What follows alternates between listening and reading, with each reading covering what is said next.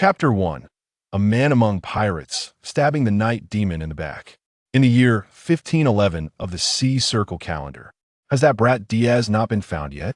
The night demon Donquixote Doflamingo seethed with rage, for the impudent boy he had nurtured as his right hand had audaciously made off with the majority of his wealth. How could this not infuriate him?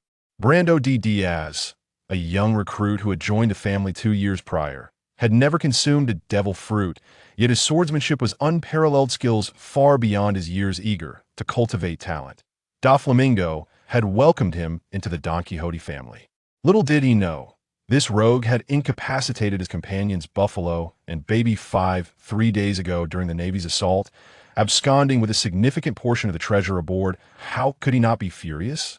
His whereabouts remain undiscovered. It is as if he has vanished from this sea, reported his loyal subordinate, Torpole. Then continue the search. Perhaps that brat has concealed his devil fruit abilities. Such a vast treasure could not be taken unnoticed. He must possess some power. This implies that the boy had been plotting for some time. Cunning little wretch. At this moment, on an island in the North Sea, a black-haired youth navigated through the throng and entered a tavern. Locking the door behind him once assured of his safety, he chuckled softly. The night demon could be careless too at last. I have found my opportunity. Brando D. Diaz, awakened 2 years ago to the memories of his past life and the system, had a 10 consecutive draws guarantee system. Each draw cost 1,000,000 berries, a staggering expense in his quest for wealth. He concealed his D-name and integrated himself into the nearby Donquixote family, plotting to seize their riches just 3 days prior. Amidst the Navy's siege on the Donquixote family, he seized the moment, knocking out Buffalo and Baby 5, stuffing his pockets with treasure from the ship's hold, and plunged into the sea, utilizing the diving equipment conjured by the system to arrive here. Calculating the downfall of the arrogant Doflamingo, Diaz reveled in his triumph. Born a villain, was he? Hardly. Now in possession of 130 million berries, a staggering 130 draws awaited him. Now it's my turn to draw. Oolong tea. Ignitable oolong tea. You understand the implications. Bodhidharma mask. Of little use, merely to obscure one's visage. Blue Eyes White Dragon card. Valued at 87 million. A collector's item. Single soldier rocket launcher with 3 shells included. A single shot with a scope, a sniper rifle with ample firepower. Golden apple. Removes negative effects. VR goggles. I shall strike in my Gundam form. Watermelon knife. Does your melon ripen? New Treasure Island dance mastery. Even the blurriest images can convey a rebellious spirit. A bowl of cold noodles. For a bowl of noodles, you pay for a bowl of noodles. Deadly kiss.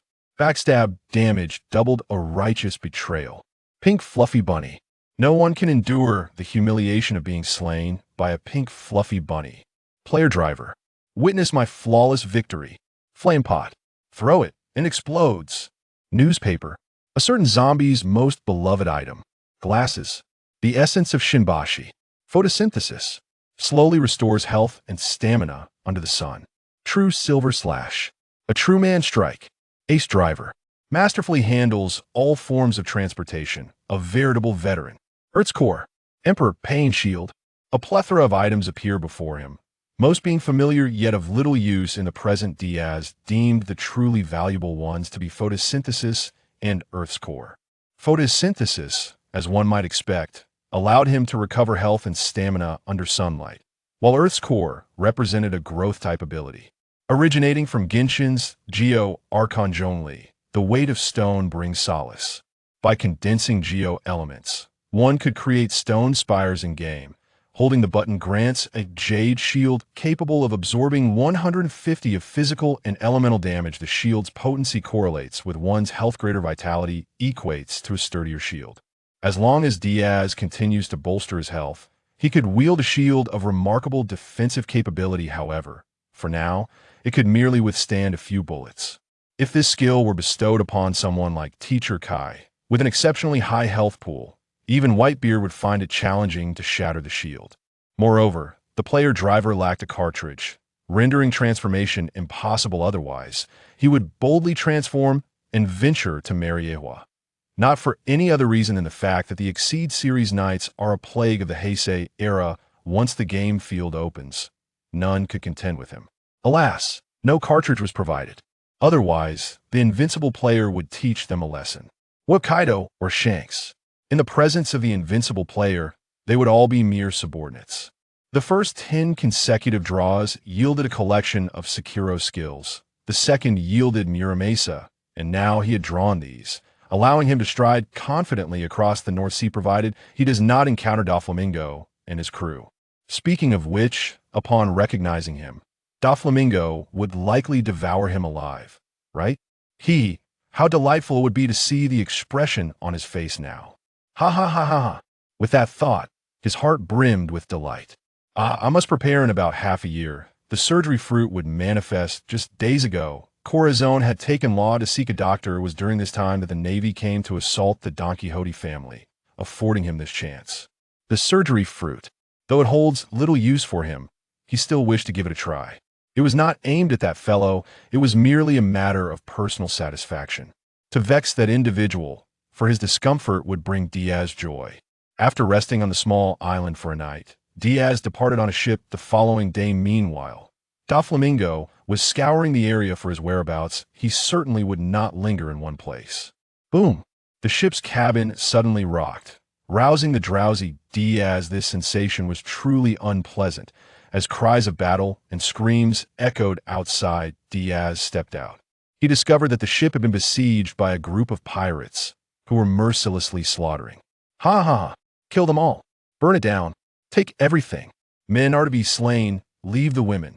The brazen demeanor of the pirates nauseated Diaz. A spray of autumn water erupted in the air, and the previously arrogant pirate's head fell, his last expression still one of defiance. With villain's rein in hand, blood dripped from the blade as he twisted his neck and grinned. So who's next? Arrogant. A pirate swung an axe at him, but Diaz stepped back, the massive axe crashing onto the deck, splintering countless wood chips.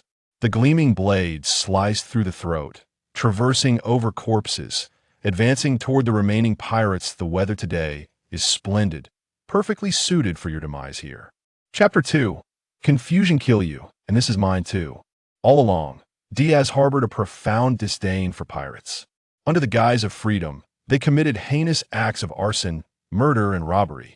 He loathed these scoundrels, a deep-seated aversion.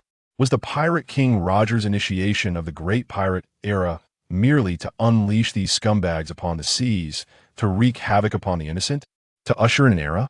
What a farce! Only ordinary people suffer.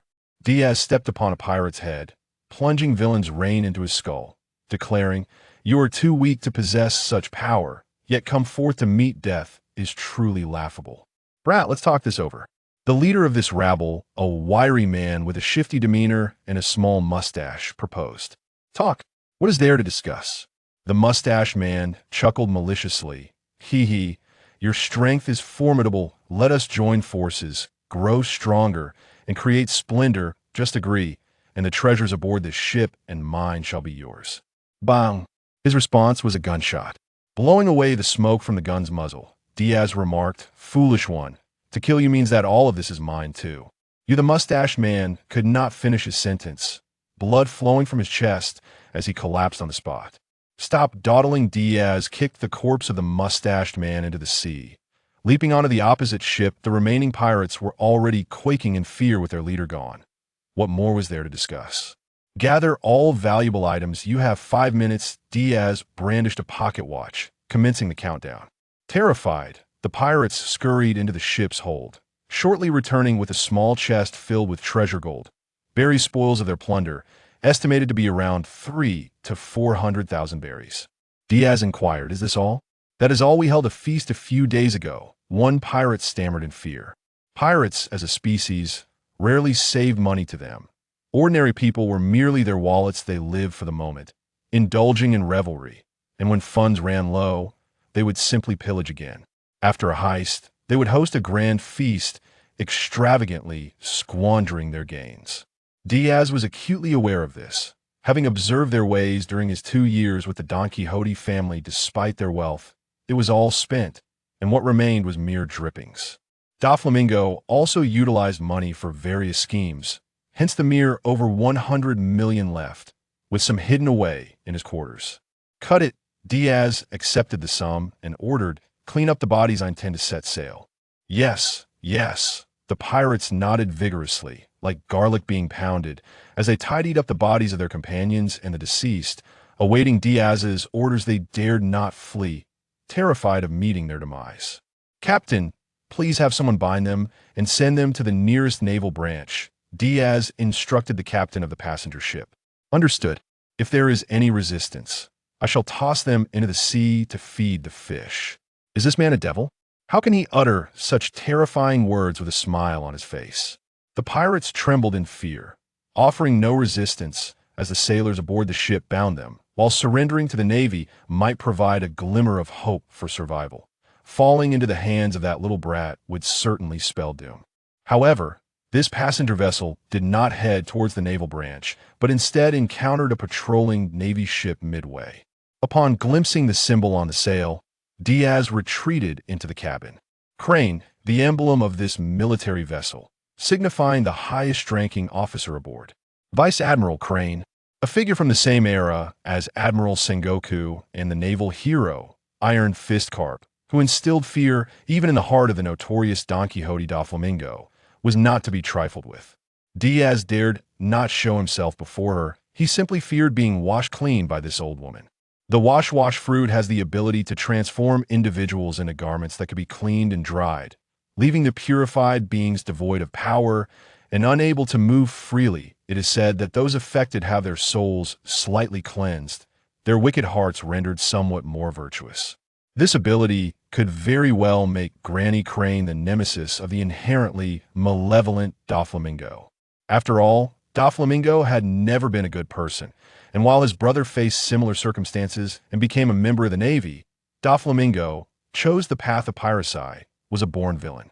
Having interacted with Doflamingo, Diaz understood the chaos and disorder that man embodied, consumed by a singular desire for revenge against the world. His so-called love for family was merely a means to control them. He would not hesitate to cast aside family if it served his interests. That was Doflamingo. This is troublesome. I hope the captain won't expose me. Diaz donned his hat. But alas, Granny Crane still boarded the ship under the captain's guidance. She came face to face with Diaz. Indeed, it is you, Brando Diaz, the boy being hunted by Doflamingo. TSK, Granny Crane, have you come to apprehend me? Diaz refrained from drawing his sword, fully aware of his disadvantage. Have you committed any wrongdoings alongside Doflamingo? Does black market dealings count? Diaz inquired. Both yes and no. Granny Crane replied, come aboard my ship for a chat. Is it possible to decline? What do you think? Granny Crane smiled warmly, and Diaz knew he had no choice but to follow her, his spirits dampened. Upon boarding the warship, Diaz discovered a plethora of female Navy officers, some of whom eyed him with curiosity.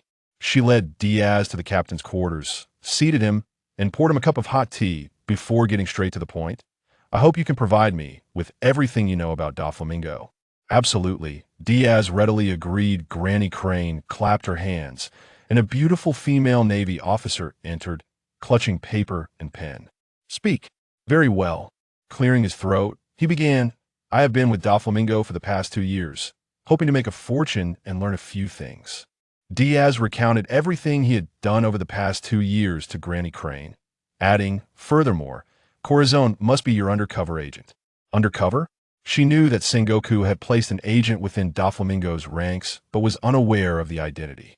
Yes, one night, I passed by his room and saw him making a phone call, although I could not hear the words. I saw him moving his lips. Corazon is second only to Doflamingo in the family hierarchy. Yet he is mute. A mute suddenly speaking indicates something is amiss. Did you not report this to Doflamingo? Why would I report it to him? I came to make money, not to betray him. Diaz rolled his eyes. Exposing Corazon's identity would benefit me in no way. Indeed, however, Corazon has since left Doflamingo's family with a child named Law.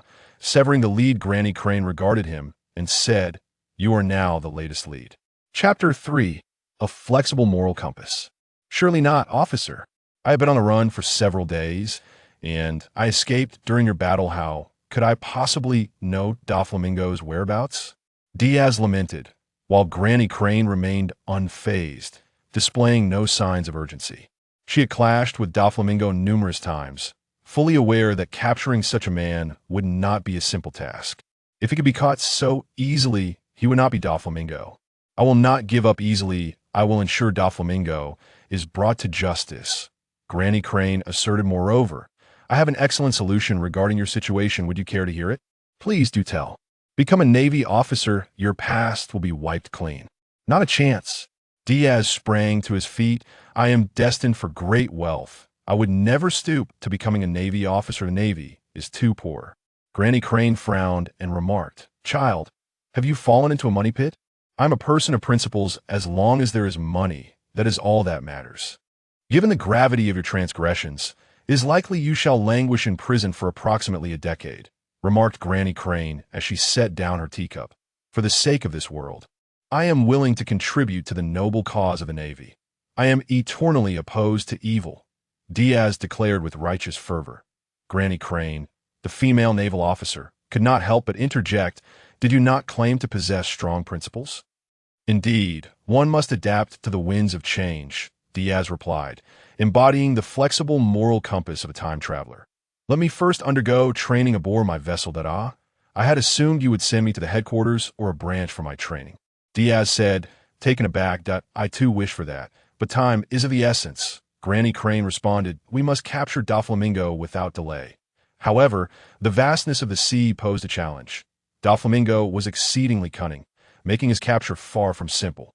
Thus, Diaz donned a complete naval uniform and commenced his training aboard the ship. Yet, this did present its own difficulties for him. Surrounded by a crew of female naval officers, the atmosphere was unavoidably boisterous. With long legs on display and various sports balls, football, basketball, rugby, scattered about. Nothing more, he scoffed, adjusting his trousers. Due to his status as a male, Diaz found it inconvenient to share quarters with the female naval officers and was relegated to a storage room, specifically, the food storage area. In the evenings, he would sneak some cured meats and sausages, and despite his daily regimen of exercise, he managed to gain a few pounds, having reached the age of 12. He was indeed at the stage of growth, though not to the exaggerated proportions seen in others of this world. He stood at merely around 1.60 meters. Diaz did not aspire to be overly tall, as many tall individuals exhibited disproportionate physiques that appeared rather peculiar. Granny Crane also took it upon herself to instruct Diaz, emphasizing the necessity of physical conditioning, for without adequate strength, one could not master the 6 styles of the Navy. Even with Diaz's commendable physical attributes, .8756, 8757, Diaz counted as he performed push-ups, laden with heavy lead weights, drenched in sweat on the deck. Granny Crane sat nearby, sipping tea with her subordinates, merely nodding in acknowledgement of Diaz's training, stating, Once you complete this set, you may rest after 3 more. One set consisted of 10,000 repetitions, a feat bordering on the inhumane. However, in this world, failing to sweat now would lead to bleeding later.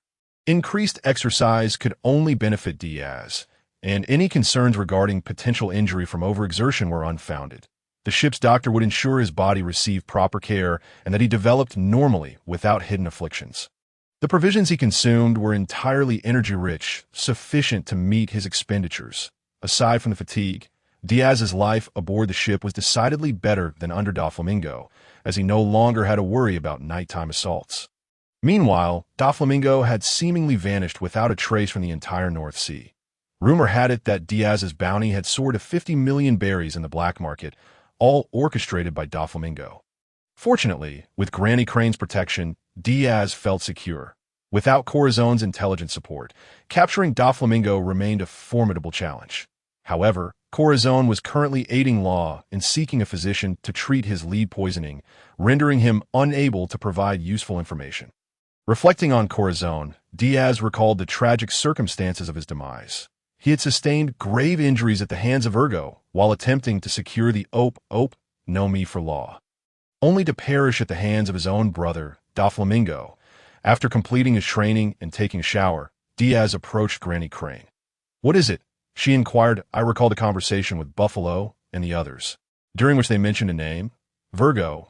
They claimed he was a former officer of the Heart Pirates, now missing. possibly dead, but I suspect he is not truly lost. What do you imply? Perhaps he has become an undercover agent for Doflamingo. Diaz posited. That is a possibility, Granny Crane conceded, shaking her head. However, we cannot be certain, and we only possess this name. Nothing more than a man in his 20s or 30s, wearing sunglasses, hailing from the North Sea, with some peculiar substance adhering to his face. That was all Diaz could recall, yet it sufficed. Granny Crane's demeanor shifted to one of gravity as she dialed the transponder snail before Diaz. "This is Sengoku," came the voice of the fleet admiral.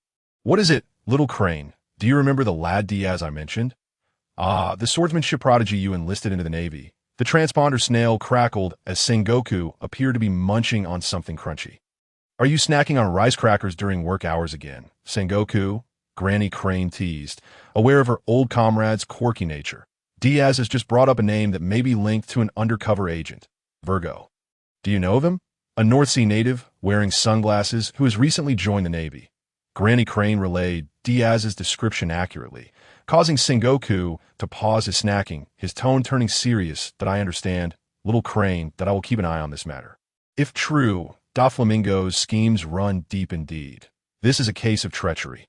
However, they must not allow him to succeed.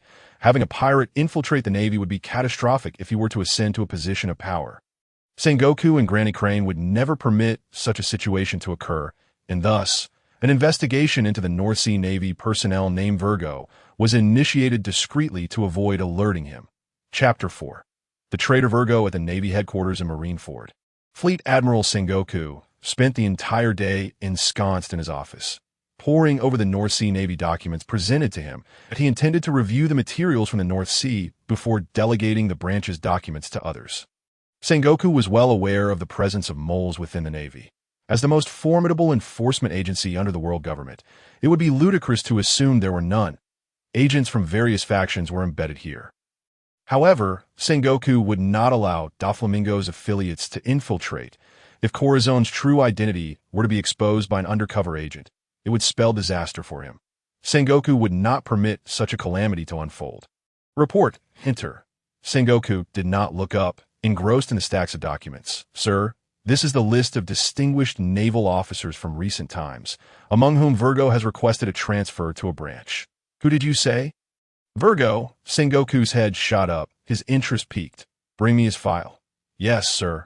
Though the officer wondered why the admiral was so focused on this Virgo, he complied, extracting the relevant documents and presenting them to Sengoku.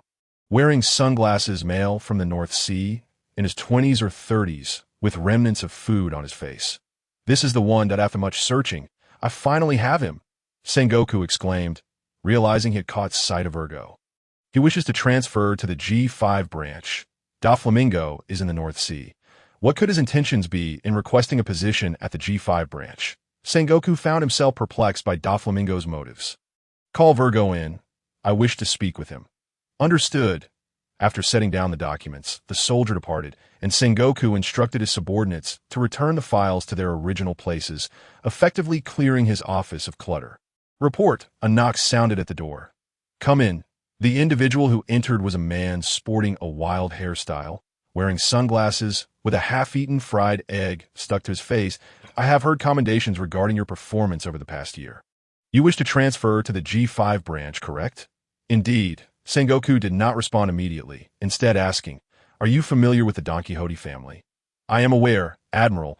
They are a notoriously ruthless band of pirates," Virgo replied emphatically.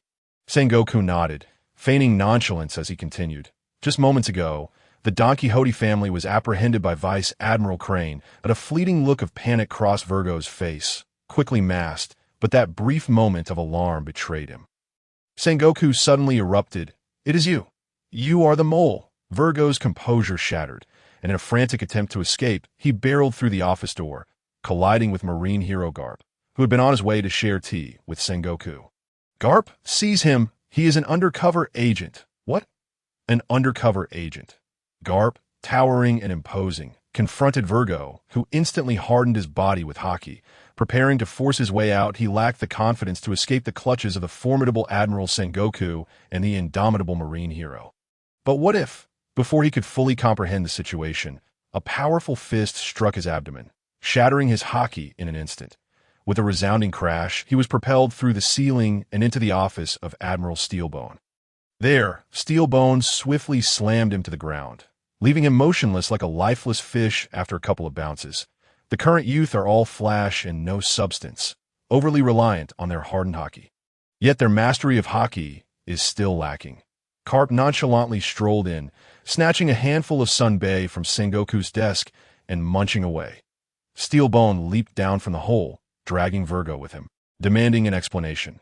With no hope from Carp, he turned to Sengoku, who succinctly clarified the situation, confirming Virgo's identity. Well done, Sengoku. You've eliminated a spy within the Marines. This effectively severs one of Doflamingo's arms. As for the repair costs, those would be deducted from Carp's salary. Why should my salary be docked? I was merely dealing with a traitor. No more excuses. I will file a complaint. Complaints are futile. The three of them sat together, enjoying Sunbae and tea, all in high spirits, save for Virgo, lying on the ground with his entire torso shattered. Subsequently, Virgo was detained for treatment, and the Marines' interrogation experts began to question him about everything concerning Doflamingo. However, he stubbornly refused to divulge any information, his loyalty to Doflamingo leaving Sengoku exasperated. Had Virgo not fled out of guilt at that moment, they might not have had any evidence to apprehend him. Ultimately, Virgo committed suicide in prison, using this method to express his unwavering loyalty to Doflamingo. With his demise, the connection to Virgo was severed, yet it safeguarded Corazon, preventing the revelation of his true identity or the possibility of him seeking assistance from the Marines. With Virgo, the traitor, being the one to aid him, Sengoku, who regarded Razanani as his own son, would never allow such a thing to transpire. Upon hearing of Virgo's capture, Sengoku promptly informed Granny Tsuru and verbally commended Diaz for his significant contribution. Is there any reward? Diaz's eyes sparkled with anticipation. Granny Tsuru chuckled. You can take a half day off, and I'll add an extra dish for you at lunch today. Is that all? What more do you want? I thought at least a reward of 100,000 or 800,000 berries would be forthcoming. Diaz's remark left Granny Tsuru speechless. As a Marine, it is your duty to combat pirates. With such a young age, if you do not learn properly, what will become of you in the future? You cannot go astray. Rumor has it that a young female Marine is preparing to write a love letter to Diaz. And he is only 12. Nevertheless, Diaz is indeed quite handsome, a charming young man. Perhaps it would be wise to return to headquarters one day and leave this boy with Zifa. Otherwise, he might become a source of trouble for the young female Marines aboard the ship. However, it's uncertain who will be the source of trouble for whom. In his youthful exuberance, Diaz finds himself the object of unwanted attention from the older women on the ship, locking his doors and windows at night, fearing he might be whisked away to a dark room for unwanted growth. Such matters are best avoided, at the very least, until he reaches adulthood. Thus, it is imperative for a young man to protect himself when venturing out into the world. Diaz felt that being a Marine was a path to ruin and was determined to find a way to escape. However, with so many young ladies aboard and such delightful meals, he felt a pang of reluctance. Oh no, I've been ensnared. Chapter 5. The surgery fruit. Half a year swiftly passed. Initially, Granny Tsuru intended to take Diaz back to the Marine headquarters, but after scouring the North Sea for nearly 6 months without a trace of Doflamingo, she found herself quite vexed, having captured a considerable number of ordinary pirates. Yet, her mission was to apprehend Doflamingo. Just as she was prepared to return, she received a notification from Sengoku. The world government was ready to engage in a transaction with the former Marines, now turned pirates. The item for trade was the surgery fruit, valued at 5 billion berries, scheduled for exchange 3 weeks later on Rubeck Island. According to Corazon's intelligence, the Donquixote family was also eyeing this devil fruit and will be making preparations on Seagull Island 3 days in advance. With the entire Donquixote family entering a state of readiness, Doflamingo intended to seize the surgery fruit and give it to his brother, Corazon. Doflamingo had long coveted the surgery fruit, hoping to have his brother consume it and subsequently undergo an immortality procedure for himself, thereby achieving eternal life. Moreover, he had begun to suspect Corazon's true identity. If Corazon were indeed a spy, Exposing his position would validate that identity and allow him to eliminate the traitor. If not, his obedient brother would undoubtedly sacrifice his life for him, undergoing the immortality procedure. This man had plotted everything meticulously. Regardless of whether Corazon was a spy or not, he was determined to take his own brother's life. Despite professing love for his family, his heart was colder than anyone's. Diaz understood this man well, and recognizing the stakes, he remarked, "It seems this man is prepared to sacrifice his own brother, regardless of whether he is a spy. This operation must succeed. Failure is not an option, whether it be capturing Doflamingo or protecting the spy." Granny Tsuru crossed her arms, her tone grave. "The most suitable position for that is the 6th level of Impel Down." "I concur," Diaz replied. "So, our next target is Seagull Island." "Indeed." Granny Tsuru ordered the warship to set sail at full speed, urging everyone aboard to rest well, for a fierce battle loomed ahead. However, they were still quite far from Seagull Island. Taking over 2 weeks to finally arrive, Diaz inquired, "Are those pirates on Rubeck Island?" "No, that's merely the trading location. In fact, they're situated on Minion Island, adjacent to Rubeck Island and Seagull Island. Once a prosperous town, it has now become a ghost town due to the pirates, who currently occupy it." Granny Tsuru explained. "That I wish to take a look," Diaz expressed. Granny Tsuru met his gaze and shook her head, saying, "No, it's too dangerous. It's easy for you to get into trouble alone. Are you worried I might flee? I've been on this ship for half a year. I've had plenty of opportunities." Diaz disliked this sense of distrust. Although he had acted foolishly at times, he was not motivated by the surgery fruit, only seeking to rescue others. "It's not that," Granny Tsuru clarified. "The pirates on Minion Island are not adversaries you can handle. The risks of acting alone are far too great. Furthermore, the encirclement targeting the Donquixote family has already begun to capture Doflamingo. The Marines have laid an intricate trap, ensuring he cannot escape." In Diaz's view, this was not a successful operation. The surgery fruit was unlikely to fall into their hands. Corazon would steal it for Law, delivering it to him. His love for Law rivaled that of Law's own parents. The pirates on Minion Island were once a Marine lieutenant, Diaz Ballaless. He was indeed formidable, but against such overwhelming numbers, he would ultimately be powerless. Granny Tsuru thwarted Diaz's reckless endeavor, gently stating, "If you desire a devil fruit, I can ask Sengoku to find one suitable for you. The surgery fruit is too significant." This transaction bore the shadow of the world government, and Granny Tsuru, aware of this, was unwilling to let Diaz become too entangled. She believed this child still had a chance for redemption and hoped he would walk the right path rather than descend into the depths of piracy, becoming a fugitive sought by the world government. Through their time together over the past 6 months, she had discerned the goodness in Diaz's heart, albeit he seemed to possess an inexplicable obsession with money, likely stemming from childhood experiences. Perhaps entering the headquarters for training would bring about change. Diaz reluctantly exited the cabin, snowflakes drifting outside. Minion Island, Seagull Island, and Rubeck Island were all blanketed in snow, and the cold sea breeze posed little issue for the well-exercised Marines and Diaz alike. Calculating the time, he felt it was almost time he glanced toward Minion Island, where dark smoke was rising, and immediately alerted Granny Tsuru, exclaiming, "Something is happening over there." Without hesitation, Granny Tsuru commanded, "Set sail immediately." It could very well be that Doflamingo had acted preemptively. Regardless, the surgery fruit was a crucial item for the world government, and it must not be compromised. The warship set forth, heading towards Minion Island. On Minion Island, the severely injured Corazon found the pail. Deathly ill Law and forcefully shoved the heart-shaped surgery fruit into Law's mouth. "Law, eat it! Quickly swallow it!" Law gasped, nearly choking, but thankfully managed to swallow the surgery fruit, taking deep breaths, feeling as though his parents and sister were waving at him from across the river. "Mr. Corazon, are you all right?" Gazing at the blood-staining Corazon's shirt, Law was taken aback, bewildered by the severity of the injury. "It's nothing. We must hurry. If we linger, they will catch up to us." Corazon coughed, the pursuers hot on their heels. Necessitating swift action to prevent any further complications, they needed to run. "All right, I will support you," Law offered, attempting to assist Corazon, though the fever-ridden man struggled to bear the weight of an adult. Corazon coughed again, handing over the intelligence he had meticulously gathered, saying, Deliver this to the Navy. Cough, cough. You truly are a Navy officer, aren't you? Law's eyes glistened with unshed tears as he gritted his teeth and accepted the intelligence.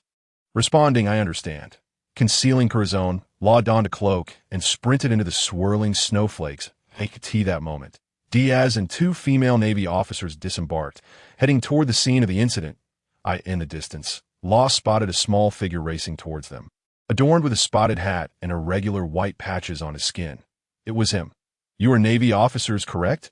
Upon seeing the two female officers, Law's face lit up with hope, but his expression soured upon encountering Diaz. How could he be here? If he was here, did that mean Doflamingo was as well? Ah, Law, long time no see.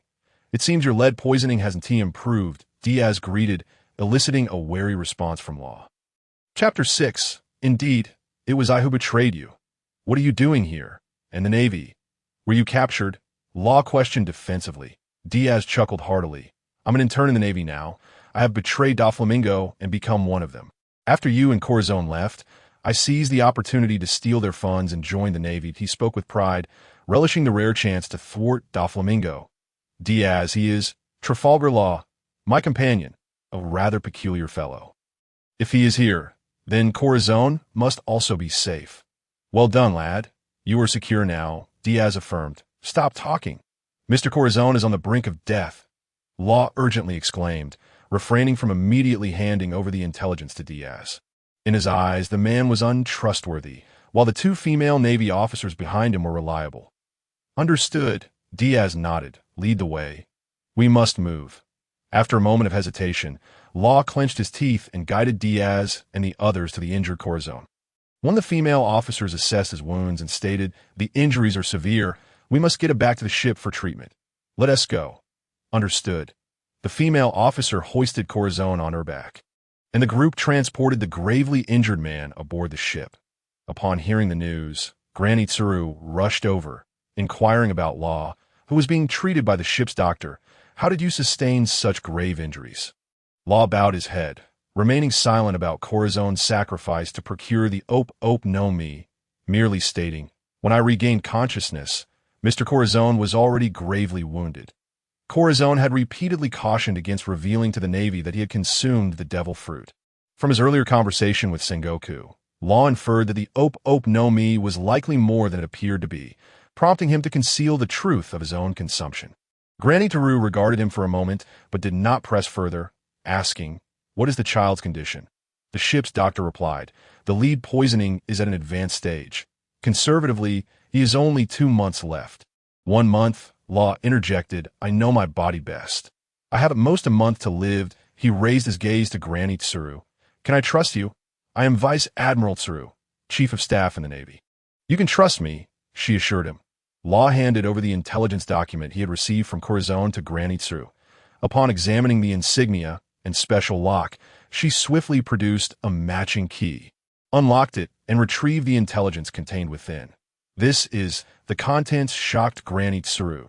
They detailed Doflamingo's trading partners over the years, ranging from common pirates to nobles of various nations, alongside a comprehensive outline of Doflamingo's future plans. To become the king of Dressrosa. This plan was beyond Diaz's reach. He believed Doflamingo's ambitions would commence later, unaware that they had already begun, as his familial status prevented him from knowing the full scope of the plan. The methods described were horrifyingly meticulous.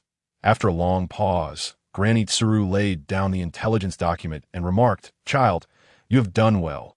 From this point forward, you and Navy Lieutenant Rosanani are safe. Diaz, prepare to encircle Doflamingo. Understood. Report. Doflamingo's flamingo has arrived at Minion Island. It appeared the battle was imminent. Granny Tsuru, what is our strategy? Diaz inquired.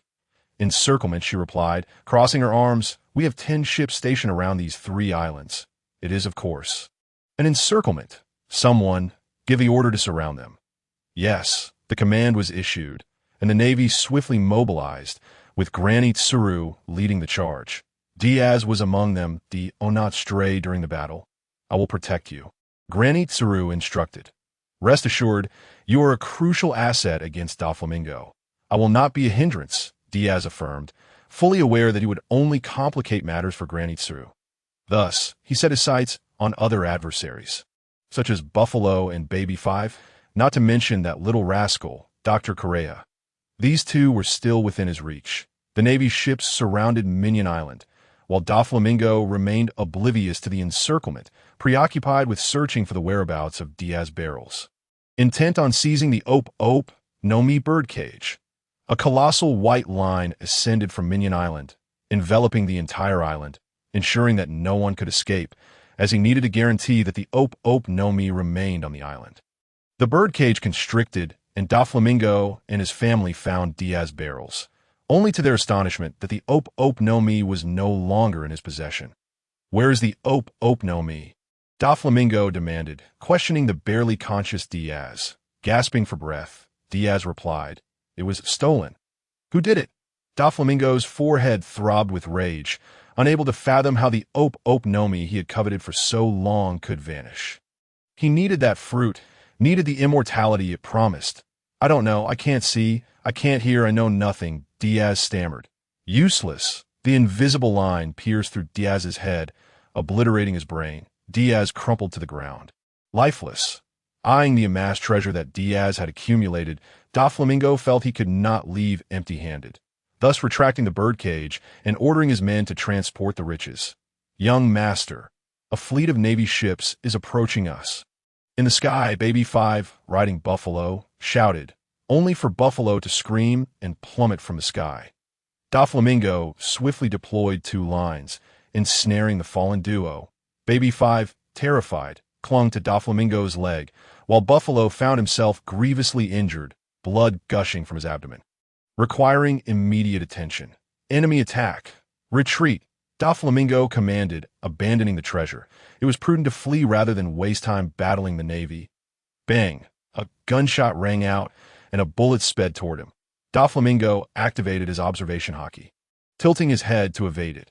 Amidst the swirling snowflakes, Diaz approached with a contingent of female Navy officers, grinning. "We meet again, young master." "Diaz." Doflamingo's fury boiled over into laughter. "Did you lead the Navy here?" "Indeed, young master. It was I who betrayed you once more," Diaz replied with a smirk, relishing the moment. "I have longed to see that expression on your face, the one that says you want to kill me, but are utterly powerless to do so." "Ha ha!" Chapter 7. Senor Die. "You wretched fool!" Doflamingo's fury was palpable, his forehead vein pulsating as he glared at Diaz, coldly retorting, "Do you think that by throwing yourself into the arms of the Navy, you will escape my wrath?" "That is why I found a stronger ally," Diaz grinned, parting to reveal the female Navy officers who instinctively made way, allowing Vice Admiral Tsuru to approach, her silver hair meticulously arranged, hands clasped behind her back.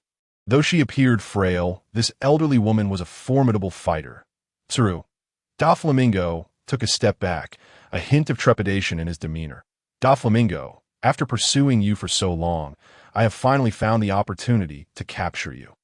Tsuru clapped her hands, and all Navy personnel raised their rifles, aiming at Doflamingo and his crew. "Surrender, Doflamingo. You are surrounded by the Navy that I am the Night Demon, Don Quixote Doflamingo. If I could be so easily captured by you, I would not need to struggle for survival." He snapped his fingers at Diaz, and an indistinct thread shot forth. Granny Crane reached out, her ebony fingers swiftly grasping the fine line, declaring, "Before me, you shall not harm this child."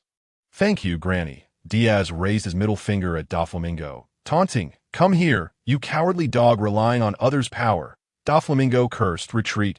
Pika, you cover our rear." Dragon Flash, a straight sword aura surged forth as Doflamingo and the numerous officers of the Don Quixote family leapt into action. Wherever the sword aura passed, it erupted in a subsequent explosion, snowflakes cascading down. Diaz warned, "Do not let Pika come into contact with the stones, or else he will transform into a giant." "I see." Granny Crane nodded, promptly dispatching someone to restrain Pika, denying him the opportunity to unleash his powers. "Damn little brat."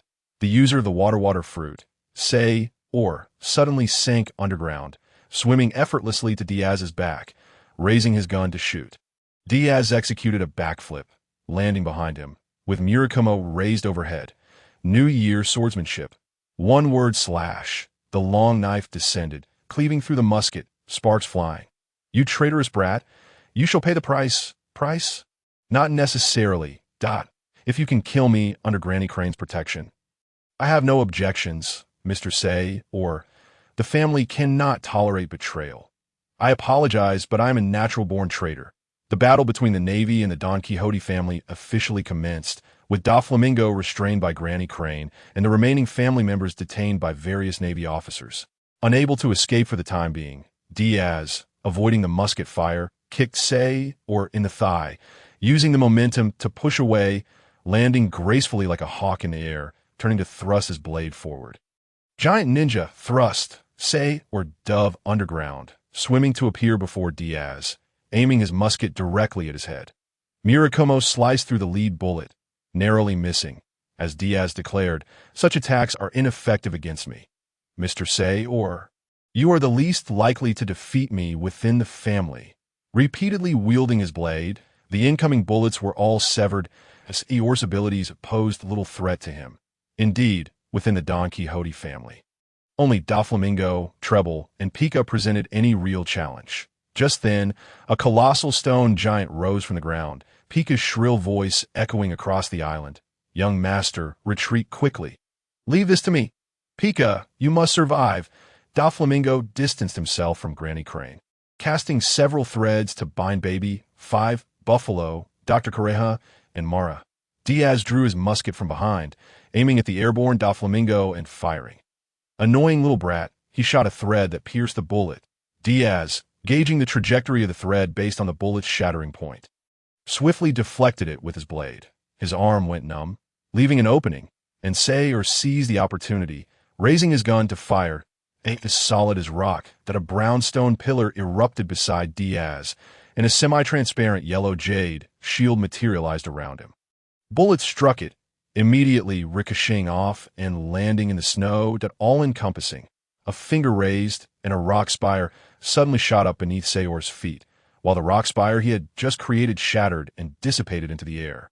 Caught off guard, Sayor stumbled, his body falling backward as a glimmering long knife blossomed before him. Hot blood splattered, staining the pure white snow, as Diaz flicked his blade, blood flying onto the snow, leaving crimson dots. Sayor. The officers of the Don Quixote family gasped in shock at the sight of their comrade slain. Diaz would not halt his advance, charging toward the user of the flap fruit. Diamante. Arrogance. Diamante's straight sword quivered, transforming into an agile serpent that lunged at Diaz. Clang. The metallic sound rang out as Diaz deflected Diamante's attack, reminding him, "Do not forget, I'm also skilled in swordplay. Your swordsmanship is abysmal." Diamante easily repelled. Diamante swung his long sword, his cloak hardening like iron, or rather, it was iron, merely transformed into a soft fabric that blocked the incoming bullets from a navy. The user of the flap fruit could turn any object they touched into a light fabric-like form, yet the inherent properties of the object remained unchanged. In other words, turning iron into cloth-like softness while retaining its iron hardness. If used wisely, it was a highly effective skill. Retreat. No more fighting. Doflamingo understood that staying any longer would spell disaster. Granny Crane, employing the moonwalk, pursued Doflamingo, unwilling to let him escape. Surrender, Doflamingo. Crane, after chasing me for so long, it seems you still do not understand me, that I will not sit idly by. Pika. Understood, young master. The stone giant commenced indiscriminate attacks, swatting away countless Navy officers, the ensuing gust sending Diaz flying at a thread shot forth, piercing his jade shield, grazing his arm as it passed. His sleeve was torn, blood oozing from the wound. Snake sword. The unpredictable snake sword flew toward him, and Diaz was surrounded by a flurry of sword auras that deflected the snake sword. Secret technique. One heart. Did that not kill the brat? Diamante clicked his tongue in frustration, immediately retreating, unwilling to linger any longer. We must flee now. Otherwise, I shall spend the rest of my life in Impel Down. Chapter 8. The Collapse of the Don Quixote Family. Hey, why are you fleeing? Is this the arrogance of the Don Quixote family? Diaz taunted, inciting Diamante to turn back repeatedly, intent on eliminating him. Yet surrounding Diaz were several Navy officers, ready to protect him. TSK, is this the battle doctrine of the Don Quixote family? Who was it that told me not to flee during combat? He chuckled, to display the might of the Don Quixote family. Oh dear, it appears you are not so formidable after all. Diaz's words infuriated Pika. As a massive hand descended from the heavens, bringing with it a heavy wind, as if the sky were collapsing. True silver slash. Diaz unleashed a silver sword aura, interspersed with snowflakes. In that moment, he resembled the lord of the snowy realm. The sword aura continuously cutting through the air, producing a crisp hum. With 1-2 strikes, he ultimately cleaved through Pika's colossal stone hand, then ran along Pika's arm. Vertical wall. The jade shield surrounded him for protection. But in the next moment, a figure clad in a punk coat with an explosive hairstyle appeared, extending his palm. The fabric of his arm swelled rapidly, and then a torrent of energy erupted from his sleeve. Boom! Diaz was sent flying, the jade shield shattering, leaving him with minor burns at that gladiolus. The serpentine sword coiled through the air, and Diaz again executed the true silver slash to deflect the blade. Dragon flash, striking from a distance. The user of the explosive fruit, gladiolus, hid behind a rock, with Pika's stone shielding him from the blow. A female Navy officer, using the moonwalk to approach Diaz, hurriedly asked, "Are you all right?" "I'm fine. I'm not dead yet." Diaz quickly regained his composure. The Gladiolus's attack had breached his jade shield, but fortunately, the shield absorbed part of the impact, and the injuries were manageable. It hurt, but it was not fatal. The battle raged on, but Doflamingo was fleeing rapidly, and Granny Crane could not catch up. The results of the encirclement of the Don Quixote family were far from ideal. Pika, the user of the stone fruit, had caused the Navy significant trouble. Without him, the casualties would have been far less severe. Ultimately, the outcome was acceptable. The users of the Tun fruit, Mabais, and the explosive fruit, Gladiolus, along with Lao Ji, were captured alive. While Doflamingo led the remaining members to escape and or perished at Diaz's hands. Pika and Treble fled heavily injured. In this battle, the Navy suffered grievously, with numerous officers falling to Pika's onslaught. Diaz's arm was dislocated during the fight with Lao Ji, leaving him battered and bruised, his right arm slung around his neck. Ouch! Ouch! Ouch! Granny Crane bandaged his wounds as Diaz grimaced in pain. "You little brat. Going in directly. You truly fear nothing," Granny Crane scolded. "You are far too reckless in battle that I know. But with you here, I felt secure," Diaz replied with a grin. "This matter will not end simply, but for now." Doflamingo is nowhere to be found. Doflamingo employs his fruit abilities to maneuver among the clouds. Despite carrying others, he remains utterly uncatchable, leaving the whereabouts of the fleeing Pika and Toripole uncertain as they are pursued. "What should we do now?" "Report back to the headquarters," Granny Hina states. "It is time for you to be sent to the training camp at headquarters. Remaining here is ultimately not a sustainable plan." Diaz is reluctant to go to headquarters, but Granny Hina perceives his thoughts and says, "If you aspire to become an exceptional Navy officer, you must undergo training at headquarters. I have already contacted your chief instructor, who is undoubtedly a responsible and outstanding teacher, and he will take good care of you. No." Diaz's protests are in vain, as the slightly injured Navy personnel begin to clear the battlefield. The deceased will be recorded, and compensation will be uniformly distributed afterwards. While the living receive meager salaries, the compensation for those who have perished is substantial. Back on the ship, Diaz does not find Law in the medical room. But Corazon, no, he should be referred to as Navy Colonel Rosanani, has awakened.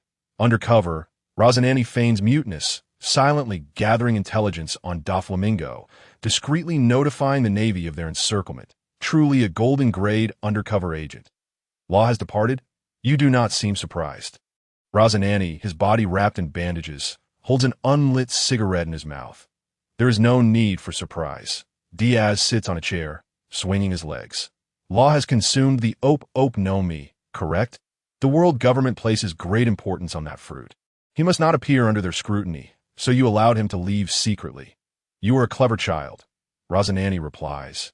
Indeed, Law cannot remain here. I also wish to take him away, but my body does not permit it. His original plan was to steal the Ope no Mi, hand over the intelligence documents to the Navy, and then find a place to hide with Law, ensuring that Law could live a peaceful life. But his own body cannot sustain such a venture. Thus he must let Law depart first. Law is an independent child. After consuming the Ope no Mi, he can take good care of himself. You truly are quite trusting. The toxin from the plague disease, no matter where it accumulates, means that Law cannot receive anesthesia during the operation. Directly removing the toxin is excruciatingly painful that Diaz's words cause Rosanani to feel a twinge of worry.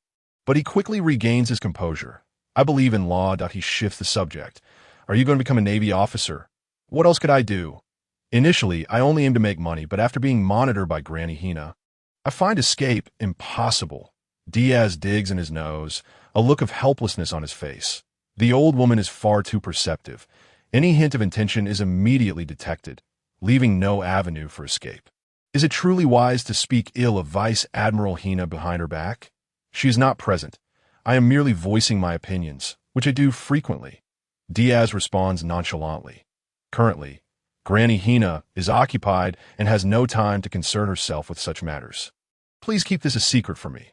All right, Diaz readily agrees, stating, Doflamingo has escaped, taking with him Buffalo, Mara, Baby Five, Dellinger, Pika, and Toripole. Senior Pink has been dealt with by me, while the remaining individuals have all been captured.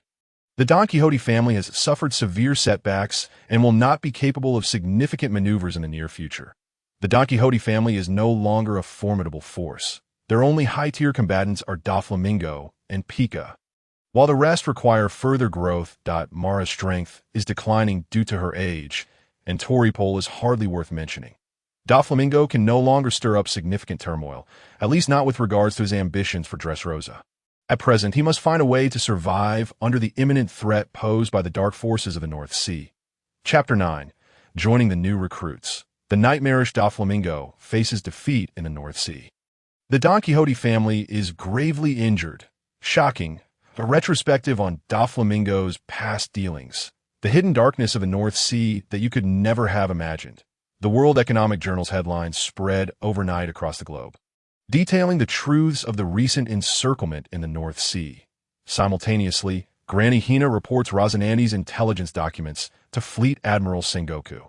After omitting certain sensitive information, Fleet Admiral Sengoku hands over the remaining intelligence to the World Economic Journal for reporting. A revelation that sends shockwaves worldwide. They could never have anticipated the extent of the hidden darkness in the North Sea, nor could they fathom the magnitude of Doflamingo's actions. Truly outrageous. Even more astonishing is the fact that the one to unveil this scandal is none other than Doflamingo's own brother. Failing to capture Doflamingo is a regret for Rosanani, yet for his safety. He can no longer act as Corazon, the undercover agent within the Donquixote family. Returning now would only arouse Doflamingo's suspicions. That fellow is astute and has already begun to doubt Rosanani's identity. With the family under siege by the Navy, Rosanani's return would be ill-timed if it were to be captured alongside them. Doflamingo would not suspect him, but the peril lies in the fact that at that time, Rosanani was already aboard a warship, and returning now would only heighten the likelihood of exposing his undercover status. After much deliberation, Rosanani must accept this reality. The warship traverses the upside-down mountain, entering the first half of the Grand Line, and travels without incident. Over the course of a month, Granny Hina leads numerous injured female Navy personnel, along with Rosanani and Diaz, to the Navy headquarters at Marineford, accompanied by X. Drake, the son of Diaz Barrels. Following the conflict, X. Drake was discovered by the Navy aboard the ship accompanying Granny Hina and brought to Marineford. Currently, Marineford is under the command of Fleet Admiral Sengoku, with Admiral Fujitora and the heroic Navy Captain Garp as the primary forces. The return of Granny Hina piques the interest of these three, especially considering the troublesome Doflamingo. The pursuit of Doflamingo continues, and additionally, Sengoku has stationed Admiral Sakazuki at the G5 branch to safeguard Dressrosa. The Navy High Command has been informed through Rosanani's intelligence documents of Doflamingo's ambitions regarding Dressrosa. They will not allow a pirate like Doflamingo to ascend as the king of Dressrosa. Should the king of Dressrosa be replaced, and not by the Riku family, then caution is warranted. From Razanani, Sengoku has also learned of his and Doflamingo's true identities. Once celestial dragons, they abandoned their noble status in the world alongside their parents, finding themselves in a small nation of the North Sea, only to suffer persecution from the oppressed populace, resulting in their mother's death from illness, starvation, and public humiliation. It was at that moment that Doflamingo awakened his conqueror as Haki. Subsequently, Doflamingo killed his father, bringing the head back to Mariejois, hoping to regain his status as a celestial dragon, only to be rejected by them. The events that followed have led to the current state of affairs. Moreover, the Donquixote family is the royal family of Dressrosa. However, upon becoming world nobles, they ceded the throne to the Riku family, who have since maintained order within the kingdom. Additionally, Doflamingo possesses knowledge of a celestial dragon's secret, a secret that has allowed him to carry out many actions with impunity, known only to him as the eldest son.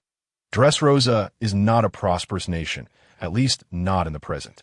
While life is modest, the happiness index of its people is quite high, and the populace holds the Riku king in great esteem.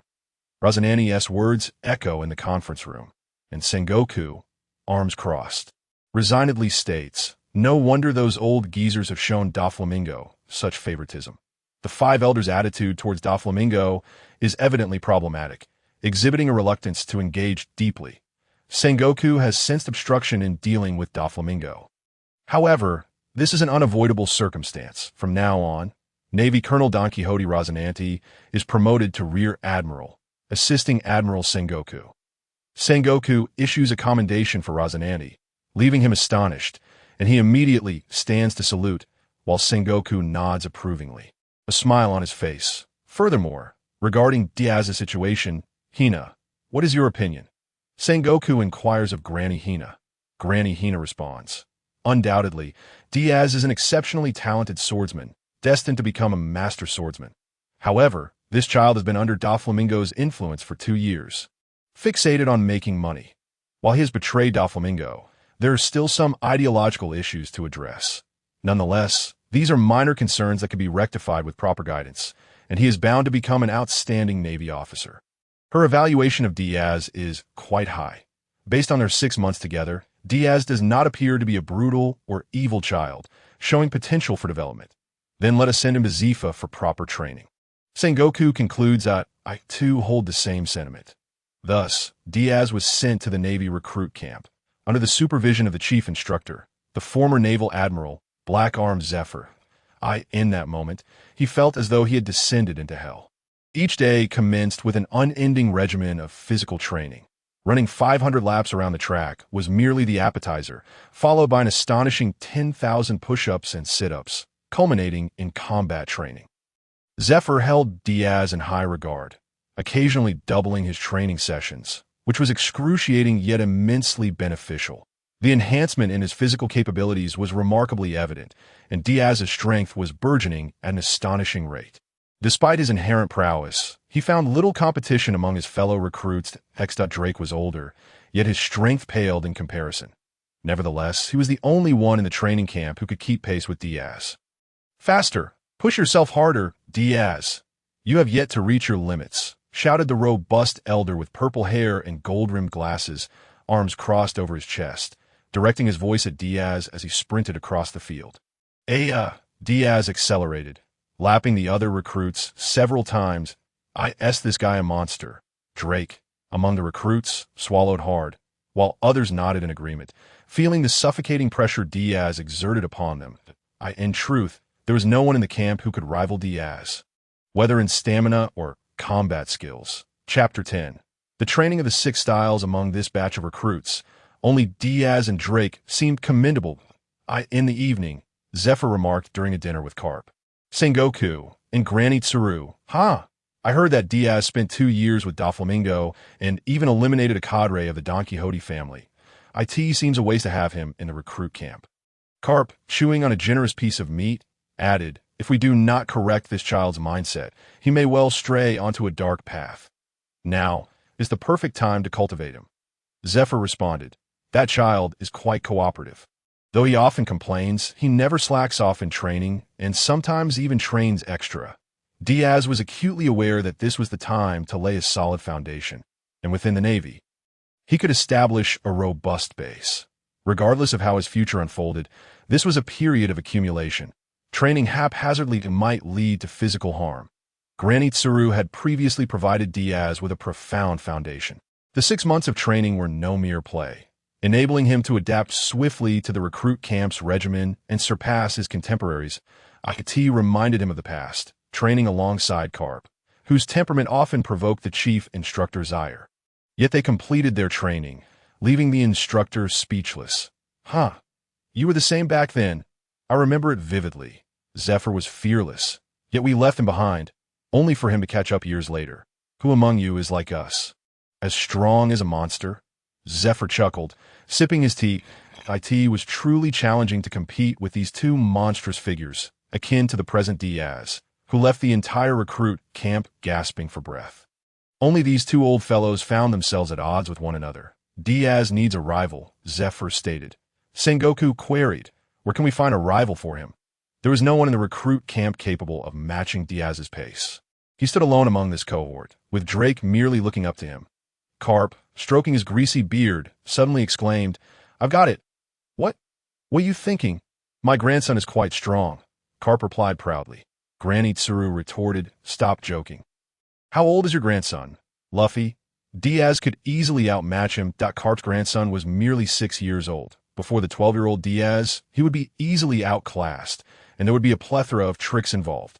I'm referring to AC. It was no secret among these old friends that Carp had adopted a grandson named Ace. Although Ace's true identity remained undisclosed, Sengoku had an inkling but chose to remain silent. But he's only 9 years old. That's not feasible. Sengoku shot a disapproving glance at his old friend, asserting, Diaz's talent is evident.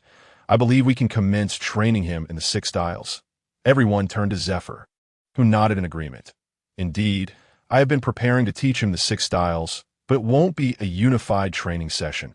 It can only be considered a private lesson. Diaz's training progress had surpassed that of his peers, who had yet to reach the level necessary to learn the 6 styles, thus necessitating a specialized approach for Diaz. The following morning, Zephyr summoned Diaz to a sparsely populated training ground, stating, due to your impressive progress, I have decided to teach you the methods of employing the 6 styles ahead of schedule. Upon hearing that he could learn the 6 styles, Diaz's eyes widened slightly. He was eager to learn everything except the iron block. This was not to disparage the iron block, but it had its drawbacks. The 6 techniques, shave, iron block, paper drawing, moonwalk, gale foot, and finger gun, constituted the combat techniques of the Navy and CP organization, primarily utilized by CP operatives. The Navy did not have ample time to study them, and not everyone possessed extraordinary talent or had access to specialized instruction, leading to a scarcity of individuals mastering all techniques. Most only acquired the more practical shave and iron block. Zephyr's training began with these two. The training for shave emphasized a rapid succession of foot strikes against the ground within a mere 0.36 seconds, generating explosive reactive force for swift movement. Achieving speeds akin to teleportation. Such an unorthodox mode of movement was unique to this world. The iron block, on the other hand, accelerated blood flow and muscle movement at the expense of mobility, resulting in defense akin to iron. Ordinary attacks could not breach its defenses. Yes, this is also the reason the iron block can be detrimental. With a deep breath, Diaz commenced his training. The shave technique proved to be a headache. Its unreasonable movement style was troublesome to learn, and the iron block posed similar challenges, making him feel as though he were on the verge of high blood pressure. Shave. His feet constantly pounded the ground, the exploding force propelling Diaz forward at impressive speed, yet to Zephyr, it appeared as a farce. No. Faster. Grit your teeth and quicken your pace. You haven't eaten, have you? Give me a bit more. Diaz's progress remained somewhat sluggish. According to Zephyr's estimation, with Diaz's talent, he should have grasped the essentials by midday. Lunch is ready, called a Navy officer. In an instant, Zephyr saw no trace of Diaz. He had darted to the food cart, seizing meat and shoving it into his mouth, voraciously swallowing the protein-rich morsels that provided him with ample energy. Zephyr could only shake his head in disbelief. At that speed, he had already met the requirements for shave. Was the boy truly that hungry? After satisfying his hunger, Diaz wiped his mouth contentedly. Zephyr set down the bone in his hand, instructing Go Diaz, solidify your training gains, channel the vigor you exhibited while eating. Understood. Reflecting on the impulsiveness he felt before his meal, he once again executed the shave technique. This time, Diaz succeeded, rapidly appearing at the opposite end of the training ground. His progress was commendable. Had he truly mastered shave in just one day, Diaz's foundation is remarkably solid. Once he masters the 6 styles, it is likely he will be ready to venture forth and apprehend pirates. With the capabilities this child possesses, capturing pirates with bounties below 50 million berries should pose no challenge. The boot camp for new recruits has already been bypassed by Zifa. Such training is intended to expose inexperienced soldiers to the realities of combat, a necessity that Diaz, having already proven himself, does not require. Among the new recruits, few have actually taken lives or engaged in battle. A.S. Carp aptly noted, it is somewhat ashamed to confine him to the training camp. This young man should be considered for early graduation. Once he has mastered at least 4 of the 6 styles techniques, an application for his expedited induction into the Navy should be pursued. Chapter 11. Salary in place. The 4 emperors rendered ineffectual time passes swiftly in the new recruit camp. And before long, it is the year 1512 of the sea calendar. Under Zifa's guidance, Diaz has already acquired the techniques of shave, iron body, gale foot, and finger pistol from the 6 styles, as he lacked the time to learn paper drawing and moonwalk due to his early graduation for boot camp. Last year, aside from the incident involving Doflamingo, another significant event transpired. The Empress of Amazon Lily, who also serves as the captain of the Kuja pirates, Boa Hancock, achieved a resounding victory on her first expedition, earning a bounty of 80 million berries from the world government. However, this bounty has since been revoked after her persuasion into becoming one of the 7 warlords of the seed. Hancock's stunning beauty has been extensively reported, garnering her the title of the world's most beautiful woman. This was certainly the major news of the past year. Yet Diaz remains indifferent, viewing the 7 warlords merely as legally sanctioned pirates, a tool employed by the world government to balance the powers of the formidable pirates in the New World. Currently, the ranks of the 7 warlords consist only of Gecko Moria, Hancock, and Dracula Mihawk. The older generation of the Navy largely scorns the warlords. Indeed, most high-ranking officials within the Navy hold such disdain, as enlisting pirates to help regulate other pirates tarnishes the Navy's reputation. The actions of the 5 elders have left the Navy feeling humiliated, yet they find themselves powerless to contest it. However, it is unlikely that Doflamingo will be made a warlord this time. His misdeeds have been exposed, and even if the 5 elders wish to elevate him, the Navy's agreement remains uncertain. Of course, the Navy wields little influence over the 5 elders. Following his graduation, Diaz is assigned to the G2 branch stationed in the first half of the Grand Line. This branch is overseen by Rear Admiral Gumi and Admiral Paisalino, accompanied by a major named Stolo Berry, a man with an exceptionally long skull. Are you Brando Diaz, the recruit who graduated early under Zifa's tutelage? Rear Admiral Gumi inquired, glancing at the file in his hand before taking a sip of his steaming coffee, grimacing at its bitterness. Behind him hung a plaque inscribed with the phrase "Composed Justice," suggesting he is a relatively amiable individual. Indeed, I have completed my training, which is why Teacher Zifa made an exception for my early graduation, Diaz responded. While Rear Admiral Crane mentioned that during your internship, you eliminated a subordinate of Doflamingo, and performed several commendable feats in addition to your early graduation, the Navy has decided to bestow upon you the rank of lieutenant. I must say, it is my first encounter with a young person such as yourself. How can one graduate early and be directly awarded the rank of lieutenant? Surely, you haven't taken any shortcuts? Gumi mused to himself, yet he proceeded according to the orders from above, recognizing Diaz's genuine accomplishments. In the G2 branch, he would likely be gilded with prestige, and within a few years, he would be promoted to headquarters and thrust into the New World to confront truly nefarious pirates. If he survives, a promotion to Rear Admiral would be all but assured. Given the opportunity, he might even ascend to Admiral, though the timeline for such advancement remains uncertain. Understanding the intricate dynamics at play, Gumi stated, I have arranged your accommodations and daily necessities at the G2 branch. You may enjoy a half-day off today, with your official duties commencing tomorrow. Is that acceptable? Absolutely. No objections, Diaz nodded, receiving his naval commission and insignia before being led to his individual quarters. Upon attaining the rank of ensign, he was awarded a modest single-occupancy dormitory with a private restroom. As one climbs the ranks, the amenities provided will continually improve. Otherwise, despite the Navy's fervor, a lack of corresponding rewards would inevitably diminish morale. Hence, appropriate material incentives are indeed beneficial. After resting for a night, Diaz reported to Gumi the following morning. Your mission today is to accompany Admiral Paulicelino in dealing with a group of pirates with a maximum bounty of 60 million berries, who have been reported to be active on Rocker Island. You may inquire further details from Admiral Paulicelino, Gumi instructed. Understood, Diaz nodded, refraining from asking excessive questions as he quickly made his way to the captain's cabin of a naval vessel. Lieutenant Brando Diaz reporting for duty. The room was thick with smoke, and seated opposite him was a middle-aged man with a crooked mouth, dressed in a black and white striped suit and wearing a gentleman's hat. You are the young man who graduated early.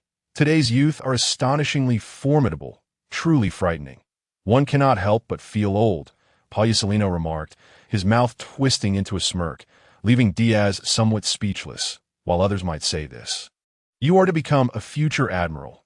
You are the Lightspeed man who consumed the actor fruit. How can you make such a statement? Diaz thought to himself. The future admirals, Akainu Sakazuki, Akiji Kazan, and Kizuru Paulicelino, are true monsters. The three outstanding talents under Zifa's command. Although Paulicelino's rapport with Zifa is strained, he is undeniably a genius. After inhaling the second-hand smoke and coughing slightly, Diaz said, Rear Admiral Gumi has instructed me to accompany you. Admiral, when shall we depart? You young ones need not rush. Haste makes waste. Would you care for a cigarette? Paulicelino offered Diaz a cigarette, which he politely declined, saying, Thank you, but I am underage. True enough, Paulicelino replied, taking a cigarette for himself, deftly lighting it with his ability before exhaling a plume of smoke. He then handed Diaz a bounty notice. Upon receiving it, the first name that caught his eye belonged to a pirate with a bounty of 60,500,000 berries. A brutish figure with a menacing demeanor. Jesmo's Lane? Indeed, as you can see, he is the leader of the lion pirates, possessing the animal-type cat fruit in its lion form. He is quite a formidable opponent. Paulicelino explained, this target should be manageable. He hails from the North Blue, making him somewhat of a compatriot. Both Paulicelino and Diaz share a common origin in the North Blue, a region known for its fierce inhabitants who often produce powerful navies and pirates alike. Oh, I recall there being such a figure from the North Blue. Has he truly set sail? Diaz mused, remembering hearing about this individual during his operations with Rear Admiral Crane last year. However, their focus then was on Doflamingo, leaving no time to deal with this pirate. Little did he expect that within a year he would already find himself in the Grand Line. It seems fate has not favored him. Encountering Paulicelino, the future admiral. This is the man who wields the power of the light fruit. Even a jest about his salary being aligned with the four emperors subtly showcases his strength. Aligning himself with this slacker might indeed lead to a prosperous future. Chapter 12. The battle commences during the Marineford War. Akainu was gravely injured. Akiji sustained minor injuries, and Kizuru's attire was merely slightly soiled, a classic case of minimal effort. However, one need not worry about their safety when following him. Should we aim for capture or simply eliminate them? Diaz inquired. Best to capture them alive, though in combat, one must remember that blades have no eyes. Should it come to it, killing them is hardly unusual, Paulicelino replied, reclining in his chair. Let us set sail. The navigators will instruct you on how to maneuver the vessel. It appeared he intended to offload this task onto Diaz. That lazy individual. Internally scoffing, Diaz grasped the bounty notice and exited. The naval ship slowly departed from the G2 branch, and with his skills as a top-notch navigator, Diaz adeptly took the helm, steering the vessel with ease. Even though he was not the one piloting it, it hardly required his attention. Due to Paulicelino's tendency to be hands-off, the sailors aboard acted autonomously without needing his directives. The navigator confirmed the course. The helmsman controlled the ship, and the rest of the crew carried out their respective duties with remarkable cooperation. Perhaps this was Polysolino's unique approach to idling while still achieving results. Diaz was somewhat unclear about the autonomous navy. It certainly alleviated many of his concerns. With the sails of the warship unfurled, they surged forward at full speed, their destination being Rocker Island, the stronghold of the Lion Pirates. This expedition, aside from the formidable Admiral Polysolino, included Diaz, Rear Admiral Catalu, and 500 naval personnel.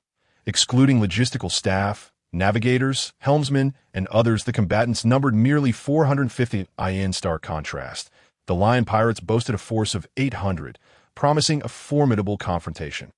Unperturbed, Diaz sat leisurely in his quarters, perusing intelligence reports on the Lion Pirates.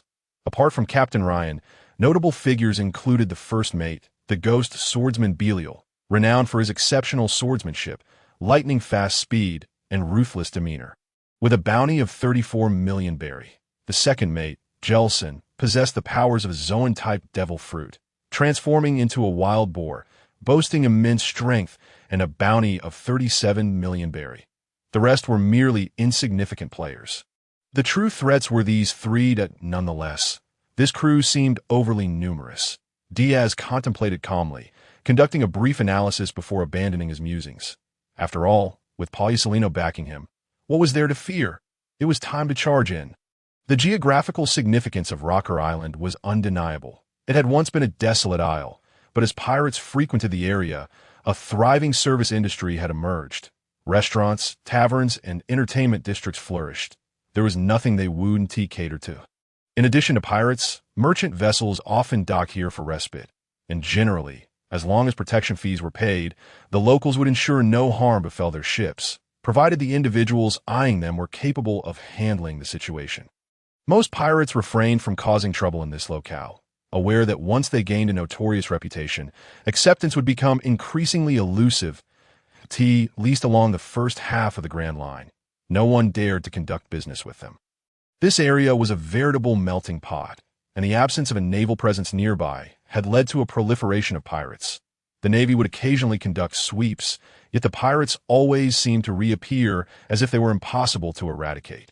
The pirate scourge was relentless as they approached Rocker Island. A naval officer inquired whether they should launch an immediate assault, surround the port, ensuring the pirates cannot escape. Additionally, control the merchant vessels and civilians without causing them harm. Polysolino replied lazily, his subordinates having grown accustomed to his demeanor. The Navy sprang into action, swiftly securing the port, plunging Rocker Island into chaos. Some merchants, however, remained unfazed, calmly packing up their stalls and closing their doors.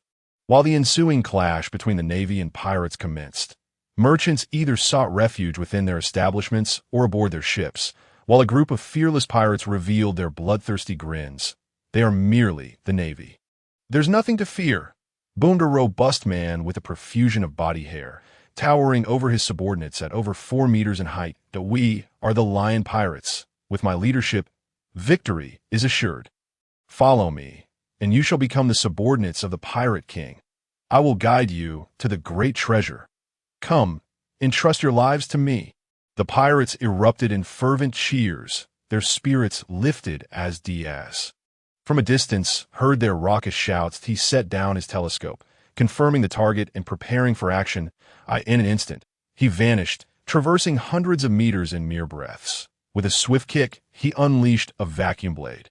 Yet the lion's Ryan remained motionless, a figure suddenly launching forth, drawing his sword and deflecting Diaz's attack with a swift series of strikes. The newcomer exuded a chilling aura, reminiscent of a cold-blooded killer. It was the first mate, Ghost Swordsman Belial. Diaz landed atop a rooftop, and Ryan mocked, "Is this the best the Navy could send? What a joke!" His form expanded dramatically, reaching a height of 6 meters. His head transforming into that of a lion. Mane erupting from his neck as he morphed into a hybrid beast man, sharp claws glinting ominously in the sunlight. But I despise those with devil fruit abilities. Diaz muttered, executing a flip to evade Belial's ambush. Taking a stance opposite Belial, he crouched low, gripping his sword, Murakumo. Draw your blade. Slash. Secret technique. Ashine across slash. In midair, he executed 2 rapid slashes, forming a perfect cross that was nearly unbelievable in its speed. Belial hastily raised his sword to defend, the sound of clashing steel ringing out as he stumbled back, noticing 2 new dents on his blade, the quivering weapon betraying the force behind Diaz's strikes. "You are worthy of a duel." Belial's expression grew serious as he tightened his grip on his sword. "Come." In an instant, the 2 figures became a blur, their forms intertwining as brilliant flashes of blade light illuminated the air. Diaz's combat instincts, honed under Zifa's tutelage, had blossomed remarkably. Facing such an opponent 6 months prior would have resulted in defeat, but now he was ready to fight. The battle between the Navy and the pirates erupted. Cannon fire and bullets raining down, the Navy leveraging their equipment superiority to suppress the lion pirates, a massive wild boar, measuring 5 to 6 meters in length, charged through, sending several Navy personnel flying. "The second mate, Gelson, is here. Do not be so arrogant." A young rear admiral adorned with gold-rimmed glasses surged forward from the Navy ranks. It was Rear Admiral Kaido. He clashed blades with Gelson, but was overpowered and sent flying to Is this the extent of your strength, and you still hold the title of Rear Admiral? What a farce! Gelson sneered, provoking Kaido's complexion to shift between shades of green and white. Chapter 13. The era has changed, oh dear. The battle appears to be quite intense. Rear Admiral Kaido's performance is hardly commendable compared to the youth, Pagliusolino observed from the ship, smoking a cigarette as he assessed the situation. The Navy still held the upper hand, yet Lion Ryan had plunged into the fray, causing significant trouble for them. He could not simply stand by and watch, transforming into a beam of light. He vanished from the ship, coalescing into human form before Ryan. Standing at over 3 meters tall, Pagliusolino appeared diminutive next to Ryan, yet he smiled and inquired, "Have you ever been kicked at the speed of light?" "What?" Ryan barely registered a flash of light before an excruciating pain surged through his waist, propelling him through the air and crashing into several buildings before coming to a halt, followed by an explosion at the point of impact. "Admiral Ryan." The pirates gasped in disbelief. Their once invincible leader had been felled by a single blow. How could this be possible? Pagliusolino stroked his chin, smirking, so he is not dead. The resilience of Zoan types is truly remarkable. How terrifying! With a roar, Ryan extricated himself from the rubble, his body aching. Yet the hallmark of Zoan users was their tenacity. Even when battered and bruised, they could rise again. No, this guy is like a monster. "I cannot win." As he observed Diaz engaged in fierce combat with Belial, his body surged forward. Zoan-type users often possessed feline agility, enabling swift movements, and he was upon Diaz in an instant, suppressing his pain as he reached out to grasp him. Crash! What had he shattered? Flames erupted from his hand, igniting his fur. Too much hair, weak flames, a big body with weak defenses. In a moment of peril, Diaz hurled a flask of fire, igniting Ryan's mane, which became a prime incendiary. The air filled with the acrid scent of burning protein. Diaz drew his pistol, aiming at Ryan's head. Ashinosaur technique? Bang! Aw! Ryan cried out, blood gushing from his eyes as he collapsed, flames consuming him. Having lost an eye in the process, seeing their captain fall, Belial cursed, useless, as he leaped onto Gelson's back, shouting, "Run!"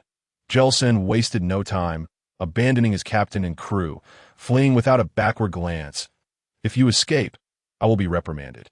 These days, work is no easy task. Pagliusolino raised a finger, light gathering at its tip, and a laser beam shot forth, piercing through Gelson's retreating form. Boom! The massive boar crashed through buildings, while Belial, struggling to regain his footing, revealed a plump, pale figure clutching the gaping wound in his thigh, howling in distress. Clang! Belial clashed with Diaz. "Hey, don't run. Our battle is far from over. You scoundrel. I only wish to flee." Belial, drained of battle spirit, sought to escape, knowing that if he lingered, he would be captured and executed by the Navy. That simply will not do. Diaz shook his head, a gleam of excitement in his eyes. It's a rare opportunity to encounter a worthy opponent. "How could I let you slip away? You madman."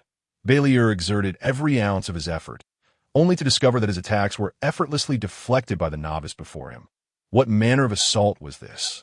Why were his strikes repelled? It seemed absurd to be so startled by such a counter. Forging steel was the very essence of a lone wolf. Clang, clang, clang. Balier's composure was rapidly deteriorating, as Diaz's defenses were impenetrable, with every attack merely reflecting back upon him, creating a significant predicament. "Boy, do not underestimate others," Balier roared, unleashing a soaring slash. "Come forth." Muramasa released a wave of sword energy, interspersed with glimmers resembling falling cherry blossoms. A sight of exquisite beauty. Secret technique. Sakura dance. The two slashes collided in midair, erupting with a brilliant explosion, to which Diaz responded, "Come on, hesitation leads to defeat." Upon hearing this, Balier's forehead flushed with rage, and without a moment's thought, he charged forward. Yet, to his astonishment, his blade was effortlessly parried, while Diaz's other hand drew a firearm from his cloak, decisively proclaiming, "Times have changed, my friend." Bang! Staring at the gaping wound in his chest. Balier lamented, "You are despicable." As his body fell backward, Diaz let out a cold laugh. As long as it serves a purpose. The anum flow swordsmanship, which amalgamated the strengths of various styles, existed solely for the sake of victory. The true sword saint wielded an immortal blade, combating with a cross spear while stealthily drawing a firearm for a surprise attack when least expected. What, then, is the anum sword saint? Tactical retreat. Diaz turned to Gelson. The blade now pressed against the opponent's face, inquiring, "How shall we deal with this one?" Meanwhile, Borsalino had placed a foot upon Ryan's head. Glancing over, grab him, and remember to use the seastone handcuffs. Understood. Seastone was exceedingly precious. The handcuffs employed by the Navy contained only a trace of seastone, yet they sufficed to suppress the abilities of the devil fruit users. The Navy personnel beneath them presented the seastone handcuffs, which were promptly secured onto the two fruit users, rendering them incapable of resistance, powerless against the Navy's onslaught. Ensure the injured are attended to, record the fallen soldiers, arrange for compensation, and tally the local damages to prepare for subsequent reparations. Borsalino appeared languid, indulging in leisure, yet when duty called, he executed his responsibilities with meticulous order, merely preferring to laze about in his spare time. This battle was not prolonged. Having dealt with the captain and his cohorts, hostilities essentially ceased. Subsequently, those who needed to be imprisoned were detained, and those deserving of execution faced their fate.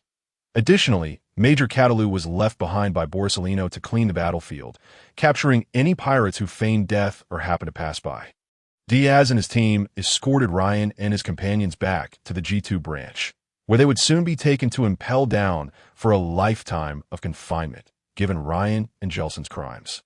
It was likely they would be imprisoned on the 4th level, while ordinary pirates would find themselves in the 1st level, or those with lesser offenses would be contained within the G2 branch, awaiting eventual release after serving their sentences. Well done. Commander Gummer nodded while sipping bitter coffee, observing Diaz's achievements. In a few years, accumulating merits, attaining the rank of colonel upon leaving the G2 branch should pose no issues. The day after tomorrow, you and Major Strawberry will depart for Fur's Hat Island. The upcoming mission may prove somewhat arduous. Who is the target? Diaz inquired, captain of the Sun Pirates, a wanted criminal of the world government. Fisher Tiger, Chapter 14.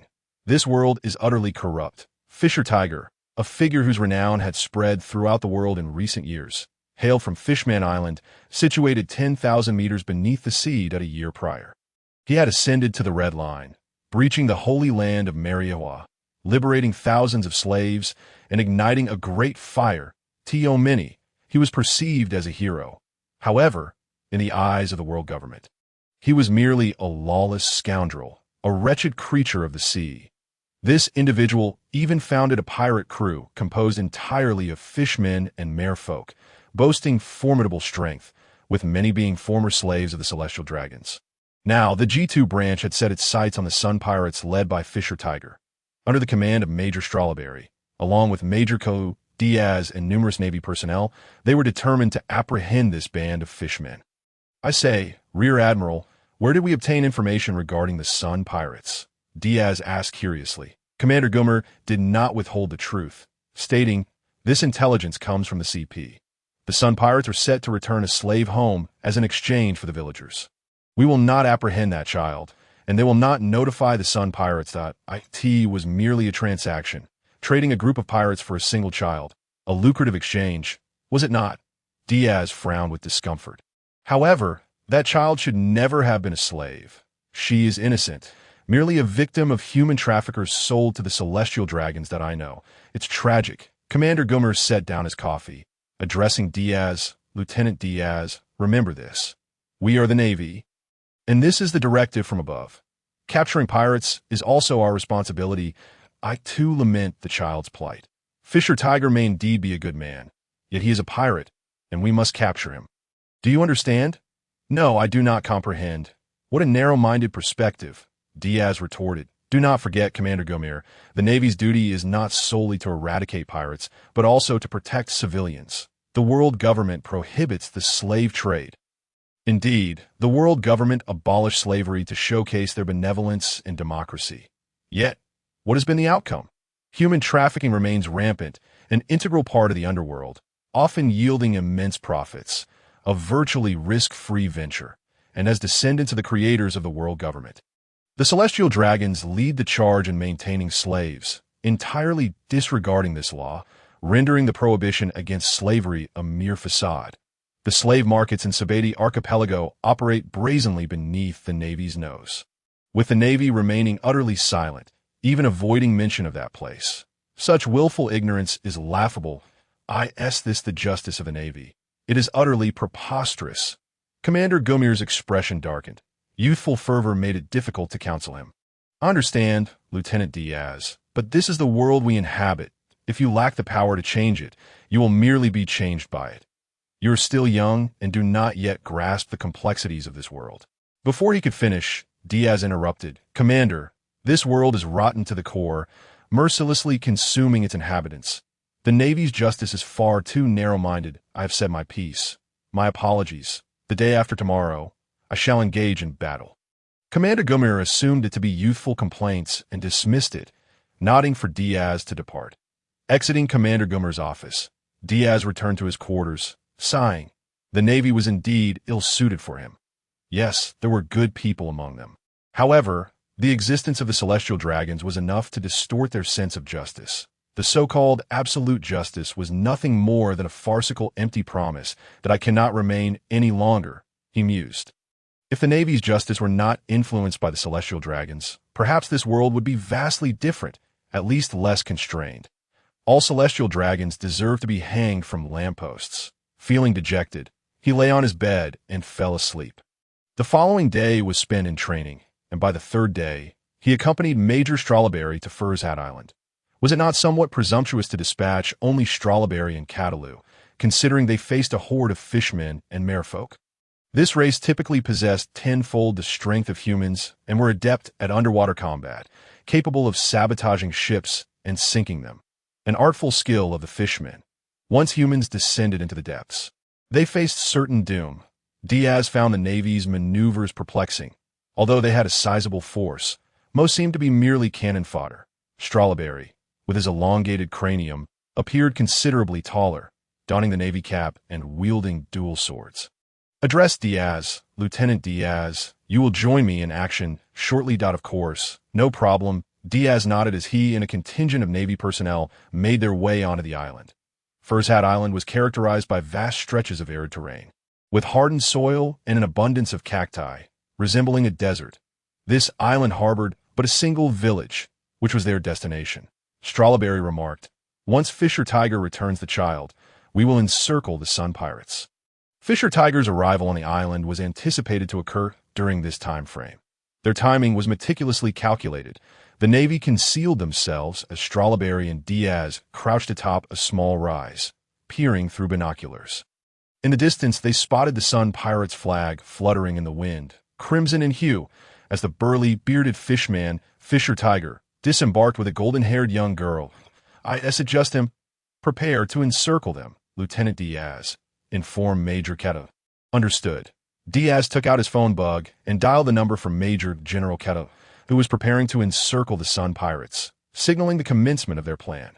Understood, he replied that Kaido's forces were ready to set sail, maneuvering around the opposite side of the island. Soon, Their warships would encircle the vessels of the Sun Pirates, leading to their extermination. Stoloberry and Diaz's task was to apprehend the fishmen who had landed on the island. Although it was just Tiger, it was sufficient. They observed the girl holding Tiger's hand, laughing and chatting joyfully.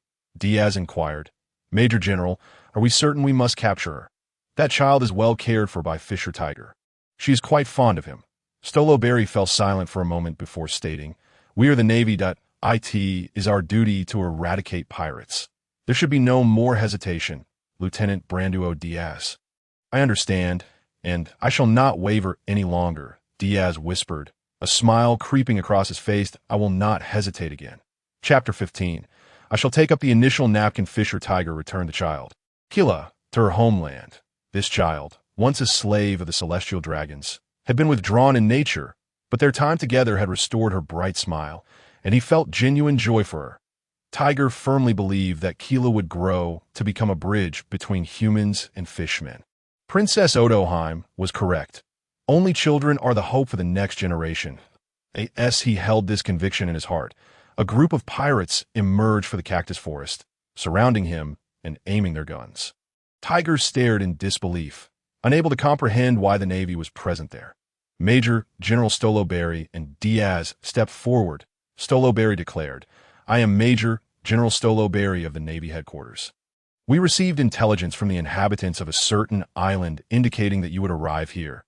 The prominent figures of the village you just visited were aware that chaos might ensue. So conditions have already been negotiated. The child is property of the celestial dragons, will be exchanged, and will not disclose our operations. Captain of the Sun Pirates, Fisher Tiger, you are guilty of 2 charges, which you must surely know." Stoloberry gazed at the sun mark on Tiger's abdomen and spoke slowly, "Assault and escape.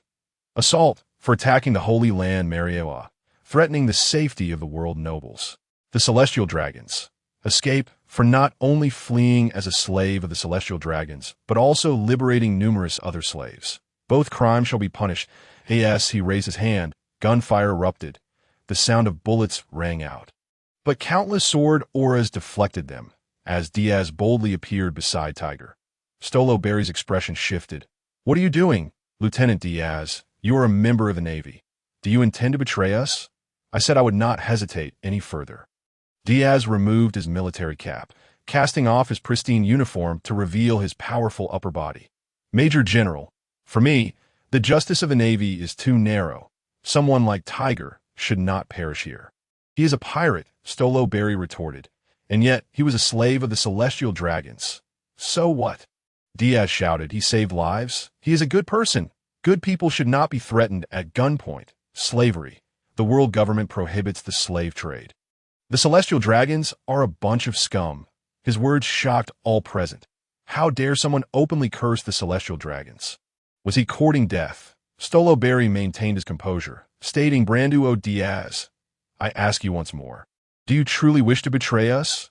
Diaz was personally trained by Zephyr, considered his junior, and a talent the Navy intended to cultivate into a pillar of strength. This was a matter of utmost significance. Diaz smiled. "I will protect this person, even if it means opposing the Navy and the world government. Or perhaps, the Navy is not suited for me. I reiterate, your justice is too narrow." Stoloberry raised his hand, his expression cold. "Fire! No matter the cost!" Bang, bang, bang. The gunshots rang out once more, but this time Tiger was prepared, no longer passive. Fishman karate. He unleashed a powerful punch, the fierce wind from his strike deflecting the incoming bullets. And with a sudden thrust, he hurled a Navy soldier away like a sandbag, as steadfast as a rock. Diaz disregarded the bullets. A rocky spire rising from the ground, a jade shield materialized around him. The bullets striking it with a ringing sound, he kicked a Navy soldier away and then struck another soldier's neck with the back of his blade. "Human, I do not need you to save me," Tiger stated after downing a soldier. "I believe you merit such action." Diaz responded, sending a thrusting jab that sent another soldier flying. "I do not care for your opinion. I shall do as I please." Fisher Tiger, good people should not be threatened at gunpoint. Tiger scoffed, asking, "Even if I am a fishman? To me, there is no distinction between fishmen and humans. After all, the blood of fishmen and humans is interchangeable." indicating we share the same ancestry, merely evolving in different directions. Diaz's words moved Tiger in a moment of distraction. He was shot. Yet for a fisherman, such an injury was trivial, hardly worth mentioning. Understood, Tiger proclaimed. Then let us fight our way out together. Agreed. The two fought side by side, breaking through the encirclement. Stoloberry could no longer watch, drawing his twin swords and charging directly at Diaz. Clang. The three swords clashed, sending sparks flying. This is betrayal of the Navy. Betrayal of Vice Admiral Tsuru's expectations of you. I know, Diaz replied calmly, but I cannot remain here. I will always remember the kindness Tsuru showed me. The Navy's indifference to human trafficking is an affront. If this is your justice, I would rather be your enemy.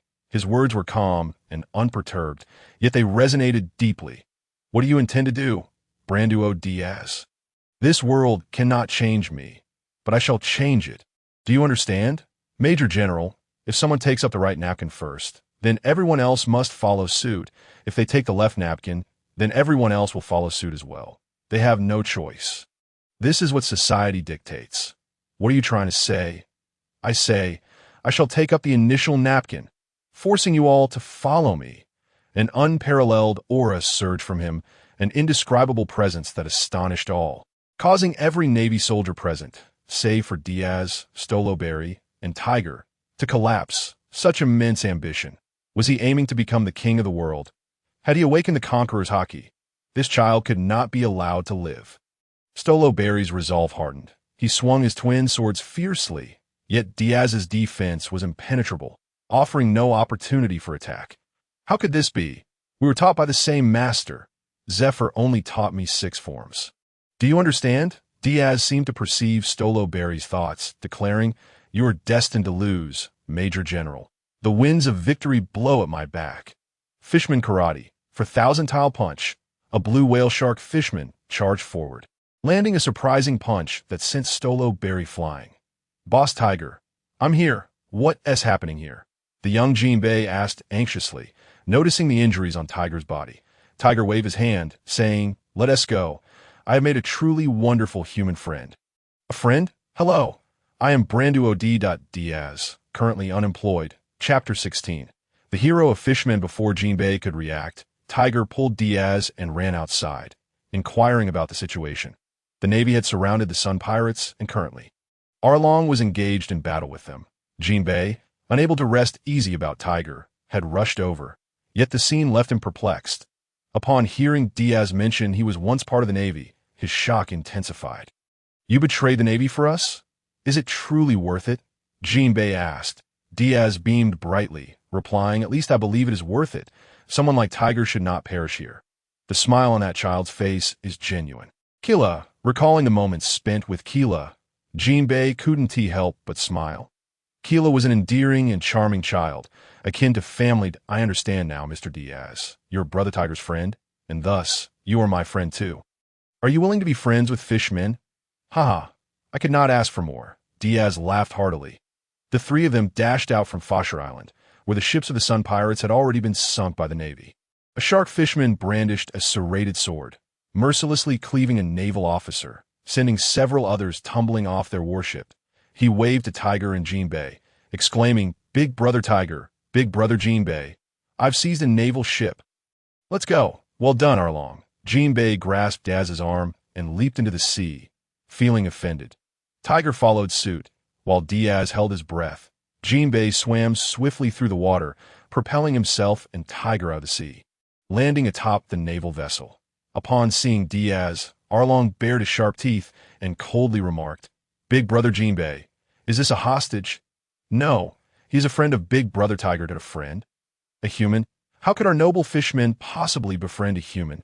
Arlong inquired of Tiger, who extended a hand to bring Diaz to the center of the Sun Pirates, stating, This is my friend, a friend of the fishmen, a friend of the Sun Pirates, and moreover, my savior. Were it not for him, I might have perished under the Navy's siege. Arlong, do you understand? I see. Arlong begrudgingly conceded. Since it's what Big Brother says, I have no choice. Xiaoba, set sail. We must hurry. Understood. The octopus fishman Xiaoba and a group of fishmen sprang into action.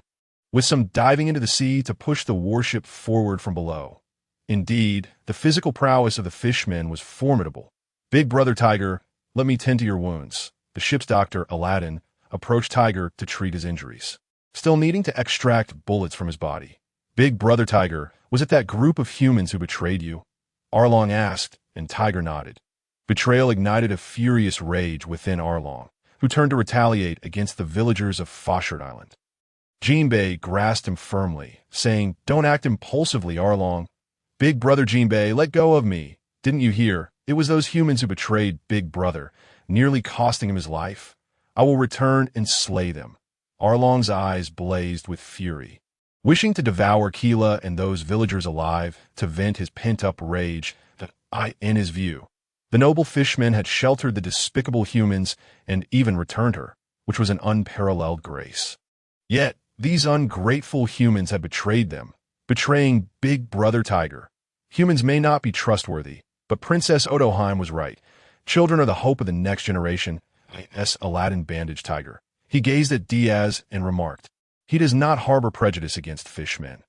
What does it matter? He is human that I am human. Does that bother you?" Diaz retorted, irritatedly clearing his ears. Arlong was a blatant racist, believing fishmen to be supreme and humans to be utterly vile. Inferior beings, while secretly yearning for human society and a life akin to theirs. Seeking death, are we? Arlong challenged. "If you wish to die, I can accommodate you." "Enough? You two, cease this quarrel." Tiger intervened, stating, "Arlong, Diaz is our friend. He even betrayed the Navy to save me. How can we be sure he isn't a spy?" Arlong stubbornly countered. "Speak to me respectfully." Tiger struck Arlong on the head, surveying the gathered crew of the Sun Pirates. "Diaz is our friend and my savior. That is an unchanging truth that, do you understand?" "Understood." Tiger's crew replied in unison. "So, will Diaz be joining our pirate crew?" Xiaoba the octopus fisherman inquired. No, Diaz shook his head, saying, "I would appreciate it if you could take me to a safe island." He could not integrate into this group of fishmen. That was an undeniable fact.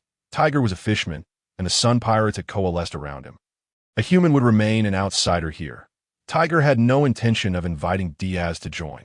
While he felt gratitude for Diaz's rescue, he could not reconcile the actions of humans in his heart. Princess Odoheim was right. Only children are the future. Whether humans and fishmen could coexist peacefully depended on children like Keela and Diaz. He inhaled deeply, pressing his palm against the sun mark on his abdomen, a reminder of his lifelong suffering and nightmares. The sun mark was merely a disguise for that pain. The celestial dragon's mark. Every slave of the celestial dragons bore this mark that he had it. Keela had it. Xiaoba had it. Many fishmen and merfolk aboard this ship had once been slaves to the celestial dragons. "Everyone, there is something I must tell you." The celestial dragon's mark throbbed painfully, transporting him back to the days of servitude, as vivid as if they had occurred yesterday. Tiger steeled himself, determined to reveal the truth. All eyes turned to him, eager to hear what their captain, their leader, would say next. "I have never intended to disclose this secret, but today I have decided to share it. Continuing to conceal, it serves no purpose. I, Fisher Tiger, was once a slave of the celestial dragons." Shockwaves rippled through the crew. The ship plunged into an eerie silence. Whether it was Jinbei, Arlong, Xiaoba, or Aladdin, they were all rendered speechless by the revelation. The hero they idolized, the leader they followed for a lifetime, had once been a slave? A slave to the celestial dragons? Impossible, absolutely impossible. Chapter 17. The courage to walk with demons. Impossible. Big brother, how could you possibly have been a slave? The one least willing to accept this was Arlong, who idolized Tiger, considering him his older brother, surpassing even Jinbei. He had quelled the riots in Fishman Street, uniting the chaotic place into stability. He had defeated both Jinbei and himself, vowing that they would follow him for life. He had rescued numerous slaves, allowing his persecuted brethren to return home. Big Brother Tiger was a hero. How could he have been a slave to the celestial dragons? Arlong refused to believe it, nor did he wish to believe it. The truth is as such. Tiger gazed at Arlong and said, "Arlong, I deceived you all. Shortly after leaving Fishman Island, I was captured by humans and became a slave to the celestial dragons. where I was tormented for years, that I witnessed the madness of humans. Though I barely escaped, I could not remain indifferent while those humans turned a blind eye to suffering. The insanity and cruelty of the celestial dragons had disillusioned him with humanity, which was precisely why he harbored animosity towards them. Yet, the kindness of the gentle Keela had changed his perspective. Princess Odoheim was right. Children were the future of both races. Individuals like Diaz, who held no hatred or prejudice against fishmen, were the ones fishmen should befriend. I suffer greatly. In the midnight hours, I often recall my time in Mariejois, an inescapable nightmare of my life. He looked at Arlong and said, Arlong, I understand your animosity towards humans, but you must remember that someone like Diaz is worth getting to know, that I refuse to accept this. Big brother, you are deceiving us. Aren't you? To make us accept this human. Arlong inhaled deeply, convinced that humans were unworthy of trust. He had always believed that humans were vile, weaker than fishmen, unable to breathe underwater, and cruel in nature.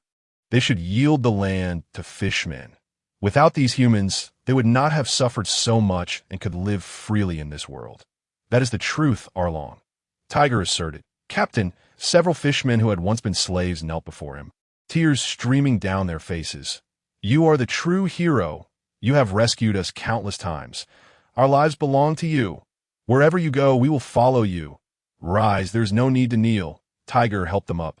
Then turned to Diaz, sorrowfully saying, if during my sea voyage I had encountered a human like you, would the outcome have been different?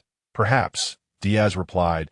Humans are contradictory beings, filled with desires that put it simply, I never hold hope for humans. But I also do not despair for them, for they're always good people. It's just that we were unfortunate enough to encounter a group of villains that isn't their fault. It's the fault of this world. The ocean is a devouring place, mercilessly consuming lives. In a world so rotten, seeking a glimmer of humanity is not difficult. In a realm of darkness, light is always strikingly evident. You speak the truth. You speak the truth. Tiger lowered his head, tears streaming down his cheeks uncontrollably. Why? Why couldn't I have met you sooner? He grasped Diaz's hand, kneeling upon the ground and weeping openly. I want to believe in humanity. I want to befriend humans, but I can no longer trust them. I can no longer love them. Diaz found himself at a loss for words, the burly man of over 5 meters weeping like a child. The others were equally uncertain on how to console their leader. After a long silence, Diaz finally spoke. Do you possess the courage to walk alongside demons? What? Diaz rose to his feet and whispered into the ear of the towering figure.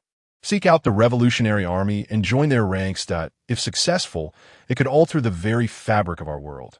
The Revolutionary Army had already been established, albeit on a modest scale. The Revolutionary Monkey D. Dragon had rallied a group branded as the most heinous criminal by the world government for advocating the overthrow of the oppressive regime. Despite being the son of the marine hero, Monkey D. Garp, he remained unyielding in his quest to dismantle the world government. Perhaps the path to redemption lay therein. Are they truly reliable? Question the and is it not possible for you to change the status quo? The younger generation, after all, would harbor no resentment nor discrimination against the fishmen. It was merely a minority that could not fundamentally alter the situation. Without striving to overthrow the celestial dragons, the oppressive mountain looming over all races, there could be no future for anyone. Before dawn, someone must dispel the darkness that I understand now that I have braved hell itself. How could I lack the courage to walk with demons? Seemingly finding a renewed sense of purpose, the man revitalized, the once hero was reborn. Young ones, do not despair. I remain your leader, do I not? Indeed. Regardless of how Brother Tiger may change, you will always be our captain. Jinbei was the first to respond, resolutely affirming his loyalty. Arlong raised his hand as well. That's right, big brother. Let us take revenge on those treacherous humans. He remained as radical as ever, only to be halted by Tiger. Diaz interjected, I estimate that Admiral Borsellino has already arrived. Just an admiral? Are you afraid? Arlong scoffed.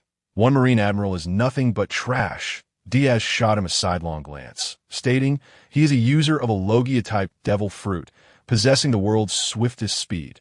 Furthermore, should a new admiral be selected, He has the capability to attain that rank, alongside two others of similar prowess, all of whom are also Logia-type users. If memory serves, should Tiger fall and Arlong seek revenge, he would subsequently be swiftly dealt with by Borsalino and imprisoned in Impel Down. For Jinbei had been released due to becoming a warlord of the sea. And what of it? Once I enter the water, he will be powerless against me. Arlong, buoyed by his racial advantages, was brimming with arrogance. Yet Diaz caught sight of a streak of light slicing through the sky and bellowed, "Run!" "Oh dear! It seems I've finally found you, Lieutenant Diaz." The light coalesced into a humanoid form, Borsalino standing atop the ship's mast. The sea breeze billowing his justice cloak, crackling with energy. "I hear you have betrayed the Navy. If Zephyr were to learn of this, he would undoubtedly be furious that I know. He would likely wish to kill me." Diaz shrugged, fully alert. "Admiral Borsalino, I cannot believe a man of your standing would come chasing after me. Shouldn't you be on the ship?" Idling away, Borsalino shook his head. "I find myself in a predicament. Rear Admiral Stoloburi reported your betrayal to headquarters, prompting Admiral Sengoku to send me to bring you back for clarification." Chapter 18. Pursuit. Naturally, Diaz's betrayal of the Navy would not remain concealed for long. Once awakened, Stoloburi promptly informed Admiral Sengoku of Diaz's treachery. "How can this be? Is that lad a wolf raised on trust?" Sengoku slammed his fist on the table, while Razanandi beside him opened his mouth. "I believe there are underlying reasons. Although Fisher Tiger is a wanted criminal by the world government, as Diaz stated, he is indeed a good man. I know. But this is his second betrayal. The first was against Donquixote Doflamingo. And now he betrays the Navy. Is this lad a professional turncoat? Diaz, a born traitor, it cannot be changed. Crane and Zephyr had high hopes for him, and Gumi had praised him more than once. Even Borsalino deemed him reliable, and yet I cannot comprehend why he would choose to betray U.S.T. awakened conqueror's hockey merely to save a wanted criminal." Sengoku sat in his chair, unable to fathom Diaz's thoughts. A genius who had awakened conqueror's hockey had slipped away, becoming an adversary to the Navy. Sengoku's heart bled. Had he been nurtured properly, a promotion to Rear Admiral was guaranteed, and perhaps even the rank of Admiral was within reach. Razanandi remarked, "Perhaps he simply wishes to save someone. For a pirate, but he is a hero of liberation, even if unrecognized by the Navy and the world government." Razanandi, once a celestial dragon, understood well the plight of those enslaved. When their family had yet to renounce their celestial dragon status, the slaves treated their parents with gratitude, honoring them for their kindness. Yet, other celestial dragon slaves lived in perpetual trepidation, fearing the wrath of their masters, whose displeasure could mean death. A celestial dragon's discontent could see slaves executed, and death was merely a release. Some sadistic celestial dragons would torment their slaves in unspeakable ways until they drew their last breath. Diaz was kind-hearted. Perhaps it was our actions that had disappointed him. Razanandi reflected upon himself, questioning whether he could do the same. The answer was a resounding no. Diaz possessed the courage he lacked, the bravery to stand against the Navy and the world government. Sengoku, resigned, realized that regardless of the circumstances, an explanation was necessary. Let Borsalino bring Diaz back. Is it truly necessary to do so? Yes, there must be accountability. Mustn't there? Very well, I understand. Razanandi promptly descended to notify Borsalino, leading to the scene of Borsalino pursuing the naval vessel. "Are you the one rumored to possess the strength of an admiral? You don't seem impressive to me," Arlong boasted, skeptical of the lecherous-looking figure before him. Borsalino ignored Arlong, addressing Diaz. "Lieutenant Diaz, you could have been promoted to lieutenant with this battle. With some effort, you might even ascend to my rank in a few years, possibly becoming the youngest Rear Admiral. Why would you sabotage your future? It is unnecessary. This is my choice." Diaz smiled, stating, "Thank you, Admiral Borsalino. I have never regretted my decisions. My sole reason for action is to save lives. This your will." "I understand." Borsalino nodded. In that case, I respect your choice. Brando Diaz, along with Fisher Tiger, captain of the Sun Pirates, and Jinbei, the whale shark fisherman, you shall be apprehended by me. Huh? Are you looking down on us? Arlong exclaimed, bouncing around like a clown. Borsalino raised a finger, releasing a laser beam from his fingertips, piercing through Arlong's shoulder, blood gushing from the wound. Arlong let out a cry, and Borsalino instantly appeared before him, asking, "Have you ever been kicked at the speed of light?" A blinding light erupted from his foot as he delivered a powerful kick that a figure appeared before Arlong. Hands darkened, straining to block the blow. "I will not allow you to harm my comrades." Tiger used Haki to withstand the attack, utilizing Haki to endure this strike. "Truly commendable for a fishman. Your strength is formidable," Borsalino mockingly remarked with the most infuriating tone. Tiger pushed the injured Arlong aside and shouted to everyone, "Flee! All of you! Escape into the sea. We cannot contend with him." The moment they engaged, he realized they were no match for this monstrous foe. "Brother Tiger," Jinbei wanted to say something, but Diaz interjected, "Jinbei, you must destroy the warship. Without the ship, he cannot capture you." Once the warship was obliterated, Borsalino would lose his foothold and could no longer pursue them. The fishmen who entered the sea would be beyond the reach of anyone, including the admirals, unless they faced Akiji, who could freeze the ocean. "But what will you do? Act swiftly. I will not allow you to succeed." Borsalino leaped into the sky, crossing his arms, grasping the light. Shaku JG. Countless specks of light scattered down from the heavens, carrying with them searing heat and explosive force, sending a group of fishmen flying. Diaz, expanding his jade shield, was also propelled outward, plunging into the sea as the warship succumbed to utter destruction in the wake of this strike. Fortunately, upon entering the water, the fishmen found themselves in a safe zone. Holding his breath, Diaz followed Jinbei into the depths of the ocean. Aladdin swam over, producing a segment of pink coral from his possession, for which he conjured a bubble that enveloped Diaz. With a sigh of relief, he felt life return. The bubble was devoid of seawater, allowing Diaz to breathe normally. This was bubble coral, a treasure from Minion Island that produced bubbles enabling humans to breathe freely underwater and also served as a means for merfolk to navigate the land. The merfolk, whose lower limbs were fishtails, found it challenging to move freely on land. But during such times, the bubble coral could support their bodies, allowing them to float slightly and swim as if they were in the ocean. "How is Arlong?" Jinbei inquired.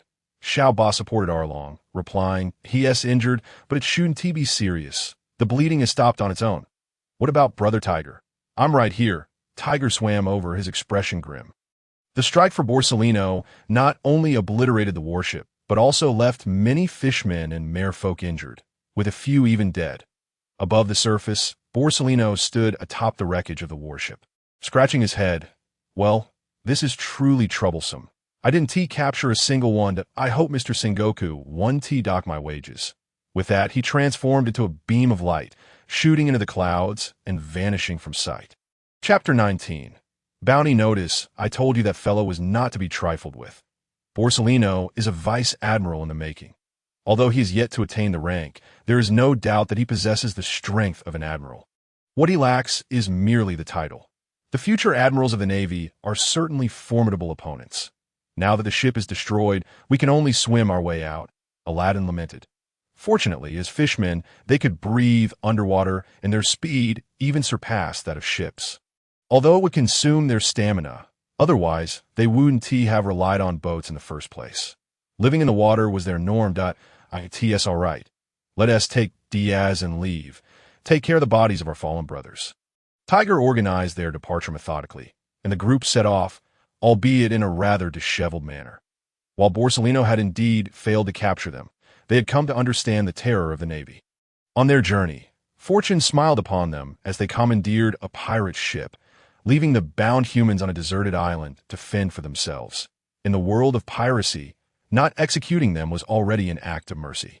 Diaz remained indifferent to this, joining Tiger and the others in a celebratory feast. Once one became a pirate, they must be prepared for death in the sea, and Diaz held no fondness for piracy. The following day, Diaz awoke on the deck, his head swimming. Though he hadn't consumed alcohol, the festivities had continued deep into the night, leaving him feeling quite unwell. Surrounding him, the fishmen were sprawled out.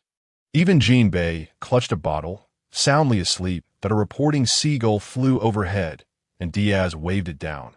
The seagull landed, and he handed over 50 berries in exchange for a newspaper.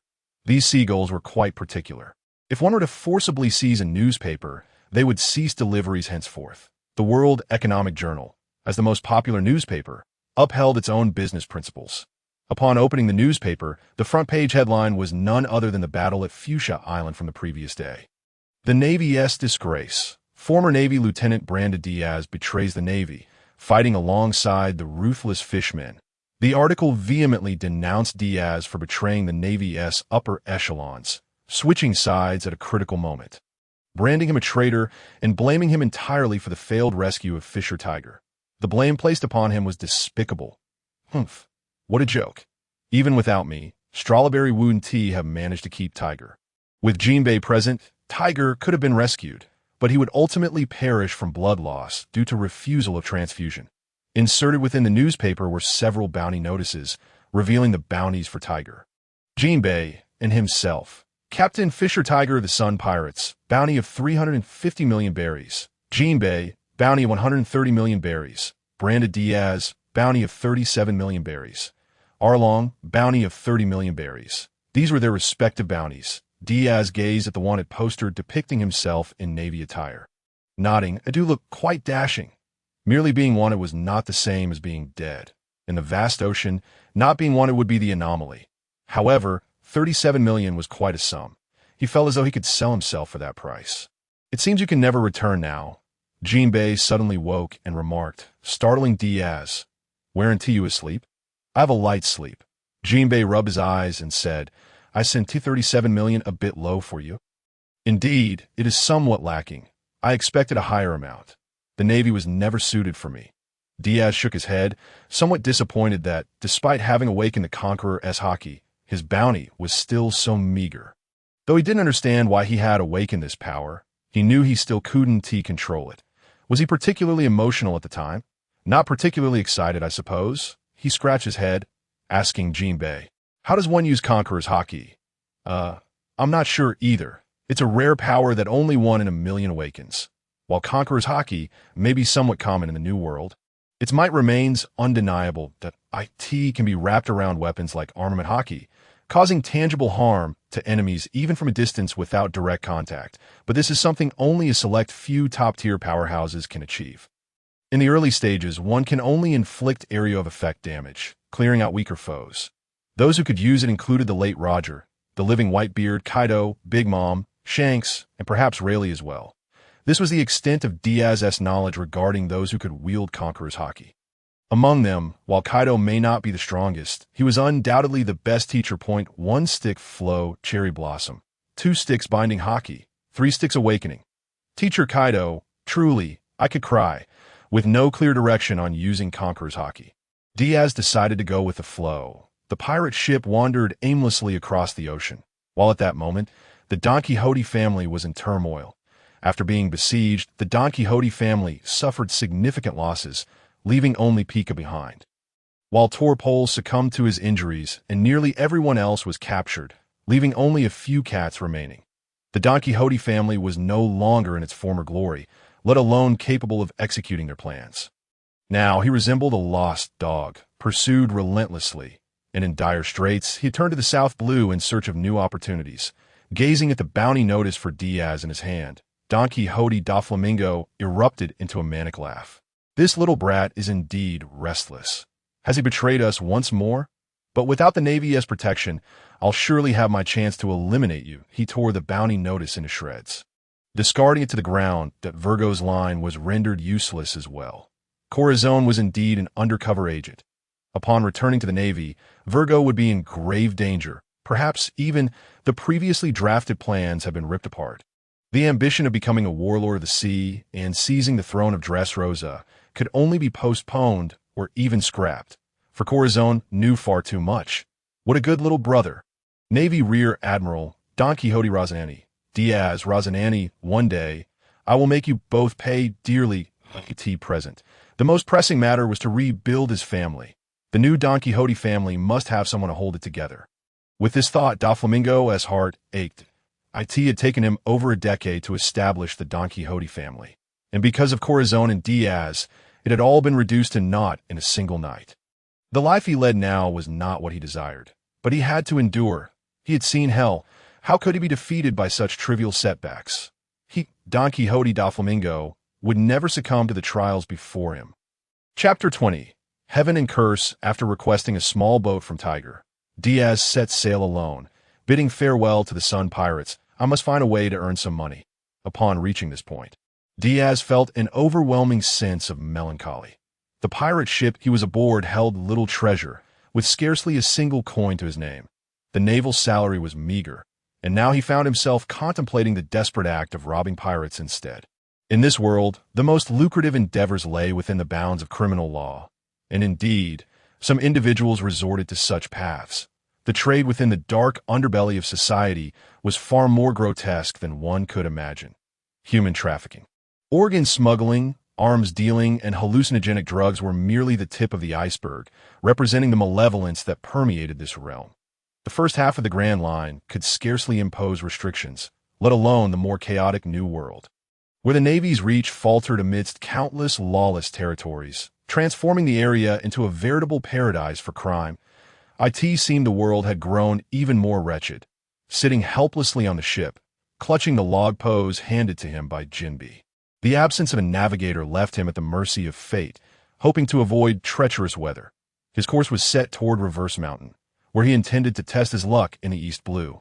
Dubbed the weakest sea, where pirates were generally less formidable, and the practice of black eating black was all too simple. The East Blue earned its reputation primarily due to the frequent visits of Garp, who often returned home. The accumulation of wealth was indeed bloody. However, Diaz harbored no qualms about using pirate blood to strengthen himself. Dead friends do not hinder the living in a world rife with corruption. It was merely a matter of who could be more depraved. With his spirits lifted, the small vessel made its slow voyage toward Reverse Mountain, the journey surprisingly calm until one fateful night when a cannonball struck, shattering the small ship and jolting him awake. Standing on the brink of sinking, he cast a cold gaze toward the raucous pirate ship ahead. Licking his lips, he sneered, "You brought this upon yourselves." With a splash, he leapt into the sea, swiftly swimming toward the nearby pirate vessel. That moment, two drunken pirates, unaware of the gravity of their actions, continued to indulge in their revelry, unwittingly provoking a force they should not have trifled with. "Ha ha! That little ship is gone," they jeered. "What audacity for a rickety vessel to roam the Grand Line. Let me show you what the shadows can do." The two pirates, still guffawing, ignited their cannons once more, launching another round that obliterated the small ship, eliciting uproarious laughter from their comrades. Meanwhile, the drenched Diaz had already boarded their ship, seizing one pirate by the throat and forcefully snapping it, carelessly discarding the lifeless body onto the deck. "Intruder!" a drunken pirate shouted, but Diaz swiftly plunged a knife through his throat, twisting the handle to shred the windpipe, blood spraying everywhere. "Who goes there?" a voice cried out as others began to notice him, leading to a cacophony of shouts and screams. Amidst the flashes of blades, Diaz executed the group with ruthless efficiency. Venturing into the ship's hold, he endured the stench of sweat and feet, as well as other peculiar odors. In search of riches and treasures, he rummaged through the vessel, uncovering approximately 3 million berries. With a huff, he located a small rowboat at the stern. The initial vessel gifted by Jinbe had a cabin, but this one was merely a paddle boat, and he could only abandon the larger ship that it had been ages since he had drawn cards. Now he thought, 3 draws. Let us gamble. Perhaps a bicycle will turn into a motorcycle. Witness my miraculous single draw. My turn. Draw electric clippers, useful for shearing sheep, but not for other peculiar hairs. Water X Joy Park Design Blueprint. Freedom.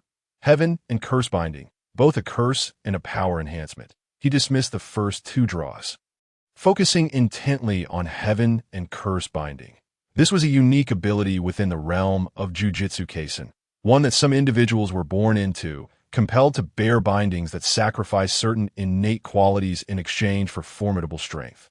This binding was forcibly imposed upon their bodies, with the conditions sacrificed and the powers gained varying from person to person, generally categorized into 2 types: exchanging physical condition for cursed energy, or cursed energy for physical strength. These 2 distinctly different categories birthed 2 kinds of formidable beings. Take, for instance, Fushiguro Megumi, who, due to his heaven and curse binding, was born without cursed energy, yet possessed immense physical strength, nearly overpowering the pinnacle of jujitsu. Tsuru, Gojo, the heaven and curse binding drawn, was one he could select. If he chose to gain cursed energy, Diaz would sacrifice a portion of his body to acquire tremendous cursed energy and techniques. If he opted for enhanced physical strength, he would forever forfeit the ability to gain cursed energy. However, since he had never possessed cursed energy, nor would he in the future, it was a net gain in his eyes. With a mix of anticipation and trepidation, Diaz chose physical strength, yet felt no immediate change. The system provided a rare explanation. Heaven and curse binding has been activated. The host will gradually sense the enhancement of their physical prowess.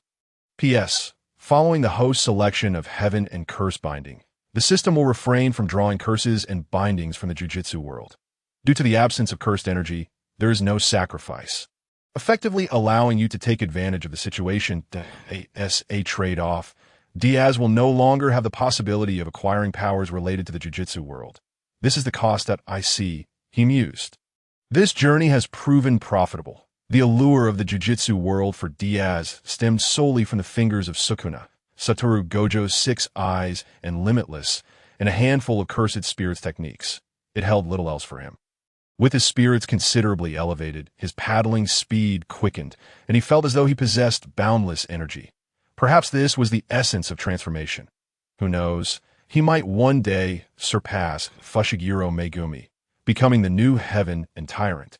With the log pose pointing toward the next island, Diaz could only navigate his small boat slowly in that direction, lacking even a sail.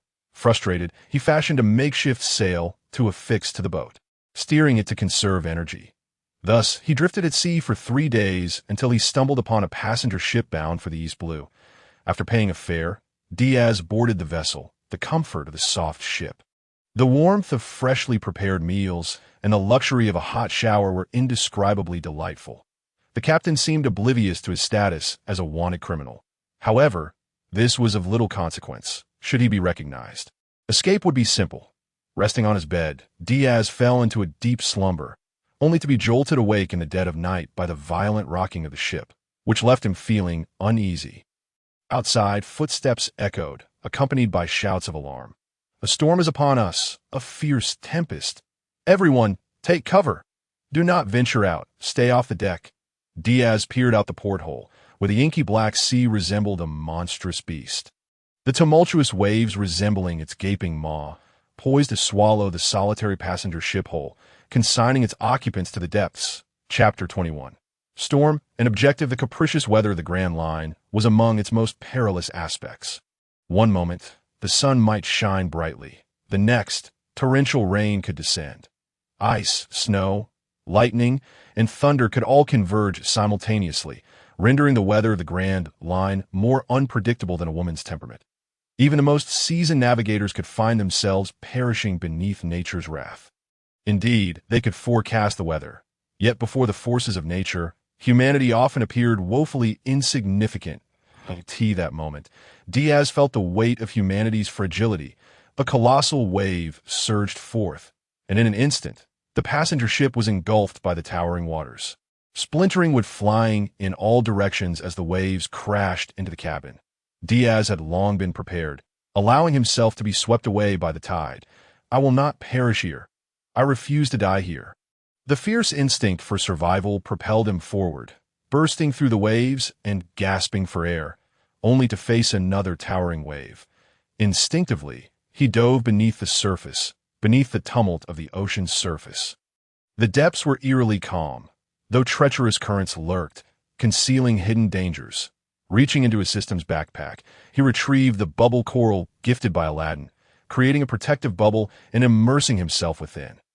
Now he could only hope to avoid being struck by debris. Should the bubble burst, he would be at the mercy of the raging waters. The bubble drifted, guided by the currents, as he lost track of time. Eventually, the oxygen within the bubble dwindled, prompting Diaz to take a deep breath. Breaking free from the bubble and swimming toward the surface. With a splash, he emerged from the sea, inhaling deeply, gazing upward at the vast starry sky, as if the recent storm had never existed. The stars twinkled above. And the brilliant Milky Way whispered the beauty of this world to Diaz. That he survived, but the fate of those aboard the ship is grim, and the moment catastrophe struck, there was simply no time to rescue anyone. It can only be said that, before the forces of nature, human strength appears woefully inadequate. Grasping a piece of driftwood on the surface of the sea, he clung to it, for it was all he could rely on. He dared not sleep. While the surface of the ocean posed no immediate threat, the depths still held danger. The waters of the Grand Line are known to conceal colossal sea monsters, and up until now, he had merely been fortunate enough to avoid an encounter. Should he succumb to slumber, he might be devoured before realizing how he met his end. Thus, Diaz drifted on the ocean's surface for a full 3 days. With his compass needle indicating the direction of the nearest island, he paddled slowly with a piece of wood, uncertain how much longer this would take. Fortunately, he had prepared well. Water and food were not an issue. During this time, he allowed himself only brief naps, for he needed rest, lest he perish on the ocean. After 2 more days, he finally spotted an island. Summoning all his strength, Diaz paddled his makeshift raft to shore, collapsed on the beach, and laughed heartily. "I'm alive. I'm not dead. Ha ha ha. I will survive," he shouted, gradually making his way into the island. This island was expansive, with signs of civilization ahead, a quaint little town. He rushed into the town and immediately sought out a restaurant to eat. After ordering a feast, he placed a stack of belly on the table. The owner's eyes lit up at the sight. Rubbing his hands together as he instructed the chef to prepare Diaz's meal without delay, plates of food began to arrive, and without a moment's hesitation, Diaz began to devour them. In no time, he had polished off an entire table's worth of dishes. Patting his stomach, he leaned against the wall as he exited. "Come again," the restaurant owner exclaimed, escorting him to the door as if he were his own father. Upon entering the kitchen, the head chef was seated on the floor, weeping. "Boss, if this customer doesn't leave soon, I'm quitting. What sort of person eats this much? I feel like I've cooked enough food for the next week." Afterward, the owner cheerfully declared, "He's gone. He made a fortune today. I'll give you a raise and let you take a day off." The head chef wiped his tears and stood up. Exhilarated as for Diaz, he found an inn, took a hot shower, and collapsed onto the soft bed, falling into a deep slumber. He slept soundly until the morning of the 3rd day. After days without proper rest, he finally had the chance to relax. Awakening with a body sore from fatigue, he stretched and felt his joints crack. The compass still needed to record magnetic fluctuations. The Grand Line's magnetic field was chaotic, rendering compasses ineffective. Additionally, the vastness of the ocean made accurate navigation impossible, forcing him to rely solely on the recording pointer to indicate the direction of the next island. After a meal, he set out to procure food, water, fruits, and other daily necessities. However, after these purchases, he found himself short on funds. "I need to earn some money," he contemplated, beginning to inquire about any unscrupulous individuals on the island who exploited the common folk. To his fortune, he learned of a factory owner named Philip Bander. This owner was notorious for withholding wages, oppressing employees, seizing land, abducting women, and other heinous acts. Diaz's eyes gleamed with opportunity. Wasn't this exactly the source of wealth he sought? Bander's residence was the most opulent villa in town, perched on a hill outside the settlement. The stone-paved road leading to it was remarkably smooth, and the surrounding trees had been meticulously trimmed, creating a pleasing sight. The villa was designed by a professional architect, constructed with top-quality materials, and featured a swimming pool in the courtyard, where several elegantly clad young women frolicked. Diaz crouched in a tree, surveying the scene. As he was there to scout the place to make money, one must be shrewd. Guards were stationed at various points around the entrance, each robust and imposing, making it impossible for an ordinary person to approach, especially given their armaments. This cadre of guard provided Bander a sense of security, particularly when one has many misdeeds weighing on their conscience. Yet, Diaz wondered about the guard's capabilities, deciding to leave. He returned to town, and as night fell, he stealthily made his way up the hill. The mountain path was straightforward at night. He simply moved forward, albeit plagued by swarming mosquitoes that were quite bothersome. One bite could cause significant swelling. To avoid becoming an insect's dinner, Diaz quickened his pace, reached the railing, and climbed over to evade the guards. He then ascended to the third-floor window, cutting through the railing and slipping inside. The villa's ostentatious decor, reeking of nouveau riche excess, nearly blinded him. Crystal chandeliers and gold-trimmed fixtures offered a garish first impression. What a tasteless aesthetic, he thought, the blinding brilliance almost overwhelming his senses. Nevertheless, it was a testament to Bander's wealth. I must find this man and eliminate him. Chapter 22, 100 consecutive draws. Let us begin. He knocked out a servant and donned his clothes, finding that his height and physique allowed him to fill the attire adequately. Boldly, he searched the gaudy villa for what he sought, but his audacity soon caught the attention of the guards. "Hey, you look unfamiliar," one guard approached, "and I'm new. Just finished cleaning," Diaz replied with a smile. "At this hour, no one cleans this late." "Who are you?" The guard's massive hand clamped down on Diaz's shoulder, but in the next instant, a bloody hole appeared in the guard's arm, bone shattering in the process. "Ah!" The burly man screamed, and Diaz shook his hand, reflecting that a gun was not as effective as a sword. He seized the man's hair and yanked him down, driving his knee upward. Bang! The man's face was instantly a bloody mess. With a kick to the stomach, he knocked the guard down, then delivered another blow, rendering both guards unconscious. It appeared he would have to force his way through. With determined strides, he moved down the corridor, dispatching guards with swift punches, their cries echoing throughout. Meanwhile, Bander, lost in his indulgence, furrowed his brow, feeling a tremor that turned the world around him dull. He rose from his bed and shouted, "What is going on? What is all this noise? Are you trying to quit?" The cold blade pressed against his greasy nose revealed how easily he could be subdued. He greeted him with a smile. "Greetings, Mr. Bander. It's a pleasure to make your acquaintance. Who are you?" "A wanted criminal, as of now," he replied. "Care to guess why I'm here?" "My fortune." Bander was no fool. One could not rise to such heights without intelligence. Realizing Diaz sought wealth, he chuckled. "Ah, I see that I have 10 million belly right here. Consider it a gift for you that I can also offer you the most beautiful girl on this island. How does that sound?" A man driven by greed could be appeased with money. Take the cash and leave, and today this incident would be forgotten. However, if he were greedy, Bander had plenty of ways to eliminate the young man before him. "Forget the woman. I'll take the money, but I also want something else from you." "What?" As Bander grinned, Diaz swiftly tightened a rope around his throat, choking him despite his struggles. He dragged him toward the courtyard.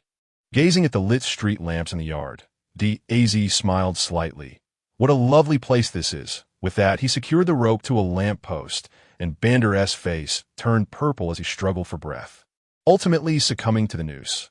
Capitalists should hang from street lamps, shouldn't they? After completing this task, Diaz entered the villa, now in disarray as the women Bander had either purchased or kidnapped fled in terror.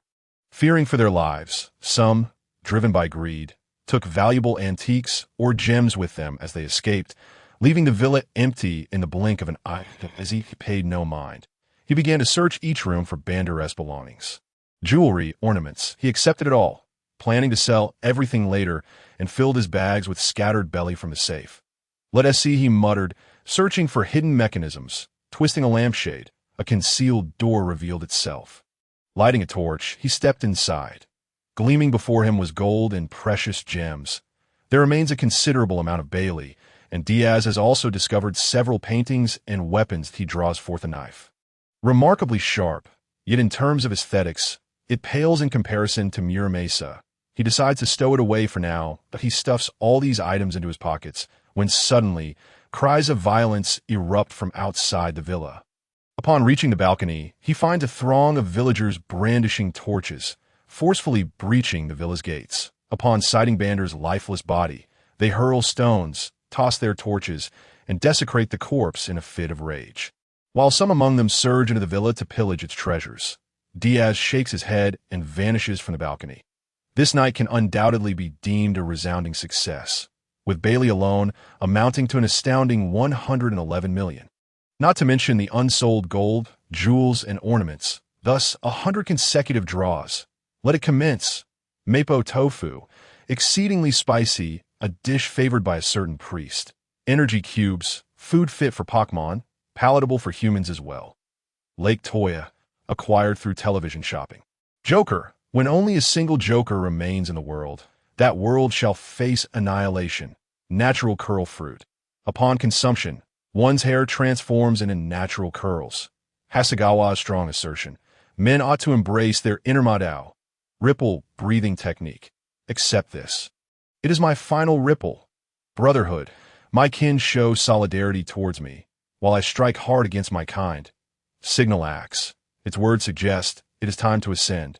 Blood vial. Upon drinking, it restores any injury, yet fails to remedy poison.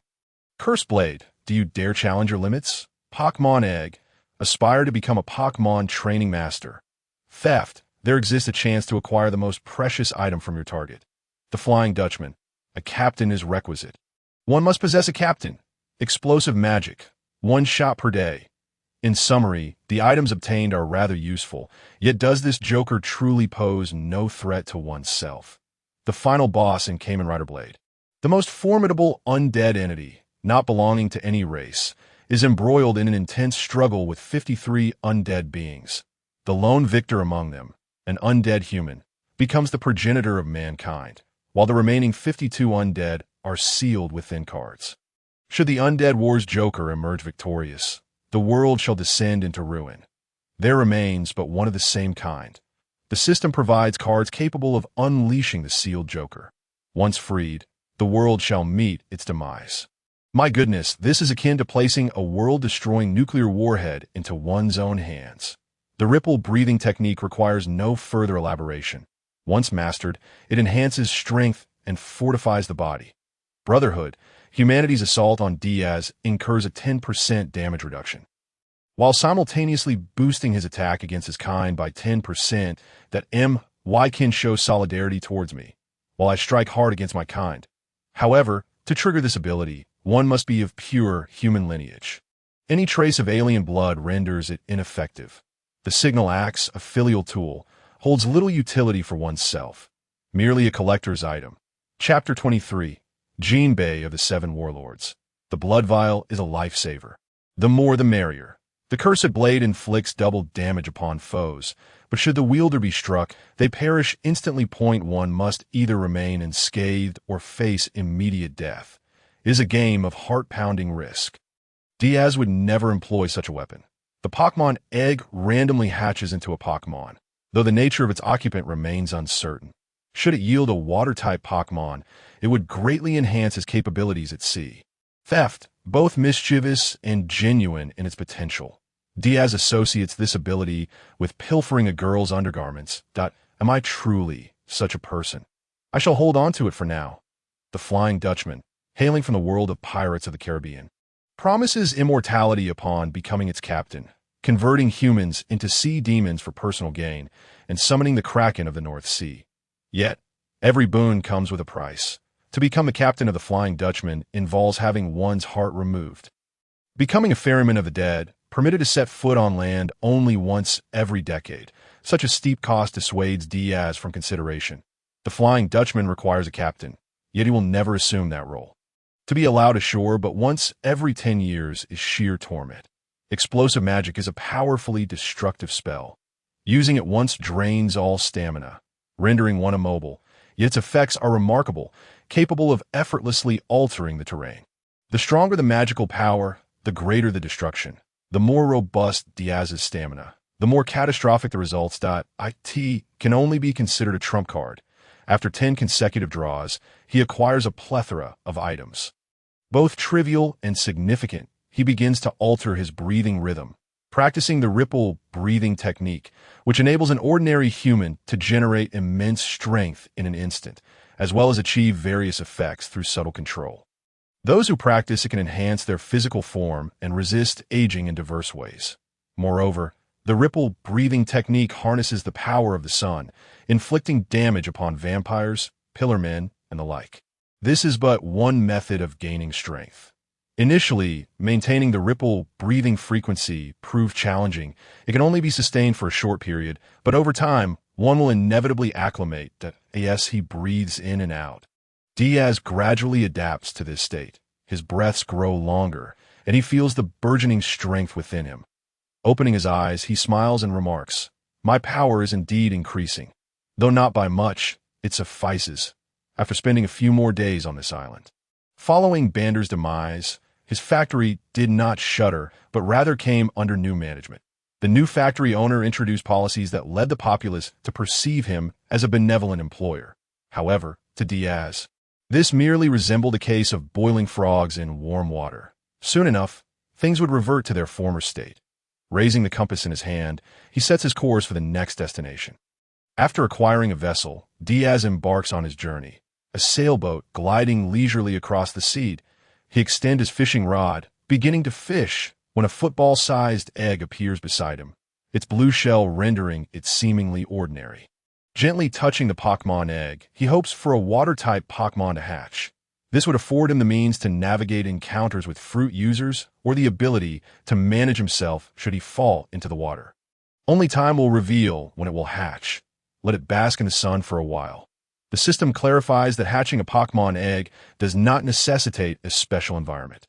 Once the time is ripe, the Pokemon shall emerge from its shell, though its identity remains uncertain. In the sky, a delivery seagull flies past. Diaz waves it down, and a delivery seagull descends. These creatures care not whether the purchaser is a wanted criminal. They only seek profit. Purchasing a newspaper, he places 50 Bailey in the pouch on the seagull's chest, and it flaps away. Upon perusing the newspaper, the headline announces Jinbei's ascension to the position of the second captain of the Sun Pirates and his acceptance of the title of Warlord of the Sea. Jinbei has become the second captain of the Sun Pirates. Diaz is not surprised, for it is likely that Tiger has departed the Sun Pirates to seek the Revolutionary Army. However, the title of Warlord of the Sea raises questions. Should Tiger have perished, Arlong would be captured by Borsalino while seeking vengeance against the commoners of Foam Island. Jinbei's acceptance of the warlord position could lead to Arlong's release from Impel Down in exchange, allowing him to journey to the East Blue and dominate Nami's hometown, ultimately slaying Nami's adoptive mother. Now that Arlong is not incarcerated, why has Jinbei accepted the warlord title? As he continues reading, enlightenment dawns upon him that Jinbei's acceptance of the warlord position serves as a bargaining chip with the world government, aiming to secure the freedom of his fellow fishmen slaves. The fishmen and merfolk held captive in Mariejois would be liberated. Of course, this is far from comprehensive. The celestial dragons would not relinquish all their cherished slaves. Only a minuscule fraction can be exchanged, merely a paltry amount. Yet, Jinbei has taken this step for the sake of his kin. He must act thus to safeguard the Sun Pirates as well. Truly, the heroic Jinbei embodies a commendable sense of righteousness. It is no small feat to extract concessions from the celestial dragons. The world government has undoubtedly expended immense effort, yet securing a warlord is deemed worthwhile. The Navy, the warlords of the sea, and the pirates of the New World exist in a delicate balance. They counterbalance one another. The warlords are not pursued and can legally plunder. The very notion of legal plunder is laughable. An affront to the Navy to transform pirates into their allies is a grave insult. Countless individuals within the Navy harbor disdain for the warlord system, yet it is a decision made by the world government, leaving them powerless. Has he been hooked? The fishing rod is yanked by an immense force, and Diaz grips it tightly as the small boat is pulled forward. Fortunately, the special fishing line holds firm. Otherwise, it would have surely snapped. As Diaz began to wrestle with the fish, he exerted a powerful tug, and a large fish adorned with long, red whiskers flopped onto the deck of the boat, thrashing about energetically, its size comparable to that of a dining table. Observing this, Diaz delivered a decisive punch, rendering the fish unconscious. Curiously, he opened the encyclopedia of edible fish he had purchased, seeking information about his catch. He soon discovered that it was a red-whiskered fish, ideal for sashimi, with its whiskers possessing a remarkable toughness, suitable for use as a rope. Gazing at the roughly 1 meter long whiskers, Diaz decided against keeping them. Deeming their length to be of little utility, he proceeded to dispatch the fish, gutting it and cleaning its insides and gills thoroughly before slicing it into delicate pieces. He then retrieved soy sauce and chili oil to concoct a dipping sauce, savoring the sashimi in one delectable bite. The freshness was astounding. There was no trace of fishiness, and the flesh was sweet and resilient. a rare delicacy in mere moments. He had consumed the entire fish, wiping his mouth as he cradled the Pokemon egg, basking in the sunlight. "Little one, you must hatch quickly," he murmured. The egg wobbled slightly, as if in response. The journey of one man and one egg continued. Chapter 24. The Reverse Mountain. After a considerable period of travel, Diaz finally arrived at the Reverse Mountain. The current from the four seas surged upward to the mountain's peak, converging at a single point before flowing out toward the Grand Line. 5 waterways each led to different maritime territories. The Reverse Mountain, alongside the Holy Land of Mariejois, stands as one of the two intersections between the Grand Line and the Red Line. Accessing the Grand Line necessitates traversing either the doldrums or entering through the Reverse Mountain. Both options are equally daunting. His previous visit here had been alongside Granny Crane, traveling from the North Sea to the Navy headquarters. And now he found himself returning once more. He did not encounter Laboon, the island whale, suggesting it was absent today, nor was the pirate crew member Crocus present. Stowing his small boat, he began to scale the rocks alongside the waterway, as his vessel could not navigate upstream against the current. The doldrums were perilously treacherous, devoid of wind, and home to colossal sea kings. A moment's inattention could spell doom for both man and vessel, rendering it a highly hazardous venture. Few could venture into the doldrums like Dracul Mihawk, wielding a single sword aboard a small boat. 1 could only imagine Mihawk's muscular form rowing through the doldrums. Such a scene was too delightful to contemplate. Clutching the Pokemon egg, Diaz ascended the mountain, which proved to be significantly taller than he had anticipated. As he climbed higher, the air became increasingly thin, and should he continue, he would soon reach the edge of the New World. However, to this day, no one had successfully scaled the Reverse Mountain to locate Raftel. Towering into the clouds, Diaz climbed for what felt like an eternity before deciding to traverse horizontally, as reaching the East Sea waterway was his primary goal. The currents from the four seas converged at the mountain's summit, but he could search for them at a lower elevation. After several days of navigation, he finally pinpointed the route to the East Sea, launching his small boat into the water and plunging downstream against the current. The waters flowing toward the Reverse Mountain defied gravity, surging upward due to the overwhelming strength of the ocean currents. Consequently, Diaz's descent was not particularly swift. In fact, it was rather sluggish, but reaching his destination was all that mattered. After a time, his small vessel entered a safe maritime region, significantly more tranquil than the tempestuous Grand Line. In this context, locating islands would require the aid of a compass and nautical charts. He had the compass, but acquiring a map of the East Sea was essential. That I suppose I should go to Lowtown to purchase one. He mused, pondering, but where exactly is Lowtown? This posed a dilemma, as he was unfamiliar with the East Sea and troubled by uncertainty. Nevertheless, he resolved to seek out an island first. Although the East Sea was often dubbed the weakest sea, largely due to the frequent visits of the Old Man Garb, it also represented a region of relative stability. This designation was a comparative one. While the East Sea did harbor pirates, they were decidedly less formidable than those in the other three seas, as the more powerful contenders had already ventured elsewhere. Among those who entered the New World, East Sea pirates were a rarity, primarily due to their insufficient strength, which led to their elimination along the way. Pirates did exist, as Diaz soon encountered a crew of pirates preparing to embark on the Grand Line. "Captain, a small boat approaches. It seems rather impoverished," reported one of the pirates. "Looks poor, does it? Let's sink it, then. Let the crew aboard know that the sea is no place for the faint-hearted." The captain waved dismissively, as though pronouncing a death sentence upon Diaz. "Fire!" The pirates enthusiastically ignited their cannons, eager to witness a torrent of blood. Diaz, upon seeing the incoming cannonballs, could only shake his head in exasperation. Why did these pirates always resort to cannon fire? Nevertheless, it suited him perfectly. Dragon Slash. He unleashed a fierce wave of sword energy, cleaving the cannonballs in two. Shave. He darted across the deck, reappearing aboard the pirate ship.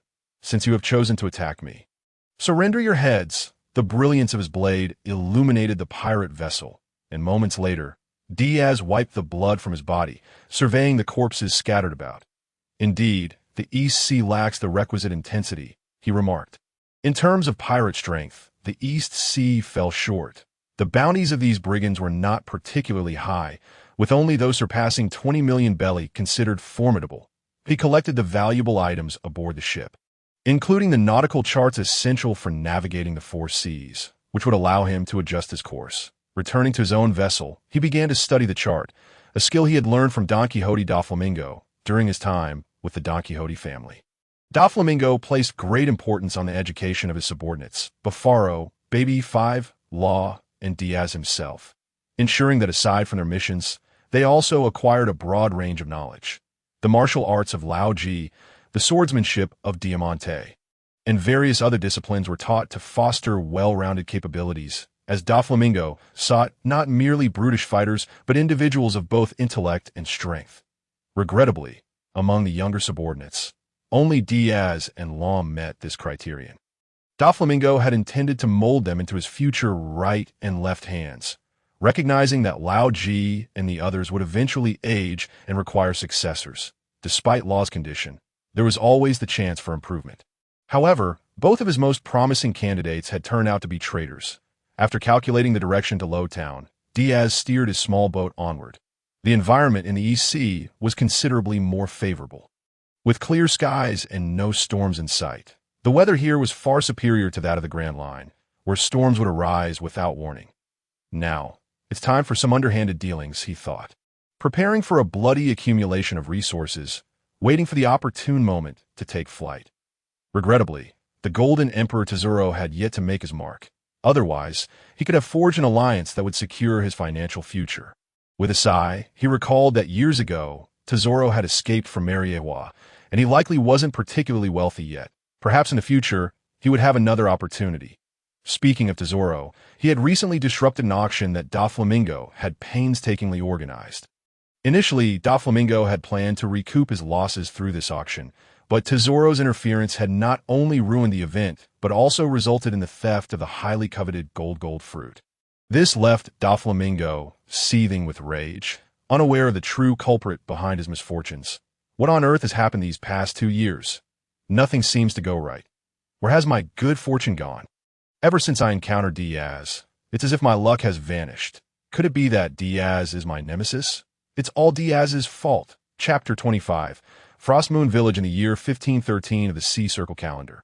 Diaz celebrated another year of life in the East at 14 years old. He had grown to an impressive height of 1.79 meters, styling his hair in a manner reminiscent of an adult.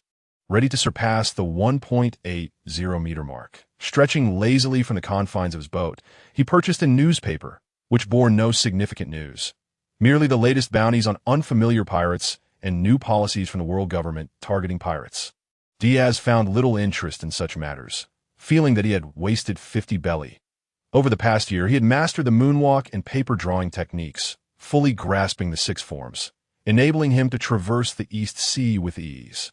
During this time, he had amassed enough funds to engage in another 100 consecutive draws, acquiring only 3 useful items.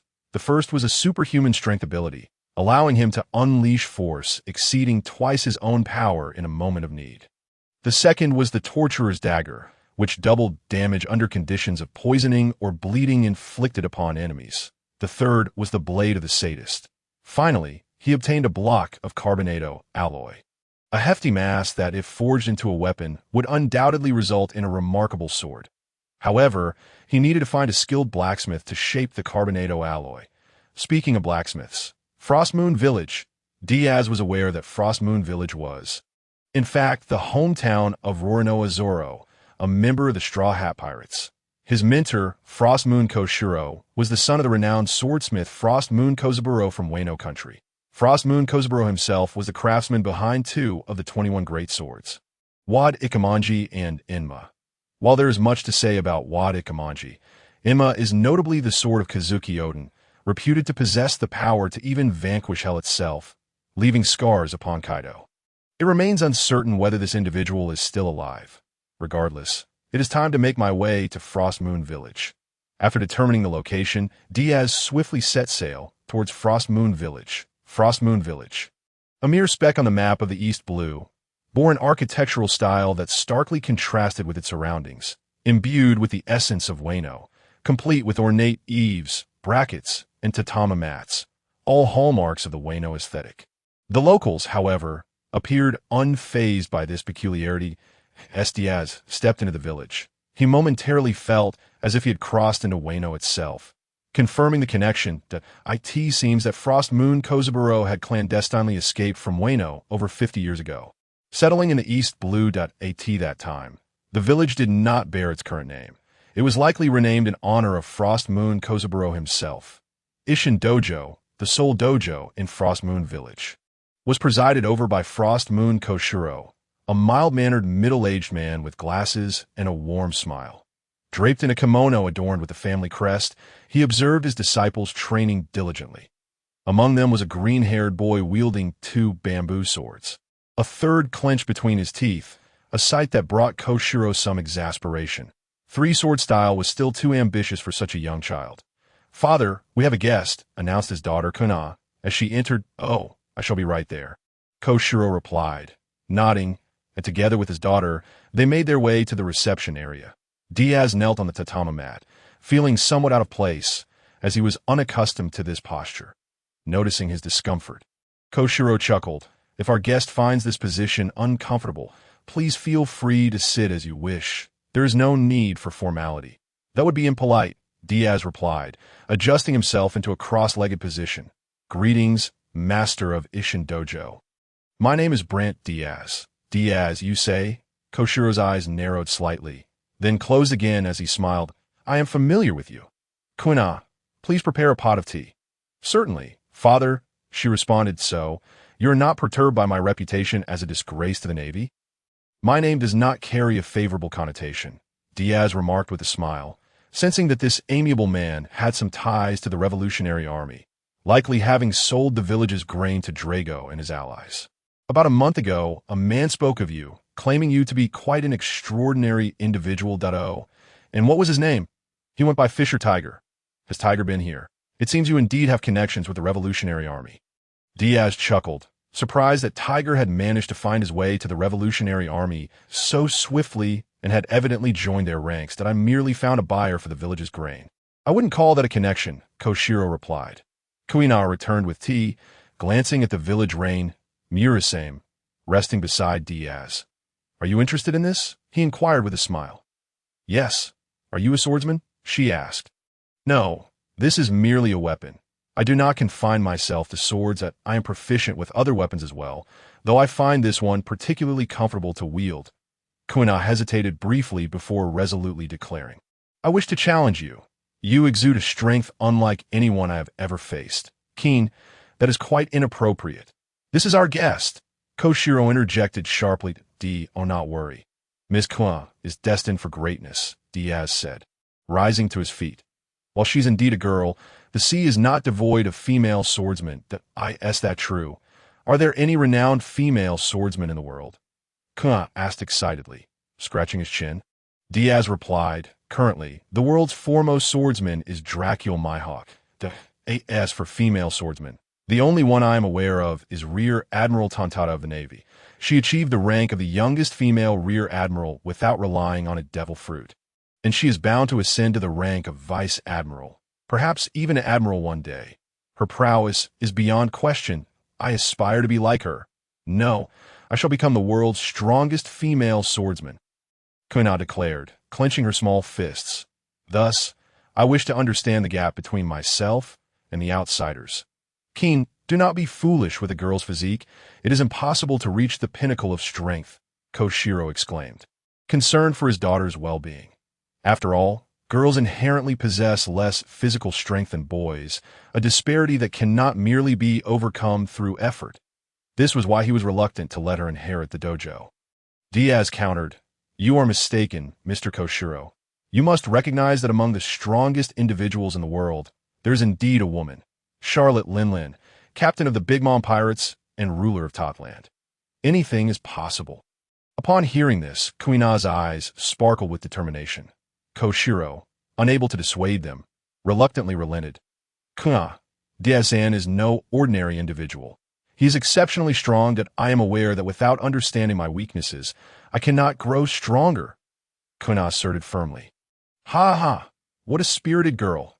You would fit right in with the Navy, provided you can accept their justice," Diaz laughed heartily, and together with the father and daughter, they proceeded to the dojo, gripping a bamboo sword. Diaz faced the alert, I shall begin. Here I come, she replied eagerly. Thus, the match commences. Chapter 26. Frost Moon Kozaburo. As the match commenced, with Koshiro announcing the start, Kuna charged forward, wielding her bamboo sword with remarkable speed for an 11-year-old girl. Her velocity and strength were commendable, surpassing that of an average adult. Her assault was fierce and relentless, yet Diaz, trained in the iname style, deftly parried each strike without moving an inch. Young Zoro, watching in awe, was astounded that Diaz could deflect every blow, considering he had been bested by Kuna a staggering 2,001 times. What on earth is this person? Is the gap truly so vast?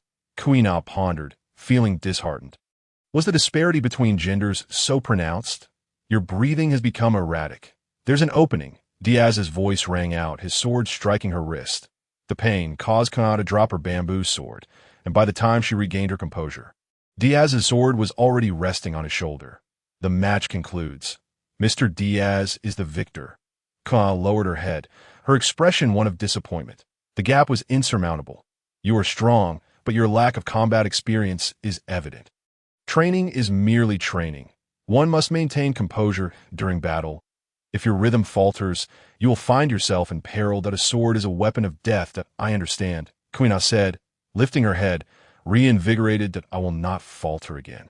Thank you, Mr. Diaz. Wait, Zoro interjected, stepping forward and pointing at Diaz. That I wish to challenge you as well. The wild green-haired boy has appeared, Kuina exclaimed. Zoro, you cannot even defeat me, let alone Mr. Diaz. I have grown stronger. If I defeat him, it proves I am superior to you, Zoro retorted. Kuina sighed in exasperation. You always lose to me when you say that.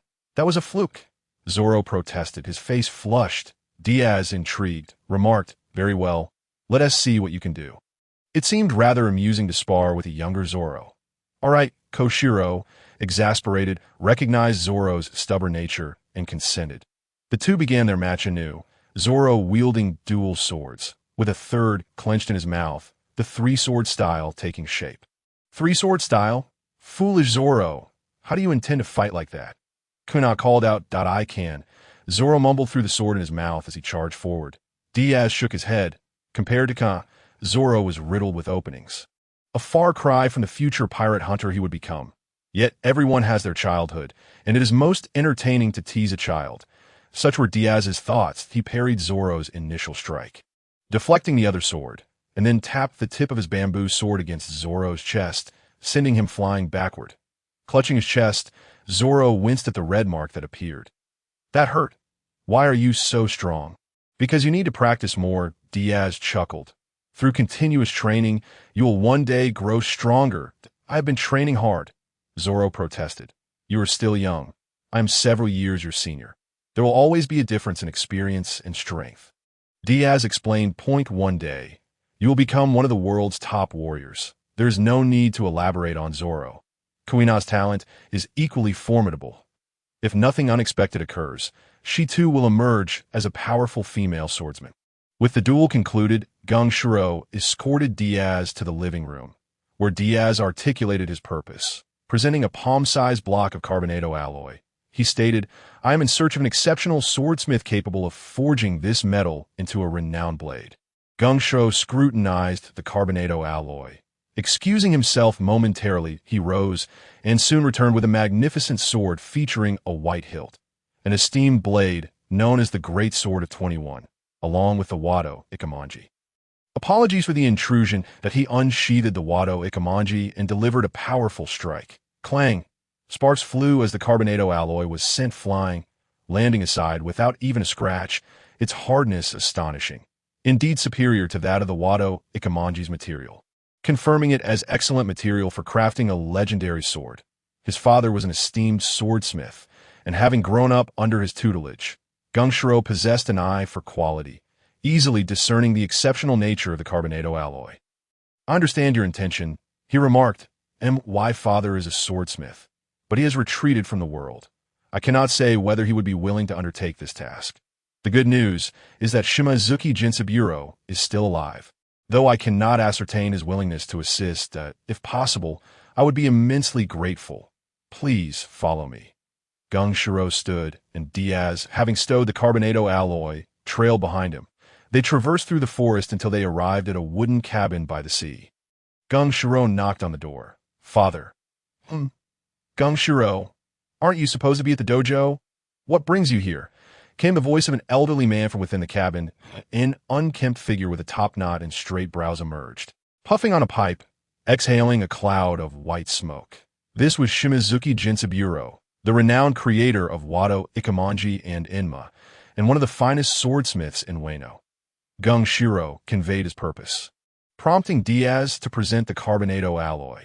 This metal possesses intriguing qualities. Shimizuki Jinsaburo mused. Stroking his chin, he then inquired directly, Young man, what type of sword do you desire? Leave it to your discretion, Diaz replied. Shimizuki Jinsaburo chuckled. This is your material, and I must admit, I have encountered such top-tier material for the first time. It cannot be squandered. I can forge a sword for you, naturally tailored to your specifications. I desire the supreme great sword. Such grand aspirations. The supreme great sword is crafted in 12 stages, each blade being a pinnacle of excellence, with each sword having a master worthy of its legacy. Do you believe you can uphold such a reputation? The supreme great sword is not merely defined by its quality, but also by the caliber of its wielder. The sword enhances its master, and the master, in turn, elevates the sword. They are interdependent. The first generation of Onitetsu was forged by the legendary swordsmith Tengu Yama Fumitsuki, once wielded by Ueno's premier swordsman, whose prowess rivaled that of Ryuma. The Black Blade belonged to the world's greatest swordsman, Dracul Mihawk. The Gyoku, a massive halberd wielded by the formidable Edward Newgate, the Whitebeard, throughout his lifetime. Ace, the treasure blade of pirate King Joel Roger. Each of these supreme great swords shared a commonality. They were all wielded by individuals of great renown. Such bold claims from a young lad, demanding the supreme great sword right off the bat. Diaz's eyes burned with determination that if I am to wield it, I shall do so with excellence. I will conquer the world with it. One day my blade shall echo my name. A spirited ambition. This shall be my final masterpiece. Chapter 27. The new Muramasa, Shimizuki Jinsaburo laughed heartily, appreciating the audacity of the young man before him. With exceptional materials and a remarkable individual, it is possible that the supreme great sword may indeed come to fruition under his guidance. He wondered if the scion of the Kazuki clan had properly utilized his own sword. Observing Diaz's waist, he took note of the Muramasa, unsheathing it for examination. Well maintained, this blade rivals fine swords and possesses great potential. Father, what do you mean? Young man, do you practice the dual-wielding style or the single sword style? Single sword style. Then we shall use this blade as the foundation, supplemented by this material. It will undoubtedly become a great sword. Whether it can ascend to the status of the supreme great sword depends on your own prowess. Shimizuki Jinsaburo proposed his plan, and Diaz readily agreed. That sounds good. Very well. Shiro, prepare the materials. Young man, you shall remain here to assist. Shimizuki Jinsaburo took the Muramasa and the carbonado alloy into the cabin.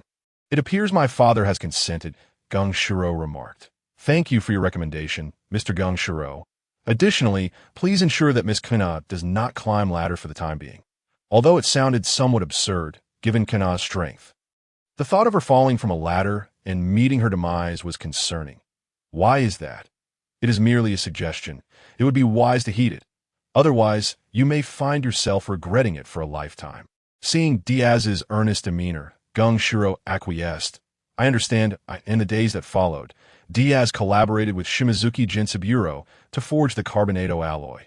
This material, known for its remarkable hardness, also referred to as carbonado steel, was utilized in the crafting of Deadpool's dual blades. Seemingly ordinary, it was, in fact, a toxic ore, and when introduced into the human body, it could suppress cellular activity, easily dispatching ordinary individuals, and even capable of killing beings with super regenerative abilities, such as Wolverine and Deadpool himself. While not as hard as vibranium or adamantium, it was nonetheless among the strongest metals. Diaz and Shimizuki Jinsaburo toiled tirelessly, hammering the alloy until it glowed red-hot. For an entire week, they worked almost without rest. Their eyes bloodshot from exhaustion, as Shimizuki Jinsaburo immersed the red-hot blade into a specially prepared solution for tempering.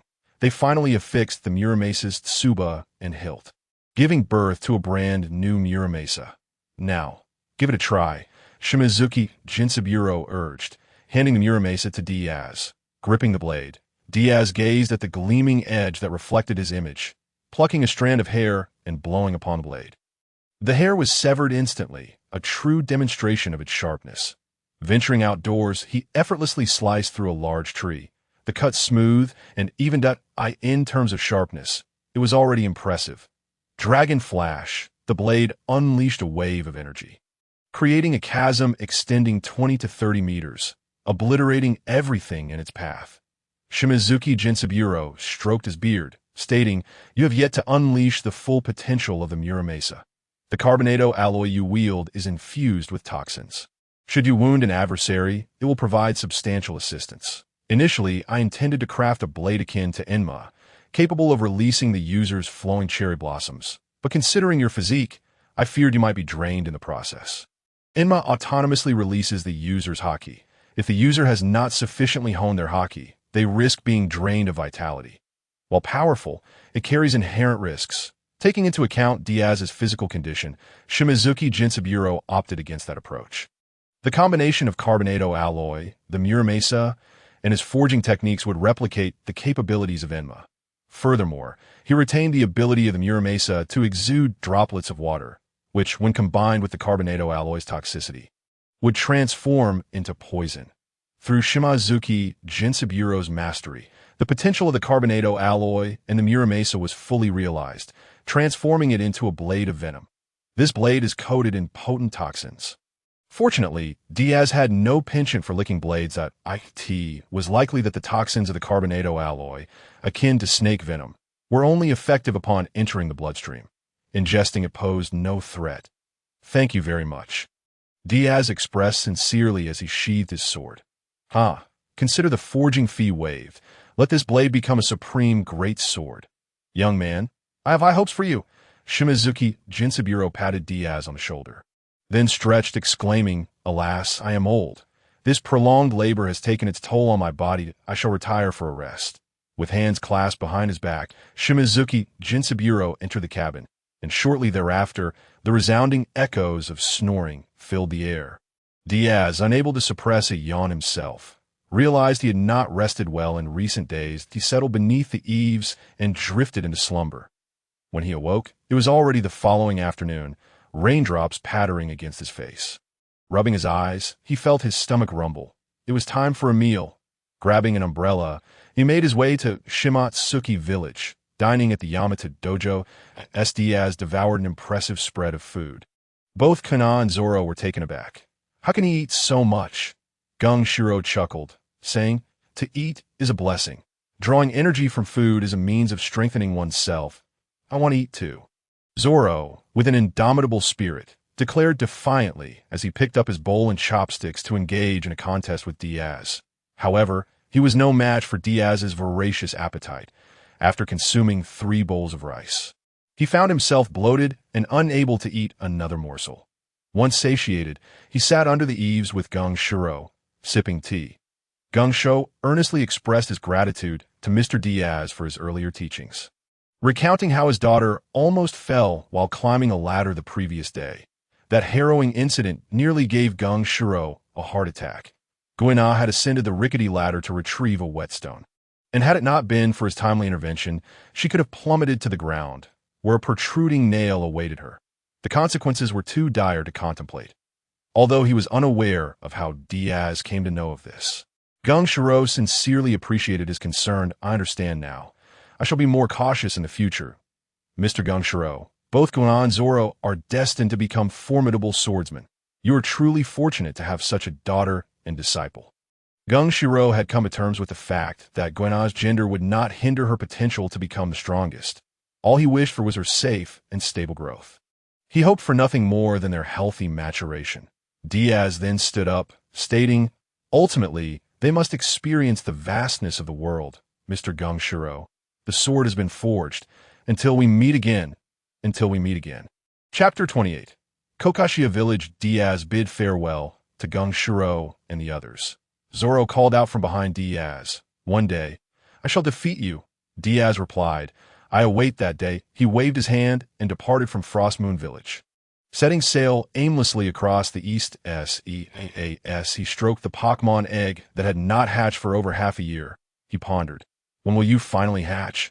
I've waited so long that the flowers are nearly withered. The egg shook slightly, seemingly responding to Diaz, yet it showed no signs of cracking. With no other option, Diaz could only wait, uncertain of what creature would emerge. He hoped for a legendary Pokemon. If that were not possible, perhaps something resembling a teddy bear, like a Kapu Kamu. After drifting at sea for several days, Diaz anchored his boat near an island abundant with orange trees, their golden fruit hanging ripe and ready. He plucked one, peeled it, and tasted its sweet and tangy flavor. It was delightful. This is quite tasty. I should buy some. Acquiring fruit at sea was no simple task, and Diaz usually stocked up on whatever he could find. But oranges were a rare treat. Now he had the opportunity to procure a bounty. Hey, who are you? How dare you steal from my family's orchard? You thief! Exclaimed a little girl with orange hair. Dressed in a white dress, her cheeks puffed out in indignation, looking quite adorable. Apologies, I found this orange to be delectable. Is this your orchard? I am willing to pay. Diaz bent down, producing a coin and offering it to the little girl. Her eyes lit up at the sight of the coin, and with a satisfied grin, she replied, You're quite clever. Our oranges are the finest. How many would you like to buy? I can have Belmare give you a discount. Perhaps quite a few, Belmare. By the way, what is your name, little one? Nami. My name is Nami. What do you think? Have I captivated you with my beauty? Nami struck a pose, hands on her hips, brimming with pride. So this is Kokashia Village. Nami appeared to be around 8 or 9 years old. Who would be entranced by a flat-chested little girl of that age? Perhaps if you grow into a voluptuous beauty, I might consider it. Now, leave me to your guardian. I'm quite the esteemed customer. Diaz ruffled Nami's hair, finding it quite pleasant. Don't touch my head. It'll stunt my growth. Nami protested, noticing the compass on Diaz's wrist. She curiously inquired, Is that a compass? How unique.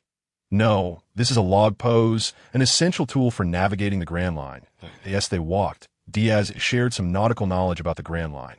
Nami had always been interested in such matters and was quite the prodigy, quickly absorbing the information Diaz provided and posing numerous questions. Some inquiries left Diaz stumped, as he was not a professional navigator. Here, take this, that he retrieved a spare log pose from his system backpack.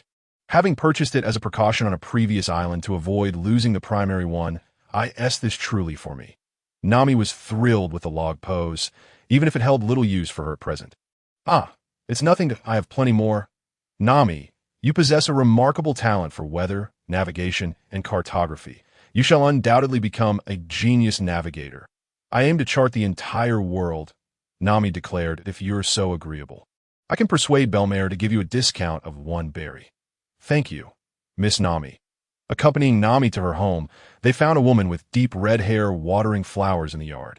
Nami boasted, Belmare, I found you a major customer. Nami, Belmare said, her expression shifting upon seeing Diaz before she smiled and beckoned. Come here. Nami obediently approached and Belmare instructed, Please wait a moment. With that, she led Nami inside. Diaz admired the vibrant flowers in the yard, noting the homeowner's appreciation for life's finer pleasures. Suddenly, Belmare emerged, aiming a gun at Diaz's head. Brando Diaz, a disgrace to the Navy, charged with betrayal and obstructing the capture of the criminal Fisher Tiger. Belmare softly articulated the charges against Diaz, her finger poised on the trigger.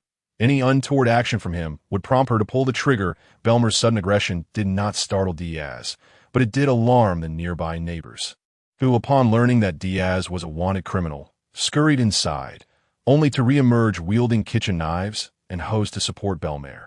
You certainly hold considerable clout in this village, Diaz remarked. That weapon appears to be standard Navy issue. Are you a former officer? Indeed, I'm a former Navy officer, Belmare retorted, but I will see you captured and handed over to the Navy. Once a distinguished Navy officer, Belmare had retired to raise Nami and her sister. Noki, after a remarkable career, choosing to return to her hometown and cultivate oranges to provide for them, striving to give them the best life possible despite their modest means. How resolute you are, Diaz said, tilting his head and smiling at Nami.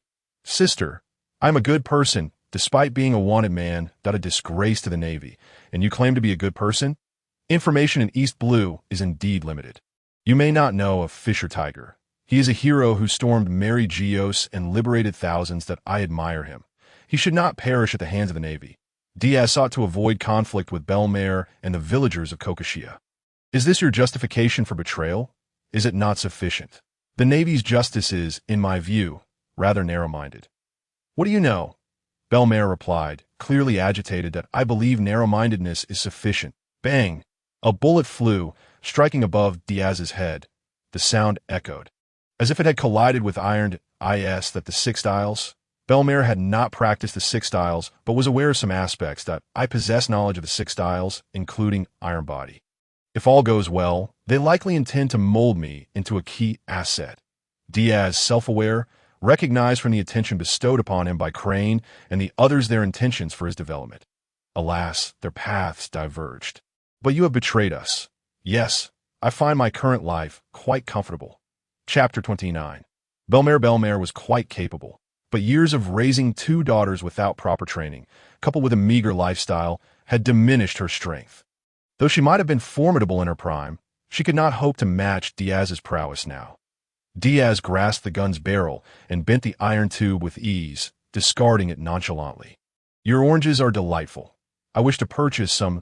If Nami is nurtured well, she could become a genius navigator. Surely, you don't want her to miss out on a good opportunity? I will not sell to you. Belmare braced herself, declaring, if you wish to fight, I will oblige. You cannot defeat me. I do not wish to harm you. Diaz shook his head, for he believed that aside from pirates and those deserving of death, ordinary people ought to be protected. Not harm Belmare. This is yours. I have no desire for such things. Nami stood resolutely in front of Belmare, tossing the recording pointer to Diaz. Utilizing the recording pointer, Diaz handed it back to Nami with a grin, saying, You quite fancy this, do you not? Nami, the child, is a treasure of this world. I shall not harm children, nor ordinary people, including your mother. Let us make a pact. Nami raised her pinky finger, and Diaz extended his hand to intertwine their pinkies, stating, Pinky swear, if we break this promise, the liar shall swallow 1,000 needles. The agreement was sealed, and the violator would suffer the punishment of the food rock. Just as the two solidified their pact, Belmare was about to speak when a panicked villager rushed over, crying, Not good! Not good! Pirates are coming! Pirates are coming! Everyone instinctively turned to Diaz, who defended himself. Though I am a wanted man, I am not a pirate. Pretty much the same, Belmare remarked. Recognizing that the boy bore no ill intentions, she realized that she could not overpower him. Had it not been for her daughter, she might have fought him to the death. But now, she had no choice but to concede. Far from it, Diaz replied helplessly as the distant sound of gunfire echoed. Soon after, a group of menacing pirates approached, swaggering with a sense of entitlement. Hey, hand over all your valuables. I can spare your lives. Their arrogance was palpable, and Diaz warned Nami. The scene that is about to unfold is not suitable for children. Close your eyes. Oh, Nami complied, covering her eyes with her hands, her fingers slightly apart. Suddenly, Diaz vanished from her sight, followed by a chorus of terrified screams. Within mere moments, several pirates lay sprawled on the ground, and the leader found himself grasped by Diaz, who forcefully snapped his neck and discarded him to the earth. Such ignorant fools, daring to be pirates with such pitiful strength. They wouldn't even survive in the Grand Line. Hete. Impressive. The village security officer, AGN, rushed over, astonished by how effortlessly Diaz dispatched the pirates. He turned to Belmare. Who is he? A wanted criminal. Huh. AGN was taken aback at a criminal of such strength. How do we confront him? His legs trembled, yet he mustered his courage, declaring, Belmare, take Nami and Nojiko and flee quickly that I will hold him off. Thank you, AGN, but it appears he is not a bad person. Everyone, dispersed out AGN. Please see to it that these bodies are buried. All right, Diaz turned to inquire, by the way, does anyone have some oranges to sell? I am willing to pay a premium. He waved a handful of belly in his hand. Belmir's lips twitched. You didn't come here just to buy oranges, did you? Of course not. Your oranges are quite delectable. Nami tugged at Belmir's clothing, saying, He has eaten our oranges. I paid for them, Diaz interjected. Belmir sighed. How many can you buy? Every single orange you have. That is far too many. You cannot possibly eat them all without waste, and I shall not permit you to waste such delicious oranges. Rest assured, I can finish them. My appetite is quite substantial. Diaz patted his belly. Come inside. Realizing that Diaz bore no malice and acknowledging her own inability to overpower him, Belmir decided to engage in business with him. Then please allow me to welcome you, as they entered the modest yet cozy abode. Nojiko seemed to be absent, and as they settled onto the sofa, Nami brought a glass of water. Thank you. Diaz took a sip, and Nami chuckled. There'll be 50 belly, please. Such a greedy little imp. 50 belly was flicked in Nami's hand. Profit gained. Thank you, wealthy big brother. Would you like a massage? No. Thank you. Your hands lack strength, due to his years of training. Diaz's muscles were quite firm. While this little girl could hardly lift a thing today asked for a massage for himself, he might consider a different kind in the future. How stingy.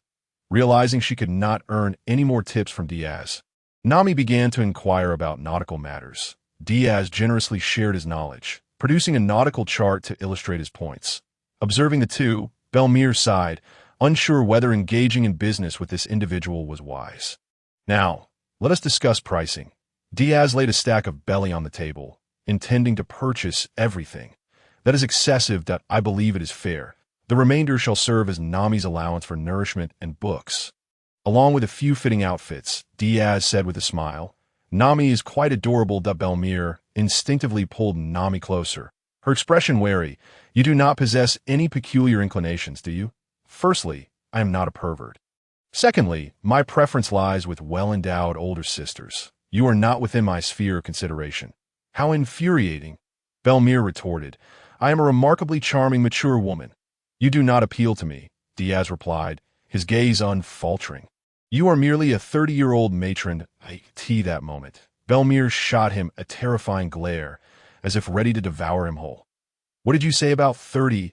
A beautiful maiden. In that fleeting second, Diaz felt he might meet his demise. Nami shot him a sidelong glance. Men, who taught you such things? Do not mimic such remarks. Diaz playfully tugged at Nami's cheek. That hurts. Nami slapped Diaz's face, leaving a red mark. The Straw Hat Crew's first combatant had begun to show potential. I shall go pick some oranges. Please watch over Nami for me. Belmir donned a sun hat, slung a basket over her shoulder, and left the house, showing no concern that Diaz would harm Nami. This man is a good person. Chapter 30. The Whelp of the Sandstorm King. With Belmir off to gather oranges, Diaz remained to teach Nami some of the nautical knowledge he possessed. Nami, a true genius navigator, quickly grasped Diaz's teachings and demonstrated her ability to apply them. Well done. I have little else to impart. You may continue to learn and broaden your knowledge in the future, Diaz remarked, stroking his pock egg. Where did you acquire that? Nami inquired with curiosity. Noticing the egg was larger than her head, she mused that it might taste delightful if boiled, asking, Are you planning to eat it? The pock egg seemed to sense the impending peril, and with a crack, a fissure appeared. Goodness, after months of silence, you emerge at the first sign of danger. Are you truly so timid? Crack. More fissures appeared on the shell, and Diaz's eyes widened as he carefully placed the egg on the sofa. Nami asked, Is something hatching? Is it a bird? Not quite. I am uncertain what it is. I hope it is a cute little creature that can fight. They watched intently as the cracks multiplied, and the little creature within exerted itself to break free from the shell. Eventually, a gray-green horn protruded, and a small dinosaur-like creature emerged, waving its stubby arms in front of Diaz and Nami. Upon seeing this little creature, Diaz was utterly frozen. This charming being had rock-like gray-green skin, with a long blunt horn atop its head. Itea just used this horn to break free from the shell. Emerging as a hatchling, its large ruby-red eyes sparkled like gemstones, with short arms and feet, each possessing a single toe. The adorable creature was covered in a diamond-shaped red scale on its abdomen, and 4 diamond-shaped black holes adorned its waist. Its tail was conical at the center, surrounded by a ring of plate-like structures. This was a larvitar, also known as Ujura, the juvenile form of the quasi-legendary Tyranitar from the second generation. Upon its successful evolution into Tyranitar, it would become the Sandstorm King. Seizing the weather is tantamount to success. To restore the glory of the sandstorm is our solemn duty. While one might claim it is easy to raise, it indeed is. It merely consumes soil. However, Larvitar has an insatiable appetite, having been known to devour an entire mountain. Snorlax may be a glutton, but before Tyranitar, it pales in comparison. Ding, the Pock egg has hatched, and the subsystem pet shop has been unlocked. With the system's gentle chime, 8 items appeared before Diaz's eyes. Cherry Berry, 1000 belly, can cure paralysis. Applin Berry, 500 belly, resembling an apple, offers a variety of flavors without a hint of bitterness. Golden Energy Cube, 5000 belly, a high-grade energy cube, one of the best foods for Pokémon, and humans can consume it as well. Standard Pokeball, 500 belly, I have caught a Pokémon. The Firestone can facilitate the evolution of certain Fire-type Pokémon. A cursory glance reveals that numerous items appear to be designated for the young Gible, including several permanent fixtures such as energy cubes and berries, along with a few slots that refresh daily with various goods. It seems the system is quite confident in its own design. There is no doubt that once evolved, the young Gible becomes immensely powerful, but the crux of the matter is that this little creature has an insatiable appetite. Even if it can survive on dirt, one must ponder where so much earth can be found over the vast ocean, if one wishes to prevent this little rascal from devouring itself in hunger. Expenditure is the only recourse. Yowza, the young Gible, munching on its eggshell, has already begun to demonstrate its gluttonous nature at such a tender age. Diaz took a brief glance at the young Gible's status. Young Gible attributes: rock ground gender, ability, stamina moves, tackle, leer curse. Well, I suppose it won't eat me alive. With a sense of reckless optimism, Diaz purchased an energy cube and placed it before the Gible. Upon sighting the pile of energy cubes, the young Gible sniffed eagerly, its eyes sparkling with delight. Yowza! In mere moments, it finished its eggshell and dove headfirst into the energy cubes, its little legs kicking joyfully. This adorable little creature. What is it? Nami inquired with curiosity. Its a Gible, the offspring of the Sandstorm King. Diaz responded. Once grown, it will be incredibly formidable. Really? It devours food so quickly, and it's already finished. That entire heap of energy cubes was consumed with the speed of a whirlwind, and seemingly unsatisfied, it took a bite out of Nami's floor, gnawing at the foundation amidst her exclamations of shock. Diaz quickly lifted the little dinosaur above his head, exclaiming, "You can't eat that." Yowza, the young Gible, looking quite pitiful, patted its little belly, appearing still hungry, affirming the rumors of its capacity to consume an entire mountain. However, everything the young Gible consumes accumulates as energy, and once it has gathered sufficient nutrition in this form, it will evolve into a cocoon, transforming into a Gabitin. In this form, it cannot eat until it evolves into a Garchomp. However, the nutritional requirements for the young Gible in this state are considerable. The notion of devouring a mountain is merely the minimum needed for evolution, a mere threshold to raise an exceptional Garchomp. One must invest substantial resources. The appetite of a Snorlax pales in comparison to that of an adult Garchomp. Rest assured, you want to go hungry. If there is food for me, there is food for you. Diaz assured, patting his chest. He then produced a Pokeball and asked, "Do you consent?" "Yowza! Yowza!" The young Gible nodded enthusiastically, pressing its tiny hand against the button of the Pokeball, its form engulfed in red light as it was drawn inside. The Pokeball shook 3 times symbolically before coming to a halt. "I have captured the young Gible." He struck a classic pose, though he was no fool, having released numerous Pokemon or placed them in designated areas beforehand. "UVE put in a ball?" Nami exclaimed, her eyes wide. The events of the day surpassed any spectacle she had witnessed in her memory. Diaz released the young Gible, leading it to an open patch of earth. Gesturing towards the soil, instructing eat, "Yowza, yowza." The young Gible dove eagerly into the earth, voraciously gnawing, soon disappearing into the ground. The young Gible has learned bite. The young Gible has learned dig. Goodness, it has quickly acquired 2 skills. However, upon reflection, they both relate to eating, which wasn't too surprising. Nonetheless, surely the Garchomp would possess special offensive capabilities, making survival in this world somewhat easier. Chapter 31. The corpse speaks that if the Garchomp were to focus on special attacks, it could learn a plethora of moves across various types, offering a broad range of offensive options. Thunder Punch, Fire Punch, Ice Punch, Waterfall, Ice Beam, Flamethrower, Blizzard, and so forth, even though it is a Rock Dark type. This does not hinder its ability to learn such a multitude of moves, making it a formidable contender. When a sandstorm arises, it shall reign as the Sandstorm King. First, however, the young Gible must evolve, and it must accumulate nutrition to its utmost limits. Then, evolution will empower the Garchomp further. The Everstone can suppress the light of evolution for the Pokémon holding it, preventing them from evolving. Diaz contemplated acquiring one, only to find the price set at 10 million berries. What a racket system! Is there a quicker way to make money than this? Gritting his teeth, he decided to wait a moment and save up some funds. Just as he was pondering, the ground beneath his feet became loose, and Diaz found himself tumbling into a large pit, where he spotted the young Gible reclining, patting its slightly rounded belly, appearing quite sated. In such a short span, it had consumed an amount of soil equivalent to the size of a room. Can I truly afford to care for this little one? Diaz once again questioned his financial situation. Yowza the young Gible waddled over with its short little legs, leaping into Diaz's embrace, clearly fond of its owner. Weighing 72 kilograms, it was manageable for Diaz, though a regular person might struggle to lift the little creature. Most inhabitants of this world possess the physique of super newcomers, not to mention the young Gible. Even a small nebula could be lifted with ease. All right, for now, you seem to be full.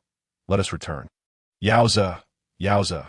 Cradling the young Gible, he jumped out of the pit, envisioning that once it accumulated some water, it could serve as a habitat for fish. Nami stood at the edge of the pit, and the young Gible waved its tiny arms at her. Looking utterly adorable, newly hatched, it bore none of the sinister traits associated with a Garchomp, and was instead quite charming. How adorable! Nami expressed her desire to hold it, but Diaz swiftly intervened, stating, "It's too heavy. You likely can't lift it yet." "How could that be? It's so small."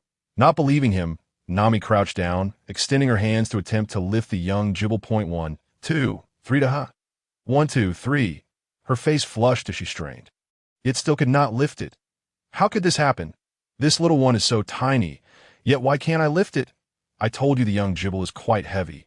Don't be deceived by its size. Its body density is remarkably high. Tapping the young Gible's gray-green shell, it produced a metallic sound. This must be a joke. It feels as though this little creature weighs more than I do. Not just feeling. It is effortlessly cradling the little dinosaur. He remarked, "All right, now let us wait for Miss Belmere to return. Then I shall take my leave." "Are you really leaving so soon?" "Indeed, I would rather not be captured by the Navy." "Though they likely couldn't catch me anyway," Diaz replied. Before long, Belmere arrived with several villagers, carrying numerous baskets of oranges, stating, "This should be enough for you." Enough before, but now, Yowza the young Gible suddenly leaped from Diaz's arms and dove into the basket, grabbing one orange in each hand and devouring them without pause. "After-meal fruits, my master is so kind to me, I must strive to grow stronger to repay my master." Pokémon are like that.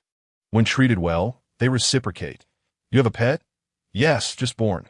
Diaz gazed at the little dinosaur, which had already polished off a basket of oranges, grinning at him. Well, no cavities there. This Pokémon has a strong set of teeth. After all, as it primarily consumes soil and minerals. Diaz lifted a box filled with oranges, and the young Gible eagerly volunteered to take a few from Nami to help alleviate Diaz's burden. How adorable! Nami felt reluctant to part with the young Gible, which gobbled down the orange and waved at her. "Yowza Yowza, we will meet again." Diaz added, By the way, Nami, if you encounter a little brat named Momonosuke, do not be deceived by his appearance. Toss him into the sea at the first opportunity. That fellow is no good. Be wary of anyone named Momonosuke, even if they appear to be a child." "Why?" "No reason. Anyone named Momonosuke is bound to be trouble." Diaz cautioned Nami repeatedly before bidding farewell to her family. Yes, they walked along. The young Gible struggled to keep pace with Diaz's strides. He slowed his pace, waiting for the little one at Yowza Yowza. The young Gibble was curious about everything around it, stopping and starting as they reached the seaside, where they spotted a group of Navy personnel arriving in Kokoyashi village. "That's him," a villager pointed at Diaz, exclaiming, "He the pirate being hunted." "Ah, I see. A leak in information, perhaps. Not everyone is unafraid of wanted criminals, especially when it comes to notorious figures like Diaz, who carries a hefty bounty." Yes, he gazed upon the group of Navy personnel. The leader, a colonel adorned with a mouse hat and sporting two thin mustaches, possessed a myopic gaze that exuded a distinctly treacherous aura. "Surely, this fellow must be the mouse colonel. If I fail to rescue Tiger, then Aaron will inevitably arrive at Coco Village, and this mouse colonel, having been bribed by Aaron, will turn a blind eye to the dire plight of Coco Village, colluding in corruption and scheming to pilfer the 100 million berries that Nami has painstakingly amassed." The mouse colonel stroked his two mustaches and cackled. "Diaz, you dare to tread into my territory. The paths to paradise are closed to you, yet you choose to intrude upon the gates of hell. Bold indeed. Since you've come, do not expect to leave alive. The dead speak. Who grants you such audacity?" Young Giraffes, glaring, "Yowza!" The ferocious little dinosaurs startled several Navy personnel, prompting the mouse colonel to snort and issue a command to prepare for an attack. "Very well. Young Giraffes is not yet fit for battle. I shall take charge." Diaz set down his orange, vanishing from the eyes of the Navy crew. All that could be heard were cries of despair as the nearby Navy personnel were felled to the ground, some unconscious, others writhing in agony. "Well then, it appears you are the last one standing, Colonel," Diaz declared as he seized the colonel by the throat, lifting him effortlessly. "You truly are audacious, indulging in laziness in this tranquil East Blue, neglecting your training, fixated on embezzlement. With the mountains high and the emperor far away, who could restrain you? Alas, your luck has run out. You have crossed paths with me." Chapter 32. Windmill Village, Spare Me. The mouse colonel trembled in fear, desperately attempting to pry Diaz's grip from his throat, yet his strength paled in comparison. The hand constricting his windpipe tightened slowly, and he felt as though he were staring into the embrace of death. Crack! The vertebrae snapped, and Diaz discarded him as though he were refuse, turning his gaze to the terrified villagers seated on the ground. "Young Giraffes, bite down, then toss him away." "Yowza!" Young Giraffes scampered forth, clamping onto the villager's leg, who immediately screamed in agony as his body was sent hurtling through the air uncontrollably. Young Giraffes spat out the blood in his mouth, grimacing at the unpleasant taste, finding the earth much more palatable. Hastily, he took a couple of bites of soil to cleanse his palate before eagerly looking up at Diaz. "Well done." Tossing a couple of oranges his way, Young Giraffes leaped into the air to catch them.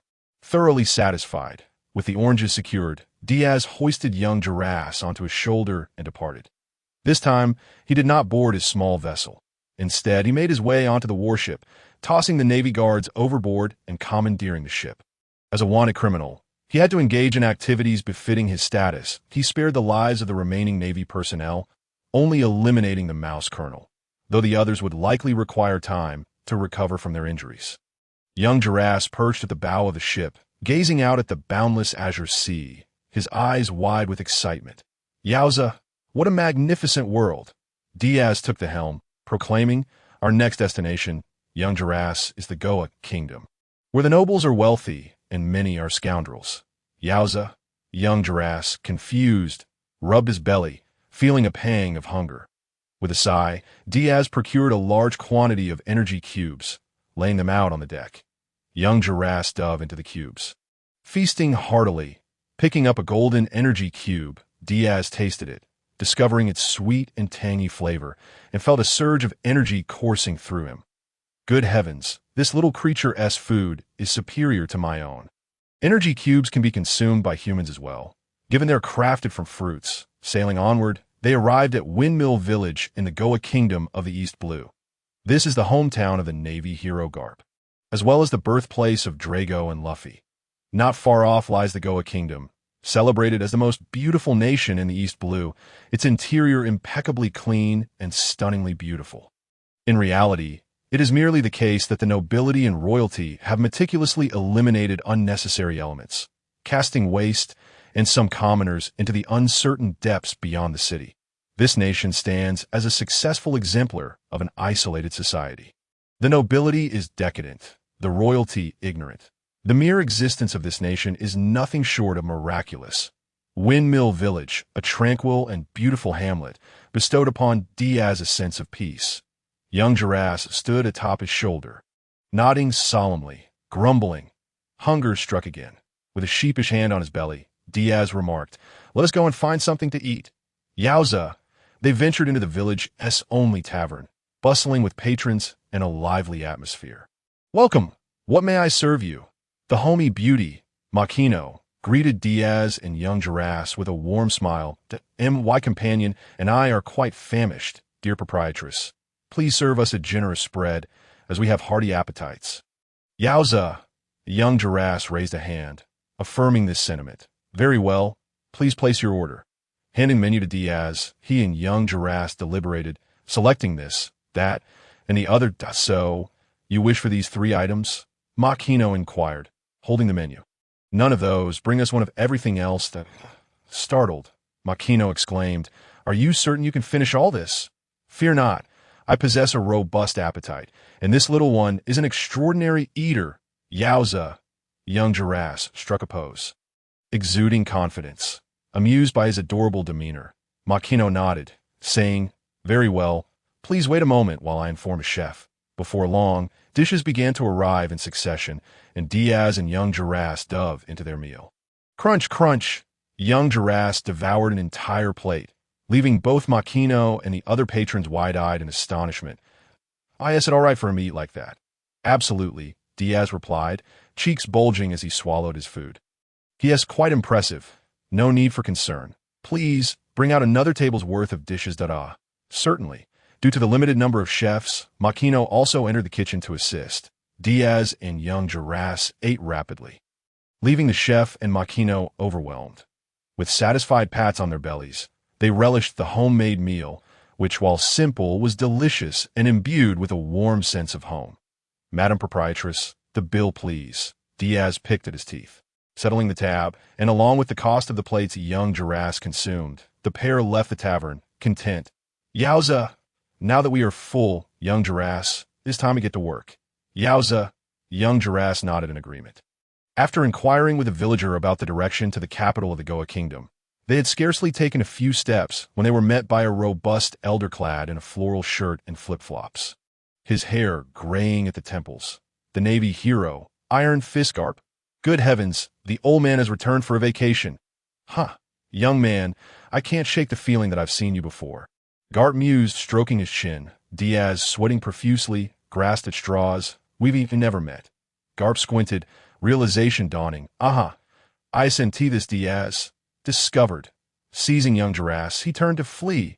"Tsuru, moonwalk," without a hint of hesitation. "Your 6 styles are commendable, but that speed is still lacking in my presence."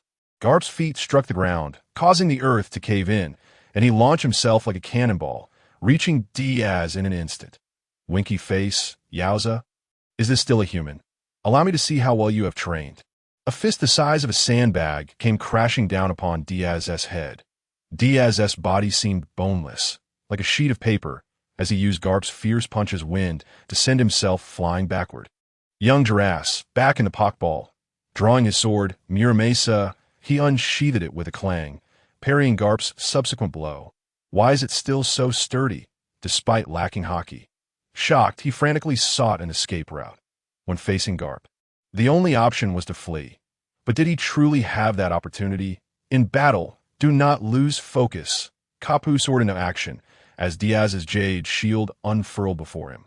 With a formidable fist, Kapu struck the shield, which shattered like mere parchment upon impact, his blow landing squarely on Diaz's form. Chapter 33. The Grandsons of Kapu. With a resounding thud, Diaz was sent crashing into the ground, coughing up blood. The disparity in their strengths was staggering. Truly, he was a hero of the Navy. How reckless. The sun beat down upon him, igniting the process of photosynthesis, gradually mending his injuries while he regulated his breath. The ripple energy also aided in healing his body. As he clawed his way out of the pit, Kapu stood before him, lifting him as one would a chick, commenting on his commendable physique. What a pity that you are not a Navy man. It cannot be helped. The Navy's actions do not align with my values, Diaz replied with a resigned smile. You are simply unfortunate to have crossed paths with me, Kapu remarked, as a Navy officer. I shall escort you back to the Navy headquarters, he added. The feelings of Xiaoha and Zfa regarding your betrayal are far from pleasant. I am sorry, Diaz replied, but I believe that Tay should not have died. Your opinion holds no weight, nor does mine, Kapu countered, seizing one of Diaz's hands and dragging him along. The tides of fortune had turned, and now it was Diaz being pulled away, with no means to resist. He resigned himself to Kapu's bullying. Under the watchful eyes of many, Kapu led Diaz up the mountain, conversing as they walked. I shall introduce you to my grandsons, so they may witness the fate of a pirate. I am not a pirate. I am merely a fugitive, Diaz protested. Oh, not conflate me with pirates. Indeed, then assist this old man. My grandsons are quite unruly. Ha! Suddenly struck by a thought, Kapu burst into laughter. Release me. I can walk on my own, Diaz insisted. That is not acceptable. What if you were to run away? I cannot outrun you, Diaz conceded. Kapu then released him, and they ascended the mountain together. Along the way, Kapu inquired about Diaz's reasons for betrayal, questioning if it was solely because he felt Tej should have lived out of course. He saved so many lives. Diaz replied that he was a hero. Your words do not determine the truth. Nor do mine, Kapu stated. Those celestial dragons, a wretched lot, create their own mess and expect us to clean it up. Truly appalling. A band of worthless scum. He suddenly realized he should not speak so openly and waved his hand dismissively, saying, forget what I just said. Consider it as if you did not hear Itita D. Oh, you think this is information that can be retracted? Kapu mused, contemplating the terrifying abilities of those with the power of the retract fruit. Yet, within the Navy, only Kapu dared to label the celestial dragons as garbage to their faces. When it comes to your matters, I shall feign ignorance. Duppy, by the way, what is the situation with that naval ship at the port? Kapu resolved to release this troublesome youth, recognizing that while Diaz's betrayal was disheartening, his words held a kernel of truth. It was indeed a pity that Tej had perished, though it was taken from a naval scoundrel. Upon mentioning Colonel Mouse's actions, Kapu spat in disgust. TSK, is it because of their pampered lives that they have rotted away? It seems the East Blue requires some rectification. They arrived at a small wooden cabin, where a middle-aged woman with yellow curls was hanging laundry outside, cursing as she smoked. Where have those rascals Ace and Luffy run off to this time? Sister Dayton. They went hunting, came the reply. The mountain bandits' meals were regularly supplied by Ace and Luffy's hunting exploits.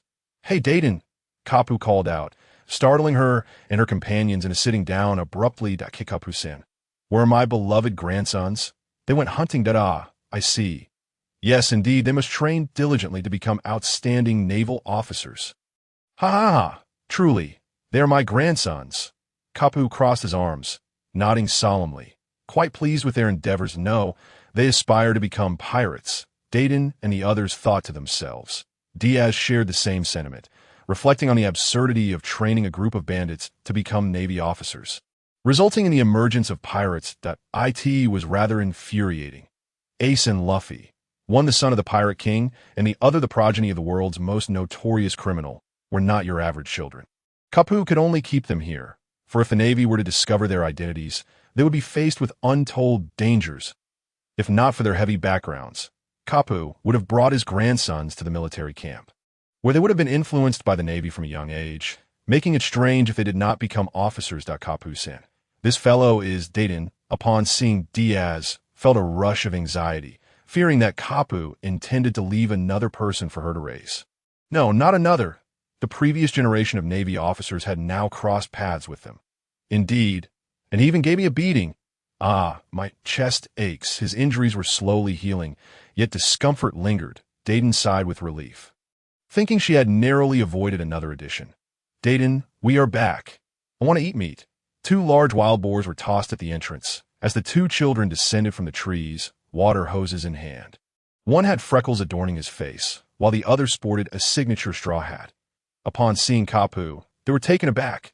Old man, Grandfather, what are you doing here? Bang!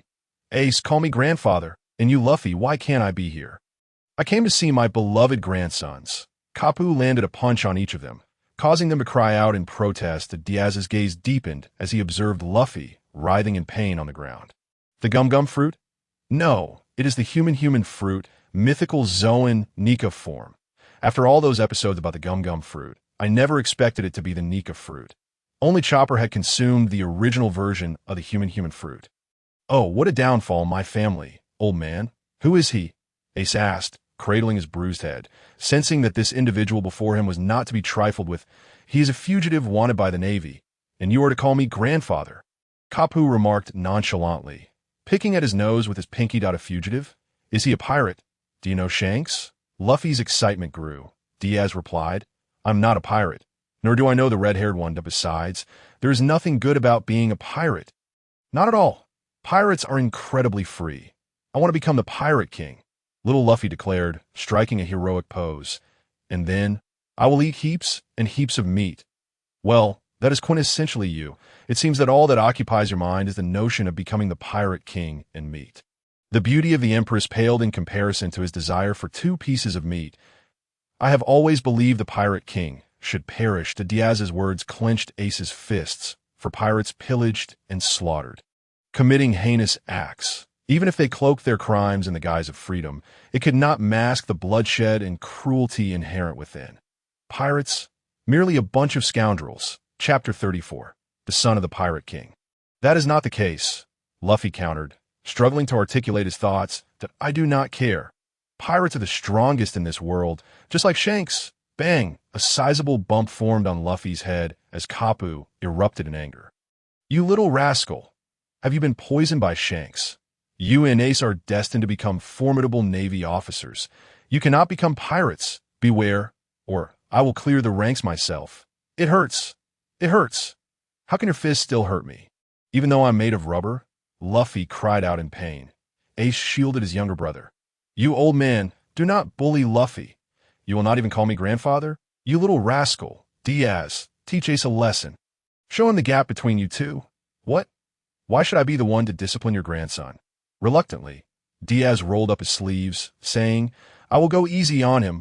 Weren't you a fugitive? I was once in the Navy. But due to certain circumstances, I was wanted. However, I despise pirates and the Pirate King. His final words before his death were that the people of this world have suffered far too much. Ordinary people struggle to survive, and pirates only exacerbate their suffering. Diaz's words left Ace in silence. Yet he still raised his water hose. I do not care what you think. Luffy and I will set sail to become pirates. I will become the Pirate King. Not at all. It will be me who becomes the Pirate King, Luffy declared, tears streaming down his face. Fool! Ace raised his water pipe and charged forward, delivering a powerful downward strike. Diaz raised his hand to receive the blow. What? I will show you the gap between us. Even if you are Kapu's grandson, I will give you a beating that if you lose, you shall join the Navy. Not a chance. Ace exerted himself, attempting to wrench the water pipe free, yet remained steadfast, sitting on the ground. Carp remarked, Ace, when Diaz was the same age as Luffy, he was already braving the seas. Seasoned by countless battles. After joining the Navy's recruit camp, he mastered the 6 styles, graduated early, and became the youngest ensign in the Navy. The gap between you two is considerable. Tisich, Ace, unwilling to concede defeat, relinquished the water pipe and engaged Diaz in close combat. Too slow. Your weaknesses are abundant. Diaz seized the water pipe and effortlessly discerned Ace's vulnerabilities, delivering a blow to Ace's abdomen. Boom! Ace was sent flying, crashing into a tree, which swayed and shed countless leaves. Coughing, he stood up, clutching his stomach, and charged at Diaz once more. Diaz discarded the water pipe, readying himself for close quarters combat. Point one could only commend Ace as the son of the Pirate King. His innate talent astounding. Coupled with Carp's unorthodox upbringing amidst the wilderness, Ace, at merely 12 or 13, surpassed many pirates of the East Blue. Hesitation leads to defeat. Diaz dodged Ace's punch with a slight tilt of his head, landing a powerful strike to Ace's chest, sending him hurtling away again. Damn it, how can he be so strong? Ace thought, grappling with the realization of their disparity, lacking a systematic approach to developing his combat skills. Relying solely on innate talent and a robust physique would ultimately lead to a dead end. He had lost. Again, as his throat tightened, Ace found Diaz before him, gripping his neck and lifting him off the ground. The sensation of suffocation engulfed him. "Tell me, do you wish to become a pirate?" "Of course." "Then, to prevent you from endangering innocent lives, it is only right that I eliminate you, that I will become the Pirate King." Ace's palms slowly tightened, his face reddening as he struggled against Diaz's grip, the shadow of death looming over him. Carp interjected, "Release him, Diaz, that's enough." "Humph." Lowering Ace, Diaz questioned, "Why do you aspire to be a pirate?" "For the elusive grand treasure." "Ridiculous. Your ideals are laughable, akin to those of the Pirate King. What gives you the right to mock the Pirate King?"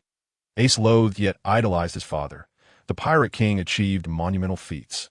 Ushering in the era of great pirates, Diaz crouched, grasping Ace's hair, coldly stating, "Because a significant number of today, as pirates, owe their existence to him. Have you witnessed the anguished cries of those who lost loved ones to pirates? Have you seen burning villages? Have you encountered the corpses of those eviscerated and left to rot in the wilderness? Have you seen young girls, akin to your age, subjected to the cruelty of pirates? You have not, but I have, and it resembles hell. The era of great pirates opened by Roger, the notion of giving the world a chance, waiting for Joy Boy, and similar justifications. Diaz had no interest in such rhetoric. He only understood that because of Roger, countless pirates flooded the seas, while ordinary people endured the pain that a band of robbers, unproductive, resorting to theft when funds dwindle, reveling in a life on the edge while feeling invincible. It's utterly ludicrous. You don't care about these matters. Your sole concern is whether you can set sail and become a pirate." Diaz's words silenced Ace. He found no rebuttal. Only Luffy, that fool, exclaimed, "I don't care about any of that. I want to be the Pirate King, Luffy." Carp was infuriated, his iron fist poised to strike, but Ace once again shielded his younger brother.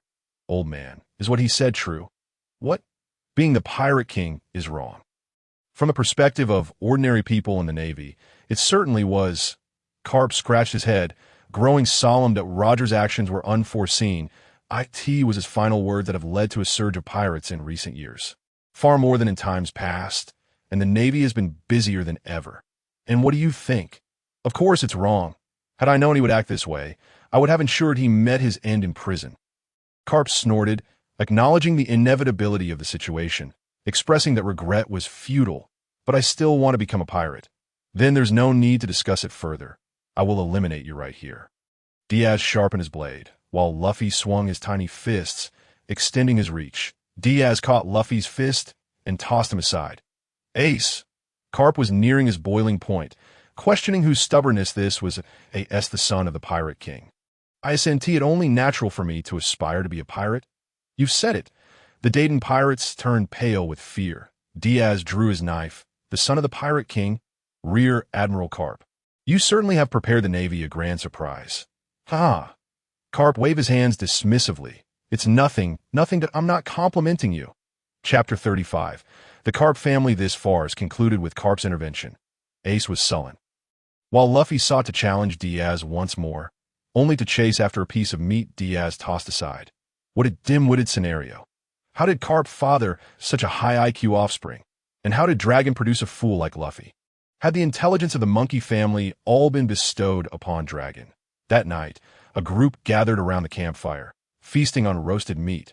Carp, chewing, listened as Diaz recounted his recent encounters with pirates. Ace, puzzled, asked, "What if there are good people among the pirates?" "Good people?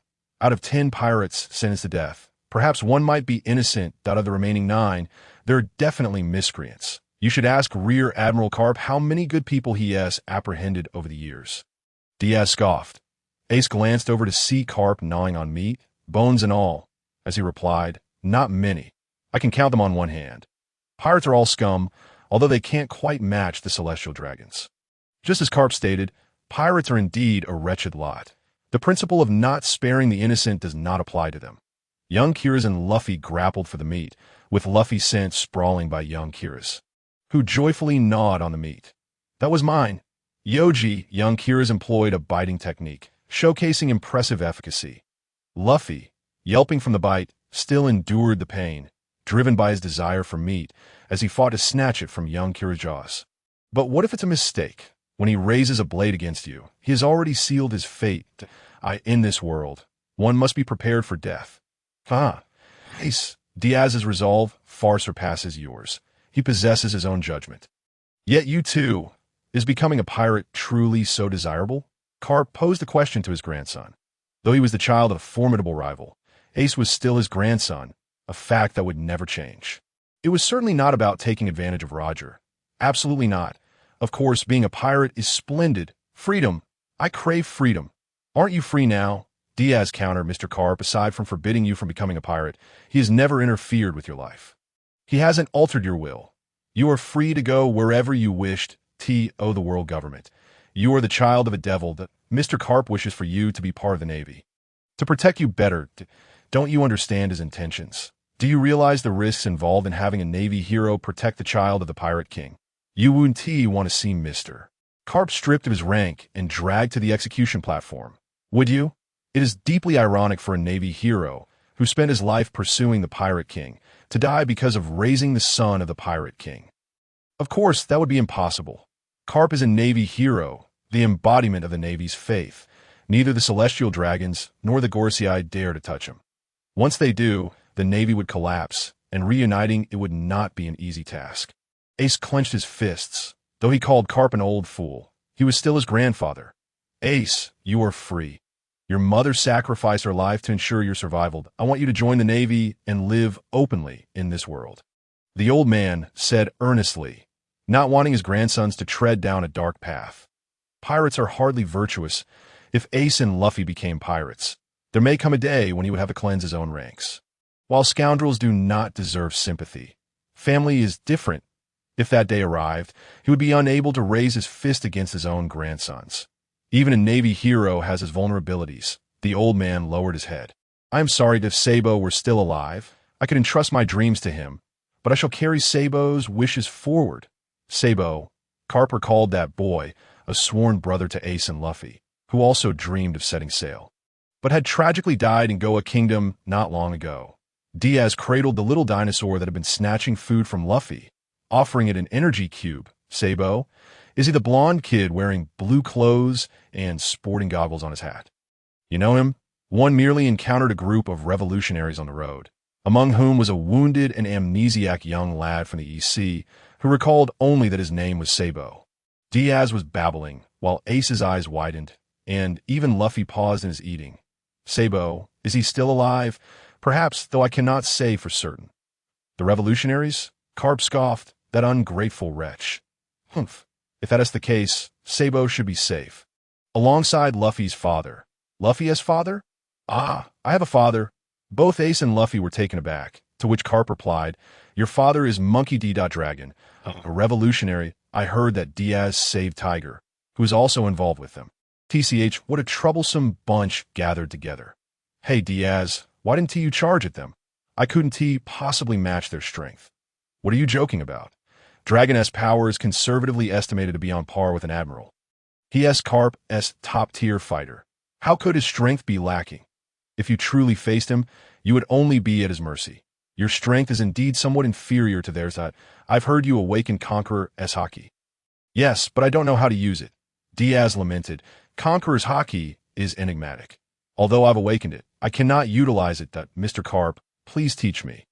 Carp, in comparison to Roger, found it unbelievable that one could not wield Conqueror's Haki. Most top-tier fighters could use it, and if Carp couldn't, he would be outmatched by Roger in battle, which was inconceivable considering he chased Roger across the seas. Conqueror's Haki is something that follows one's instincts. It is an extension of will, or something along those lines. A formidable aura surged from Carp, causing Ace to change countenance, while the group of Dayton nearby was rendered unconscious by Carp's Conqueror's Haki. I don't particularly enjoy using Conqueror's Haki. It's much more comfortable to utilize Armament Haki. Carp stated that I can certainly teach you how to wield Armament Haki. It is universally acknowledged that Carp is the strongest in Armament Haki, with his iron fists having made Roger cry out in distress. although their strengths were evenly matched. All right, Diaz readily agreed. How's your training with iron block? It's going well. I can block bullets without issue. Come on. Carp stood up, rolled up his sleeves, and said, the quickest way to master it is to take a beating. Just keep at it, and you'll get it. That's how I did it back in the day. Bang, bang, bang. Oh, a cacophony of wails echoed through the forest as Diaz lay injured on the ground, while Carp departed with an unyielding stride, stating, you're still far from it. Come back tomorrow. Chapter 36. The kingdom of Goa. Carp returned for a vacation and chanced upon Diaz. But a fight with one was still a fight with two, so he dragged both of his grandsons into the training. Luffy, Ace, you two useless brats. Get up. With a single punch, Diaz was sent flying. As he shouted at his bruised grandsons, Grandpa, that hurts. I can't take much more. Luffy protested, sporting a swollen head. Get up. As a navy, you absolutely cannot lie down. The enemy 1T grant you a moment's respite. Old man, enough already. Luffy was near his limit. Ace was also panting heavily, his stamina waning, while Diaz, on the other hand, rose with renewed vigor, breathing rhythmically, as though he possessed inexhaustible energy. Again, with a shout, he charged at Carp barehanded. And the two clashed fiercely. The raw, visceral nature of their combat stirred the hearts of onlookers, as Carp laughed heartily, growing increasingly fond of Diaz. That's right, only punches could deliver true satisfaction. Fancy attacks are meaningless. Crimson Wave Rush. Energy rippled from his fist, a scorching wave crashing forth. Carp narrowed his eyes, delivering a straightforward punch, their fists colliding midair, causing Carp's sleeve to disintegrate into ashes under the intense heat. Burn fruit. Not even a dog would eat it. Is that your courtesy? Diaz was sent flying by Carp's punch. Despite not mastering armament hockey, his growth under Carp's tutelage had been rapid. Carp's vacation neared its end. He bid farewell to his grandsons, leaving Diaz behind. This kid's all right. He can part ways with the Navy. He's on vacation. No work necessary. After Carp departed from Windmill Village, Diaz too left and made his way to the kingdom of Goa. Traversing the polluted endpoint of uncertainty, it was littered with refuse from the city. Alongside a throng of displaced civilians and beggars to survive here, they formed thieves and gangs, preying upon the weak, subsisting on the city's waste. Many among them were once part of the city, merely driven out for the sake of cleanliness and beauty. Upon entering the city, it was truly pristine, with the faces of the populace radiating happiness. Yet their joy was built upon the suffering of those at the uncertainty's endpoint. The kingdom was thoroughly rotten, and one could only wonder which fool conceived such a notion. Diaz stood atop a rooftop, overlooking the smiling faces below, feeling an unexpected irony. The heart of the city stood an opulent castle, the residence of the royal family, and it was this very royalty that Diaz aimed to confront. He sought out a restaurant, dining heartily with young Gilas, not rushing to take action. After several days in the city, he gathered a wealth of incriminating evidence against the nobles, discovering their numerous sordid deeds through simple inquiries. It is not that I wish to eliminate you. You are genuinely corrupt. Assassination, poisoning, oppressing the populace, abducting maidens, seizing land. They had committed every conceivable atrocity, all for profit. Night fell. Beneath the silvery moonlight, a figure darted nimbly between rooftops. Moving swiftly, the night in the city was lively, as these individuals had driven away any unstable elements, resulting in a remarkably safe atmosphere, devoid of patrols, and a shadow went unnoticed, swiftly reaching the castle as perimeter. Guards patrolled the area, safeguarding the royal family. Diaz clicked his tongue and released young Gilas, instructing young Gilas dig a tunnel into that castle. Yoji, oh, leave it to me.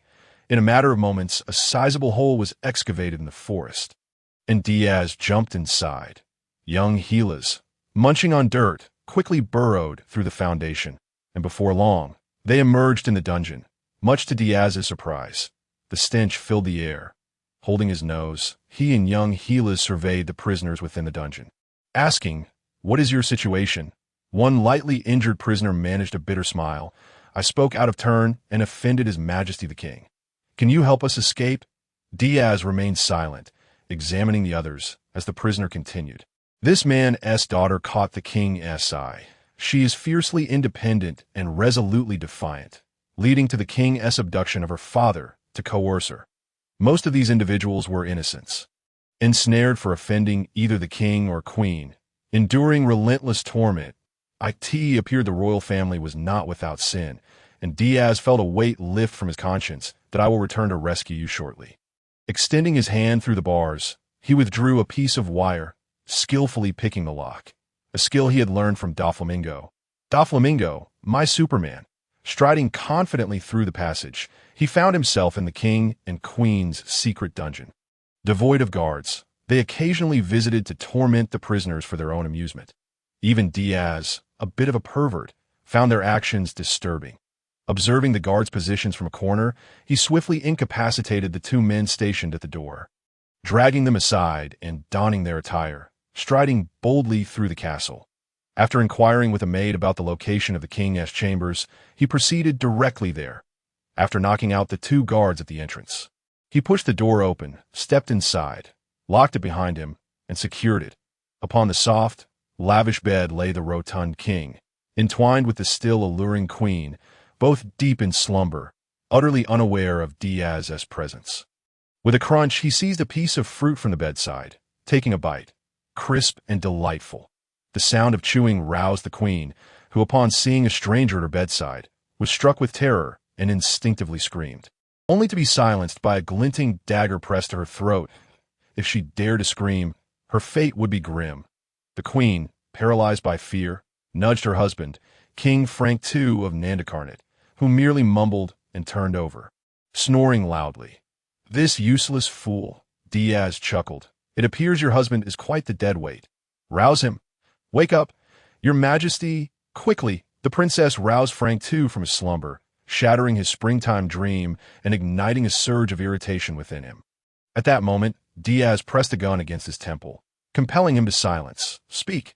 Both men were left with no choice but to comply, as Diaz tossed 2 chocolate beans into their mouths. "Cough, cough, what have you fed us?" Frank II inquired, his voice strained from the sudden interruption. "Nothing of consequence, merely poison." "What?" Chapter 37. In the name of nobility, I command you. Diaz nonchalantly laid down his weapons, stating, "The onset of this poison will occur 2 days hence. Without my antidote, you shall suffer agonizingly, your insides ravaged, leading to a most gruesome demise. Oh, and during this interval of torment, you may well claw at your own faces and skin, meeting a truly horrific end." The princess turned pale with fear, while Frank II's lips trembled as he feigned composure. "I refuse to believe in such a poison." "Is that so?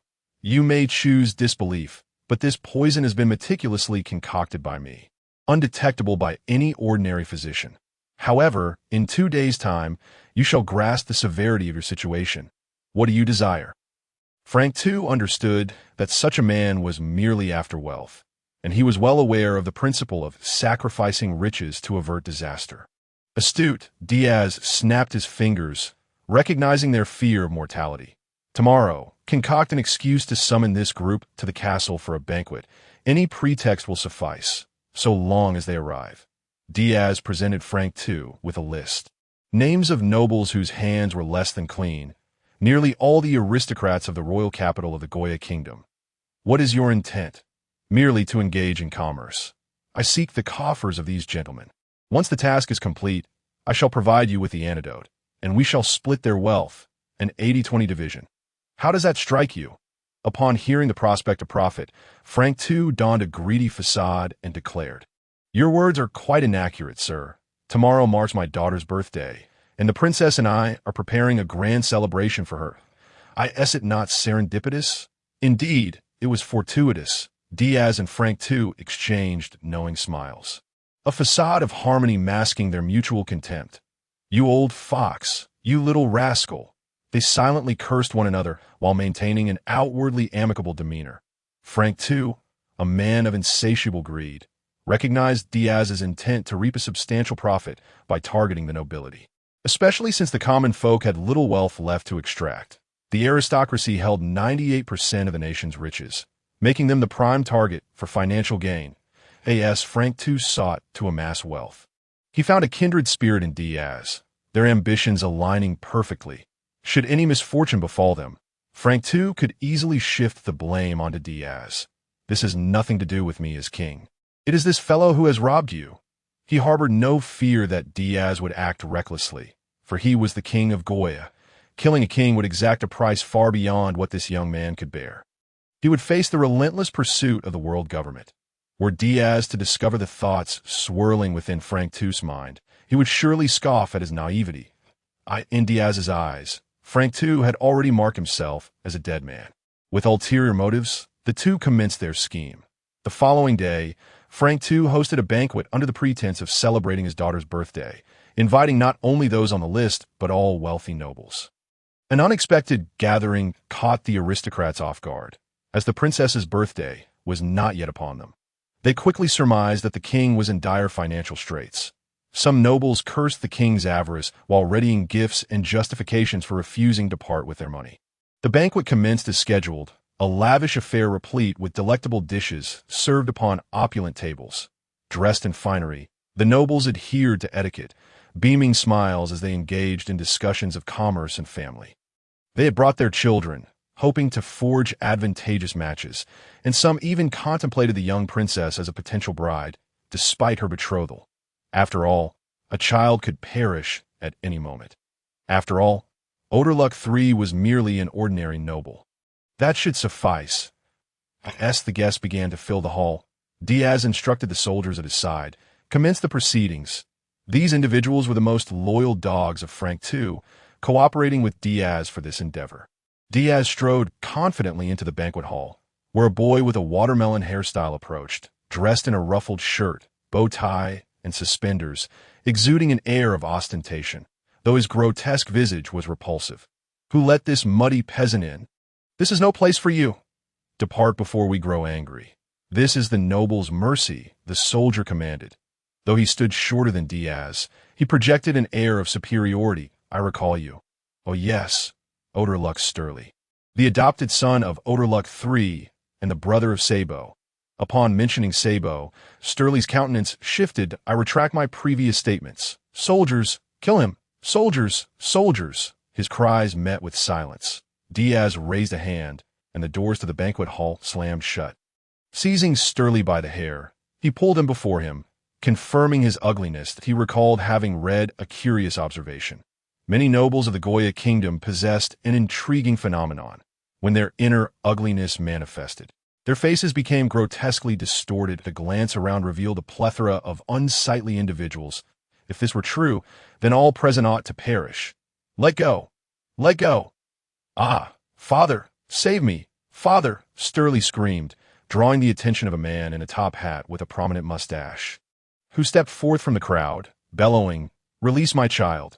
In the name of Odorluck III, I command you!" Diaz feigned deafness.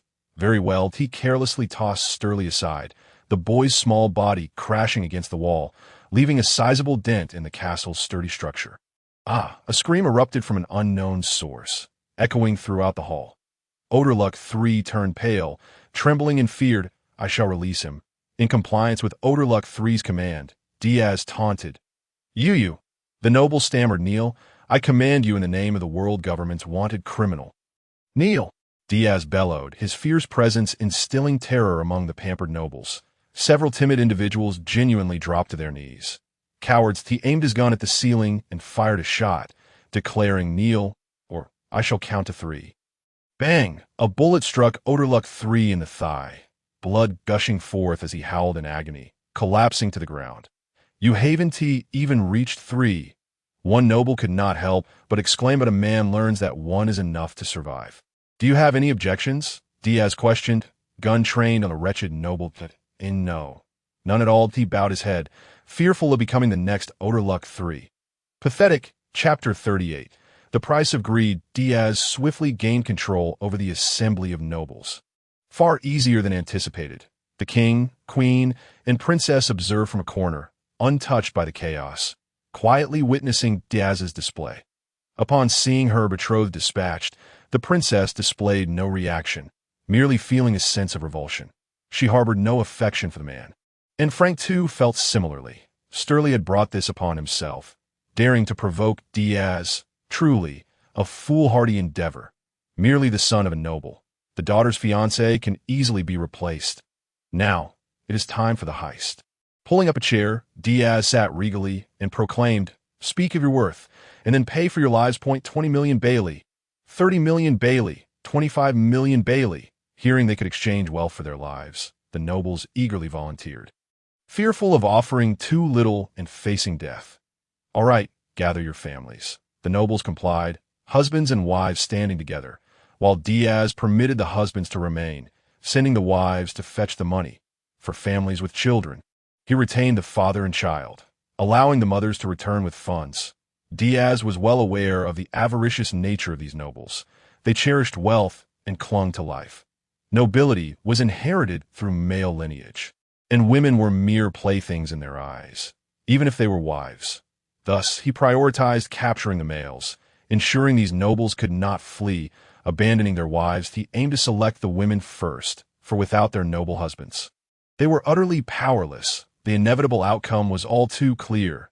Inheritance of wealth? What if the husband is not dead? "How much are you offering?" Diaz inquired, stepping on the neck of Altaluk III. "I shall offer 30 million belly. Ha, quite a sum indeed. I am aware this is not all of your wealth. I care not, for what I desire is merely the money." Diaz shrugged and proclaimed, "Well then, gentlemen, those of you who wish to fetch the money may leave. I shall grant you an hour and a half to and do not entertain thoughts of seeking the navy. This morning I administered a laxative to the rations of the station navy in the kingdom of Goya. They are likely incapacitated at present, and the castle guards have been replaced by my men. His Majesty's loyal subjects have all been substituted. Thus, you are left with no choice but to comply and procure the funds." The nobles, initially intent on seeking assistance from the navy, were suddenly disheartened, genuinely reluctant to part with their wealth. With a sense of defeat, they returned to gather the money. Diaz, in a state of ennui, executed anyone attempting to flee. The early bird was swiftly silenced, leaving the others to await the arrival of their families to rescue them. Surprisingly, the nobles acted with greater haste than Diaz had anticipated, presenting him with large bundles of belly that quickly accumulated into a small mountain before him. Their greedy gazes betrayed their near oblivion to their precarious situation. After a rough count, it appeared to be around 2 billion, a tremendous profit. These nobles were indeed wealthy. He smiled as he collected the money, yet did not immediately release them. "We have provided the funds. Why do you not set us free?" they implored. Soon, Diaz replied with a grin. "There remains one individual yet to pay." His gaze settled upon Frank II. "What of your contribution, your majesty?" Frank II feigned struggle. 50 million belly. "Very well. And what of the queen and the princess?" "You are insatiable. You are royalty of the kingdom of Goya. Surely, a greater amount is warranted. 150 million. Agreed. A fair deal. 150 million belly shall be delivered immediately." Diaz departed with a smile, while Frank II externally feigned anguish, internally reveling in the outcome. With 2 billion belly at stake, he stood to gain 400 million, a substantial profit indeed. "Apologies for the disruption to your banquet. Until we meet again," Diaz declared, leaping from the window and exiting the castle. A collective sigh of relief escaped the nobles as Frank II endeavored to console them, offering his apologies. Internally, they cursed the king, yet dared not voice their grievances. The banquet was effectively over, and they dispersed in the dead of night. Diaz descended into the dungeon, releasing the captives with a simple command: "Let chaos ensue." The injured prisoners stormed out of the dungeon, wreaking havoc within the castle, while Diaz raided the treasury, confiscating all its treasures. The nation was poised for turmoil. 2 days later, Frank II belatedly realized he had been duped. The supposed poison had been a ruse. Regret was futile, and he now had to devise a plan to recover the lost funds. Coincidentally, the nobles shared this sentiment. The evening's expenses had been substantial, and they needed to recuperate their losses. From whom could they extract funds? Naturally, from the commoners. They began to siphon the lifeblood of the populace, seeking ways to reclaim their wealth. In a swift turn of events, prices soared within the kingdom of Goya, burdening the citizens. Their savings evaporated, leading them into debt, and life became unbearable, pushing them towards an uncertain fate. An increasing number congregated at this terminus, harboring deep-seated resentment towards the nobles and royalty. Thus, the uprising commenced. The commoners formed a rebellion, igniting a war. Initially, the nobles dismissed the uprising, considering it a mere nuisance, a rabble of peasants. However, events unfolded contrary to their expectations. Their trusted army crumbled in the face of the enraged insurgents. How could a decaying military withstand the onslaught of a vengeful uprising? The nobles and royalty soon realized their impending doom. In a frantic bid for escape, they found themselves cornered as the rebels advanced. The nobles were captured, and the royal family faced judgment, with Frank II and his kin being led to the guillotine. With the swift descent of the blade, the reign of the Nandakarnate family came to a definitive close. This uprising was swift in its arrival and equally quick in its departure. By the time the world government reacted, a new king had emerged. They could only begrudgingly acknowledge their new reality. Simultaneously, investigations revealed a shadow behind the insurrection. Branded Diaz, this infamous scourge of the Navy had inexplicably appeared in the East Sea, plundering the former nobles of the Kingdom of Goya, making it evident that he was indirectly responsible for the upheaval, a criminal as fearsome as a dragon. Diaz's bounty soared to 215 million belly. As he gazed upon the newspaper's portrayal of him, Diaz erupted into laughter. The cadre of corrupt nobles, their disgraceful behavior laid bare. He had anticipated such an outcome. The relentless oppression and exploitation of the populace would inevitably yield consequences. By the time they grasped the gravity of their actions, it would be far too late. The fury of the people would consume them whole. And this was the price of greed. Chapter 39. The three admirals of the Navy, upon receiving the $2,150,000,000, Diaz did not immediately squander it on frivolities. Instead, he invested in a megastone for his Yungaras, ensuring it retained its form to gather energy. Additionally, he procured a mage stone for his Bancuras, preparing for its eventual evolution. The megastone for Bancuras alone cost him 200 million belly, an exorbitant expense from a demanding system. He also acquired copious amounts of soil and minerals suitable for Yungaras, as these were the most fitting sustenance for IT. And no matter the hardship, one must not impoverish the child. Ding! A substantial sum of belly detected. The system is eligible for an upgrade. Would you like to spend 1 billion belly for this upgrade? The system's sudden announcement startled Diaz. 0.1 billion belly. What nonsense is this? What will the update entail? The system will unlock a marketplace, with goods updated daily at variable prices. Is that all? Is that worth 1 billion belly? The achievement system will also be activated. Completing achievements will yield rewards, such as, please explore post-update, host that you're updating, and the required time is 1 month. The system backpack will remain operational. Please anticipate the outcome. Fine, it is my own system. I shall not lose my temper. While Diaz fumed, chaos erupted at Navy headquarters. Kapu! Why didn't you arrest Diaz when you saw him in the East Sea? Fleet Admiral Sengoku berated the recently returned Kapu, his spittle landing upon Kapu's face. Wiping his face with a large hand, Kapu replied, "How was I to know he would engage in such actions? The lad is decent. Besides, what was Tiger's situation? Don't tell me you're unaware." Sengoku huffed, releasing Kapu, of course. "I am aware, but he is a pirate, a wanted criminal by the world government." "I know," Kapu said, picking at his nose. "I was on vacation. What could I do? Compared to Diaz, my 2 grandsons are far more captivating." He was a jester, yet not foolish enough to disclose that he had trained with Diaz for several days. Furthermore, the nobles and royalty of the Kingdom of Goya were hardly virtuous. He was acutely aware of their nature. Evident even from the uncertain terminus, he simply chose not to involve himself. Diaz had merely extorted a sum. While the ensuing chaos was of their own making, he flicked his nose residue onto Sengoku, who retaliated with a smack. Enough bickering. The situation in the Kingdom of Goya has escalated too far. The world government requires a significant event to quell this. Sengoku resignedly returned to his seat, arms crossed over his chest, declaring, "Soon, I shall step down as Fleet Admiral." "What?" Sengoku exclaimed, while Kapu joyfully remarked, "So, you will soon no longer be my superior." Upon hearing this, Sengoku's already dark complexion deepened. "Hey, Kapu, I will be the commander-in-chief." The position of admiral will be passed to Sengoku.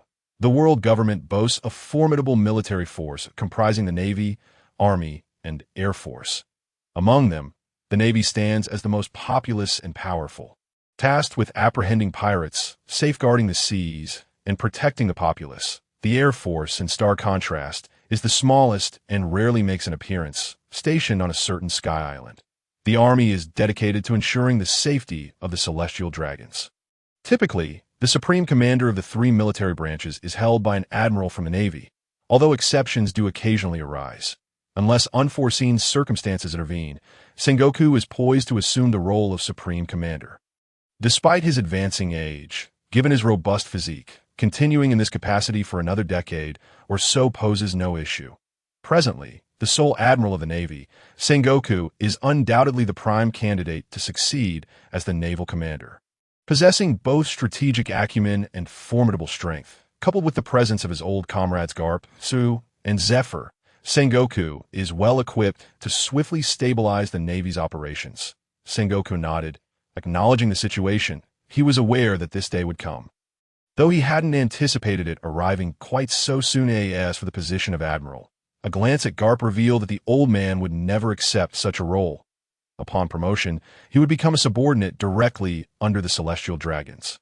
Subject to their whims, Garp had no desire to serve as a mere enforcer for a bunch of scoundrels, potentially even oppressing innocent civilians. Let those who wish to take on that burden do so. I certainly will not. Sengoku had also wished for Garp to become an admiral, but after numerous refusals, he ceased to pursue the matter. He mentioned three names: Akainu, Akiji, and Kizu. All three have attained the level of an admiral, possessing the requisite strength and mastery of their respective devil fruit abilities and haki to fulfill the role. Therefore, it will suffice to promote these three in due course. This sentiment echoed in my own thoughts as well. As an admiral, Sengoku had certainly taken note of these rising stars, recognizing their exceptional strength and character. Even though Akainu is uncompromising and possesses a ruthless demeanor, willing to sacrifice civilians to eliminate pirates, he remains one of the best candidates for the role. Akiji, having transformed from a passionate youth to a laid-back adult following the O'Hara incident, still embodies the ideals of justice within the Navy. As for Kizaru, his strength is undeniable, though he is somewhat of a seasoned veteran in the time that followed. Garp summoned these three individuals back in preparation for the retirement ceremony. Sengoku's retirement would coincide with the ascension of the new admiral and the three admirals. The emergence of the new naval commander and the three admirals sent shockwaves throughout the world. The simultaneous appointment of the three admirals signified that the Navy had reached its zenith in strength, initiating a widespread campaign against pirates. Akainu, stationed in the New World, Akiji patrolling the first half of the Grand Line, Kizaru securing the naval headquarters and ensuring the safety of both the headquarters and the celestial dragons. Diaz gazed at the news featuring the newly appointed naval commander and the three admirals, muttering, "It's going to be tough from here on out. That I hope I don't cross paths with those three maniacs." Especially the Red Dog. Akainu is far too extreme and not someone easy to deal with. Akiji's mood can be unpredictable, yet his former superior is quite reasonable, having previously allowed them to escape during a pursuit. With the three admirals in place, the life of a pirate is bound to become increasingly perilous. Having spent ample time in the East Blue, it is time to venture into the first half of the Grand Line. Without hesitation, he set off, and upon determining his course, he made his way to Reverse Mountain, where he encountered a seaside restaurant. He decided to stop by the Baratai, a small eatery run by Redleg Zeph and Sanji, as it was a necessary indulgence. "Welcome," a golden-haired youth with curled eyebrows, upon noticing the arrival of a man, visibly sagged in disappointment. "Here, sir. This is the menu.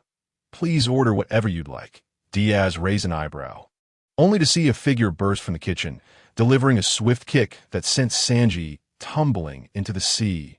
Chapter 40. The Kingdom of Sea Care. "You lecherous fool! How dare you treat a guest in such a manner?" Clad in a chef's attire, with a wooden prosthetic leg and a braided golden beard, he furiously reprimanded Sanji, who was struggling to climb back from the water. "Ouch! You old coot! What are you doing?" Bang! Sanji received another kick. "Call me chef." Once a notorious pirate, Redleg Zeph had since retired, now serving as the head chef of the Baratai, earning a living with his apprentices on the high seas. My sincerest apologies, sir. This young man's rudeness is inexcusable, and I extend my apologies on his behalf. Please, feel free to order, and as a gesture of goodwill, I shall treat you to one dish. Oh, it's nothing. Diaz waved his hand dismissively, picking up the menu, a hefty tome. After some contemplation, he placed an order for an array of dishes. Zeph nodded. Is this what you wish? Please hold on a moment. Lecherous fool. Go change into clean clothes and come help. Yes, chef. Sanji followed Zeph to change into a tidy uniform and then entered the kitchen. The aroma of the dishes soon wafted through the air. Diaz tied a napkin around the little dinosaur, eagerly awaiting the meal. Yoji, sniffing the delicious scents, the little dinosaur drooled, clutching a glass from the table and attempting to stuff it into its mouth. Crunch, crunch. Let us have a little something to whet the appetite. Apologies if anything is broken. Please put on my tab, Diaz said with a sigh to the waiter. The waiter, seasoned by life's trials, nodded without flinching.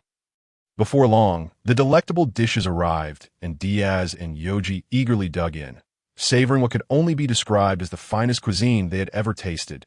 Zeph smiled approvingly. The sight of his guests feasting heartily was the greatest affirmation of his culinary skills.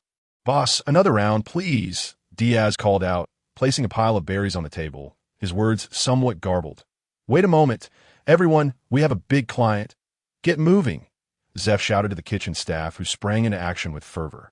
After preparing a multitude of dishes, Diaz and Yoji finally nodded in satisfaction, ready to settle the bill. Thank you for your patronage. That will be a total of 150,000 berries, after calculating the cost. Which seemed reasonable. Diaz handed over the money, also packing a few extra dishes for later, before leaving with the little dinosaur. They crossed Reverse Mountain, bidding farewell to the East Blue and entering the Grand Line. With the compass and sea charts rendered useless, they resorted to using a log pose once more. Let us see. The next island is in this direction.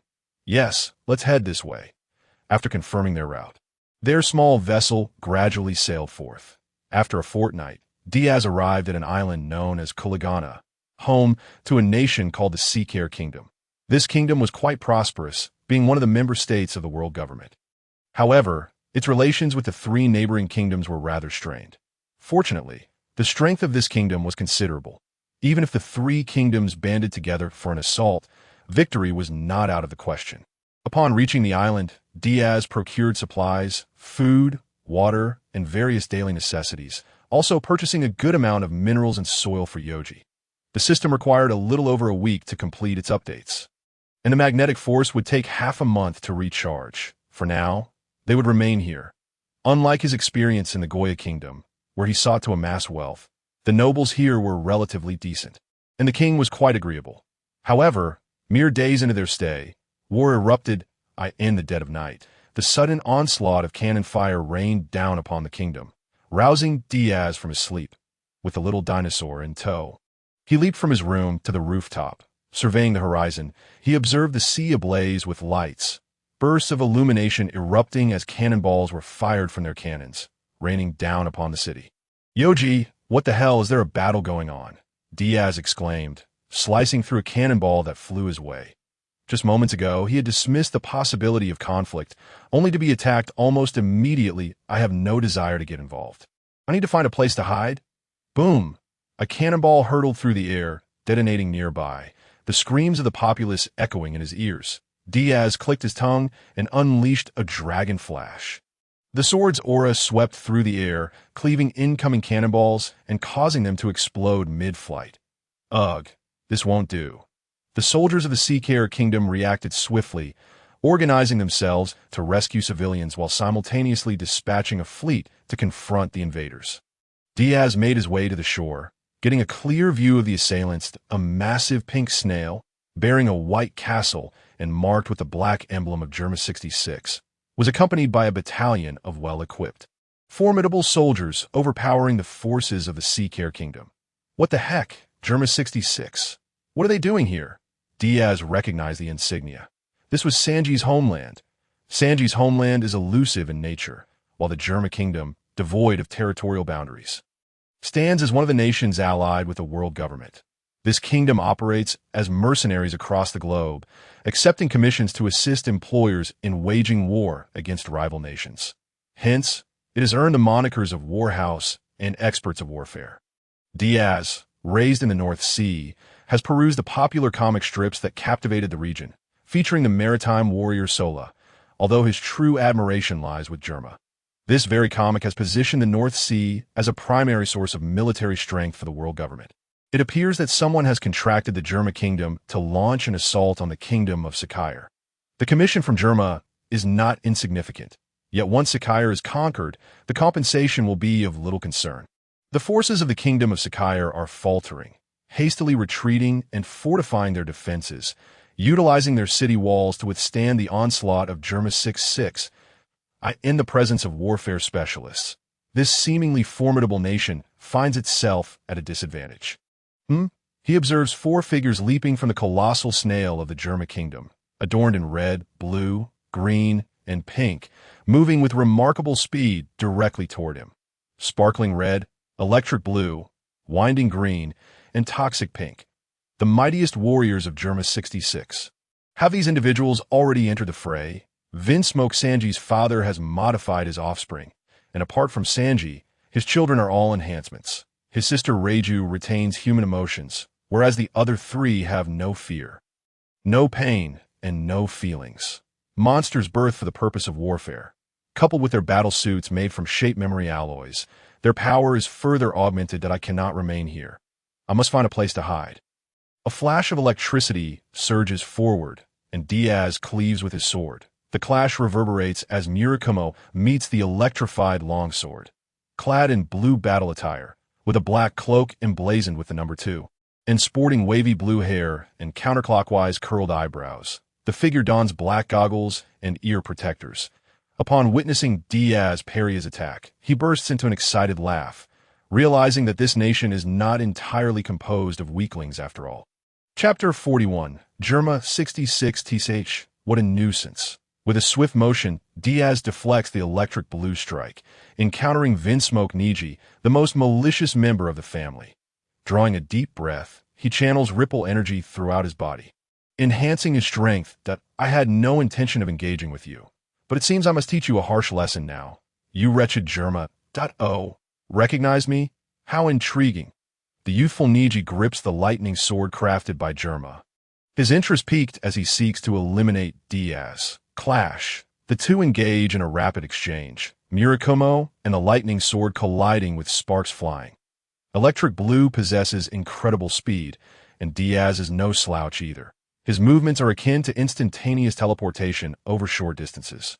Charge. Creating distance. Niji unleashes a bolt of lightning from above. Diaz's expression shifts as he leaps into action, adopting a stance, and Murakumo boldly intercepts the lightning strike.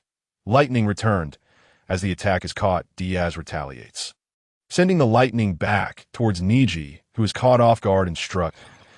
As long as Diaz intercepts the lightning, it will not harm of it as for whether the metal is conductive. Let us not delve into the intricacies of Wano's lore. Fortunately, Niji's battle suit shields him, preventing injury as Diaz lunges forward, a dark sword aura slicing through the air. Secret technique. Cherry Blossom Dance. Niji is sent flying, the advanced technology of Germa protecting him. He quickly regains his footing, yet Diaz is already upon him. Murakumo's blade poised against Niji's throat. With his enhancements, Niji's skin is fortified with exoskeleton, making ordinary attacks ineffective. However, Murakumo is not merely a standard blade. It is infused with carbonite alloy, rendering it far from simple. Diaz presses Niji back forcefully, crashing through a building with a resounding boom that a drop of blood trickled from his throat. Is it truly worth all this effort for a single drop of blood? Niji mocks. Diaz snorts, his fist alight with a glow of ripple energy. Sakura-colored ripple dash. Boom. A punch sends Niji hurtling away, shattering 2 buildings before he employs a flotation device to stabilize himself, touching his face. He realizes that the blow has dislocated his jaw. Gritting his teeth, he forcefully resets the bone. Seething, "I will kill you," transforming into a bolt of electricity, he charges straight at Diaz, sword raised high, with a horizontal parry. Diaz observes blood seeping from Niji's neck. Carbonite alloy has begun to suppress his self-healing abilities, while the poison on Diaz's blade takes effect. Niji instinctively senses something amiss within his body, yet cannot pinpoint the discomfort. A burst of sparks erupts behind Diaz as he swiftly leaps into the air, executing the Gale Kick. The vacuum slash he delivers is met by Niji's seemingly soft, thin cloak, which surprisingly absorbs the attack. Niji, what are you doing? End this farce quickly and kill him. Niji's brother, Iji, commands, "Isn't that what I'm doing?" Niji grumbles, charging at Diaz once more.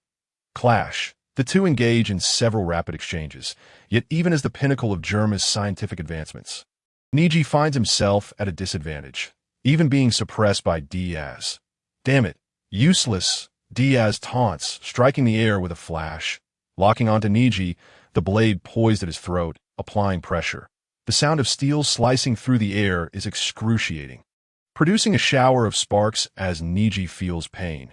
A shallow cut appears on his neck, mercifully missing the artery and trachea, for otherwise, even Germa's technology may not suffice to save him. Thunderclap, in a moment of life and death. Niji unleashes a surge of electricity, rendering Diaz momentarily paralyzed as he plummets downward. You think I won't kill you? Grasping the blood on his neck, Niji charges at his foe, fury igniting within him. Huff, puff. The ripple energy rapidly dispels the paralysis as Diaz crashes to the ground, rolling to evade Niji's strike. He quickly springs back up, aiming his blade at Niji's black goggles, shattering them, leaving them lodged against his eyes. Iji seizes the blade's edge, frowning. You are far too careless, Niji. Bang. Iji delivers a kick to Diaz's abdomen, causing him to grimace in pain, blood spilling from his mouth. A.S. brothers. This one is rather formidable. Wiping the blood from his lips, Diaz turns to flee. I can contend with a ripple, but not with such speed. You are making a mockery of me. The science of Germa defies reason. He seeks to retreat, yet it seems these two refuse to grant him the opportunity. Niji wipes the blood from his neck and pursues Diaz once more, the two becoming entangled in combat. Iji close behind, as electricity and fire intertwine, unleashing an overload of lightning and flame point 2 attacks converge. And Diaz's gaze sharpens, his hand gliding along the sword's spine as a jet-black sword aura erupts. Ultimate technique. Immortal slash. The sword energy extends, leaving a dark ink mark across the air, the brothers' assaults melting away like snow upon contact. Reacting swiftly, they raise their cloaks to absorb the blow. Had they wielded the actual immortal slash, they would have perished. The ultimate technique requires one of the two immortal slashes, either by Liao or Kai Min, to execute. However, under Diaz's training, he can still perform it, albeit with diminished power. I never expected the kingdom of Sakire to possess such strength within its ranks. Nonetheless, our orders are to annihilate your nation entirely. Your strength pales before Germa. Iji acknowledges Diaz's prowess. Yet orders are orders, and their father's commands are absolute. Diaz, filled with rage, resolves to refrain from explanations. Let me witness the might of Germa. His gaze hardens. Determination set to fight to the bitter end. True silver slash. The brilliant sword energy slices through the air with a piercing sound, rendering the space around them impenetrable. What are you two doing? Don't waste time on this. A pink figure swoops in, observing Niji's neck in astonishment. They're truly someone capable of breaching your exoskeleton. Humph. It is merely that his sword is exceptional, Niji retorts, unwilling to concede. A tingling sensation creeping up his neck, causing discomfort. Toxic Pink, Vinsmoke Reiju, glances at him and states, You have been poisoned. She pressed her hand against her brother's wound, extracting the toxins within, her kiss swift yet lingering. However, she deemed it prudent to refrain from kissing her brother, for she wished to avoid nightmares. Chapter 42. The cowardly king, as the toxins were removed, Niji's wound began to heal. Leija remarked, This is a toxin I've never encountered before. If left untreated, it will prevent you from healing. Humph, a mere trick. Now is the time to finish him off. Niji was eager to act, but Iji cautioned, Do not squander too much time on this wretch. Leija, you remain here to deal with him. We have more pressing matters at hand. They still needed to annihilate this nation and had little time to waste on Diaz. Yet, Niji yearned to eliminate Diaz as well. However, Iji reiterated, Father's command is to destroy this nation as swiftly as possible. Oh, not forget. We have our next mission. I leave this to you. Niji, displeased, departed with Iji, leaving Leggio to contend with Diaz. What a handsome fellow. Quite to my taste.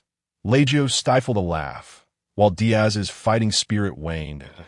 As one of the two virtuous members of the Vinsmoke family, Diaz was disinclined to engage in battle, though he acknowledged her truthful statement about his looks.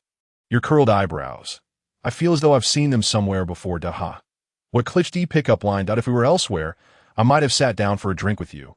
Leggio was in no rush to fight. The youth before her appeared familiar. Then it struck her, you are the Navy's disgrace, Brando Diaz. Why two foolish brothers have mistaken you for an enemy, despite having seen your wanted poster. So, this is a misunderstanding. Leggio, the most astute of the Vinsmoke family, retained her emotions and knew how to assess the situation, unlike her three foolish brothers who only knew how to charge headlong. You say it's a misunderstanding. Yet I was nearly killed. That weren't you also on the verge of slaying Niji? By my judgment, even Iji would struggle to subdue you here. Leggio smirked lightly. Suddenly, Diaz exclaimed, I remember now. The one who resembles you is a curly-haired blonde youth working at a seaside restaurant. Named Sanji, upon hearing her beloved brother's name after several years. Leggio's pupils constricted, but she maintained her composure and replied, I do not know that child. Feigning ignorance, are we? Niji, Sanji, how fitting, all curly-haired yet not of your family. It seems there is more to his circumstances.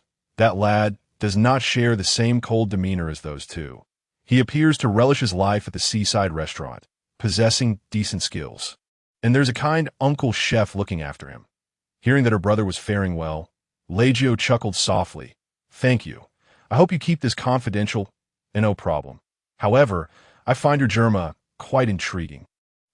He gazed towards the white castle atop the largest snail in the ocean, a smile gracing his face.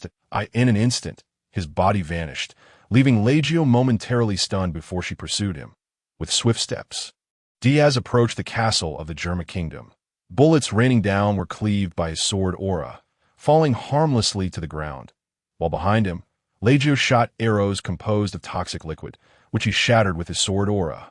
Upon reaching the castle, his speed surged. He charged through the castle walls, bursting into the hall to find a tall man with a voluminous mane, adorned with a golden mask. With a smile, he lunged forward. Vinsmoke Gaji, the ruler of the Goya Kingdom and father to Leggio and Sanji, possessed combat experience. He brandished a massive spear, thrusting it forward, but suddenly, a powerful force emanated from it, causing it to slip from his grip and fall to the ground. Murakumo, a sword, was suddenly poised against Gaji's neck, its sharp blade slicing into his skin, blood flowing freely. Gaji had altered his children from the womb using genetic factors, yet he himself was not so modified.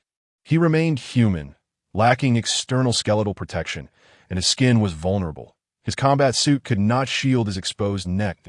Last, victory is mine. Leggio charged in, seeing Gaji held hostage, exclaiming, Father, do not move. It could be fatal. Diaz grinned, his smile sinister in Gaji's eyes. Brando Diaz, how could you possibly be here? Gaji demanded, his voice filled with rage. He could not fathom why Diaz, the Navy's disgrace, would appear in the kingdom of Psychial, or why a conflict would arise with the Germa. It is simply because I passed through here, and you initiated war. Your two foolish sons even attacked me. Tell me, how should I repay you? Diaz's tone was light, yet it rumbled ominously in Gaji's ears. Though Gaji was unafraid of Diaz, the sensation of having his life in another's hands was unsettling, particularly with the threat of death looming at any moment. Gaji was a man who valued his life. He feared death and the inability to restore the Vinsmoke family's former glory. Why the fear of death? Noticing Gaji's trepidation, Diaz taunted, I thought the esteemed king of Germa was formidable, yet here we are. Very well, withdraw your troops. Your invasion ends here. Withdraw. Absolutely not. Gaji screamed in agony as a small knife pierced through his combat suit, embedding itself in the crevice of his collarbone. Blood gushing forth. I command you. Not negotiate. Diaz's chilling words made Gaji tremble. How could this boy, barely older than his daughter, instill such fear? I said, withdraw. Do you not understand my words? Command your sons to return and have them kneel before me. You are... Ah. The knife twisted, and Gaji felt excruciating pain. But if you do not heed my command, then prepare for death. Surely, you do not wish to perish at my hands. Do you, your majesty? The dread of death compelled Gaji to obey Diaz's orders. His outward bravado and domineering nature, unable to mask his inner cowardice, a naive dreamer, was Diaz's assessment of Guy. T.O. revived the glory of the Vinsmoke family. He had not hesitated to experiment with his own children, foolishly attempting to ally with a beast. How could Big Mom possibly engage in trade with them? Eliminate them, and all of Germa's possessions would be theirs. It was naive to believe that marrying into the ranks of the four emperors would yield power. What kind of person capable of occupying such a position could be easily dealt with? Blood continued to flow from his wound as the soldiers of Germa 66 and the three princes retreated to the kingdom under Gaji's command. The three brothers were astonished upon seeing Diaz, and Gaji ordered them to kneel before him. What nonsense is this? Why should we kneel before this wretch? The green-haired Yuji and Niji both refused, while Iji crossed his arms, equally unwilling to comply. Chapter 43. Come, show me a peace sign that I commanded you to kneel, you three ungrateful wretches. Gaji chastised his three beloved sons for the first time. The modified brothers ultimately could not defy their father's commands and knelt in humiliation before Diaz. Oh, how amusing. The lofty princes of the nefarious German kneel before this nameless commoner. Alas, if only there were a camera snail. I would love to capture this moment. He mused. Someone, fetch me a camera snail. He directed Leggio, who glanced at Gaji, only to hear him scream in agony once more as the knife was pressed deeper. Quick, bring it to him. How pathetic. Father. Leggio suddenly felt a sense of vindication. Perhaps this was karma. With that thought, she quickly retrieved a camera snail. Capture this. Click. Leggio took a picture of the three brothers in disgrace. Then heard Diaz instruct, now take one of us. This is a historic moment. If the people of the North Sea were to know, I might just become famous. Do not weep. A grown man should not behave like a child. How disgusting. Look at you. Tears streaming down your face. If you wish to avoid death, show a peace sign and smile. The threat of death forced Gaji to comply with Diaz's demands, and through tears and laughter. He formed a peace sign, once a proud king of Germa, now reduced to childlike folly. How utterly disgraceful. The camera snail emitted photographs, and Diaz beamed at the image of himself grinning alongside Gaji's contorted face. Laughing heartily, tell me, how much do you think I could sell this to the World Economic newspaper for? I've already thought up the headline. The evil legion rises to fame, weeping king of Germa. What do you think?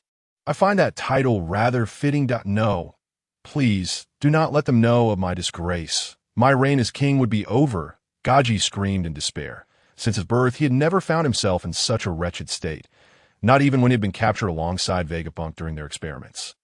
This dire predicament was solely the result of his foolish son attacking this demon. Ha ha ha. Let them strip off Germa's battle suits. Gaji now obeyed Diaz without question. The battle suits of the three brothers were swiftly removed and fell into his hands, including Gaji's own. Only Reiju's remained untouched. Now that the battle suits were gone, I can truly torment you. He chuckled. What a fool you are. Just moments ago, I could only target your neck. One wrong move could have ended your life. But now, I can do as I please. Demon. This man is truly a demon. With a swift thrust, Murakumo pierced Gaji's thigh, eliciting a scream of agony as the poison coursed through him. Simultaneously, Diaz retrieved a C4 bomb from the system lottery and bound it to Gaji's broken arm. Holding up the switch, he brazenly descended and proclaimed, You all can see, this is a bomb. The moment I press it, your father will be blown to smithereens. His body is not as robust as yours. He stepped on Niji's head, pushing it deep into the floor. Niji struggled, but Gaji, paralyzed by fear of death, ordered him to remain still as transformed beings. Reiju and the three brothers found themselves powerless to defy their father's commands. Too intimidated to act rashly. Aren't you supposed to be strong? What good is your strength? I expected you to be formidable, but it turns out you're just a pathetic weakling. Niji's face twisted with rage. His teeth clenched tightly, yearning to tear Diaz apart. Yet he found himself unable to resist. Retrieving Murakumo, Diaz forcefully drove it through Niji's waist.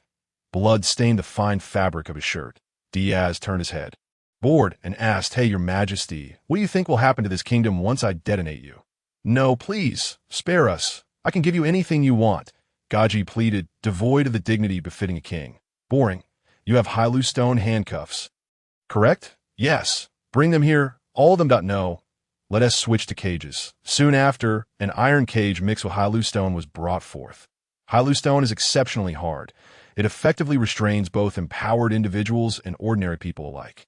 Even a small amount of Hylu stone mixed with regular materials becomes exceedingly durable, making it perfect for confining these three. Tossing the single key in his hand, Diaz remarked, "You truly are obedient." He stroked his chin and said, "Are you really a king? What kind of king fears death so much that he endangers his own children? This is my first time witnessing such a spectacle." Gaji, overwhelmed with anger, fainted already. "How weak.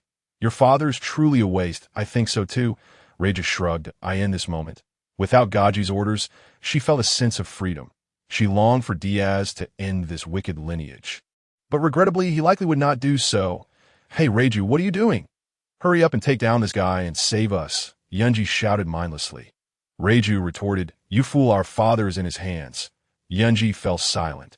The three brothers had never felt so helpless, caught in the grasp of a single individual. "Bring in the food." Diaz clapped his hands, and seeing no one move, he raised the remote control. Reiju sighed. For now, we must obey his commands. Only then did the clone soldiers spring into action. That a war that arrived swiftly also departed just as quickly. Germa retreated in haste, leaving the bewildered citizens of the Psychial Kingdom behind. Of course, the survivors had no time to ponder why they had survived. Few knew that it was Diaz who had inadvertently saved them. The three brothers were left dangling from the rooftop, with the unconscious Gaji seated upon the throne, resembling a beggar adorned with a crown. Diaz and Reiju sat on either side, indulging in fine cuisine. "That I wonder what you are truly thinking, considering I am also from Germa." Reiju elegantly sliced her steak, while Diaz devoured meat and drank heartily, saying, "Because you are different." Meanwhile, the little dinosaur was overjoyed, gnawing on the Hylu stone handcuffs as if they were mere snacks. The Hylu stone, comparable to diamonds, crunched delightfully in its mouth.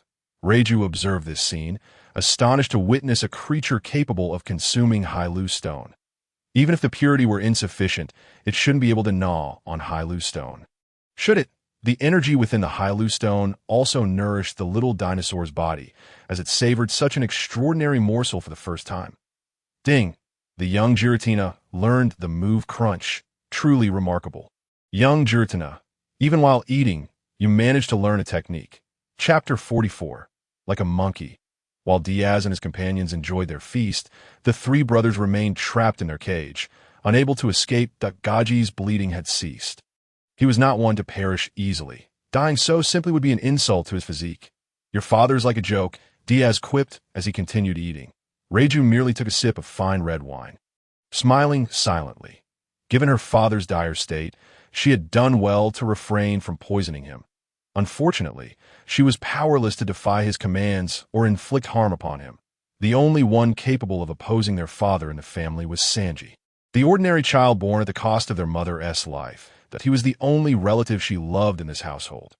Yawning, Diaz set down his knife and fork, calling out, "Bring forth all of Germa's wealth." "Do as he says," Reiju replied, setting down her wine glass. She cared little for Germa's possessions. If Gaji questioned her later, she could easily deflect with a claim about their father's safety. After all, it was an undeniable fact that he had been captured by the enemy, rendering them helpless. The clone soldiers soon delivered several chests of money, prompting Diaz to raise an eyebrow. "That I ask this all. How can the illustrious Germa Kingdom be so impoverished?" Reiju explained, "Do you think research comes without cost? Germa has thrived on technology. Our daily research expenditures and operational costs are substantial. Each time we undertake a mission, we barely manage to keep the kingdom afloat. A war machine." Germa could secure numerous contracts on the black market, with high bounties, yet their daily expenses were equally demanding, primarily due to research costs that Germa's soldiers required no payment, as they were clones. However, the materials and losses incurred during the cloning process, combined with Gaji's efforts to maintain the royal family's dignity, consumed a significant amount of funds, and the kingdom had no means of taxation. Even when accepting missions, the kingdom was not wealthy. The liquid assets were minimal, and Gaji's aversion to commerce, deeming it beneath royal dignity, forced them to rely on contracts for income, stubbornly old-fashioned, naive, and cowardly. This was Diaz's assessment of the man. After counting, it amounted to roughly 1 billion, just enough to cover the system update costs, stowing away the money. Diaz stroked his chin, pondering, "Tell me, if I were to eliminate your father, would you be free?" Reiju remained silent, her eyes reflecting a yearning for freedom. "What a gaze! You truly are a devoted daughter." "Hey, Reiju, did you not hear what he said?" "Stop him!" Eg interjected. Reiju replied, "He only needs to press the button, and our father will be obliterated. Do you think I can act faster than him?" "Useless! Just watch me." Yunji grasped the Hailu stone cage, straining his arms, but the cage remained immovable. "If you can break this cage made of Hailu stone, I will let you go." Diaz chuckled. "Not everyone possesses the bite of a young Giratina. It is special." Hailu stone, renowned for its indestructibility and ability to suppress empowered beings, was thus exceedingly valuable. Casting a glance at the unconscious Gaji, Diaz scoffed, "Look at this once mighty king, reduced to such a state, truly pathetic. Bring in another Hailu stone cage and confine your king." The clone soldiers hesitated, but upon recalling that the king's life was in Diaz's hands, they had no choice but to comply. Gaji was tossed into the Hailu stone cage, suspended from the ceiling. "Now, you are the de facto ruler of the Germa Kingdom, Queen Reiju." "Queen? Thank you, but I have no interest in the throne." Reiju shook her head in refusal. "It would be better for this wicked nation to perish. Who would desire to be its ruler?" "Is that so? Well, then I shall take the reins." Diaz took a seat upon the throne, looking down at the gathered crowd, declaring, "It feels rather mundane. Really did I fail to see the appeal of being a king." With his elbow propped against the armrest of the throne and his head resting lazily upon his hand, he exuded an air of nonchalance. In truth, the other hand clutched a remote control tightly, poised to unleash chaos at any moment. Leigio and the clone soldiers felt as though they were being scrutinized by a predatory beast, one that might pounce and sink its teeth into them without warning. "What is it that you truly desire?" At last, Leigio ventured to ask. "Tell me, can I become the king of Germa?" Diaz mused whimsically.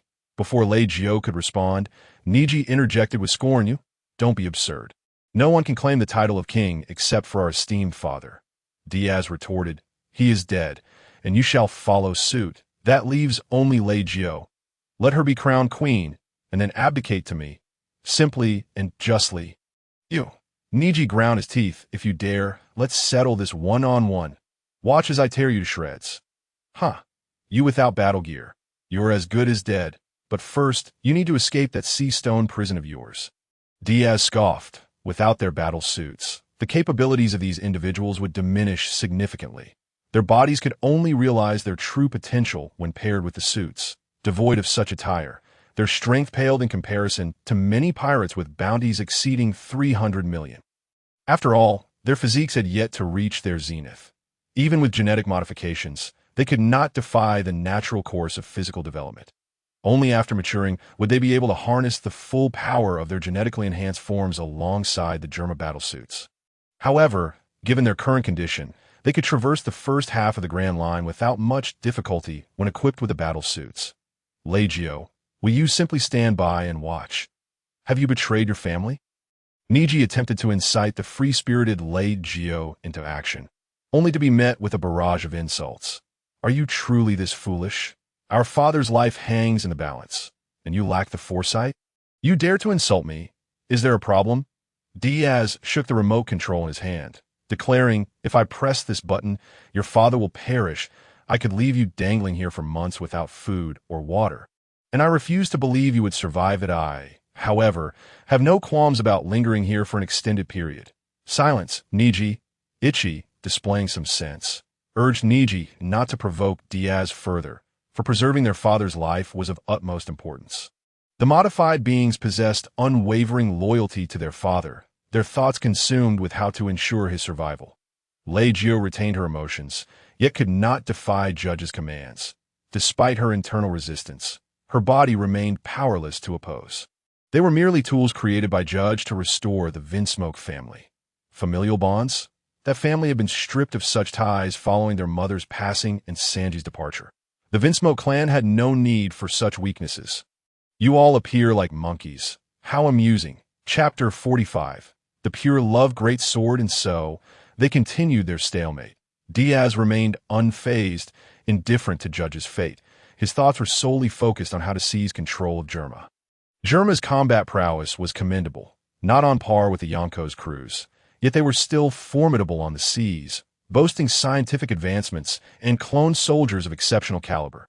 Diaz settled into the opulent chambers of Germa, where Judge was also confined, ensuring he remained incapacitated to prevent any escape. After a few days, Diaz knocked Judge out again upon his awakening. Ding! System update complete. The marketplace is now open. Achievement system activated. Ding! The cost per draw has been adjusted to 10 million berries. Damn it, you money-hungry fiend. Diaz erupted in anger. Is this not a blatant mockery of honest folks? The system remained unresponsive. After all, it was merely a mechanical entity devoid of sentiment. Frustrated by the lack of recourse, Diaz grumbled, "System, initiate 100 consecutive draws. At present, 100 million could only yield a single 10 draw. Damn it, Pineapple Phone, directly competing with Apple. Nightstone, glowing at night. Master of 8 extremes fist. Come on, throw a punch, youth. White King Ensemble, such style. Double jump, let me see who cannot double jump. Seed of the Spirit, control life and death. Heaven's Lock, a divine assault. Holy Grail, the omnipotent explosive device. Heavenly Fire, holy judgment. The pure love, great sword. Eagle Eye Vision, enemies cannot become invisible within attack range. Kryptonite, the weakness of the great Superman. Arc Reactor, I am Iron Man. Mouse Talisman, dear, your figurine waifu can come to life. Sunlight Gun. The Miracle of the Initial Salary, King Gwen. Immortal Slash. Weeping Tears, recommended to be drawn only after acquiring the power of immortality. The guaranteed items materialized before Diaz's eyes. The Seed of the Spirit, when implanted in a person, could cause them to explode with a mere thought. There could only be one. Heaven's Lock, the incarnation of Enkidu from the Type Moon universe, could restrain the creator deity Tiamat for an hour in its might. Delivering divine assaults. Without divinity, it was merely a robust iron chain. The Holy Grail, a despised broken cup, could indeed grant wishes, but only if one knew the method. Without it, one could not leap from initiation to conclusion. Heavenly Fire, holy judgment. One of the god keys from the third collapse, crafted from the core of the ruler of flame from the 7th epoch of civilization, could manifest in either a great sword or dual pistols. The reason behind its name, Pure Love Great Sword, is that each usage is for the one they cherish. Kevin, Siegfried, and Otto. The god of pure love, Otto, Apocalypse. For the sake of my beloved, I shall unleash a formidable attack. Powerful indeed, yet the catch was that it was driven by the energy of collapse. Ironically, it utilized more collapse energy than any other. Eagle Eye Vision, Kryptonite, and Arc Reactor need no further elaboration, while the Mouse Talisman requires a doll. The Sunlight Gun boasts formidable attack power, a skill of the protagonist Gwen from Dark Souls, best employed at close range. Immortal Slash. Weeping Tears, one of the 2 immortal slashes, without the power of immortality. Drawing, it spells doom, though it can be used for treachery. Diaz stroked his chin, pondering, before producing a golden cup, a mere collection of magical energy. Then I wish to become the strongest person in the world. The Holy Grail glimmered slightly, yet nothing materialized. All right, no success. I wish for the Holy Grail's magic to be converted into collapse energy. Ding! Magic conversion successful. The Holy Grail's magic has been transformed into collapse energy. Now linked with Heavenly Fire, holy judgment. It actually worked. Diaz was taken aback. How did this happen? Host, you need not delve too deeply into the workings of the system. Are you perhaps a member of the Hakura clan? Ding! Congratulations, host. You have achieved the accomplishment of guaranteed God. Host luck is increased by 1%. 1% increase is utterly useless. Diaz fumed, producing two golden flintlock pistols, black and white in contrast, with gilded barrels and a red core of the flame ruler embedded at the trigger. They appeared magnificent and opulent. The gun bodies emanated intense heat. The moment Diaz made contact, purple markings appeared on his skin as he was eroded by collapse energy. Lacking any adaptation to collapse energy, he would ultimately transform into a collapse beast. Hastily, he released his grip. Ding! Host has achieved the accomplishment of everything has a first time. Host has attained 100% adaptation to collapse energy.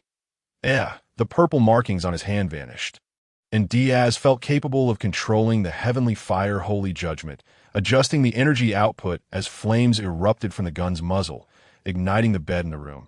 Extinguish it! Extinguish it! He splashed a bucket of water, dousing the flames. The output capacity of the heavenly fire holy judgment was exceptional. When energy reached 150%, it transformed into a great sword, unleashing a cataclysm. After releasing it, due to the extreme heat, the wielder faced a high likelihood of death. Only a body surpassing human limits could endure such boundless destructive power. The only one capable of wielding this force was Kevin. Otto utilized the Heavenly Fire Great Sword replicated from the Void Archives. While the Heavenly Fire Holy Judgment, fought for the sake of love, was also known as the Pure Love Great Sword. Give me the Caslana gunfighting technique. Never mind, as long as it works. He sheathed the dual pistols and approached Judge. System, implant the seed of the spirit into Vinsmoke, Judge. Ding! Implantation complete. Do you wish to eliminate the target? Negative. Diaz splashed water on Judge, waking him. Upon seeing Diaz, fear filled Judge's eyes, and he trembled in terror. I have implanted something within your brain to control you. With a mere thought, you shall explode. Silently, he commanded, System, let the seed of the spirit gradually take effect. Judge suddenly felt a splitting headache, blood trickling from his nose as excruciating pain became unbearable. Let me go. Please, I beg you. I am willing to become your subordinate. Upon uttering this plea, Judge felt an instant relief, though sorrow filled his heart. Was this truly the end for the Vinsmoke family? He was unwilling to accept such a fate. You are indeed obedient to by the way. What resides in your mind is known as the seed of spirit, and only I possess the ability to release it. It is bound to me. Should I perish, your mind would explode in an instant. Dagaji's eyes were filled with terror, for the man before him resembled a devil. Yet, there was no alternative. The pain he had just experienced warned him that if the other truly wished to harm him, he would undoubtedly meet his demise. He had no desire to die. Better to live than to die in vain. He must restore the Vinsmoke family. Yes, for the sake of his family, he absolutely could not perish. Chapter 46. The Waybreaker Diaz was quite pleased with Gaji's actions, finally allowing someone to tend to Gaji's wounds. That he stated, from this moment forth, refer to me as boss. All of you from Germa must obey my commands. Understood? Gaji felt resentment, but the thought of his life being in the other's hands left him with no choice but to comply. In front of his son, daughter, and numerous Germa soldiers, he declared that from this moment forward, Brant Diaz would hold an equal status to his own in the Germa Kingdom, and everyone must heed his orders without dissent. A dictatorship is easily controlled, as long as the fearful leader is under control. One becomes the master of the nation. The power of the Germa Kingdom is indispensable for his future. Diaz sat upon the throne, gazing down at the kneeling Iji, Niji, and others, saying, I still prefer your former unruly demeanor. This current state is truly tiresome. Reiju, appointed by Gaji as his secretary, remarked, You are quite a wicked individual to deal with this group. It is indeed necessary. You are free now, beautiful princess. Hearing that she was free, Reiju was momentarily stunned, incredulously asking, Free? Indeed, you may go wherever you wish now. I shall not interfere, nor will Gaji, right? Gaji's heart bled as he forced a smile, saying, The boss speaks truly. Reiju, you may do as you please now. You need no longer obey my commands. Upon hearing this, Reiju felt an unprecedented sense of relief. Commands were absolute, indicating that she could indeed leave this kingdom. But what would she do after departing? Perhaps she would visit Sanji, see her brother. Thank you, Reiju whispered, turning away without a hint of nostalgia, her Germa combat attire allowing her to soar through the air, leaving a long white trail that vanished from sight. Diaz said, "Well then, it is now your turn. Gaji, your current task is to earn money from me. While maintaining the normal operations of the Germa Kingdom, all remaining funds must be saved for my future use." He was indifferent to how Germa would earn money in the future. All that mattered was that it would benefit him.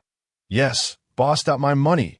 Gaji screamed internally, yet there was nothing he could do. He began upgrading the weapons used by the soldiers. As their current efficiency was lacking, the flintlocks of the Pirate King's world had remained unchanged for many years, and Diaz felt it was time to initiate an industrial revolution. The current weaponry could adequately meet the combat needs of the Germa soldiers. Gaji frowned, stating, "If we update the weapons now, it will require a substantial amount of money, not to mention the time and effort for research and development." "Foolish," Diaz retorted. Updating the weapons and developing more powerful ones could allow Germa to swiftly conclude the war. Furthermore, by selling weapons, Germa could amass greater wealth, transforming from mercenaries to arms dealers, earning money while reclining at home. Doesn't that sound appealing? Ah, Gaji opened his mouth, realizing the truth in Diaz's words. "Next, we shall develop in this direction that I can provide you with 500 million berries for research and development. If that is insufficient, you may take on missions to earn more." Understood. Additionally, construct for me a vessel capable of swift movement across the sea without reliance on wind. That requires a source of energy that if you were a natural-type devil fruit user, this issue could be easily resolved. However, the implication was clear. A vessel requiring rapid movement without wind would necessitate an energy source. And a small hull could not accommodate a large engine and energy processor, rendering it futile. "I can solve the energy issue. You focus on shipbuilding." "Yes," Gaji complied, and soon the scientists of Germa began crafting an iron vessel complete with a captain's cabin based on Diaz's specifications. The energy supply would be derived from the arc reactor, which could provide ample energy. This new element-clean reactor was sufficient to meet the small ship's energy demands. The appearance of the arc reactor astonished Gaji and the scientists alike. The energy it provided defied their understanding.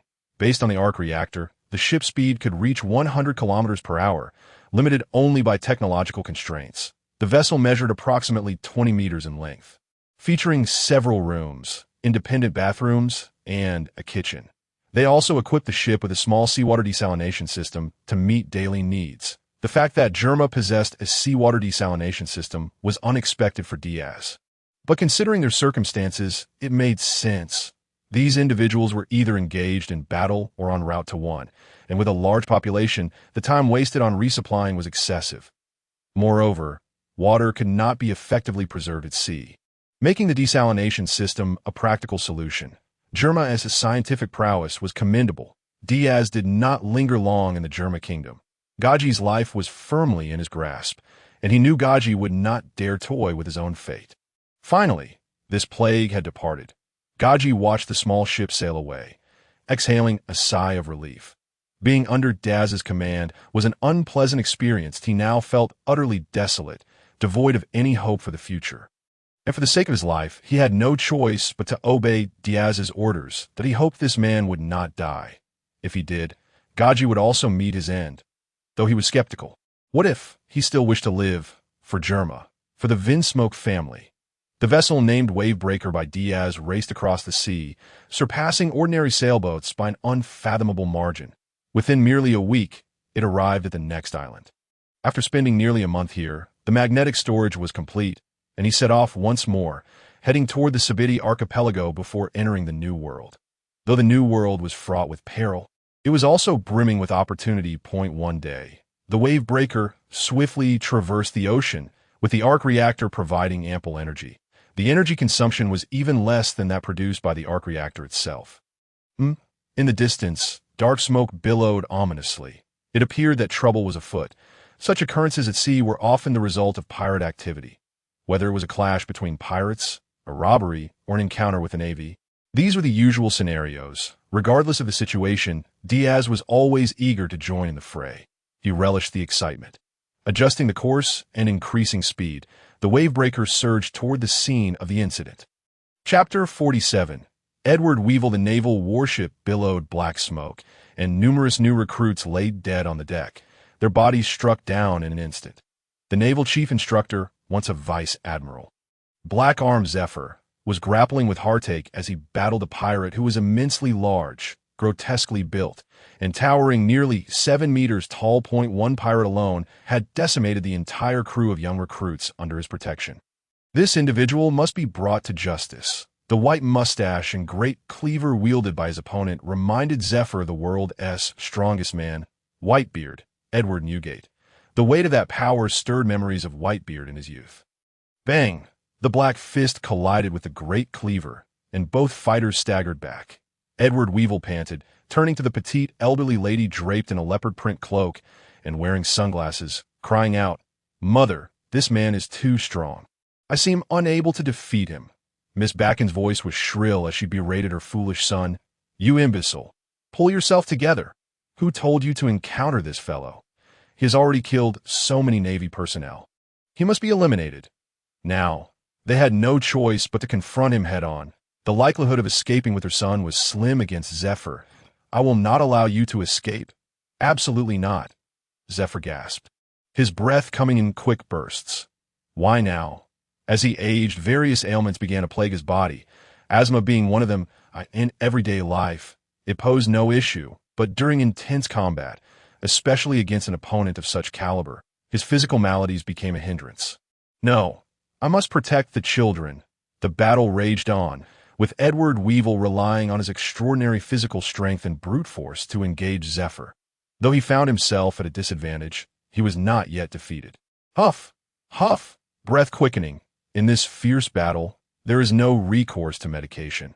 Age has begun to take its toll on my physical strength. If only I were 5 years younger, I could handle this fellow.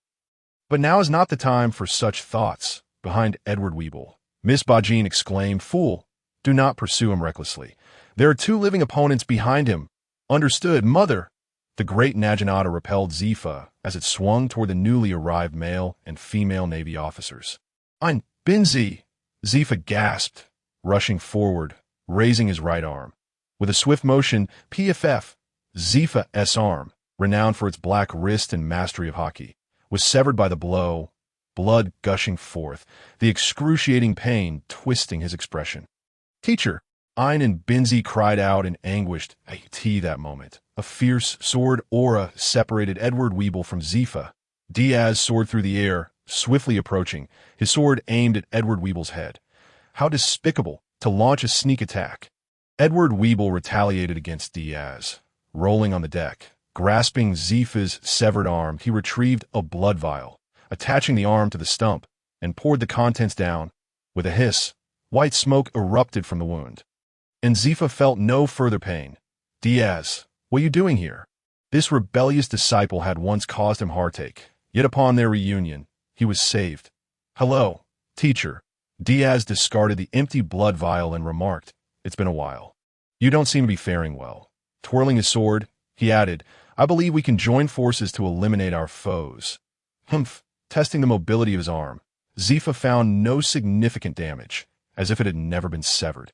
The dark hockey enveloped his arm once more. That substance had alleviated his asthma, and perhaps he had indeed healed, at least for the time being. What on earth was that he drank? Infuriating. How could this be? He had reattached his severed limb? "Son, kill them," Miss Bajin shrieked. "Understood, mother." Edward Weevil charged again, but Zephyr dodged, colliding once more with Weevil, the battle reigniting. Diaz had a clear target, rushing toward the foolish Miss Bajin. "You little brat. How arrogant." Miss Bajin raised her cane, armed with hockey, swinging it toward Diaz. "So, this old woman possesses hockey." Clang! Sparks flew as the force from her cane unexpectedly surprised Diaz. She was not beneath him in strength. With a sudden burst of power, Diaz's might caused Miss Bajin to falter, her cane bouncing away, leaving her open. Diaz brandished a gilded flintlock, the barrel of the holy fire erupting in a fierce flame. striking Miss Bajin squarely in the face. Ah! Miss Bajin screamed as her body ignited. Weeble turned quickly. Mother! Fighting while glancing away, Zifa's brow arched as his dark fist slammed into Weeble's abdomen, the powerful blow forcing Weeble back several steps. Clutching his stomach. That hurts, you old fool. Sniffling, bolstered by monstrous physical prowess, he endured the impact. Diaz kicked Miss Bajin down, extinguishing the flames, the holy fire pressing against her head as he declared, "Surrender. Your mother is in my grasp." He relished in holding hostages, achieving his goals with minimal effort. Heavenly Lock. A silver chain with variously shaped wedges materialized in the air, the end with a spearhead piercing Weeble's collarbone, heavily restraining him. This was no mere treasure. It was an original divine weapon, exceptionally sturdy. Even if it were broken, it would repair itself after some time. If only his opponent possessed divinity. Once bound, he could wreak havoc. It is widely known that divinity is a debuff. So simple. Diaz commanded, "Capture him, teacher Zifa." "What is this?" Weeble struggled to break free, to which Diaz warned, "If you dare to move, your mother will be finished." "Mother, if you harm her, I will kill you," Weeble retorted angrily. "As long as you remain still, your mother will not perish." "Really? Indeed. Then I won't move." This man seems rather dim-witted. Zifa cast a long, solemn glance at his former disciple before instructing Ein and Binzi to fetch C-prism stone handcuffs, binding Weeble's hands and feet, and securing him with heavy chains. Chapter 48. The meaning of a hero. Edward Weeble and Miss Bajin were restrained by Zifa and his allies. Zifa gazed upon the bodies of the Navy recruits on the deck, sorrow overwhelming him. They were supposed to be brought along for training, yet this had occurred. "Take heart, teacher Zifa. The dead cannot return to life. This is fate when you venture onto the seas, whether as a Navy officer or a pirate. One must be prepared to sacrifice their life." Daz's gaze was profound as he, along with Ein and Binzi, began to gather the corpses. "It is not your place to lecture me, you little brat."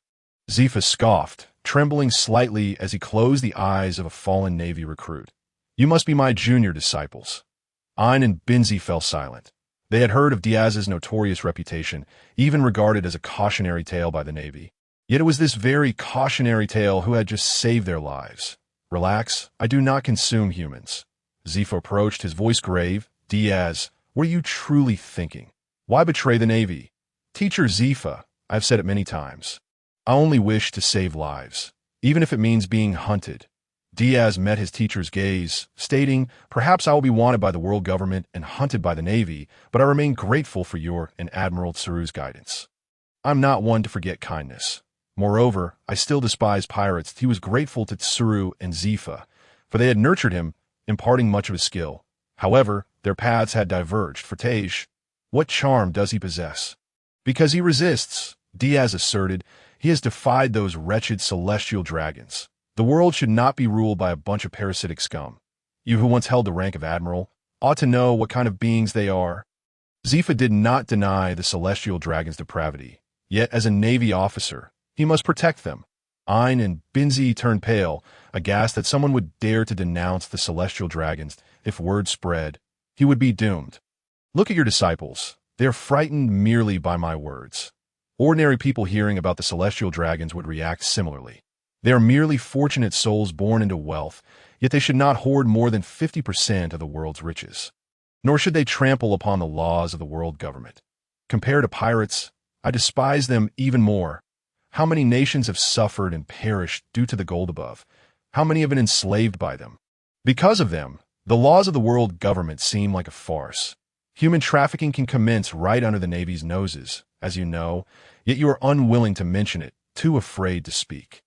Your sense of justice appears laughable against their backdrop." Diaz peeled back the Navy's wounds. This was their disgrace. The young beauty, Ein opened her mouth to retort on behalf of her teacher, yet found no words, for Diaz spoke only the truth. There must be better solutions, such as...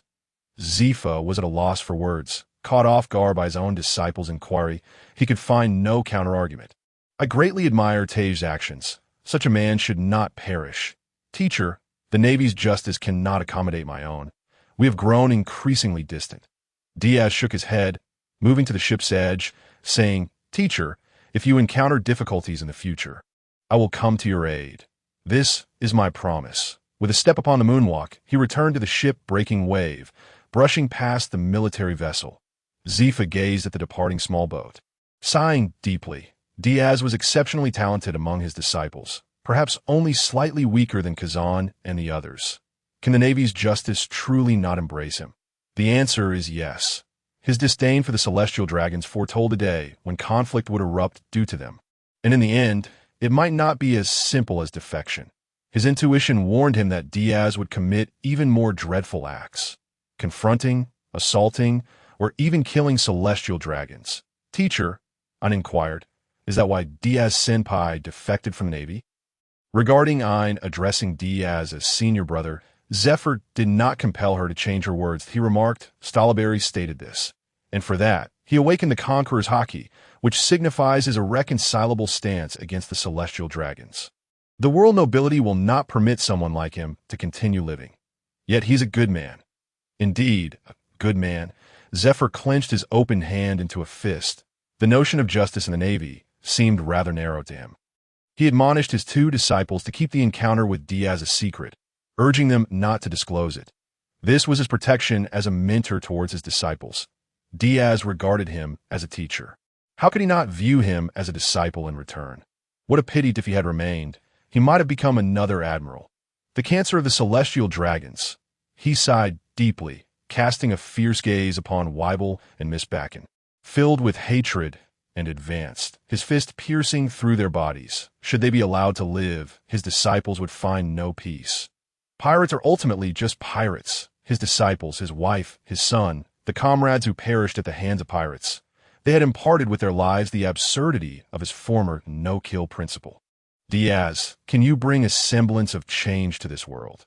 The sea-stone handcuffs on Weibel and Miss Bakken were reclaimed and subsequently cast into the ocean. He suddenly found himself anticipating the achievements of this rebellious disciple. Do you wish to become a hero, Diaz? Teacher, the so-called hero, upon aspiring to be one, has already forfeited that title. Thus, I shall not become a hero, nor will I be a hero. You are the hero. Diaz, yet you are also a rebellious fellow, unconventional, a disobedient disciple. The warship slowly departed. This sacrifice caused Zephyr great anguish. Upon returning to the naval headquarters, he reported this unprecedented loss. Such sacrifices are exceedingly rare in the annals of the Navy's history. Zephyr decided to form a naval guerrilla unit, which was swiftly approved by the higher echelons of the Navy. The position of chief instructor of the Zephyr Navy was temporarily vacant, and many Navy personnel joined the guerrilla unit, including Ain and Binzi, who set out to hunt pirates across the seas. They would spare none. Leaving any alive would be a profound disrespect to their fallen comrades. Ain and Binzi also came to understand why Diaz had ensured that no pirates survived once they fell into his grasp. These wretches truly did not deserve to live. Scum. A group of scum. Their deaths are of no consequence. Chapter 49. Sabedi Archipelago. The War of the Zakire Kingdom continues. Today's headline features the ongoing conflict in the Zakire Kingdom. Although Germa withdrew from the war due to Diaz, several neighboring kingdoms remain undeterred, hoping to seize this bountiful and beautiful realm.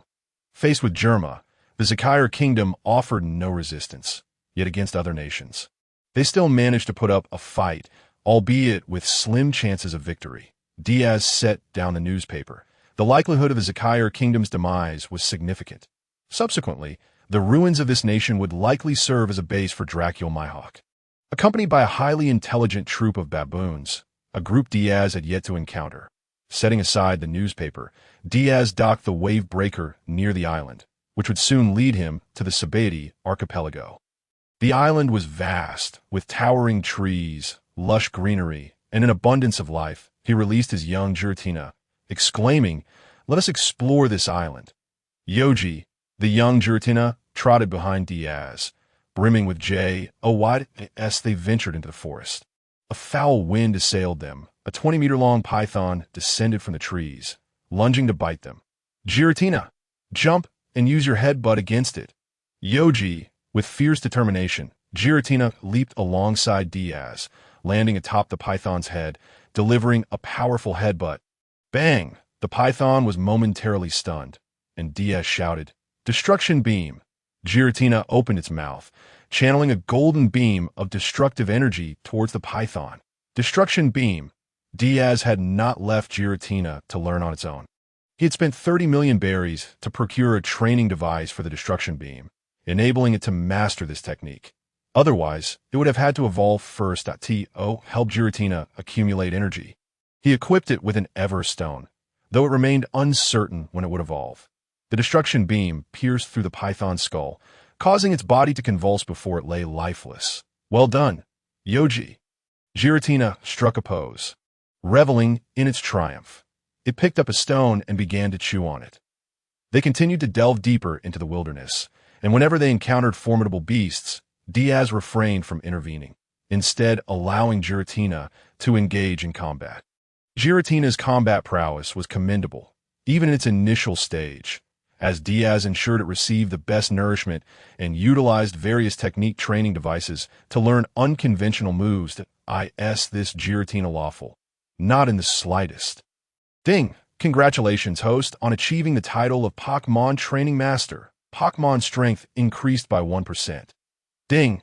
Giratina has learned the move Screech. A series of notifications surprised Diaz as he dragged a bull the size of a house onto the beach.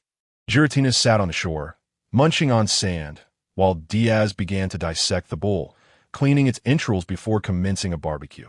After resolving a hearty lunch, he commenced training. Before entering the new world, he needed to master armament hockey and observation hockey. These two forms of hockey are essential in the new world. One must be proficient, as they are commonplace there, unlike in the first half of the Grand Line, where few possess them, without enduring a thorough beating. One remains oblivious to the existence of hockey. Some Logia-type devil fruit users, relying on their elemental forms, misguidedly believe they are invincible. In reality, there are always greater powers beyond, donning the heavy iron armor purchased from the system's marketplace. Weighing 5 tons provided an ideal means for training. Sweating profusely, Giratina perched atop him, gnawing on energy cubes, thus adding to his burden. This is insufficient. I require a battle to push myself to the brink. Yet where might I find an adversary to challenge me? Should I provoke the Navy? Contemplating this, he continued his training, lifting 3-ton barbells to enhance his arm strength. Building physical power, he did not cease his 6 forms training. He aimed to grow stronger, relentlessly stronger. After a month and a half spent on this island, Diaz finally departed, arriving at the center of the Grand Line, the Sabati Archipelago. This archipelago, comprised of the Yalman mangroves, had roots that formed the ground, secreting liquids that created bubbles floating in the air. These bubbles were suited solely for the unique climate of the Sabati Archipelago. Departing the island would cause them to explode. Bubble culture permeated this island, with many daily necessities composed of bubbles. The Sabati Archipelago also serves as a transit point to Fishman Island, attracting numerous pirates and bounty hunters. They congregated in the lawless zones, areas beyond naval jurisdiction, where as long as they kept a low profile, the Navy would turn a blind eye.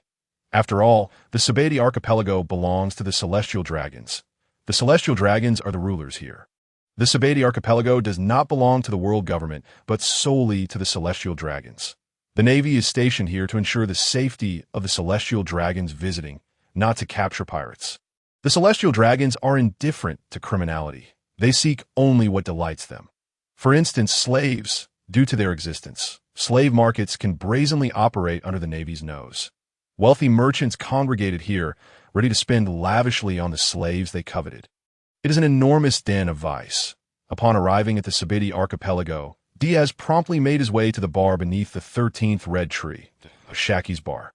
The proprietress, Shaki, was a pirate from the same era as the Dark King Rayleigh and Whitebeard, having been pursued by Garp over 30 years ago. After retiring from piracy, she established a bar in the Sabati Archipelago, primarily engaging in the intelligence trade.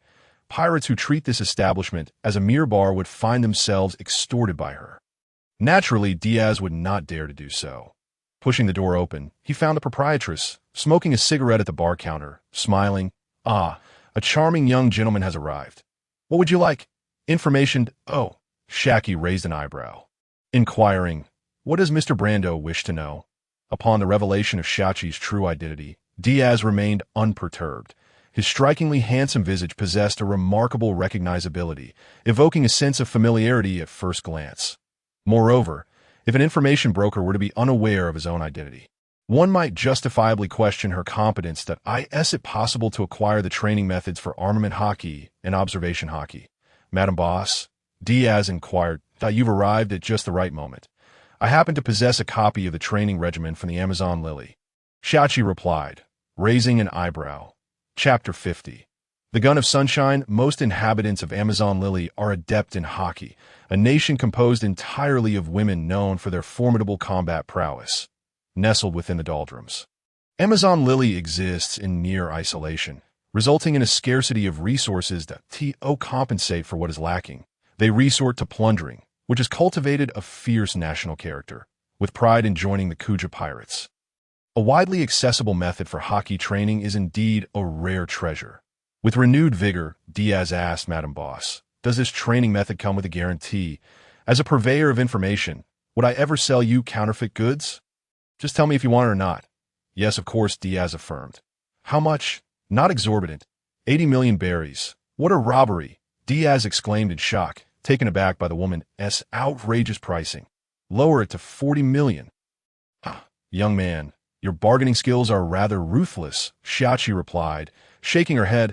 "In my line of work, I've never encountered a youth as aggressive as you.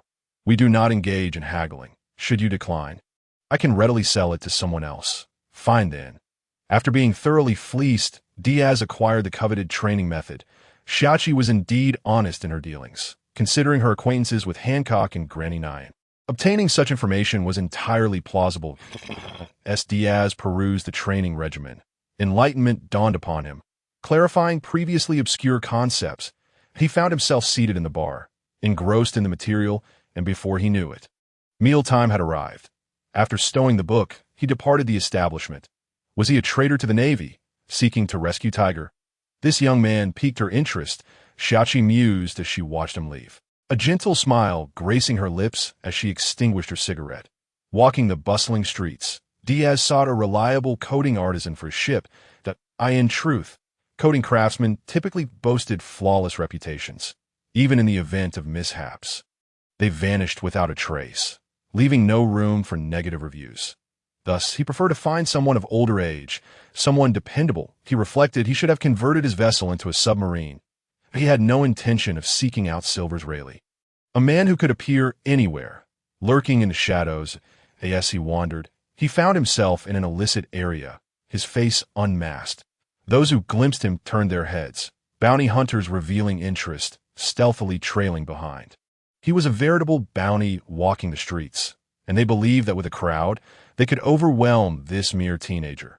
"You seem rather confident," Diaz remarked, arriving at a secluded spot, addressing his pursuers. "Brando Diaz, you are indeed formidable, but before your stamina wanes, it is uncertain whether you can vanquish us all." A bounty hunter, licking his blade, sneered, "Moreover, you are not merely under the scrutiny of us bounty hunters.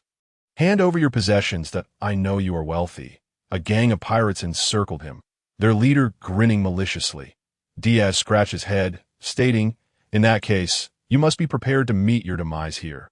With a swift motion, Diaz conjured golden lightning that surged from all directions, coalescing within his palm. "What is that? Is he a wielder of powers?" "What?" "Run." The lightning solidified into a golden spear, crackling ominously in his grip, presenting him as a veritable god of thunder. Gun of Sunshine. He hurled it with force, and it detonated amidst the crowd, unleashing a storm of electricity and chaos, sending countless bodies flying and claiming untold lives. "Monster, flee!" The impact of that single strike shattered their resolve.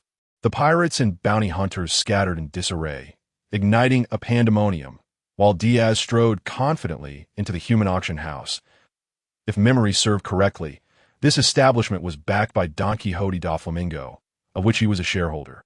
Seated in the audience, he listened intently as the auctioneer passionately extolled the virtues of a beautiful slave, presenting the princess of the Goya Kingdom from the New World, well versed in court etiquette.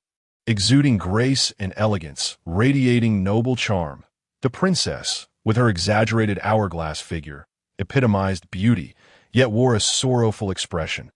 Even a seasoned observer like Diaz felt momentarily captivated by her golden waves cascading over her shapely form. Ah, that figure, those legs, I could indulge for a year, he thought. How detestable, this vixen. If I bought her, I would strip her face from my collection. Sevi's Olivia's eyes were devoid of light. Her kingdom had crumbled due to an inability to pay celestial taxes. And though she possessed the powers of a paramecia-type fruit, the mind-reading fruit, it granted no combat prowess. With her nation obliterated, this princess had become a slave, destined to be toyed with by these grotesque individuals. Who will save me? She lamented. Perhaps I should just rob this place. None here are virtuous. Free the slaves. Then what will I eat? Wait, should I not contemplate such a grand act? Why am I fixating on lunch? As the auctioneer continued to peddle Olivia, she cast a glance toward Diaz, recognizing him as the one who had just voiced intentions to seize the auction house. Noticing her gaze, Diaz furrowed his brow. Is she looking at me? Whatever point 18 million berries once, 18 million berries twice. The auctioneer raised his gavel, poised to finalize the sale, when Diaz interjected, I bid 2 guns. The twin flame pistols materialized in his grasp, and with a thunderous declaration, he shouted, Nobody move! It's a robbery! Pirates! Help! Run! The affluent attendees, clad in opulence, turned pale, their faces drained of color as they sought escape, that a wall of flame erupted from his guns, blocking their path. Drop all your valuables here, or you shall not leave alive. You are robbing us. Beware the navy! Bang! A bullet of condensed flame pierced the brow of the one who spoke, their body collapsing lifelessly. The crowd erupted in terrified screams as Diaz declared. Now, does anyone have objections? He suddenly raised his weapon, shooting the fleeing auctioneer without hesitation. Few in this establishment are innocent, he stated. Leave your valuables here, and you may depart. Will you comply? Yes, yes. Chapter 51. Olivia the Wealthy Merchants. Gripped by fear, scrambled to comply, eager to preserve their lives, hastily surrendering their money and jewels until a mound formed before Diaz. With a smile, he collected the spoils and allowed them to leave before leisurely approaching Olivia. He retrieved a temporary key from the auctioneer's waist, freeing her from her shackles. You are free now. You may go. Olivia rubbed her wrists, sorrowfully remarking, I am now homeless. The core kingdom has been destroyed. Erased from a new world, and my subjects, inwardly grieving. She sensed Diaz's thoughts. Damn, this girl 1T expect me to take her in, will she? I'm not even an adult yet. What a dramatic inner monologue he has. Olivia's complexion flushed deeper as yellow waste flooded her mind. What is this? What thoughts occupy this man's head? At that moment, she matured. What's wrong? Please, don't touch me. She stumbled back, her legs trembling. Diaz's hand froze mid-air. Fine. I 1T touch you. I have no intention of doing anything but a word of caution. The Navy will arrive soon. You should leave that I still have matters to address. Eliminate the damned and liberate the deserving. Wait, is he actually here to help? Hold on. Olivia pursued him, and Diaz grimaced. What is wrong with this woman? Shouldn't she be fleeing to avoid capture? To be re-enslaved is undoubtedly a grievous fate. Once captured, one may face unspeakable horrors. The individual who speaks so harshly, in truth, possesses a commendable character, albeit their mind is cluttered with sordid thoughts. Wait, what is this? Why does my mind leap so abruptly? Just moments ago, I was contemplating the rescue and the lewd thoughts of Diaz, and now my thoughts have shifted to the decor of the human auction house and its proprietor. The rapidity of my thoughts left Olivia momentarily stunned, followed by a barrage of irrelevant information. She hastily shut down her abilities, as Diaz's presence felt like a multitude of minds standing before her, overwhelming her capacity to process. How could this be? Is there anyone whose thoughts are so chaotic? The modern propensity for divergent thinking, combined with Diaz's penchant for whimsical musings, rendered his mind exceptionally active, and Olivia found herself inundated with information, unable to manage it, nor daring to delve too deeply into his psyche. What do you wish to do? Diaz inquired. I am a mind-reading fruit user. I can assist you in discerning who is virtuous and who is nefarious. Surely, you wouldn't want to make a grave mistake, would you? Olivia replied, "Oh, a mind-reading fruit user. You could discern my thoughts?" Diaz mused, feeling a sudden vulnerability as if he stood before her in the nude. Olivia quickly waved her hands, stating, "I will refrain from probing your mind any further. Your thoughts are too disordered for me to comprehend, and frankly, a mind filled with lewd notions holds little value for reading." Her cheeks flushed. Diaz, seemingly struck by a realization, cleared his throat awkwardly and remarked, "My thoughts tend to be rather erratic. It would be best if you did not pry." "Yes, I absolutely shall not pry in the future." "There is no future," Diaz emphasized. "Very well. May I accompany you?" "I do not require companions."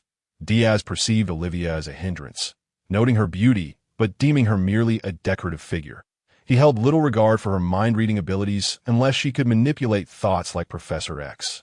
"I can assist you with numerous tasks that I am typically engaged in robbery or slaying pirates that I believe you could benefit from a clever aid, and I possess intelligence regarding the New World. I can obtain it through information trading, and I assure you it is reliable that I can also serve as a fighter. I have trained in martial arts and once defeated a pirate with a bounty of 33 million berries," Olivia asserted. "And yet, you were captured?" At this, Olivia seethed internally, recalling the treachery of her nation's duke who had betrayed the realm, allowing the enemy to infiltrate the city. Her father and mother had been slain. She narrowly escaped, but ultimately fell into the hands of traffickers. "Do you possess the courage to consort with demons?" Diaz queried. "Following me entails constant peril, for I have a knack for inciting trouble. I fear not death.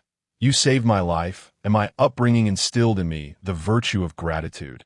Olivia proclaimed loudly, "You are worthy of my allegiance." This man had his principles, although following him might jeopardize her innocence.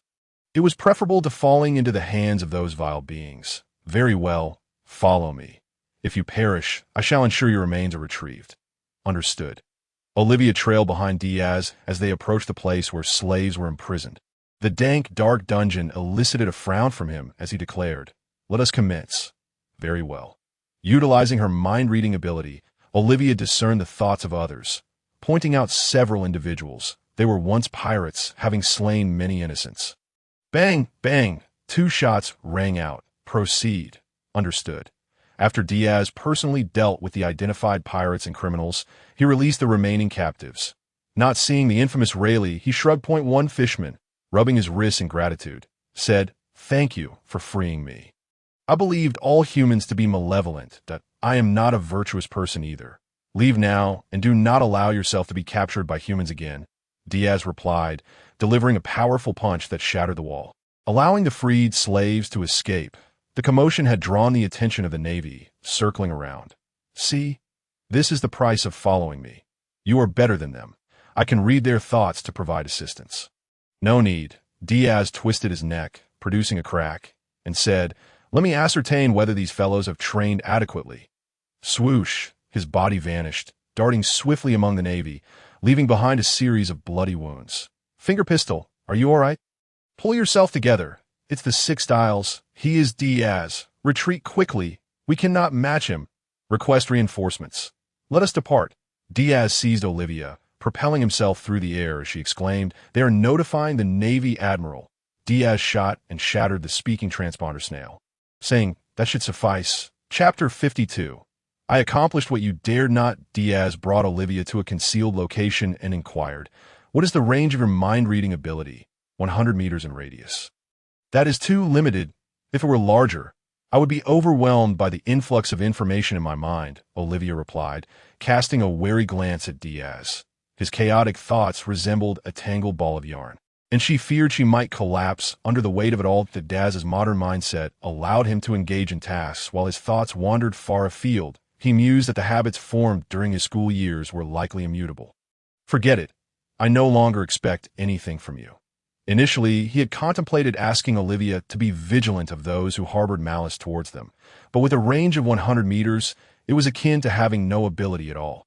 Observing the Navy scouring the area for them, he said, "You have one final chance. Leave this place now. Should you choose to follow me, death may be a possibility, and I cannot guarantee your safety."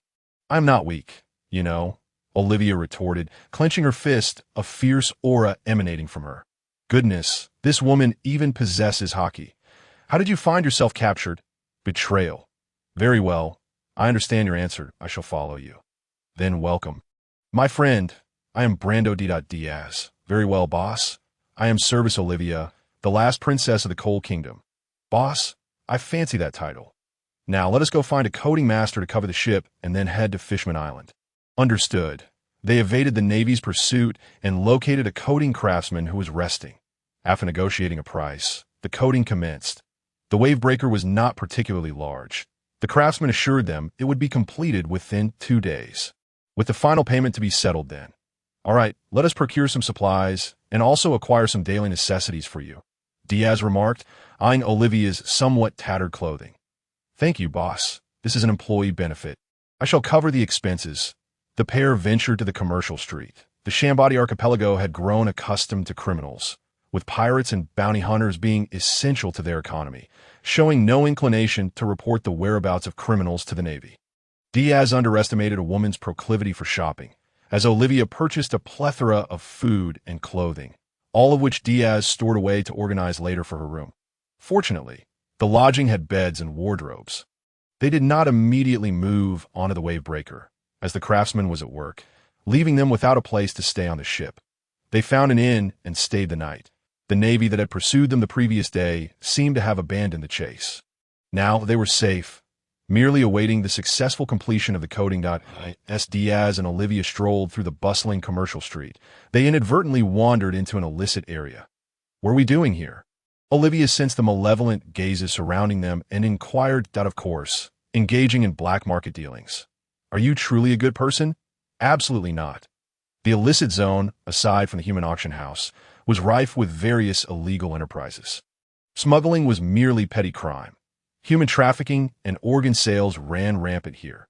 Diaz had no intention of fleeing so easily and led Olivia to an organ trafficking establishment, where several individuals were bound, marked with the locations and prices of their organs, available for immediate slaughter and sale, clearly akin to a market. Upon seeing Diaz, the shopkeeper rubbed his hands together, displaying a nefarious grin, and said, "Welcome, esteemed guests. What can I assist you with today? In this place, everything imaginable is available, yet what you desire remains elusive. There is nothing we do not sell, and the prices are negotiable."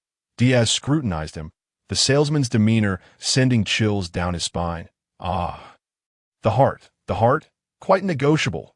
Just look at this fellow, a pirate captain with a bounty of 56 million berries, robust in physique and undoubtedly possessing a strong heart.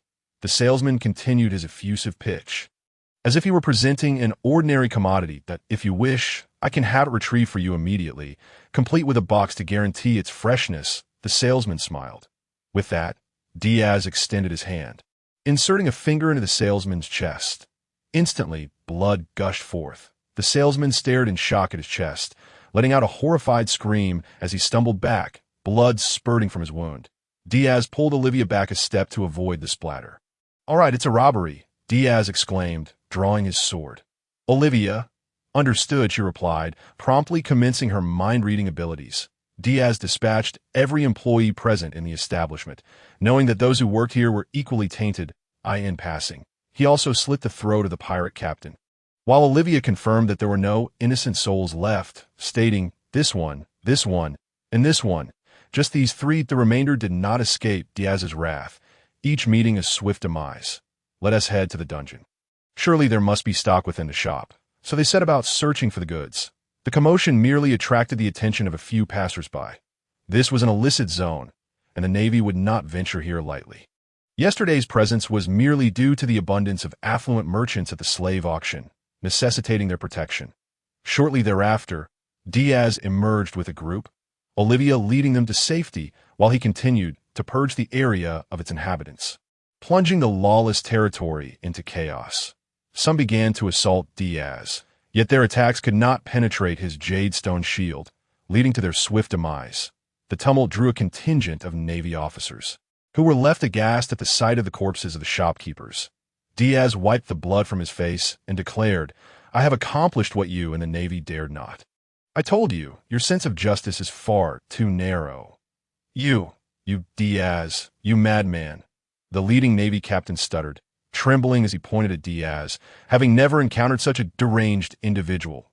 Isn't it you who seeks absolute justice? Diaz mocked. If absolute justice means no evil can exist within your sight, then look here, this lawless zone, right beneath the Navy's very noses. Can you truly realize absolute justice? Is this your notion of justice? It's utterly laughable. With those words, the Navy fell into silence, some of the newly initiated questioning the righteousness of their cause. Justice may be delayed, but it will never be absent, the Navy captain retorted. Diaz countered, what use is delayed justice? If civilians are slain, can your attempts at justice resurrect the dead? How shallow. Chapter 53. The allure of Diaz. Diaz's voice resonated like a thunderous bell, shaking the very core of those who heard it. As he shook the blood from his blade, turning to depart, he commanded, fire, get lost. In a swift motion, his gaze, filled with murderous intent, instilled terror in the Navy, their bodies trembling as they envisioned their own demise. Touching their necks, they found them unharmed. What a terrifying aura of death, the captain murmured. How many lives has this man taken? It seemed the rumors were true.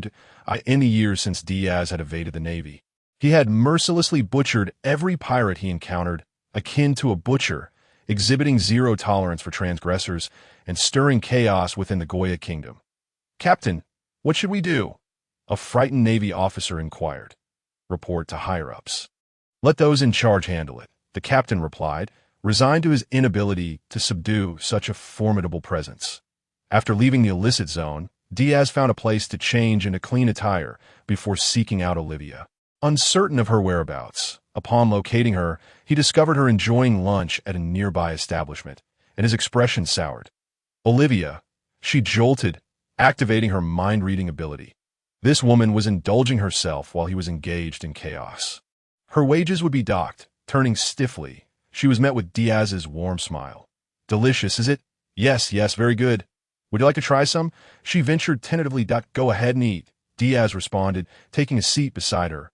Olivia felt uneasy, clearing her throat to muster a polite smile as she instructed the waiter, please bring 10 more portions of this lunch. Certainly, the waiter confirmed, relaying the order to the kitchen. Diaz picked up his knife and fork, stating, we can leave tomorrow. Today's events were rather significant. Let's keep a low profile. Olivia replied. Wasn't it you who stirred the trouble? As she quietly consumed her meal, Diaz inquired, are you disparaging me in your thoughts? Absolutely not, Olivia hastily retorted. You slanderer, the boss is slandering me. Very well. Once their meal was served, Diaz devoured it voraciously, and soon after, he and Olivia exited the restaurant, their bellies full. As they walked, suddenly, people around them began to kneel. Olivia queried in confusion, why are they kneeling?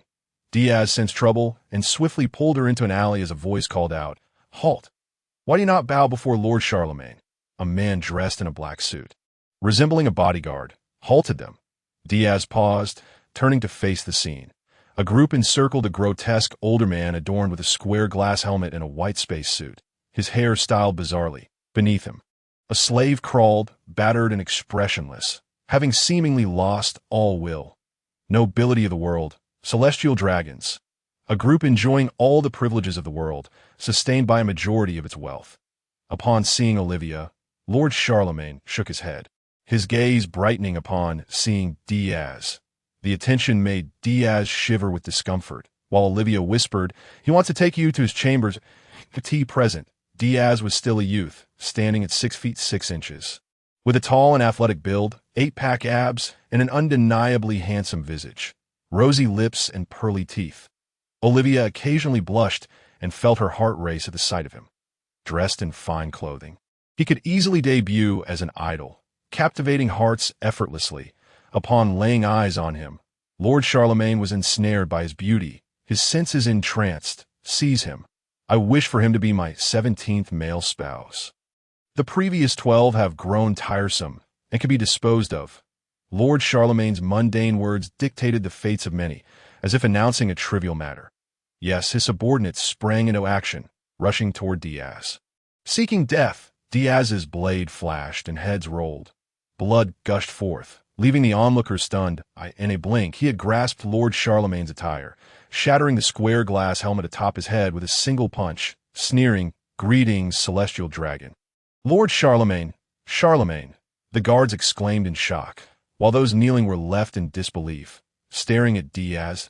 "Don't ask me why I'm kneeling." Olivia gazed at Diaz in astonishment. Her boss was audacious beyond measure. This was a noble of the world, an entity that loomed over all humanity. "Do you wish to die? If not, then let go of me. I am a celestial dragon." With a resounding slap, Diaz struck Lord Charlemagne across the face, causing his features to swell and several teeth to fly, resulting in a silence that engulfed the crowd. That he struck a celestial dragon. How could he dare? How did he possess such audacity? "You dare strike me? My father has never laid a hand on me." Lord Charlemagne wept tears of pain, his speech slurred. "Lord Charlemagne, quickly, notify the navy." "Yes, I'll see who dares move." Diaz interjected. "If you dare notify the navy, I shall feed this one to the dogs."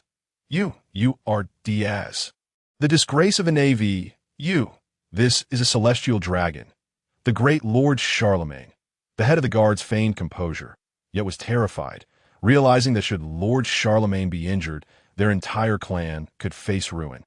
"A celestial dragon, and what of it?" Diaz replied nonchalantly, dragging Lord Charlemagne closer. "Look at this swine. Why are you all so afraid?" "Olivia." "Here, here." Olivia promptly responded, as Diaz tossed the captured photo snail to her. "You know what to do, right?" Of course, Olivia's excitement surged.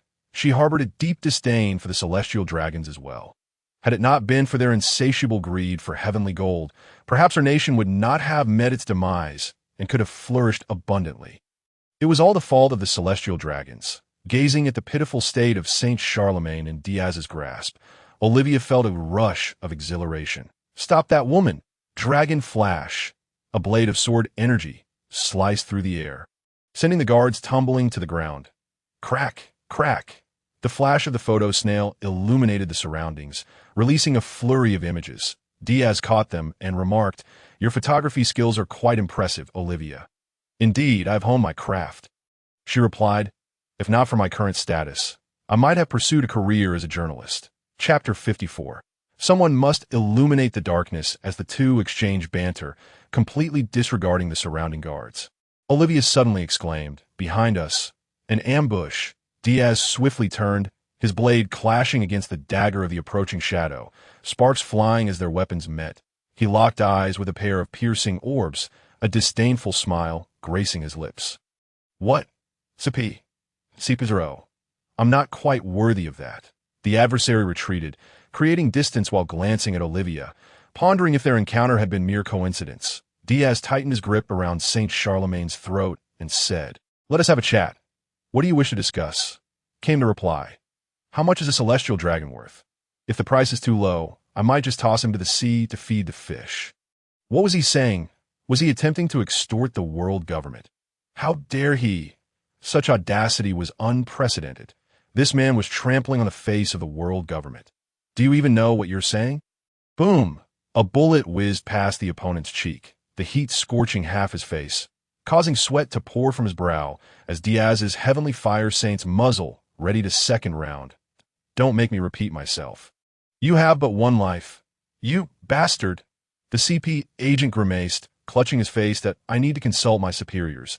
I lack the authority to make decisions. Suit yourself. In due time. I wonder if this fool will last until then."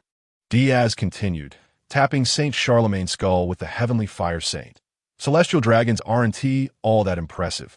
News of Diaz's kidnapping of a celestial dragon could not remain concealed. The information spread like wildfire, drawing reporters like sharks sensing blood surrounding the scene. Yet, none dared to photograph, fully aware that Diaz held a world noble in his grasp. At that moment, Diaz and Olivia leaned against a red tree, wary of potential ambushes from behind. Diaz sat with the unconscious Saint Charlemagne beneath him, remarking, "Doesn't it feel insane? Perhaps a bit, but I find it rather relieving." Olivia shrugged. "Ever since I became your subordinate, I've already been marked as a target by the world government. You seem quite aware of the situation. However, this is merely coincidence. As they conversed, the Navy and numerous CP members surrounded them. Diaz glanced around and said, "It appears today will not be easy. Many harbor murderous intent towards you. Yet more are simply shocked." Olivia sensed the thoughts of those around her. Those reporters are torn between whether to take photos and how to write their subsequent reports. They have a significant story, yet dare not publish it. They are in quite a predicament. The crux of the matter was that Diaz had kidnapped a celestial dragon. Had it been a mere member of the world government, they would have dared to report it, but the target was a world noble. There's nothing to be done, though there will always be those with audacity, catching sight of a sudden flash from within the crowd. Diaz realized someone had taken a risk. He smiled, harboring little hope. The likelihood of the report being published was slim. Should it be made public, it would deal a severe blow to the world government and the celestial dragon's reputations. The credibility of the world government would plummet, and perhaps some audacious individuals would openly defy their orders, refusing to pay heavenly gold. "The fleet admiral wishes to speak with you." A CP agent approached. Holding a phone snail, his voice grave. Diaz took the device, his other hand gripping the heavenly fire saying against Charlemagne's neck. Moses, is that you, Fleet Admiral Sengoku? Diaz, what on earth are you trying to accomplish? Are you seeking your own demise? The atmosphere on Sengoku's end was evidently tumultuous. Diaz's usual antics could be overlooked, as he often targeted corrupt individuals who deserve their fate. However, today he had caused the Navy and the world government immense trouble by kidnapping a world noble and extorting them. Is the Admiral already on his way? I suspect Tsuru won't be able to make it. At his pace, he would have arrived by now. Akainu is stationed in the New World. It must be Akiji. Diaz remained unfazed, stating, "But I'm not one to fear death, so let them come." Ending the call, Diaz announced, "Everyone, align yourselves with me. I have an announcement." All eyes turned to him as he proclaimed, "As you can see, beneath me lies a world noble, a distinguished celestial dragon. Do you not think I've lost my mind? To have the audacity to attack a celestial dragon." Some instinctively nodded in agreement. Diaz continued, "In truth, I simply wish to see if these individuals bleed red like us, if they scream in pain when wounded, if they possess limbs and heads." He spoke softly, capturing the attention of the crowd. While some reporters hastily jotted down notes, though reluctant to admit it, such swine-like beings were indeed human.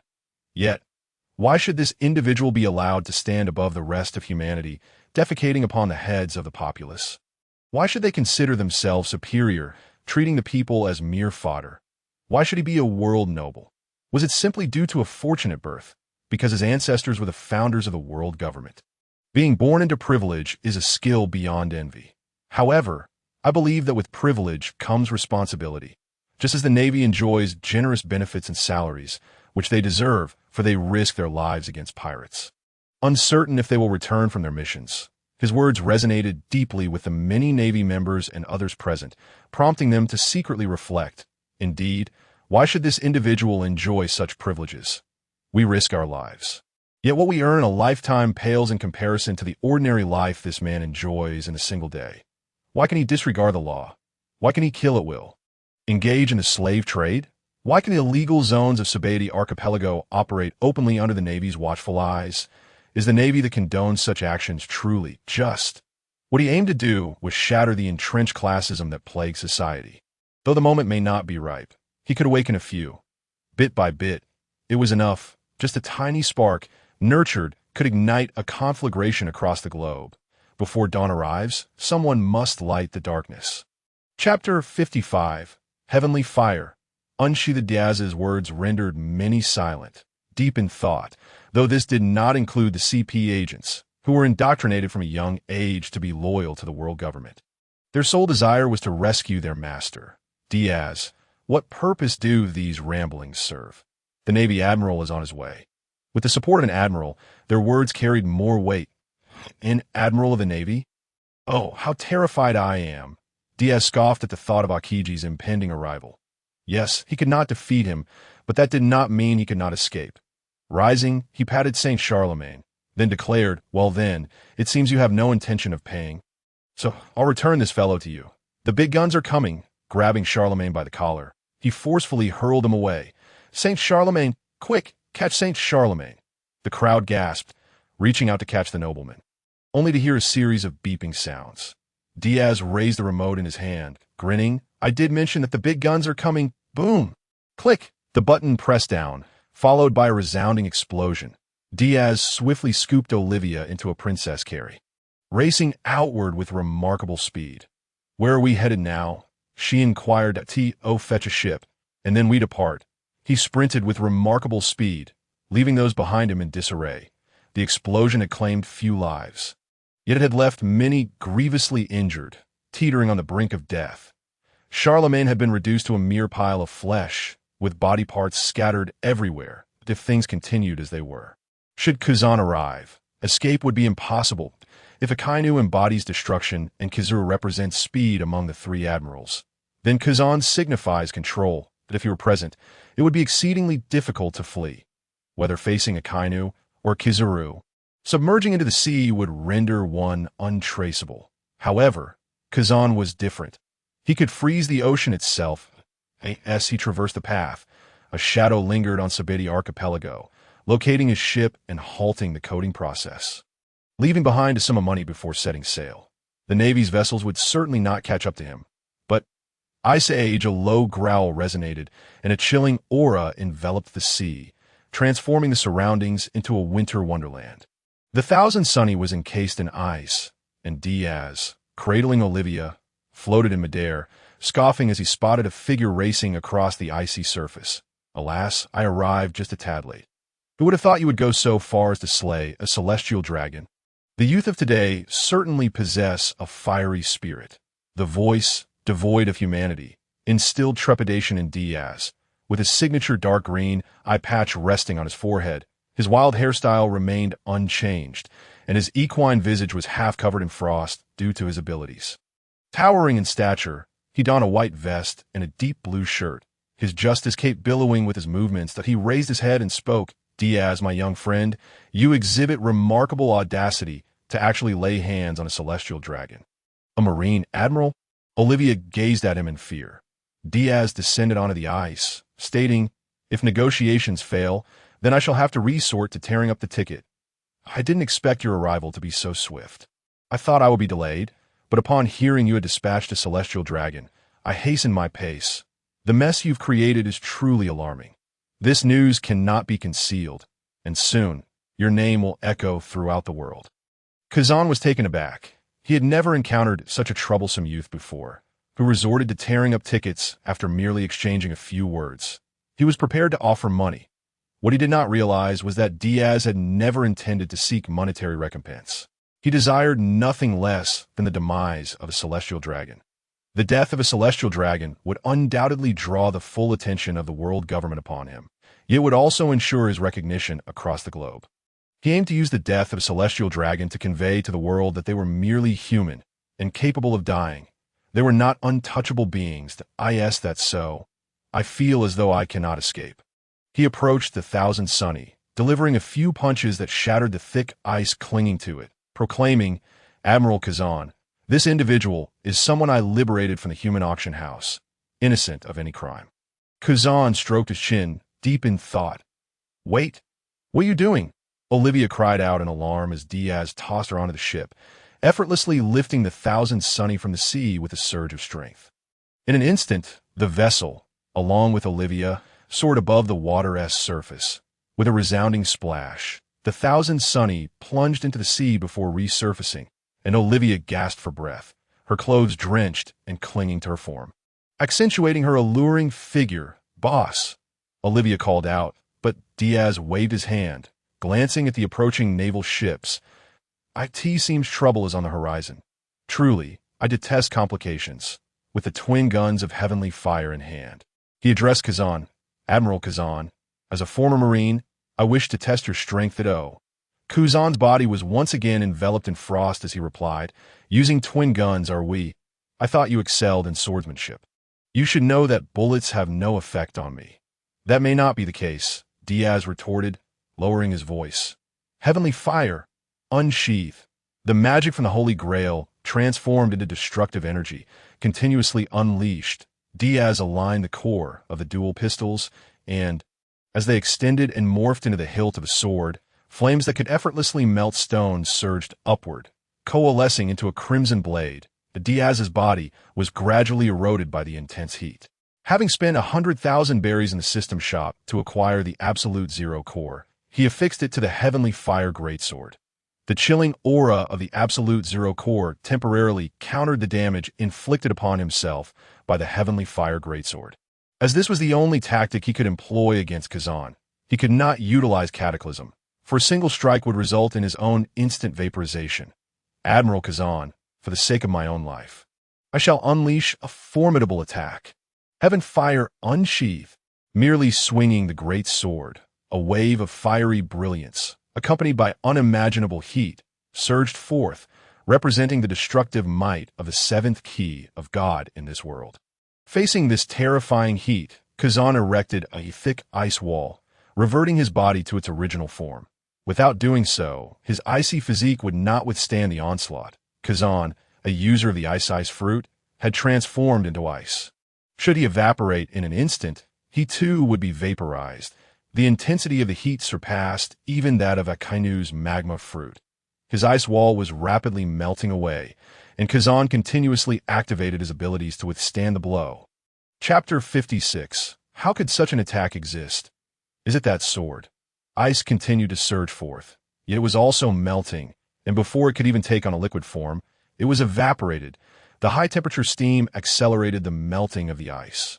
After a while, Diaz's assault finally ceased, and the surrounding steam, under the effect of the ice fruit, crystallized into ice shards, falling onto the icy surface. Kazan emerged, my. That was indeed a fearsome strike. However, you cannot maintain that forever. Can you? Observing the burns on Diaz's arm, Kazan grew increasingly certain of this fact. Diaz swallowed several tree fruits, the wounds on his arm rapidly healing. Tree fruits were not only for Pokemon. He could consume them too. Though their healing effects paled in comparison to those intended for Pokemon, he then ingested a blueberry, specifically designed to treat burns, along with a fruit that mitigated freezing effects and a lime fruit that healed frostbite. Wiping his mouth, the burns on his arm healed swiftly. The Absolute Zero core he had just purchased had shattered.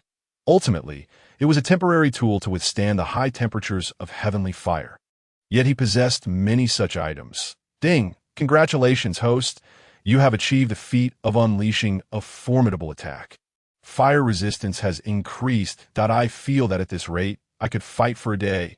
Diaz brimmed with confidence, purchasing another Absolute Zero core to equip himself, declaring, Admiral Kazan, something significant is on the way. What?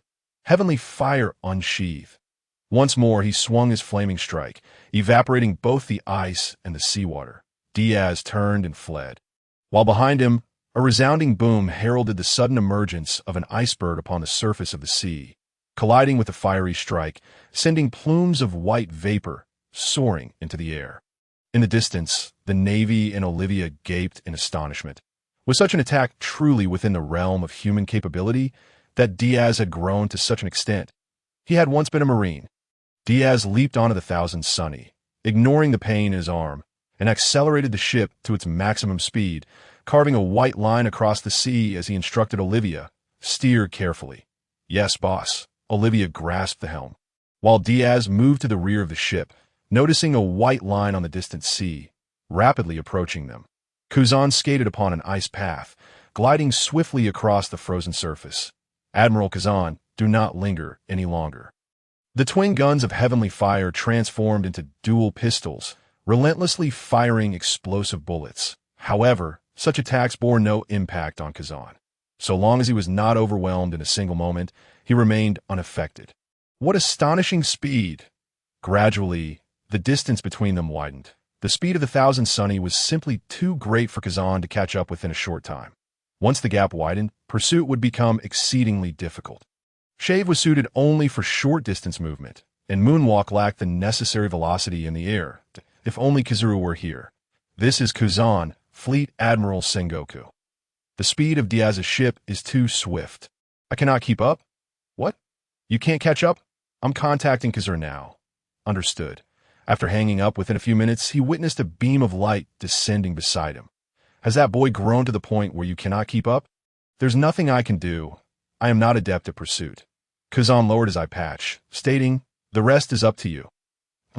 I understand that Kazuru's form transformed into light particles, pursuing Diaz. Diaz gazed at the rapidly approaching light in the distance, grasped Olivia tightly, and stored the thousand sunny before plunging into the sea once more, jumping back into the sea again. "This is troublesome. No matter. Let me strike first." Yada no Kagami. Countless luminous orbs descended like raindrops, plummeting into the sea. Diaz gazed upon those radiant spheres as they whizzed past him. Indeed, apart from targeting Teacher Zephyr, this contraption seemed to have little else to offer. That he retrieved a bubble coral, crafting a translucent sphere that enveloped both him and Olivia. Taking a deep breath, Olivia remarked, "Boss, you've actually set 2 admirals on our trail. You're the only one in the world who enjoys such a privilege." Diaz was utterly reckless, the kind of person who would dare to kill celestial dragons, unafraid to confront admirals head-on, and somehow manage to escape their clutches. The experiences of the past few days eclipsed her life from over a decade ago. It's all about the thrill." Diaz chuckled heartily, leaning against the bubble. "For the time being, let's delay our entry into the new world. I need to lay low for a bit, having dispatched a celestial dragon. I mustn't be too audacious. The Navy and CP will likely scour the globe for me, so it's prudent to find a hiding place." "And where shall we go?" Olivia inquired. "The Calm Belt. It is an unfrequented area, unreachable by the Navy's current fleet, ensuring absolute safety. But our vessel, does not require wind for propulsion. Did you not see earlier? The wave breaker, crafted by Gaji specifically for navigating the Calm Belt, allows us to evade the Navy while swiftly traversing the Grand Line and entering the 4 seas without the need to navigate the reverse mountain. Boss, having just killed a celestial dragon, we have undoubtedly stirred up a monumental disaster. Indeed, but I do not mind. One less vampire in society makes little difference." Diaz remained unfazed. The celestial dragons, accustomed to their privileged existence, had rarely met a violent end. This incident could very well be a first in decades. As for the Donquixote family, they had renounced their celestial dragon status and were no longer part of that elite group. That he intended to envelop the celestial dragons in fear. "I understand. Do we still need to hide for a while?" Kazuru has already left, Olivia's observation Haki revealed. "Then let us depart. If Akiji arrives and freezes the sea, we will be truly trapped," Diaz declared. Breaking the bubble, he grasped the weary Olivia and ascended to the ocean's surface. The wave breaker reappeared, and the 2 boarded, swiftly departing the scene and heading towards the Calm Belt. Upon returning to Marine headquarters, Kizuru and Akiji encountered a visibly troubled Sengoku. The repercussions of Diaz's actions were immense. The murder of a celestial dragon was a significant event for the entire world. Diaz had dealt a staggering blow to the Navy, the world government, and the celestial dragons alike. The 5 elders would need to be briefed as well. Ugh, that insufferable brat. Why must I be burdened with such a headache? Chapter 57. The most insane man in the world, Holy Land, Mariejois. Pangu City, the pinnacle of visible world power, where the 5 elders convened. They were the supreme leaders of the world government, the very pillars upon which it stood. Any whim of theirs had the power to dictate the fate of nations. Sengoku was summoned before them, and among the elders, one wielding a long blade, donned in pristine white robes and spectacles, spoke with fury. Why did the admirals fail to protect the celestial dragon? It is clearly the Navy's responsibility. Brant Diaz is a traitor from your ranks. This is your negligence. The elders were furious over the murder of a celestial dragon, demanding an appropriate resolution. The death of Saint Charlemagne is a failure on the Navy's part.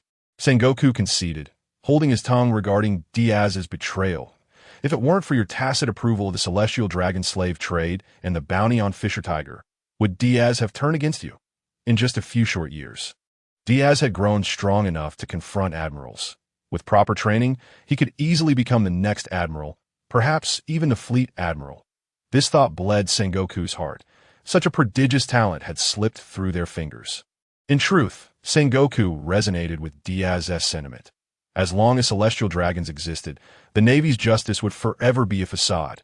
The so-called absolute justice was merely self-deception. Point one elder, clad in a black suit with white curls and a bushy white beard, resembling Santa Claus, sported a scar on his left cheek, and stated coldly, "The priority now is to capture Diaz. It matters not who is at fault that a life has been lost, and we must apprehend Diaz to execute him publicly," providing the celestial dragons with a satisfactory explanation, while also serving as a cautionary tale to others that killing a celestial dragon incurs severe consequences. Another elder, elegantly attired in a deep blue suit with long, straight white hair and a lengthy beard, added, "The Navy and CP must search worldwide for Diaz's whereabouts. Their efforts to capture him will likely rival those expended in the pursuit of the Pirate King's descendants." A third elder, balding yet sporting a distinctive mustache, suggested, "Additionally, we must adjust the bounty on Diaz. Relying solely on the world government's resources will not yield swift results. If I recall correctly, Diaz's family resides in the North Sea."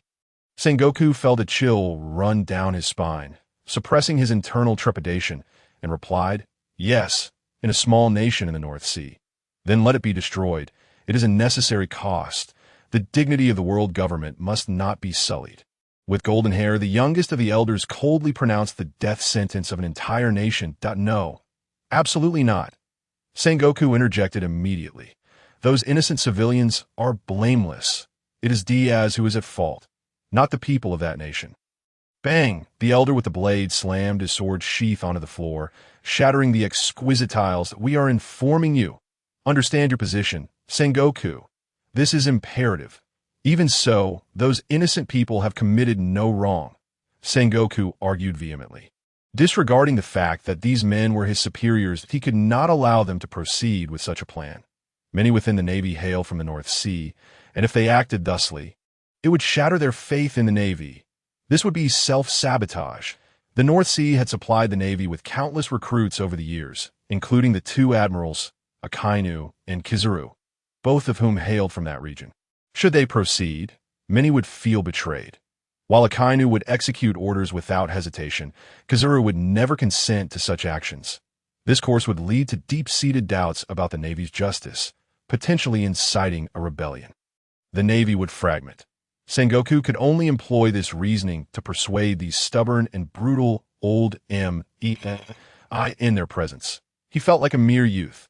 The elder with the lengthy beard pondered for a moment, realizing that the Navy could not afford to falter. "How about this? We can erase the village where Diaz was born and announce it publicly to the world. Let everyone know that these lives were lost due to Diaz's recklessness." Murder while seeking to placate. Sengoku's eyes widened. He had fallen into their trap. Had they initially proposed the destruction of a village, he would have opposed it vehemently, but by presenting it as the annihilation of an entire nation, it was a different matter entirely. People invariably lean towards compromise. Now, he found himself without the standing to negotiate. Let the king of that nation handle it, the elder with the coiled beard suggested from his seat on the sofa. Leaning on a civilized staff, this would allow them to distance themselves from the decision entirely. "Then why summon me?" Sengoku retorted. "You lack the authority to argue with us, Sengoku. Just remember that the Navy is the face of the world government. You have brought great shame upon us this time." One by one, the elders chastised Sengoku, leaving him feeling utterly humiliated. For a fleeting moment, he truly wished to strike them down, yet reason prevailed over his fury. The villagers, he departed Panga City, returning to his office at headquarters, feeling utterly lost. "Admiral, what troubles you?" asked Razanani. "Razanani, secretly take a group of men to Diaz's homeland and rescue as many people as you can without being detected." "Why?" "The 5 elders plan to destroy that village." "What? Those people are innocent," Razanani exclaimed in shock. "Do they not fear the repercussions of demoralizing the Navy?" "They harbor no fear. Even at great cost, they strive to uphold the facade of the world government. Moreover, Diaz has stirred up a considerable commotion this time. The warring states grits his teeth in frustration. That scoundrel. He dares to have me clean up after him. I understand." Razanandi promptly departed from the naval headquarters. Though he could not ascertain whether time was still on his side, that in swift succession, a bounty was placed on Diaz's head, an astonishing 800 million berries. Furthermore, it explicitly stipulated the capture of him alive. The reverse side of the wanted poster detailed a plethora of charges: assassination of the celestial dragons, betrayal of the Navy, aiding and abetting fugitives of the world government, murder, robbery, theft, and the destruction of a nation. It can be said that Diaz's wanted poster is the most unique of its kind, simultaneously demonstrating to the world the extent of this man's madness and terror. The world's most deranged man. Chapter 58. Reactions from all sides. Is he truly the world's most deranged man? It has been quite some time since I've encountered such a troublemaker. Aboard the Moby Dick, the Whitebeard pirates. The towering figure of the strongest man in the world, with a beard as white as a crescent moon, guzzles down his drink.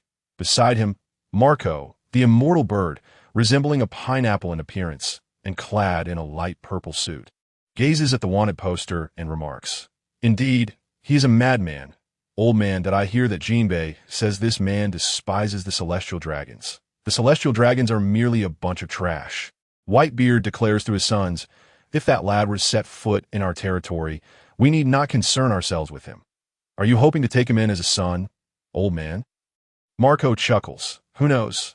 Boys, let us commence the feast." The Whitebeard pirates are as lively as ever. The red-haired pirates, on the other hand, express their disdain.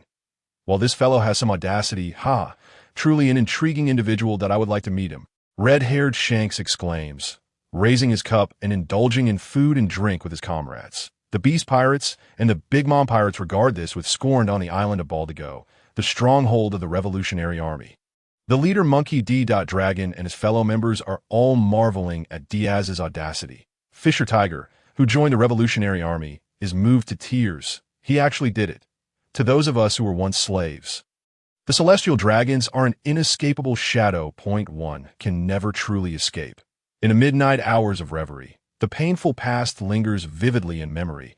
That suffering etched into our very souls as a strike serves as a declaration. The celestial dragons are not invincible.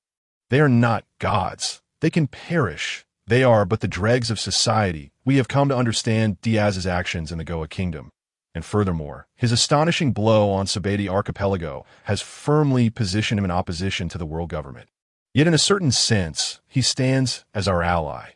The most heinous criminal, the son of the naval hero garb, Monkey D. Dragon, who bears the imprint of his father's slippers on his face, sets down the newspaper and asks, "Mr. Tiger, is it possible to draw him into our ranks?" Tiger wipes away his tears and replies, "I joined the Revolutionary Army because of Diaz's guidance. Perhaps it is worth a try, though he has his own convictions. And I cannot say if it will succeed, that it is worth attempting. At the very least, he is not our enemy, I implore you." The Kuja pirates, comprised entirely of women and led by the pirate empress. The world's most beautiful woman, Boa Hancock, have long been raiding the seas, bringing supplies to their homeland. Situated in the doldrums, they find it difficult to engage with the outside world, and becoming pirates is a choice forced upon them. Two serpents draw their ship through the ocean, propelled by the winds, rendering their vessel much swifter than ordinary ships. The messenger gull arrives, landing on the ship's railing. Point one of the Gorgon sisters, Boa Sandersonia, purchases a newspaper for Granny New, who often requests them to bring news. With leisure time on her hands, she opens it and is instantly taken aback by the headline. The paper falls to the ground, and her sister, Boa Marigold, inquires with curiosity, "What is it, second sister?" Picking up the fallen newspaper, she gazes at the news, her pupils dilating, her body trembling uncontrollably, covering her mouth to stifle a gasp. Someone actually dared to slay those devils. The sisters discern shock and fear in each other's eyes. The shock arises from Diaz's news, while the fear pertains to the celestial dragons. "Sister! Sister!" The two sisters rush into their elder sister's chamber, clutching the newspaper and wanted poster. "What is the matter? Why such haste?" The woman speaking possesses a sweet yet commanding voice, her hair styled elegantly, her skin smooth and fair, and her deep blue eyes shine like the most exquisite sapphires. Tinged with a hint of aloofness, her high nose and delicate features, coupled with soft, unwrinkled lips, render her beauty indescribable. A mere glance from an ordinary man could quicken his heartbeat, and some might even turn to stone. Observing her younger sisters in such a fluster, her finely arched brows furrow slightly, a hint of displeasure crossing her face. "Sister, you must see this. Someone has killed the celestial dragons." "What?" At this revelation, Even the pirate empress can no longer remain composed. She snatches the newspaper from her sister's hand, scrutinizing each word of the news, her pupils trembling, her pristine teeth biting down on her lower lip. Truly, someone has done this. It seems those wretches are not invincible after all. The three sisters embrace, weeping, for the profound impression left by the celestial dragons has created an indelible shadow in their hearts. The pain from the past lingers, as the newspaper crumples in Hancock's grasp. Her gaze fixated on Diaz's wanted poster, which details not only his act of slaying the celestial dragons, but also his rescue of her benefactor. Wiping away her tears, she regains her previous icy demeanor as the Empress and issues a decree. Should we encounter Mr. Diaz, the Kuja pirates shall treat him with the utmost respect, welcoming him as a benefactor not only to the Kuja, but to all of Amazon Lily. Yes, sister. The sisters hasten to relay the message. Leaving Hancock with her pet snake, Salome, Mr. Diaz, you have demonstrated to us that the celestial dragons are not gods. Hancock feels a ray of light pierce through the shadows that envelop her. Sister, there is a ship ahead. Marigold announces. Hancock frowns and commands. Sink it. Yes, the Kuja pirates warrior women ready their pet snakes, drawing them back like bows and knocking arrows. They unleash arrows imbued with hockey at the swiftly moving iron vessel, their power rivaling that of cannonballs. Aboard the Moby Dick, Olivia exclaims, Boss, the Kuja pirates are launching an attack on us. What? You take cover. Diaz leaps into action, treading the air, unsheathing Murakumo, and swings his sword with force, leaving a trail of slashing strikes in his wake. Ultimate technique, flying boat crossing. The incoming arrows are all intercepted, and he propels himself towards the Kuja pirates. These women are unlikely to relent easily. I must be wary of Hancock's sweet fruit. It is notoriously troublesome that he is approaching. Prepare for counterattack. Chapter 59. No one is above another, he is coming. Diaz moves with remarkable speed, his slicing strikes severing numerous arrows as he boards the ship, where women wielding rocket launchers fire projectiles at him. With a single swing, he shatters the rockets, the explosive shockwave sending several individuals staggering back. Sandasonia advances, raising her weapon to strike at Diaz, but as she catches sight of his face, she halts abruptly. Stand down. Huh. The warriors of the Kuja pirates pause in confusion, and Diaz also ceases his action, the blade of Murakumo hovering merely a centimeter from a female warrior. My apologies. We were the ones who overstepped. Mr. Diaz, Sandasonia respectfully apologizes. Pirates, after all, operate under the law of the sea. When paths cross, the brave prevail. Most pirates would attack vessels upon sight, especially one like the Moby Dick, which bears no flag. Pirates identify their adversaries through their Jolly Roger. If they are capable, they attack, sinking the opposing ship and plundering it, indifferent to whether the occupants live or die. That if their identity is uncertain, they might charge in, for who knows if the opposing side can withstand them. Sandasonia and Marigold's demeanor left Diaz utterly perplexed. However, Shiryu did not relent, as several female warriors from the Nine-Snake tribe aimed their bows at him, their hostility unmistakable. Yet, soon enough, under the sharp reprimands of Sandasonia and Marigold, those female warriors sheathed their weapons. This is Mr. Diaz, as I have previously mentioned. He must be regarded with the utmost respect befitting an esteemed elder. Is he truly Lord Diaz? The men were baffled, noting his rather flat chest. Most men with chests as swollen as yours are simply portly. I assure you. Apologies followed. We had no knowledge that it was your vessel. We beg your forgiveness. Sandasonia adopted a lowly posture, treating Diaz with great courtesy, which prompted him to lower his weapon. Nodding in acknowledgement, he refrained from launching an attack, as Hancock was undoubtedly aboard the ship. The consequences could be dire if she were petrified. Though he harbored a disdain for pirates, he typically only eliminated them when he had the upper hand. Otherwise, it was a matter of retreat, for strength dictated the terms in this world. With Shiryu sheathing his weapon, he turned to leave, but Sandasonia called out, Mr. Diaz, please stay and be our guest. My elder sister and we wish to converse with you. Converse? Indeed, you saved Mr. Tiger. Thus you are our ally, Sandasonia affirmed. Oh, Diaz replied. Gesturing to the distant Olivia, he called, Olivia, bring the ship closer. Weren't you going to engage them in battle? Why the sudden shift to negotiations? Olivia was perplexed but obediently steered the ship closer to the nine-snake pirates' vessel. With the assistance of the female warriors, they boarded the ship. "Where is the boss?" Olivia scanned her surroundings, failing to spot Diaz, and inquired. "Lord Diaz is currently visiting. There is no need for concern," a female warrior smiled. They were cautious yet curious about men, but they warmly welcomed a beautiful girl like Olivia to tea this moment.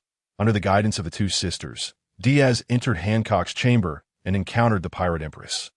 To be frank, Hancock was breathtakingly beautiful, so stunning that it was almost unreal.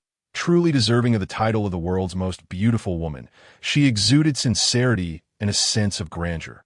Her bare chest, unashamedly displayed, indicated that she regarded him as no outsider. "Greetings, Mr. Diaz. Your rescue of Mr. Tiger has earned our utmost respect," Hancock declared, devoid of her usual haughty demeanor, as she recognized Diaz as someone worthy of reverence, akin to Tiger and Rayleigh. Naturally, they refrained from divulging their past as slaves, a matter not to be shared lightly. "Not at all. Mr. Tiger is deserving of my respect," Diaz responded, shaking his head. Marigold brought him a chair. "Thank you." Once seated, he continued, "Mr. Tiger is a true hero. Even being hunted by the world government does not bring me regret. He has never regretted his actions. If one chooses this life, one must take responsibility for their deeds." "Did you truly kill a celestial dragon?" Hancock could not suppress her curiosity, knowing the answer yet seeking confirmation that. "Yes, I dealt with that scum. I turned him into fireworks." "Fireworks?" Hancock echoed, intrigued. "I strapped a bomb to him. And then, boom!" Diaz gestured flamboyantly, laughing nonchalantly. "That sort of trash is better off dead. The only trouble is the inevitable pursuit afterward, but they will never catch me." Leaning back in his chair, he spoke as if recounting a trivial matter. Yet his words sent shivers down the spines of the three sisters. The heavenly dragon was a past they had suffered, and they could hardly fathom that someone dared to challenge such powers. "Heavenly dragon, they are hardly worthy of the title," Diaz said, his tone serious, "and one is above another. All are born equal. If someone dares to stand above me, I shall drag them down, casting them from their pedestal, and I will kick them hard." For him, it was a trial to be conquered and vanquished. He rose from his seat, the sea breeze flowing through the window, tousling his dark hair. In that moment, the three sisters found him undeniably handsome. "You are truly unlike those others," Hancock remarked after a brief silence. "From this day forth, you shall be a forever friend of the nine-snake pirates and Amazon Lily." Hancock declared, "I can grant you one wish, as long as it is within our power. One wish." Diaz looked intrigued, admitting to himself that Hancock's figure and beauty were indeed captivating, though he was not solely driven by base desires. He said, "In that case, please teach me hockey." "You do not yet know hockey?" Sonia asked, surprised. She had assumed that someone of Diaz's caliber would have mastered it by now. Diaz sighed. "Not everyone can have hockey as widely practiced as you Amazons. I have yet to grasp it fully. I have only utilized Conqueror's hockey once." "You possess Conqueror's hockey, just like elder sister?" The presence of Conqueror's hockey indicated royal potential, and recalling Diaz's earlier words, they understood that it was no surprise for such a man to possess is that all. Hancock inquired. "Yes, merely that." Chapter 60. Grim tidings. Hancock agreed to assist Diaz in mastering hockey, while Diaz and Olivia needed to accompany her to Amazon Lily, situated in the calm belt, where they could not fully utilize their abilities aboard the ship. The nine-snake pirates immediately set sail for home, warmly welcoming Diaz and Olivia aboard. A variety of delectable dishes were presented before them as Diaz and young Killas feasted on meat. Many girls aboard were fascinated by Diaz. Although they frequently interacted with men at sea, this was their first experience coexisting with one at such close quarters. Diaz was treated as an exotic creature in a zoo, while the adorably charming young Killas was also lavished with affection and food. Young Killas accepted all offerings, relishing the experience. Following a satisfying meal, Diaz returned to the wave breaker to rest, as he did not wish to be scrutinized by the girls while sleeping. Such attention felt uncomfortable. Days passed, and they arrived at Amazon Lily, a realm solely inhabited by women. He did not enter this nation. Even aboard the ship, he felt overwhelmed. let alone stepping foot within, as being treated like a rare animal was far from pleasant. Thus, he disembarked onto a nearby island to train with young Keelas, while Olivia ventured into Amazon Lily to reside for a time. The task of instructing Diaz fell to Hancock and her two sisters. Diaz felt as though he had wasted his money on hockey training manuals, especially after being extorted by Shocky. Mastering Conqueror's hockey was a complicated affair, so he set it aside momentarily, focusing instead on observation hockey and armament hockey. Under Hancock's guidance, he donned a blindfold, while Sonia and Marigold prepared stones to throw at him. Thud! A stone struck Diaz squarely on the head. This was followed by an unending barrage of stones. Thud! Thud!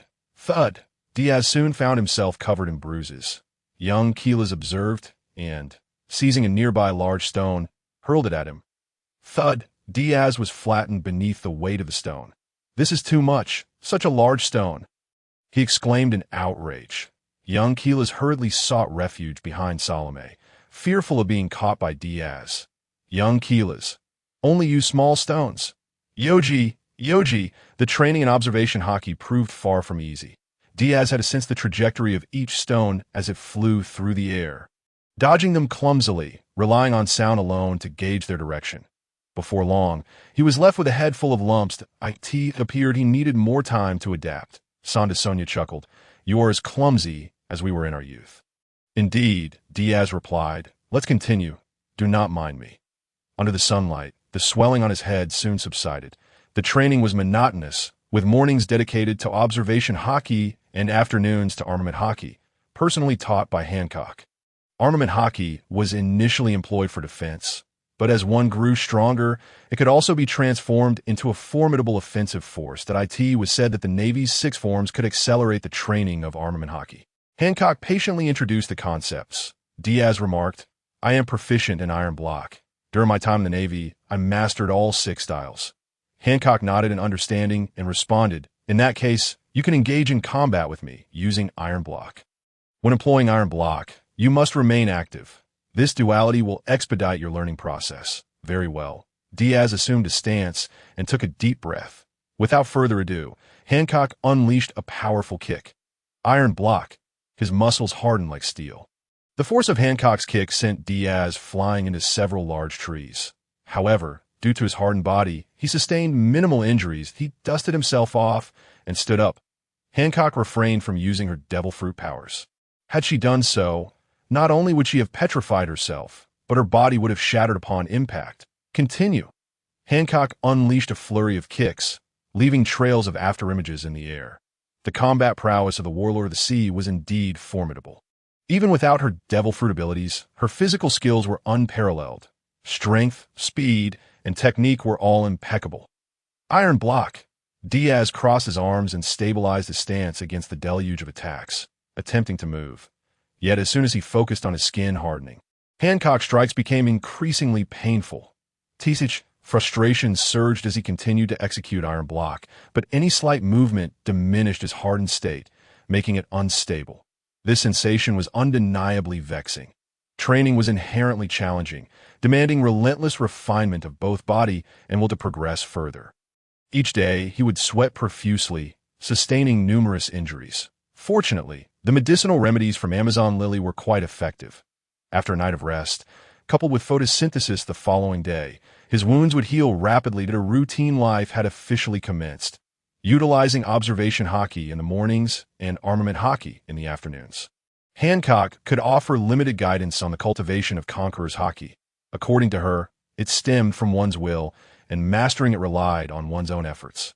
All she could do was assist him in honing the dual hockey techniques. That evening, the expressions on the faces of the Hancock sisters were grim. Diaz inquired, "What troubles you? Is it a special time?" One of them handed him a newspaper, saying, "We believe you should take a look." Sonia hesitated momentarily before passing the paper to Diaz. Upon receiving the newspaper and reading its contents, Diaz's eyes widened in shock, his body trembling. How dare they? How dare they?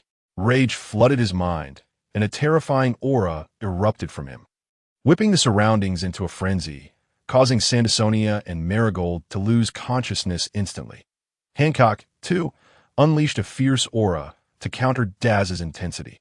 The newspaper in his hand was torn to shreds, revealing the destruction of his birthplace. The perpetrator was the king of that nation, yet Diaz knew the shadow of the world government loomed behind this act. He had believed that, no matter how corrupt the world government was, they would never target ordinary citizens. They still had a semblance of dignity. To his astonishment, in their effort to issue a warning to him and intimidate the world, they had directly attacked the innocent. It was his fault. He had inadvertently implicated them. Diaz roared in anguish, his heart heavy with guilt. He had never intended for innocence to be caught in his turmoil, but this time, it was different. Celestial dragons, you seek death. His eyes burned crimson, resembling a beast ready to devour. Since you have no shame, I shall play along with you. Chapter 61. Starburst healing slash that conqueror's hockey swept the surroundings, causing trees to sway and hidden creatures to collapse. Unconscious, rage and pain filled Diaz's heart, his eyes ablaze. Village elder, little Jack. Aunt Joel, he closed his eyes and took a deep breath, forcing himself to regain his composure. Standing tall, he met Hancock's gaze that I must quickly master all forms of hockey. I implore you for your assistance. Very well. I shall certainly aid you. Hancock replied without hesitation. She could perceive the anguish within him, understanding all too well, much like her own past with her sisters. This pain would forge his strength. Their haunting memories were nightmares that fueled their hatred for the celestial dragons, empowering them. Hancock was determined to fulfill her promise. Thus began a hellish regimen. No longer would they proceed gradually. Diaz engaged in combat training with Hancock daily to master all forms of hockey as swiftly as possible. That conqueror's hockey became a reliable tool. He could now unleash it at will, but this ease was not what he sought. It was a power bought with the lives of others. Months passed, and the year was now 1516 in the sea circle calendar. Diaz had turned 17, standing at 1.98 meters. He was nearing the 2-meter mark, likely to surpass it within a month or two. In this world, a height of 2 meters still classified him as relatively short, as there were many towering individuals, including Hancock at 1.91 meters and her sisters, who towered at 3 to 4 meters. His bronze skin shimmered healthily under the sun, and the baby fat on his face had vanished, replaced by a resolute and handsome visage. His long hair was tied back, adding to his striking appearance. Over the past 6 months, Diaz had mastered the use of armament and observation hockey. Hancock, without her devil fruit abilities, could no longer best him. Thank you for your care during this time. Diaz stood aboard the wave breaker, bidding farewell to Hancock and the others. Olivia chose not to board, opting to remain with the Kuja pirates, finding joy in their camaraderie, perhaps due to her own past as a slave. It is nothing. This is what I promised you, Hancock said, brushing a strand of hair behind her ear. Even this simple gesture exuded irresistible charm, a testament to her beauty as the world's most alluring woman. Even after months of acquaintance, Diaz's heart raced. At T-17, he was at the peak of his vitality. He turned his head, clearing his throat. Sandersonia smiled and asked, Mr. Diaz, what are your plans now? I intend to visit Mariejois, then return to the North Sea, and finally journey to the New World. Mariejois. The others widened their eyes in astonishment, and Diaz displayed a maniacal grin. They call me the craziest person in the world, so I shall fulfill their expectations. As many as I can take down, I shall. Madness was the first thought that crossed the sisters' minds, quickly followed by deep admiration. Not everyone dared to confront the celestial dragons. Even those pirates renowned across the seas often harbored a fear of them. Few dared to provoke them, and Diaz was a rarity among the ranks of pirates. Please be careful, Hancock urged. Mr. Diaz, I hope you return safely. Of course that I want to see the world government crumble, that he had no preference for who would wield power next, as long as they were not celestial dragons. The wave breaker sliced through the sea, leaving a trail of white foam in its wake. As they gazed at the receding ship, Hancock placed a hand over her heart, her lips parting softly. Wishing you a safe journey, Mr. Diaz. Unaccountably, her heartbeat quickened slightly. Without giving it much thought, Hancock and her sisters returned to their palace. System. Initiate 20 consecutive draws. 200 million was swiftly thrown into the pot, and the system began the lottery. Handsome card's stinky tofu. Smells foul and tastes worse. Strawberry mapo tofu. Are you telling me this is Chinese cuisine? Sky scroll. Worth 18,000 for toilet paper. Return city scroll. Dear, it's time to go home. Secret sword. With my weakest, I shall defeat your strongest. Philosopher's stone alchemy array. How much would you sacrifice for immortality? Armstrong jet acceleration spin Armstrong cannon. The completion level is astonishing. Triangle pants. The general's family has been wearing triangle pants for generations. Starburst airflow slash. Starburst healing slash. Diaz overlooked the inconsequential items, feeling fortunate this time as he obtained several valuable items. The return city scroll was a one-time use item. He would first record the return location and then tear it to return there. The secret sword was a technique created by Akihiro in the heroic legend of Arslan.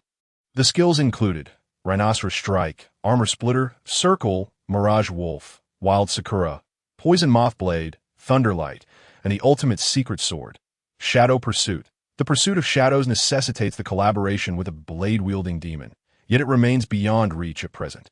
The Philosopher's Stone Transmutation Circle, once inscribed, grants the ability to transmute life within its confines into the Philosopher's Stone, disregarding the principle of equivalent exchange, and serves as an amplifier for spells capable of transforming any material. It also acts as a toll for the practitioner to access the Gate of Truth. Diaz, however, lacks the capability to utilize this. Not only is he inept at alchemy, but even if he were proficient, he would refrain from engaging with it.as for the Starburst Stream Slash. It demands an additional blade, enabling a 16-hit combo in the shortest time possible, falling under the category of X skills in the realm of dual wielding. What weighs heavily on Diaz's mind is not these skills, but rather the return scroll. Possessing this would allow him to delve deep into Mariejois. He must ensure that those individuals pay for their transgressions. The wave breaker gallops through the doldrums when a colossal sea king bursts forth from the depths. Diaz, gripping the thunder spear, pierces the eye of the gigantic sea beast with a single strike. Get lost. It roars in agony, blood gushing forth, only to witness Diaz conjuring a spear of sunlight, an act that instills fear, prompting the creature to retreat into the depths, leaving a crimson stain upon the ocean. Attracting a horde of bloodthirsty fish, all of which flee upon recognizing the Sea King. The Sea King reigns supreme at the pinnacle of the food chain in this world, not to be trifled with. Diaz remains unconcerned with the tumult occurring beneath the waves. The wave breaker surges forward at its maximum speed across the surface. The only hindrance to Diaz's progress is the cursed magnetic force. He must await the completion of the magnetic charge before proceeding to the next island, and after a month's time, he once again sets foot on Sabiti Archipelago. Next in line is Mariejois. Chapter 62. The Madman Following the Demise of the Celestial Dragons. Sabiti Archipelago remained largely unaffected. IT retained its bustling vibrancy, teeming with passers-by on its streets. The illicit underbelly once again began to stir. For the malevolence within the hearts of men is inexhaustible. This time, Diaz refrains from venturing into those shadows. He cannot afford to reveal his whereabouts, donning sunglasses and a mask to conceal his identity. He makes his way directly to Red Tree number 13 that upon entering, he sheds his disguise, and the proprietress, Shaki, exclaims in surprise, "Ah, is that you, young Diaz? What a pleasant surprise to see you back at my humble establishment." Diaz casts a cursory glance at the elderly man slumped in the corner, cradling a bottle of liquor in slumber, and without further ado, inquires, "Shaki, you have connections to contact the Revolutionary Army, do you not?" Shaki squints, takes a drag from her cigarette, exhales languidly, and shakes her head. "The Revolutionary Army's confidentiality measures are quite stringent. I'm not privy to their contact details. Are you looking to join them?" "No, merely seeking their assistance." "Is Jinbei or the octopus, Chopper, around?" He recalls that Raijin and Shaki are good friends with Chopper, who had once rescued Rayleigh. "That can certainly be arranged," Shaki replies, "but at one tea come cheap," with a decisive motion. Diaz places a hefty sum of berries upon the table. "Consider it done. Please be patient for a few days." "Not a problem. I shall lay low here for the next few days, and will cover the lodging and meal expenses." "Very well." Diaz pours himself a drink from a bottle on the table, lighting a cigarette as he sips. Shaki smiles, departing the bar to attend to her intelligence network and reach out to the members of the Fishman Pirates. "What are you planning to do?" The elderly man on the sofa suddenly opens his eyes and inquires with a grin. Diaz turns to meet the gaze of the Pirate King's right-hand man. The Dark King silvers Rayleigh and replies, "There are matters I must address, and I require Jinbei's assistance to contact them." Rayleigh sits beside him, pouring himself a drink as well. The celestial dragons? Indeed, Diaz does not shy away from the truth. Vengeance must be exacted, mustn't he it? Indeed, a village's life hangs in the balance. Rayleigh observes the youth before him, noting a lion concealed within his eyes, ready to reveal its fangs and claws at any moment. "You possess a remarkable conqueror's haki." Rayleigh comments that IT was forced out of me. Diaz extinguishes a cigarette, stating a life devoid of gratitude is akin to that of a beast. "The villagers raised me. They're my benefactors, and I have become a burden to them. A lifelong error. I do not regret slaying the celestial dragons, but I do lament my belief that the world government would not harm the innocent. The world government is far more corrupt than one could imagine. Did they truly think he was oblivious? A king would not casually annihilate a village. Not even a tyrant would act so recklessly. There is always a rationale behind destruction, and his own nation's king is a man of principle. He would not commit such acts. Thus, only one explanation remains: the orders of the world government. To the fallen, the fallen. Their glasses clink together, and shortly thereafter, Shaki returns with a smile. Jinbei and the others are currently recuperating on Fishman Island. I believe they shall arrive shortly. Fishman Island lies 10,000 meters beneath the sea, not far from Sabiti Archipelago, merely a matter of several dozen kilometers. Given the speed of the fishmen, a morning notice could see them arrive by noon. Jinbei and his crew may even be faster. As Diaz anticipated, around lunchtime, Jinbei and Chopper enter through the door. "Good to see you again, Mr. Diaz. I have heard about the event in your hometown. My condolences." Jinbei, ever polite, greets him while Chopper exchanges pleasantries with Shaki and Rayleigh, old friends among them. "Can you contact Mr. Tiger?" "Yes, what do you require?" "I wish to communicate with the Revolutionary Army and hope they can assist me with certain matters. I will provide appropriate remuneration." "Understood." Jinbei produces a larger-than-average den mushy equipped with a dial and microphone, designed for broader communication range. He places a white den mushy beside it to avoid eavesdropping. Dealing with the Revolutionary Army is no ordinary affair. An exposure could lead to severe complications. Dialing the number, the den mushy emits a series of blaring sounds before the connection is made, its visage shifting to that of a bearded man. "What is going on?" "Jinbei, is there trouble?" "Not at all, Captain Tiger. Mr. Diaz is seeking you. Mr. Diaz?" Tiger pauses, surprised. "Let him take the call." Diaz takes the receiver from Jinbei. "Long time no see, Mr. Tiger." "Hello, Mr. Diaz. Since our last parting, I have joined the Revolutionary Army. We all strive for the same cause. Thank you for your guidance. What brings you to me?" "I intend to go to Mariejois." Everyone, Tiger, Jinbei, and Chopper, stand stunned by Diaz's declaration. "Why? That is not a place for leisure." "It is hell. Do not do anything foolish," Tiger exclaims, fervently wishing to dissuade Diaz for what could lead to his demise. He himself had nearly perished there last time. That infernal place is one he never wishes to revisit. "I plan to blow Mariejois to smithereens." All eyes widen in astonishment, fixated on him, their minds echoing but one word: madman, an unadulterated lunatic to obliterate Mariejois. Such an endeavor seems utterly impossible to them. "I understand your rage stemming from your hometown's plight. But, Mr. Tiger," Diaz interrupts the well-meaning advice, "your kindness is acknowledged, but I implore you to assist me. I wish for the Revolutionary Army to rescue the slaves. I cannot bear to involve the innocent. They do not deserve to perish alongside the celestial dragons, but there are no buts. Please, assist me. Mr. Tiger, consider it a repayment of the favor I owe you for saving your life." "I must do this." The faces of the villagers linger in my memory. They are my benefactors, and if I do not act, I shall never forgive myself. After a moment of silence, the den mushy undergoes a transformation, revealing a lattice of crimson tattoos across its visage. "Greetings, Mr. Diaz. I am Monkey D. Dragon, the leader of the Revolutionary Army." Assisting you in rescuing the slaves is feasible, but it is an extremely perilous endeavor. We see you as a like-minded ally. Such a risky undertaking requires careful consideration. Thank you for your assistance, Mr. Dragon. I shall await you at Red Tree number 13 on Sabaody Archipelago. Very well, we shall arrive post-haste. Chapter 63.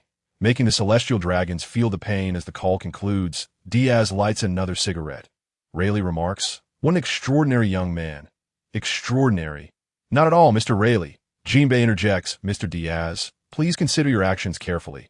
Mariejois is far too dangerous." Indeed, Xiaoba deeply resonated with the situation. After the recent assault on Mariejois by the formidable tiger, it is only natural that security measures have been significantly heightened. Once one steps into that realm, the certainty of exiting becomes nearly non-existent. I understand. Thank you all, Jinbei, Xiaoba.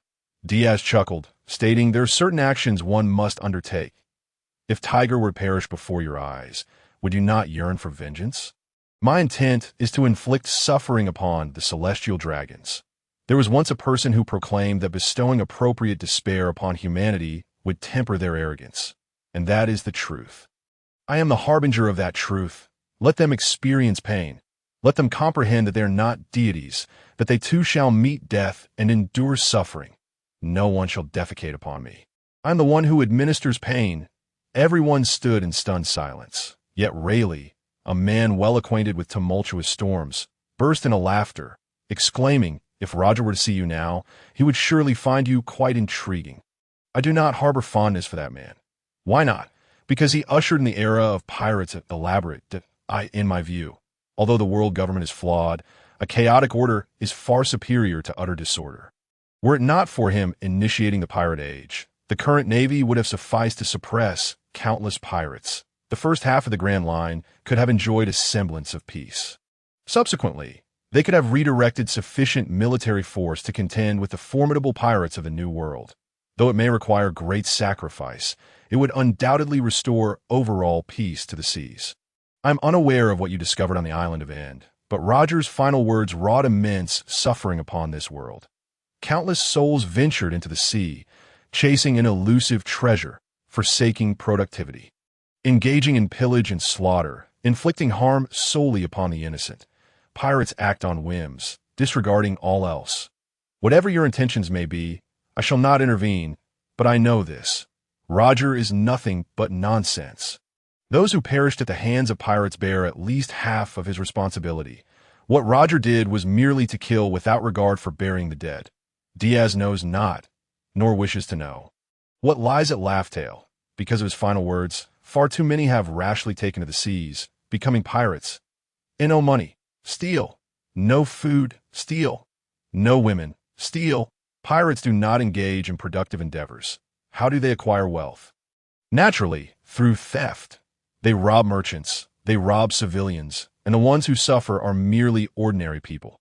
The heavenly tribute already burdens the common folk, and the advent of pirates only exacerbates their suffering. Rayleigh swirled his drink and chuckled. Ha! It has been ages since I heard someone dare to criticize Roger.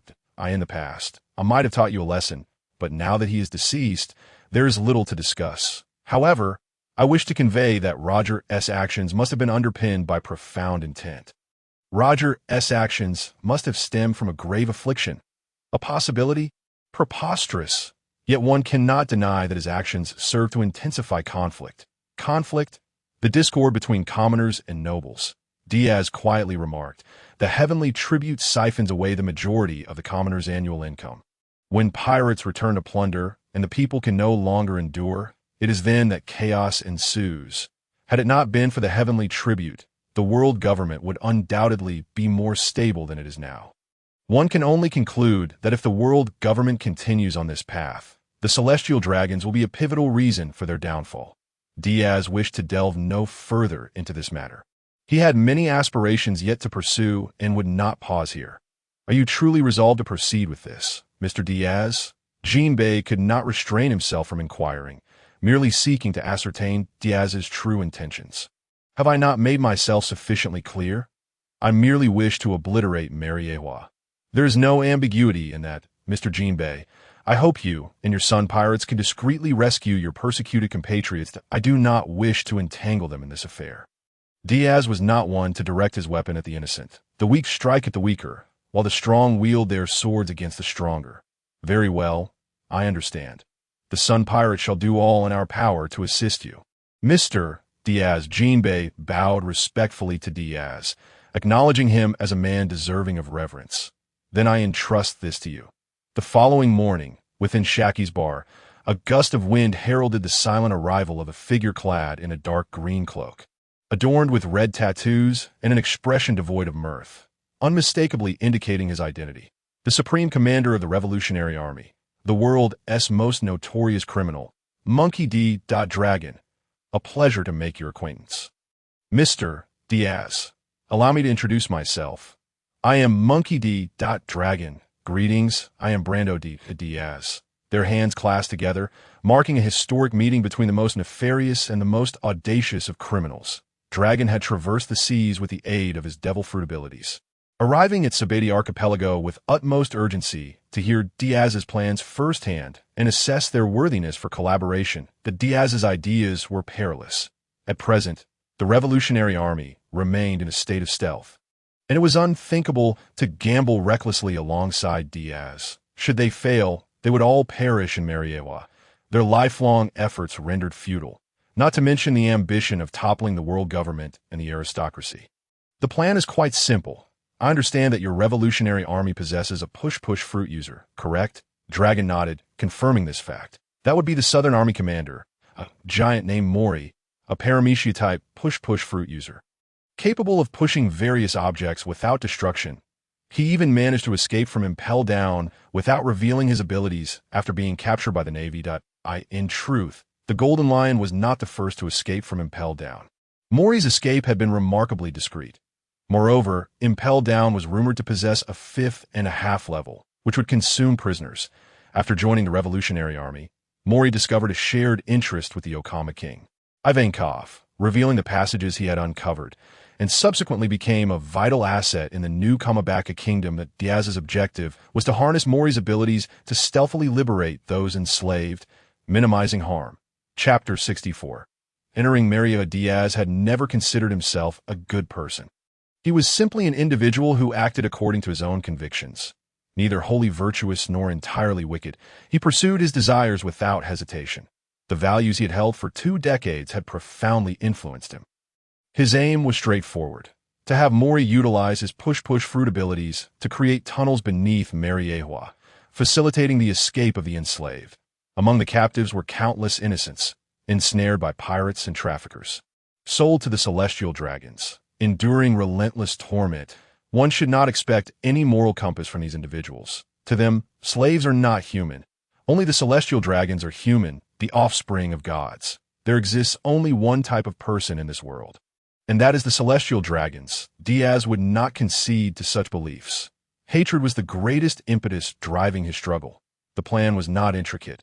One might even deem it simple. Diaz would create chaos while Mori and the other revolutionary officers navigated the turmoil, so simple that it hardly required skill. Yet it is often the simplest of plans that encounter the fewest errors. The more elaborate the scheme, the greater the need for calculation, and thus the more potential pitfalls arise. Dragon did not elaborate further. He extended his hand to Diaz, stating, "In that case, the Revolutionary Army will assist you. Additionally, Mr. Diaz, I wonder if you would be willing to join our ranks." He perceived Diaz as a comrade in their shared struggle against the world government. In response to Dragon's invitation, Diaz shook his head, saying, "I appreciate your kindness, but I am accustomed to freedom and have no intentions of joining any organization. However, should I survive this ordeal, I will unconditionally aid you. We are comrades, are we not?" Dragon paused momentarily before chuckling. "I understand now. We are comrades. I will inform Mori to make his way here." "Very well." Dragon handed him 2 Den Mushi, one for long-distance communication and the other encrypted against eavesdropping, then transformed into the wind, vanishing from Diaz's sight as if he had never been there at all. Diaz took a sip of his drink, gazing at the towering red line, with Mariejois perched atop it, at its zenith. "Your days of comfort shall soon come to an end." He drained the contents of his cup in one swift gulp. A day later, a message arrived from the dragon, informing Diaz that Mori would be mobilizing from the Red Earth continent of the New World, setting course for Mariejois, a journey that would take approximately half a month to reach the underground of Mariejois. Diaz was willing to bide his time, seizing this opportunity to infiltrate the naval fleet heading into the New World. To access the New World, aside from traversing the Calm Belt, there were two primary methods. One involved submerging to a depth of 10,000 meters beneath the sea, passing through Fishman Island before entering the New World. The other required submitting an application to the world government to forfeit one's ship and directly traverse the Holy Land of Mariejois. However, this route was labor-intensive, costly, and generally reserved for the Navy and world government personnel. After all, Fishman Island lay beyond the jurisdiction of the world government. If the world government were to gain control over Fishman Island, they could establish checkpoints to prevent passing pirates from entering, thereby eliminating the emergence of notorious supernova pirates in the New World. Yet the unique location of Fishman Island, coupled with the formidable combat prowess of the fishmen and merfolk, rendered any attempt at military conquest by the world government futile. They could only watch helplessly as pirates departed from Sabeti Archipelago, entering the New World to wreak havoc or becoming formidable subordinates of the great pirates. Diaz concealed himself within the fleet. Donning the guise of a dog, this group of Navy personnel was bound for the G3 branch, where they would serve under one of the three admirals. Diaz easily blended in, engaging in jovial conversation with those around him, who remained oblivious to his status as a wanted criminal. Perhaps, it could be said, they were afflicted with prosopagnosia. Most individuals in the pirate world seemed to suffer from this condition as he rode the bubble elevator. Ascending toward the Red Earth continent, the surrounding mists thickened, and numerous other bubble elevators filled with Navy officers surrounded him. Although it was said to lead directly to Mariejois, in reality, a considerable distance remained before reaching the true Holy Land of Mariejois. The celestial dragons would not permit their lackeys to enter their abode without restriction. The bubble elevator soon reached its zenith, a docking area designated for those passing through. After taking a special vehicle across Mariejois, one could access the New World via another bubble elevator. Was that truly Mariejois? In the distance, shrouded in clouds, the opulent palace complex could be discerned atop the Red Earth continent. This was the dwelling place of the celestial dragons, their sacred domain. Countless nobles aspired to infiltrate this place, yet only during the convening of the World Council would Mariejois open its gates to welcome guests. Ordinarily, only the celestial dragons could come and go freely. Unimpeded, Diaz feigned the need to use the restroom. Once inside, he cursed under his breath, marveling at the high-quality materials employed even in the restroom, adorned with gold. Lifting the floorboards, he released his companion, young Girasse, instructing young Girasse, "Dig a hole for us to enter." With a swift bite, young Girasse penetrated the foundation, skillfully avoiding pipes and conduits under Diaz's guidance, creating a sizable opening. Diaz leaped inside, replaced the floorboards, and filled the space with stones and dirt. He switched on his flashlight and began excavating toward the predetermined direction of Mariejois. After a brief pause, primarily due to young Girasse having filled his belly, he patted the creature's round stomach as it burped contentedly. Diaz sat beside him, replenishing his own water and provisions, stating, "According to calculations, we should require another 2 to 3 hours of digging to reach Mariejois. The subsequent challenge will be finding a place to hide." The danger level would escalate exponentially upon entering Mariejois, necessitating a secure refuge. Concealing oneself underground was ultimately not a sustainable solution. Once young Girasse had rested, they resumed their efforts, though the pace was slower than anticipated. As Diaz pried open the heavy, luxurious floor. Diaz was uncertain of the material's composition, but he was certain it was exceedingly expensive. Surveying the surroundings revealed an opulently decorated room, adorned with antiques, masterful paintings, and jewels scattered about. Cautiously climbing up, he brought young Girasse with him and replaced the floorboards, stowing young Girasse in his treasure ball. He slowly opened the door, ensuring no sound escaped. The vacant hallway was adorned with renowned artworks, and he tread upon exquisite floral arrangements. Several stunningly beautiful women, dressed in scant attire, bowed their heads as they cleaned. Upon them was the mark of the celestial dragons. Chapter 65. You have been kidnapped.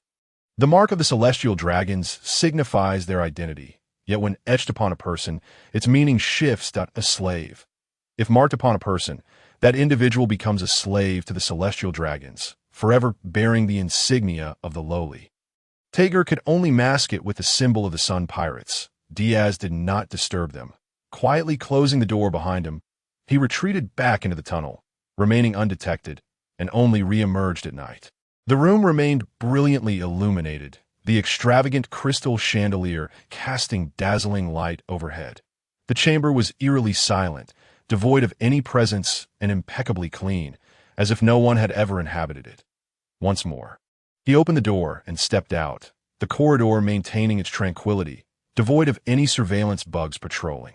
Perhaps due to the nature of Mariejois, they assumed no one could breach this stronghold, resulting in a relatively weak guard presence. Moving unimpeded, he soon heard the clanking of armor echoing, indicating patrolling guards, clad in sturdy white armor, adorned with pointed helmets and wielding long spears. They marched with precision, 2 by 2, totaling 8 in an orderly formation. Capturing one alone would prove quite challenging. Leaping onto the rafters, Diaz found the palace far taller than he had anticipated. Taking refuge behind a statue, Point One could only lament the immense wealth of the celestial dragons. Their residences were adorned with sculptures, and the eyes and numerous parts of the statues were encrusted with gems and gold, epitomizing extravagance. It was indeed no surprise that these profligates remained affluent. Their wealth could sustain them for generations. Each year, the member nations of the world government contributed a substantial portion of their annual tax revenue to the world government. This was the so-called heavenly gold. They used nearly the entire world's economy to sustain this parasitic class. Suddenly, a thought struck Diaz, the treasury of the celestial dragons. His eyes gleamed with golden lust, driven by an insatiable desire for riches. Rather than witnessing it all obliterated, why not claim it for himself? Such an abundance of wealth would be impossible to exhaust, and it could even support the revolutionary army. This was the culmination of 8 centuries of accumulation by the celestial dragons. Even if much had been expended, the remainder could easily arm tens of thousands, perhaps even failing to reach a mere fraction of 1% of the total. It was essential to remember that the world government comprised over 170 member nations, with the annual contribution of heavenly gold amounting to a staggering sum. The distribution among the celestial dragons was also considerable. In comparison to the world, these parasites were far too insignificant, but a significant portion of the world government's operational funds originated from the celestial dragons. They were not all fools, for some were astute enough to recognize that only with a steadily advancing world government could they maintain their status, thus providing unwavering support. Without delay, after evading the guards, Diaz set about locating the treasury, only to discover that these individuals had implemented remarkably effective security measures. He had presumed the guard presence was inadequate, but in reality, they were stationed every 5 steps, creating a formidable barrier. It seemed that the events surrounding Tager had prompted them to heighten their vigilance. As dawn approached, Diaz resolved to retreat to the tunnel for a brief respite, only to suddenly realize he had become lost. He had never lost his way at sea, yet within this vast palace, he found himself disoriented. Never mind, he would simply choose a random room, ensuring no one was passing outside. He leaped from the corridor window, closing the crystal window behind him, and deftly rolled into the upper room. The chamber was shrouded in darkness, curtains drawn tight, a faint fragrance wafting through the air, surrounded by soft plush toys. Suddenly, the door swung open, startling Diaz. With little time to consider, he dove into the warm bed, encountering a soft body. His spirits lifted, sweet murmurs filled the air as a voice exclaimed, "Mother, I can no longer eat." Was it a girl? Abruptly, she opened her eyes, startled to find another person beside her. Terror filled her bright eyes, and just as she was about to scream, Diaz clamped a hand over her mouth, growling, "Don't scream, or I will kill you. Lady Nyafali is still resting. Do not disturb her. Just leave for now." It appeared to be the voice of a maid, and the door gently closed. Only then did Diaz sit up. He could not reveal himself. Nor could he harm this girl. He would have to delay. Not scream. If you do, you will perish here. Diaz pulled Nyafali up from the bed. As sunlight streamed through the curtains, casting a gentle glow upon the room. In this illumination, Diaz beheld the woman's exquisite visage and her alluring figure. It seemed that not all celestial dragons were devoid of beauty. There's a lingering notion that many celestial dragons are the unfortunate products of incestuous unions, often lacking in intelligence. As the saying goes, in a vast forest, one can find all kinds of birds. The moral compass of these individuals is not particularly commendable, and one can only speculate about the potential transgressions they may commit.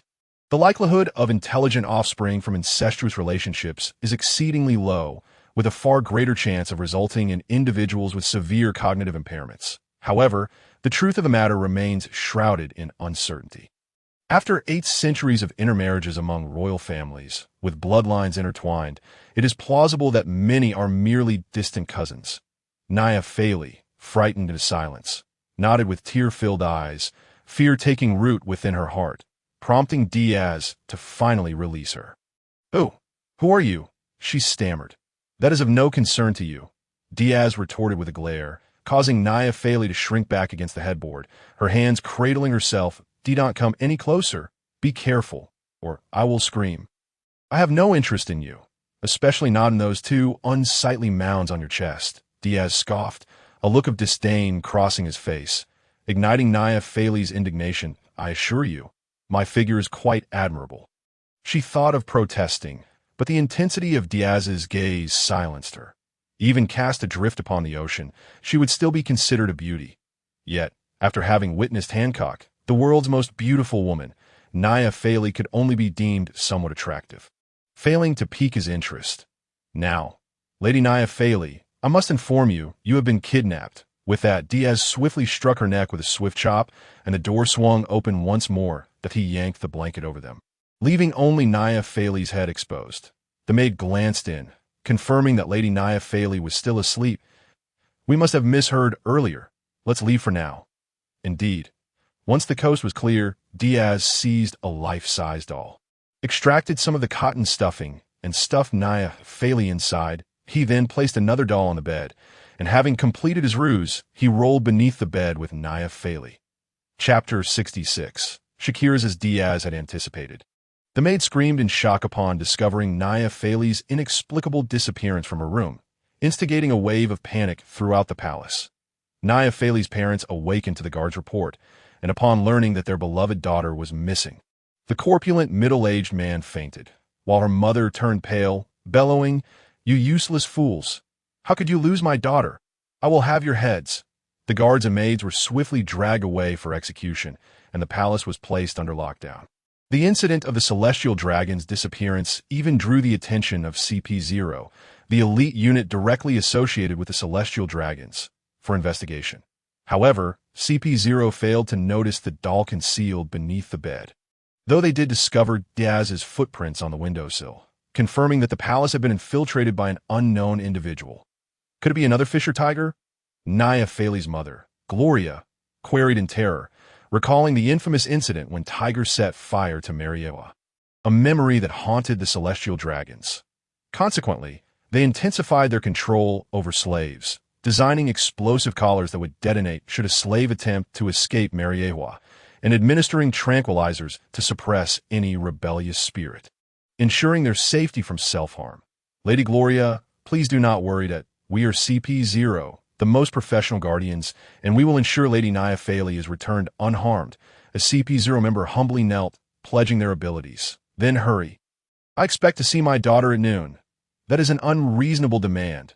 An internal curse escaped the lips of the CP0 member, yet they could not defy the orders as servants of the celestial dragons. They were bound to obey commands. Failure meant not death, but a severe beating. Training a CP0 agent was an arduous task, consuming vast resources, and the elders would not permit their lives to be squandered so easily. Each CP0 agent represented formidable combat prowess. Death was not the end, but punishment was inevitable. CP0 began their investigation while Diaz, seizing the opportunity, disguised himself as a slave, clutching several dolls as a pretext to head to the laundry room. Easily escaping the perilous confines, he successfully blended in with the slaves and arrived at their living quarters, in stark contrast to the opulence of the celestial dragon's abodes. The slaves' quarters were dismal, a large communal sleeping area. Though tidy and equipped with shared restrooms and bathing facilities, was suffused with a stifling atmosphere of despair, devoid of any semblance of vitality. This environment was profoundly unsettling for Diaz. Naya Fairly was concealed within a tunnel previously established in a room, hidden away by Yuki, who had excavated a hole for her refuge. Pirates in this world generally possessed robust constitutions, capable of enduring several days without sustenance. As night fell, numerous slaves lay in their beds, not a sound escaping their lips, enveloped in a lifeless silence that was unbearable for Diaz. Moreover, the accommodations were co-ed, with no segregation, yet the inhabitants lacked any desire for intimacy, even in the presence of handsome men and beautiful women. The oppressive atmosphere stifled any romantic inclinations. Sitting upright on the unforgiving bed, Diaz noticed the surveillance snails patrolling overhead. They were absent within the palace, yet numerous here, a consequence of the heightened vigilance following Tiger's escapades. In order to extricate these slaves, neutralizing the surveillance would be paramount. The monitoring snails operated in tandem with a larger receiver snail. Thus, locating the control room became essential. He ventured to the communal restroom and climbed through the ventilation shaft, intent on dealing with the guards. Given that his presence was already compromised, subduing the guards was imperative, especially with their numbers bolstered due to Naya Fairly's disappearance. Diaz concealed himself in a tree, waiting for a squad of guards to pass beneath him before swiftly incapacitating them all. He stripped them of their armor, stowing it away, and concealed the unconscious guards within the foliage, dressed in the guard's armor. He confidently commenced his patrol. Single guards were easily detected, so Diaz deliberately evaded their routes, re-entering the palace. After searching for over an hour with no success, impatience surged within him, and he seized a guard, demanding, "Where is the control room? Come and find out," the guard whimpered. Diaz covered the man's mouth and snapped one of his fingers, continuing to press. "Speak, please, crack." Another finger was broken. It was not until all 10 fingers were shattered that he finally divulged the location. Diaz promptly snapped the guard's neck and proceeded to the control room as indicated. He gently pushed the door open and closed it behind him, taking advantage of the staff engrossed in the surveillance footage. He swiftly incapacitated them. The room housed a large projection snail, its enormous eyes displaying recordings from the monitoring snails. The snails transmitted information via bioelectric waves, each possessing a unique frequency, yet a single channel served as a conduit for public information. This allowed a larger snail to receive input from multiple monitoring snails, facilitating a one-to-many communication, as was the case now. Diaz glanced around but refrained from acting immediately. Instead, he slipped into the restroom of the control room, instructing Yuki to dig a tunnel for future maneuverability. Mori had yet to arrive, and Diaz still had many tasks ahead. He would not limit himself to a single household, but instead began to traverse all of Mariejois. With Yuki having excavated an extensive network of tunnels, feasting on ample provisions during their efforts. One night, while Yuki was digging, it suddenly halted. Diaz inquired, "What is the matter?" Crack. The unchanging stone affixed to Yuki's neck split open. Could it be? Diaz's eyes widened with anticipation as he observed the stone completely shatter, radiant white light enveloping Yuki. This was the light of evolution.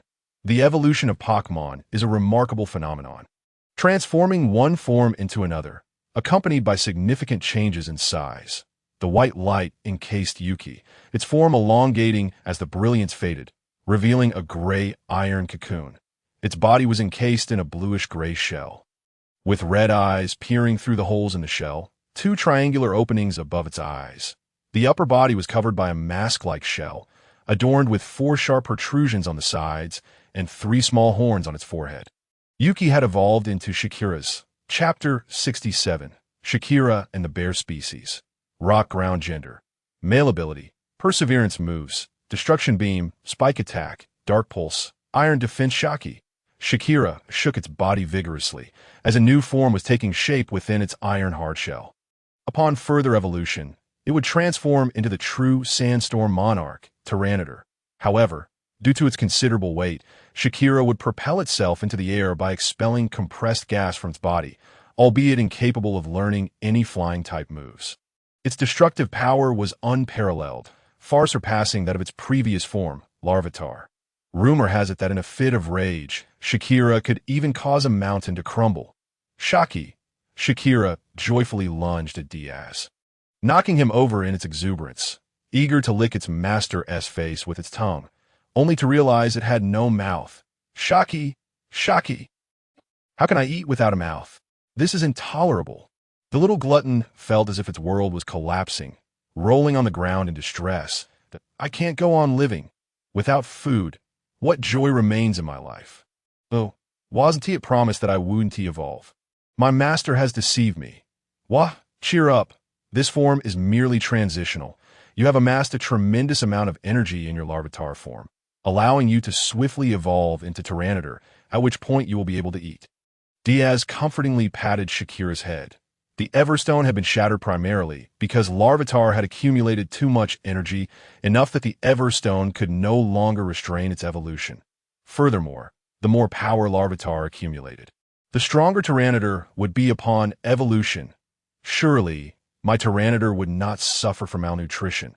That is utterly inconceivable. Shaki. Upon hearing that it could still eat, Shakira was filled with renewed determination. It spun its body and continued to dig. Its digging speed significantly increased after evolution. Ding! Larvitar has successfully evolved. Congratulations to the host for achieving this milestone. Evolve now. Shakira's evolution speed has increased by 1%. 1% is hardly significant. But then again, every little bit counts. In the days that followed, Shakira excavated a labyrinth of tunnels beneath Mariejois. Diaz had not allowed it to dig for mere amusement. He had placed a substantial amount of C4 within these tunnels, enough to obliterate Mariejois. Blur blur blur blur. While feeding Naya, Diaz received a call from the Den Mushy. This is Diaz. Maha. This is Mori speaking. Though the voice belonged to a robust man, it bore a distinctly effeminate tone. Diaz's expression stiffened, recalling Mori's close ties with the cross-dressing king, Ivankov. He understood the implications. Ahem, greetings, Mr. Mori. Have you arrived? Indeed, Mr. Diaz. I wonder where we shall meet. I am underground. Underground? Yes, beneath Mariejois.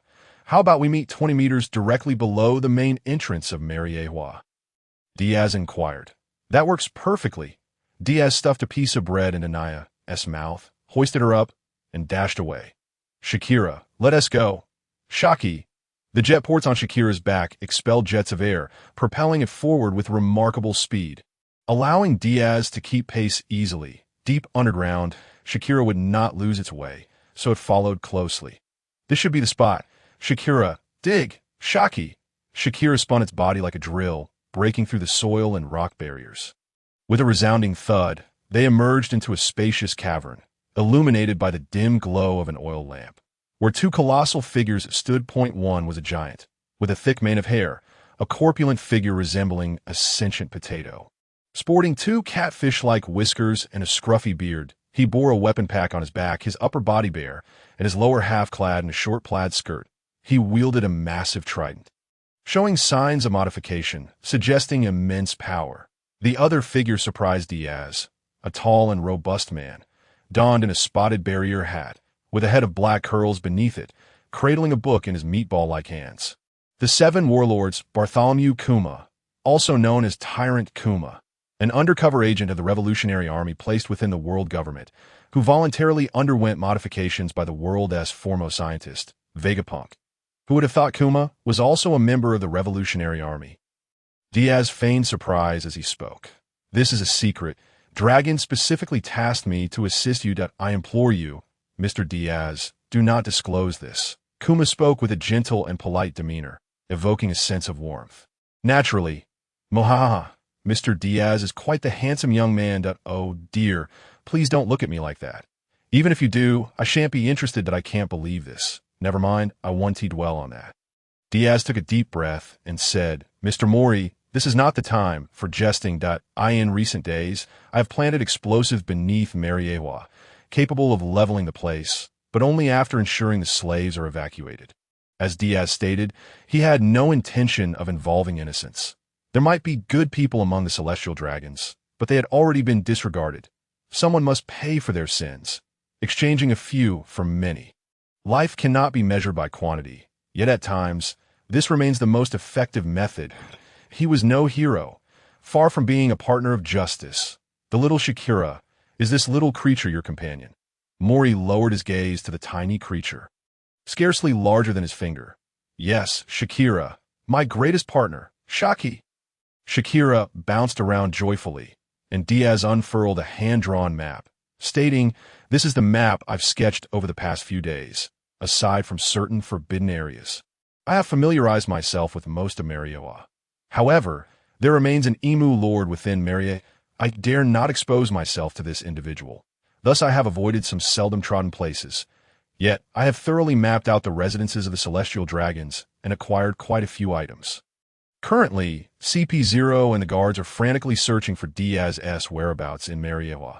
However, he has skillfully evaded capture, and the places he has dug are exceedingly discreet, where ordinary individuals would never think to look. Thus he remains undetected. Remarkable, truly impressive, my young friend. I am nearly smitten with you. Please refrain from addressing me in such a manner." Diaz coughed lightly and continued, "I have marked the locations of the slaves with red dots. Each of them is equipped with explosive collars, and their quarters are monitored by Den Mushi, making rescue exceedingly difficult. Indeed, the challenge is formidable." Xiong nodded, observing the surveillance bugs, which posed little trouble. The real complication lay with the explosive collars. Once these devices deviated from their designated locations, they would detonate, serving as a common means of subjugation for slaves, a practice that originated with the celestial dragons. The explosive collars available on the market were merely surplus crafted by skilled artisans. I hold the keys, and fortunately, they are universal. I have pilfered quite a few. Producing a large ring of keys and placing it before him, he lamented, "Our manpower is severely lacking. It is utterly impossible to disarm everyone's explosive collars." Mori scratched his head, unable to conceive a solution.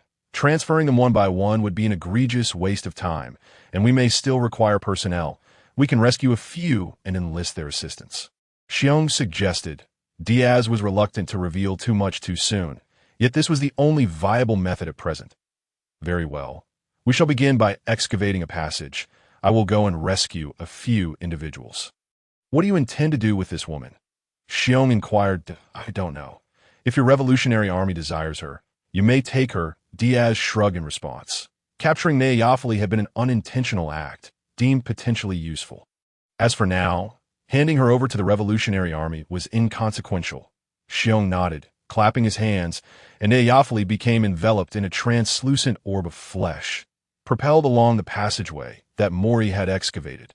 The celestial dragons retained considerable value for the revolutionary army, their mere identity being of significant utility. Mori sealed off the passage, stating, "This route must be abandoned. Otherwise, we risk exposing the location of the revolutionary army. I shall commence my work now." The modified trident emitted a low hum, activating the push-push fruit's ability, akin to sweeping away debris with a broom. Rocks and soil were thus cleared by Mori, fashioning a vast passage large enough for dozens of individuals to walk side by side. The pace was swift, several times faster than Shakira's, a testament to the giant race's superior strength, speed, and longevity compared to humans. Diaz rose and remarked, "We shall commence our operation at night. Mr. Xiong, Mr. Mori, how long will it take to open a passage? If we exert ourselves in a straight line, it will merely take 3 days. Then we shall act in 3 days. In the meantime, I will earn some living expenses." "Living expenses?" Xiong paused, listening as Diaz continued. "Of course, I refer to the treasures of the celestial dragons. Thus far, I have only uncovered the wealth of 2 families. Families, not clans. The celestial dragons' clans were indeed vast, being descendants of 19 kings, with 8 centuries of extensive lineage, resulting in numerous branches. Their asset protection was meticulous. Few were aware of the vault's location, and 2 of them had been discovered purely by chance. However, their vaults were so well constructed that conventional methods could not breach them, and Diaz was reluctant to act hastily and alert the guards. Nevertheless, the treasures remained untouched. Antiques, masterpieces, sculptures, and various priceless artifacts were fair game. Moreover, it was not limited to 1 or 2 families. The celestial dragon's wealth was immense. Losing a few items would go unnoticed. Selling them later would yield a considerable sum. Without hesitation, he set to work, embarking on his acquisition spree. Left alone in the cave, Xiong sat quietly, perusing books. His size rendered him unable to fit through the tunnel excavated by Shakira, and he could not assist Mori. Thus he awaited patiently. He was in no rush. T. Vegapunk's location. His presence was not yet required, as the physical modifications were progressing slowly, not a swift transformation. That doctor was undoubtedly formidable, yet persuading him to join the revolutionary army was a daunting task. The world government possessed Vegapunk's life paper, and even if he fled to the ends of the earth, both the Navy and the world government could retrieve him. The likelihood of success for this plan was minuscule, but as long as there remained a glimmer of hope, he wished to give it a try. Meanwhile, Diaz, while engaged in his acquisition spree, secretly brought down a dozen slaves, using the keys to unfasten the explosive collars around their necks. Their yearning for freedom evoked tears of joy. So, will you help me? I wish to rescue more people from this wretched place. Of course, if you refuse, I shall still assist you in leaving. I'm sorry. I wish to go back, a girl cried out. Me too, me too. Several others raised their hands. Diaz said nothing but nodded, while the remaining individuals declared, we shall assist you. Indeed. Let's all leave this place together. Yes, you saved my life. I owe you my existence from this moment onward. The remaining few rallied in support, resolving to aid Diaz in his endeavors. Chapter 60-9. On the very day Mori excavated the passage, Diaz and those he had gathered in recent days set their plan into motion. Mori first transported Diaz and a portion of capable individuals to various surveillance rooms to deal with the guards. Another group proceeded to the slave resting area to distribute the keys. Upon seeing the keys, the lifeless eyes of the slaves sparkled with a renewed hope for survival. Diaz cautioned, keep your voices down. Understood? No noise. The crowd held their breath as Diaz handed the keys to them, urging them to remove the explosive collars from their necks. Some wept for joy, freedom beckoning them at last. After years of torment, they finally glimpsed the dawn of liberation that he instructed them. Jump down and walk straight ahead.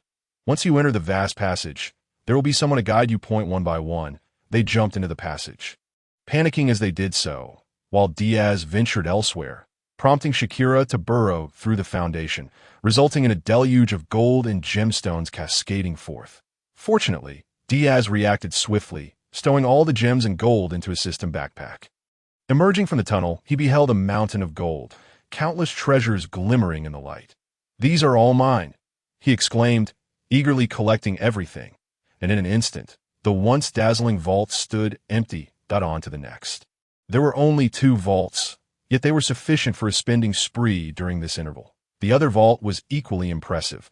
Diaz even discovered 3 devil fruits, though he was yet unaware of their abilities. All right, it is time for me to take action. He did not conceal his presence, stepping boldly into view of the guards. Who goes there? Your grandfather. The holy flame judgment appeared in his hand, firing off several flaming bullets. Bang, bang, a shot to the chest, another to the head, leaving no chance for survival. Mozambique shooting technique. The commotion drew the guards' attention, as Diaz intended to distract them, buying time for the slaves in the underground space. To expedite the process, the black-cloaked bear concealed his identity, preventing any of the escaping slaves from revealing him, while whisking away those severely injured by the celestial dragon's torment. He could only select a few. As the crowd surged in panic, terrified of being recaptured and returned to their previous hellish existence, that a stampede was inevitable. Yet both Xiong and Mori were powerless to intervene. Everyone yearned for survival, for freedom, and the dead could not be brought back. Boom! An explosion obliterated a corner of the palace, as Diaz tossed a bomb he had procured into the throng of guards, resulting in a thunderous detonation that claimed numerous lives. Seeking death, a figure clad in a white cloak, wearing a fox mask that obscured their visage, rushed towards Diaz, launching vacuum bullets with a flick of their fingers. Flying finger gun, clang, clang, clang. Under the moonlight, Murakumo unsheathed like a tranquil stream. Deflecting the vacuum bullets, Celestial Dragon's dog, Diaz declared, Brando Diaz, you audacious fool. How dare you show your face here? The fox-masked man retorted coldly, what do you intend to do? Is it true that Lady Neayophile has been kidnapped by you?" "Clever." Diaz snapped his fingers, a wicked grin spreading across his face. "Can you guess where your dear Lady Neayophile is? What has she endured? Is she still alive?" "You release Lady Neayophile," the fox-masked man demanded. Figures emerged from all directions, surrounding Diaz completely. 10 CP0 members encircled him, leaving no escape route. "That I will not be so easily captured.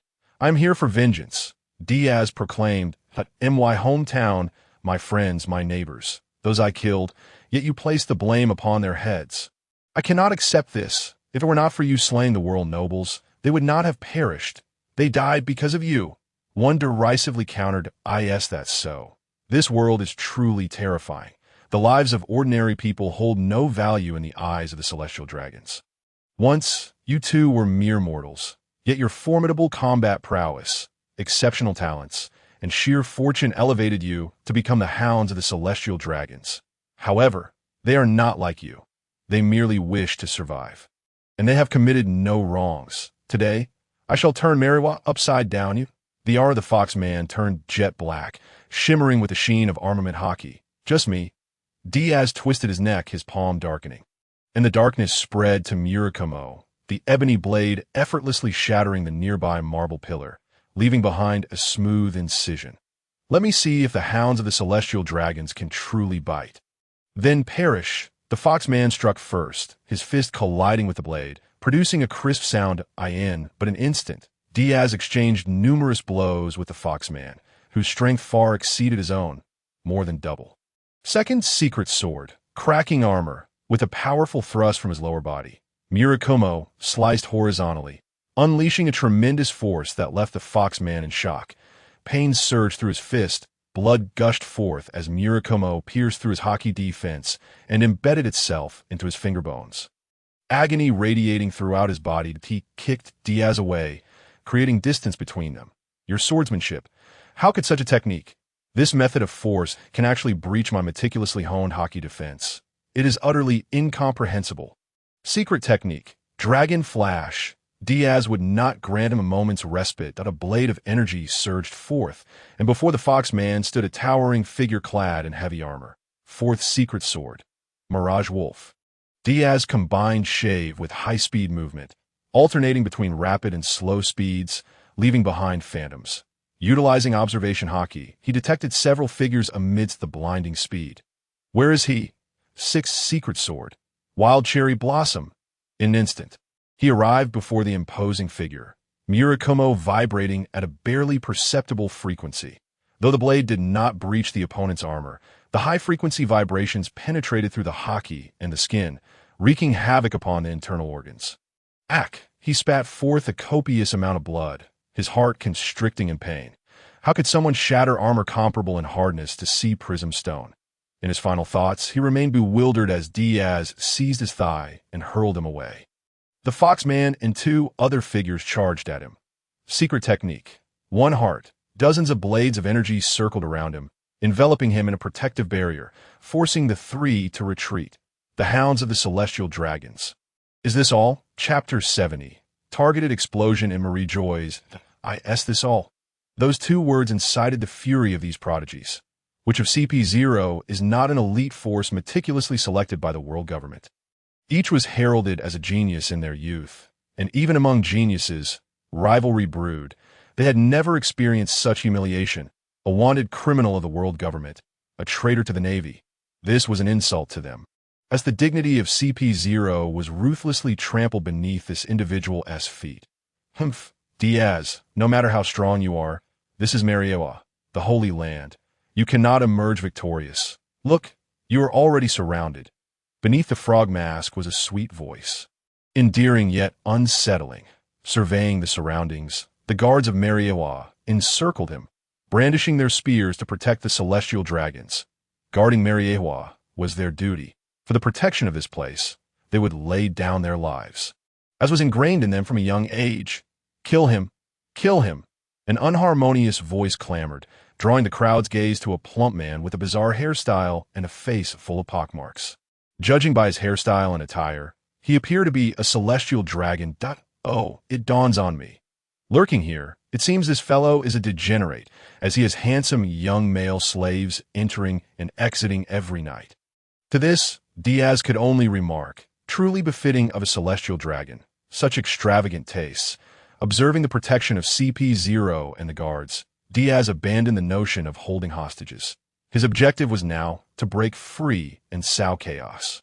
Fourth secret sword, Mirage Wolf. Seventh secret sword, Thunderlight. The two secret swords were unleashed in swift succession, moving so quickly that they were nearly imperceptible. Even the battle-hardened CP0 could not capture his form. Nor could they discern the glimmer of the blade.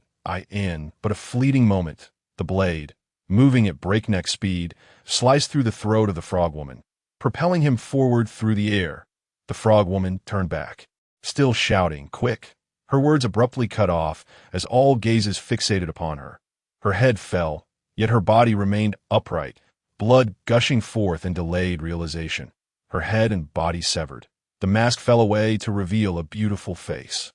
Still etched with disbelief, unaware of how she had met her end. Heavenly fire, 20% power from a distance. Two fiery projectiles hurtled toward him, approaching rapidly, revealing themselves to be two thick pillars of flame. "Run!" someone shouted, and the remaining members of CP0 scrambled to evade, while a group of bewildered guards were engulfed in flames. The celestial dragon was whisked away by a CP0 member, still oblivious to the chaos. Shouting, "Kill him! Quickly, kill him! How could he escape? You worthless fools!"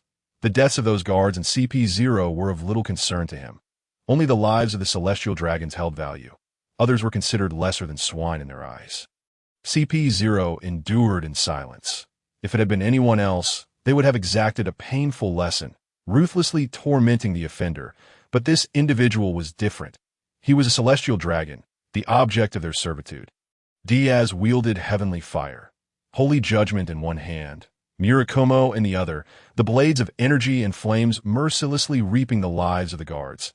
The opulent palace lay in ruins. What could once be deemed art now reduced to mere rubble. Bursting into the palace, he seized a celestial dragon, and amidst their terrified gazes and furious curses, he aligned the blade against them, a white blade entering, a red blade exiting, without an ounce of hesitation. Ha ha ha! A surge of exhilaration filled his heart, and he laughed heartily. He had been pent up for far too long. "Diaz, you are truly a madman." The pursuing fox-man cursed, his hands and feet growing cold. Several celestial dragons had perished. How could he report this to his superiors? "No, I'm the most deranged criminal in the world. This is retribution." He spread his arms wide, gazing upon the encircling guards with a disdainful smile. The terrifying conqueror's haki crushing down upon them, sending many guards tumbling to the ground. That conqueror's haki? You indeed possess such potential. We cannot allow you to leave here. Is that so? We shall see if you possess the capability. Bang! The inevitable clash erupted once more. The minions were dispatched, and Diaz showed no fear of the encirclement. Several CP0 members could undoubtedly kill him, yet he was not one to simply await his demise. Seizing the arm of a CP0 member, he crashed his body into them, instantaneously shattering multiple bones, the sound echoing with a sickening crunch. Surprise always bore fruitful results. True silver slash, the wave-like blade of energy, surged forth, preventing CP0 from closing in. They were not foolish enough to absorb the attack with their bodies, as the dense onslaught forced them to evade its edge. Suddenly, Diaz spun around, firing a projectile from heavenly fire, holy judgment, which exploded in midair. Attempting a sneak attack? I am someone who is trained in observation hockey. From a distant high-rise, a CP0 member hastily loaded a bullet into his firearm.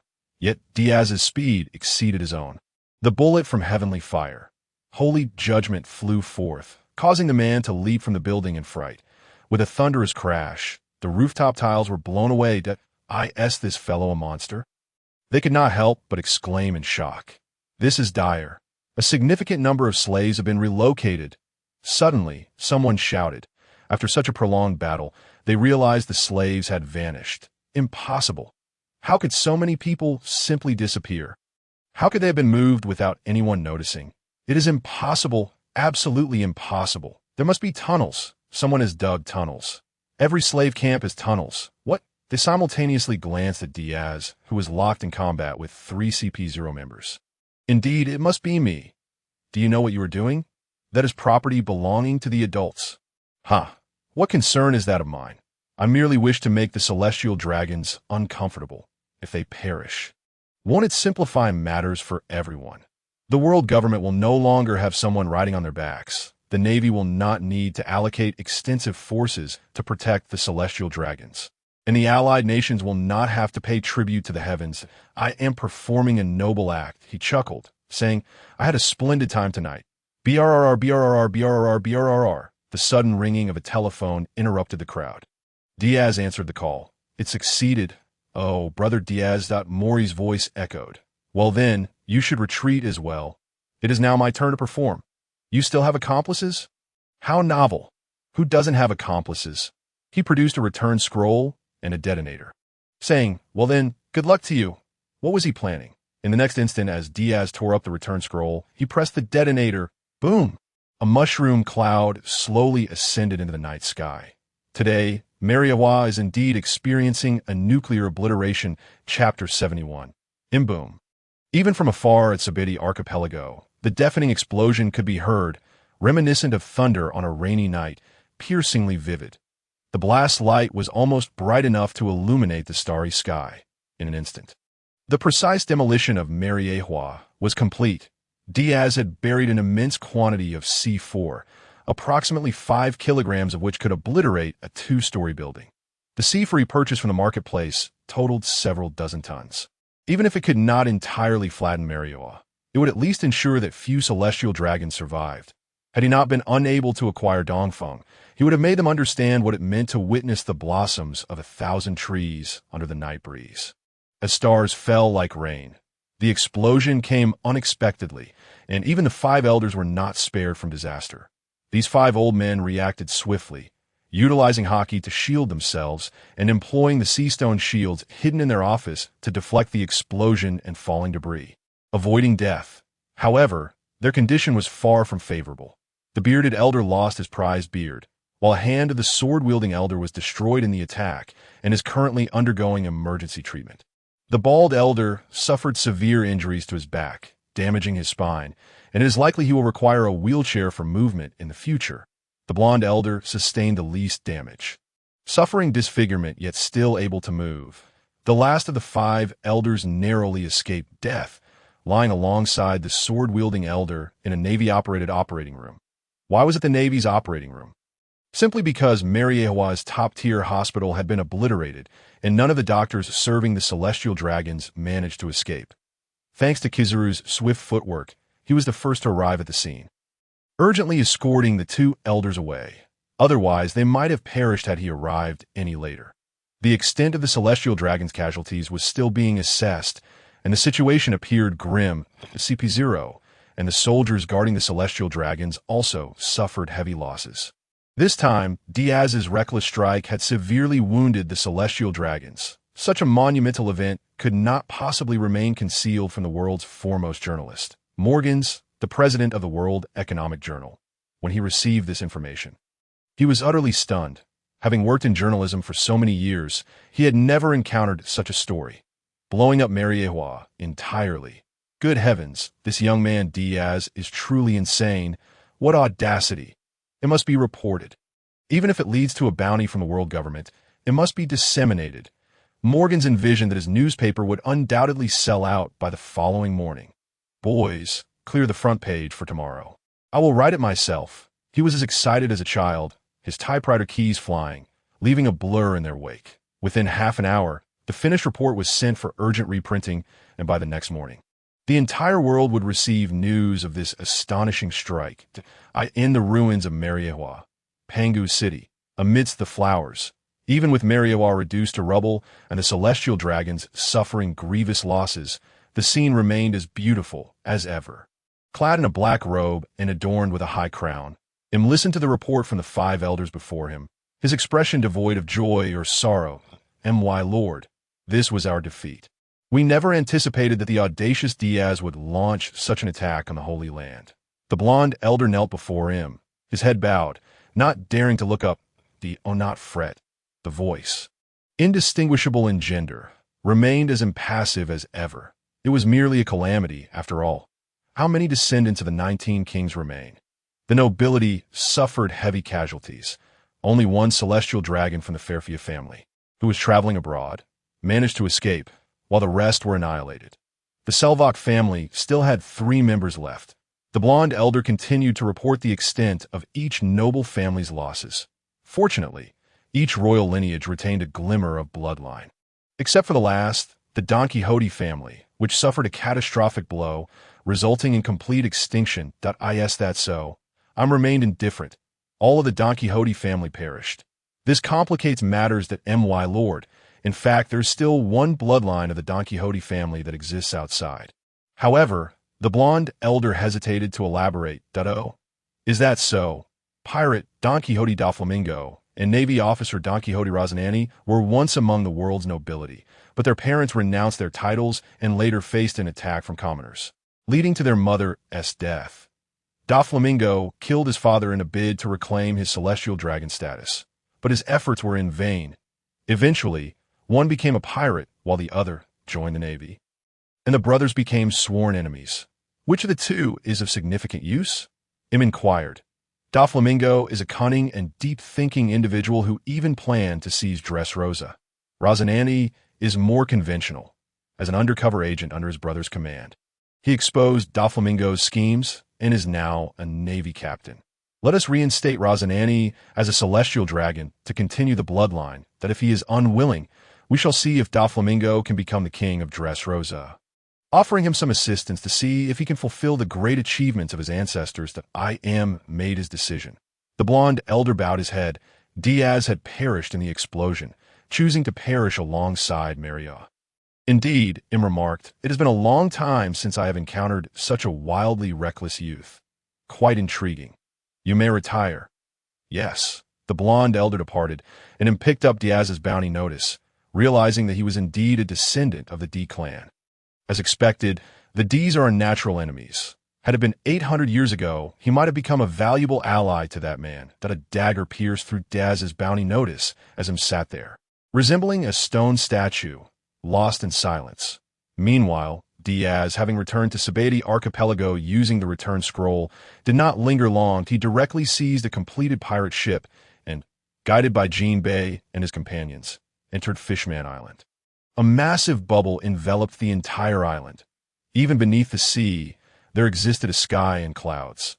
The sun tree Eve absorbed sunlight from the ocean surface and transmitted it to Fishman Island, allowing the fishmen residing in the depths to bask in the sunlight. That Fishman Island's architecture was uniquely crafted, predominantly constructed from coral and rock, with various corals piled together in an unexpectedly beautiful manner. However, Diaz did not tarry long. After replenishing his supplies, he purchased a new log pose to indicate direction. The magnetic field in the New World is far more chaotic than that in the first half of the Grand Line, necessitating a special log pose with 3 pointers to navigate. It points toward 3 islands, allowing the user to choose the most stable direction, significantly reducing the likelihood of entering perilous territories. Chapter 72. Homeless this day could be deemed extraordinary.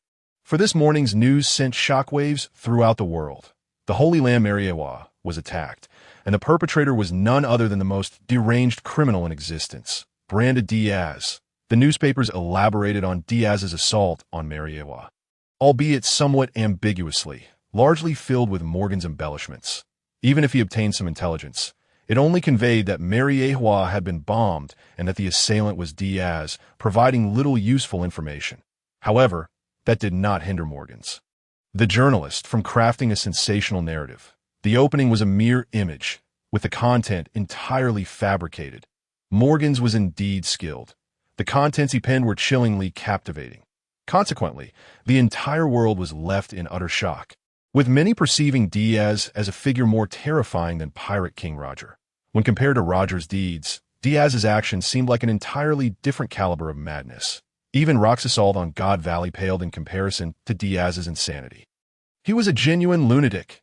In the report's conclusion, Morgan's employed the phrase life and death unknown, leaving the public uncertain about Diaz's fate. In an instant, The shadow of Diaz loomed over the hearts of people worldwide. They trembled in fear, pondering what dreadful acts a lawless individual like him might unleash, indifferent even to the celestial dragons. What else could he possibly care about? He was an even more fearsome demon than Roger. At this moment, Diaz, unaware that he has been branded as a demon, is navigating a vessel through the vast ocean. This ship, purchased alongside a log pose at Fishman Island, has been adequately outfitted with a bubble membrane. His previous pirate ship was exchanged for this newer model after he added a bit of money.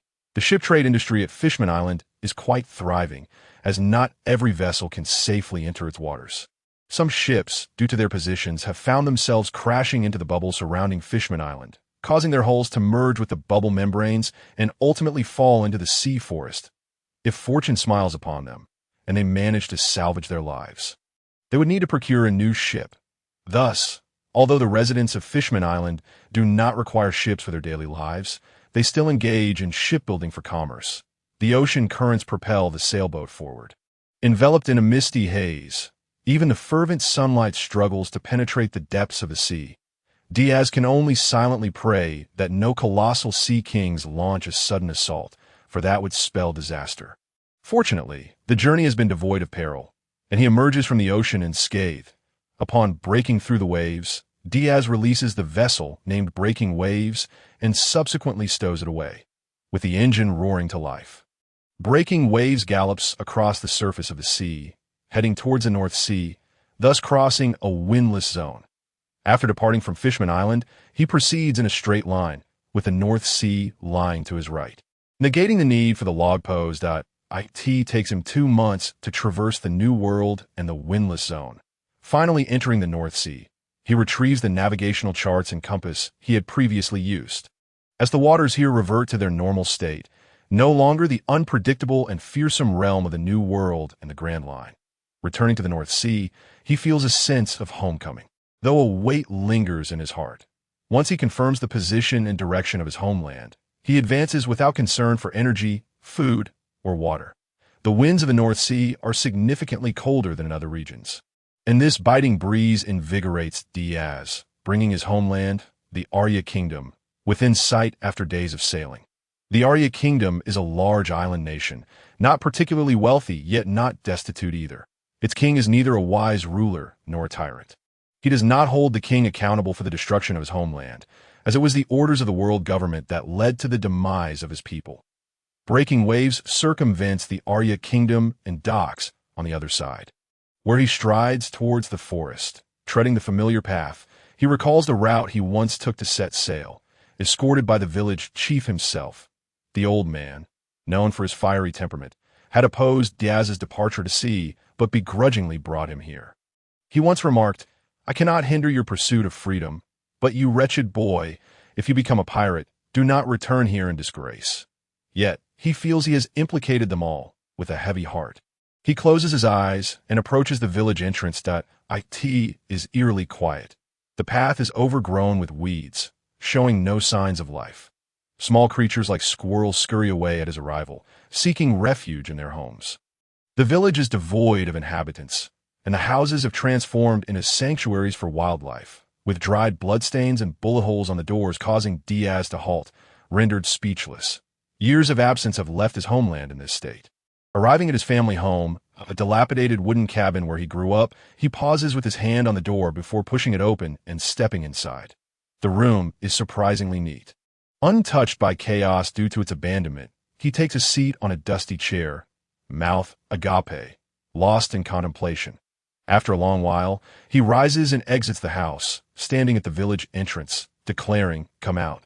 I know you are here." The group of men clad in black suits emerges from the underbrush. Diaz inquires, "How long have you been watching?"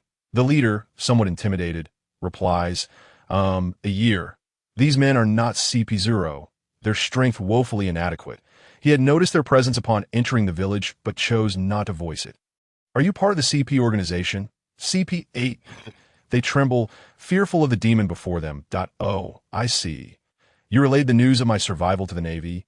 "Why, yes. Very well. You may leave. You're not going to kill us?"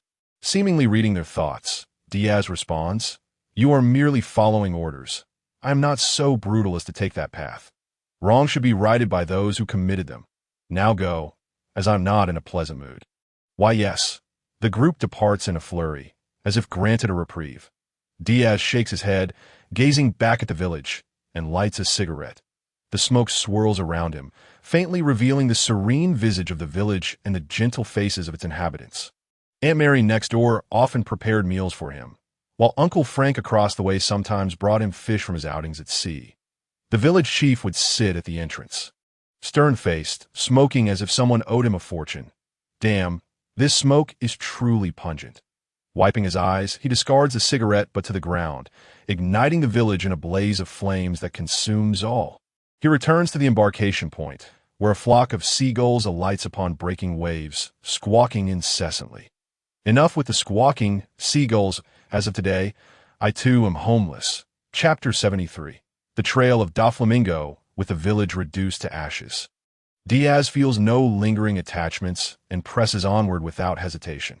Meanwhile, the Navy learns of his activities in the North Sea, and Sengoku stands astounded, exclaiming, "How is it possible?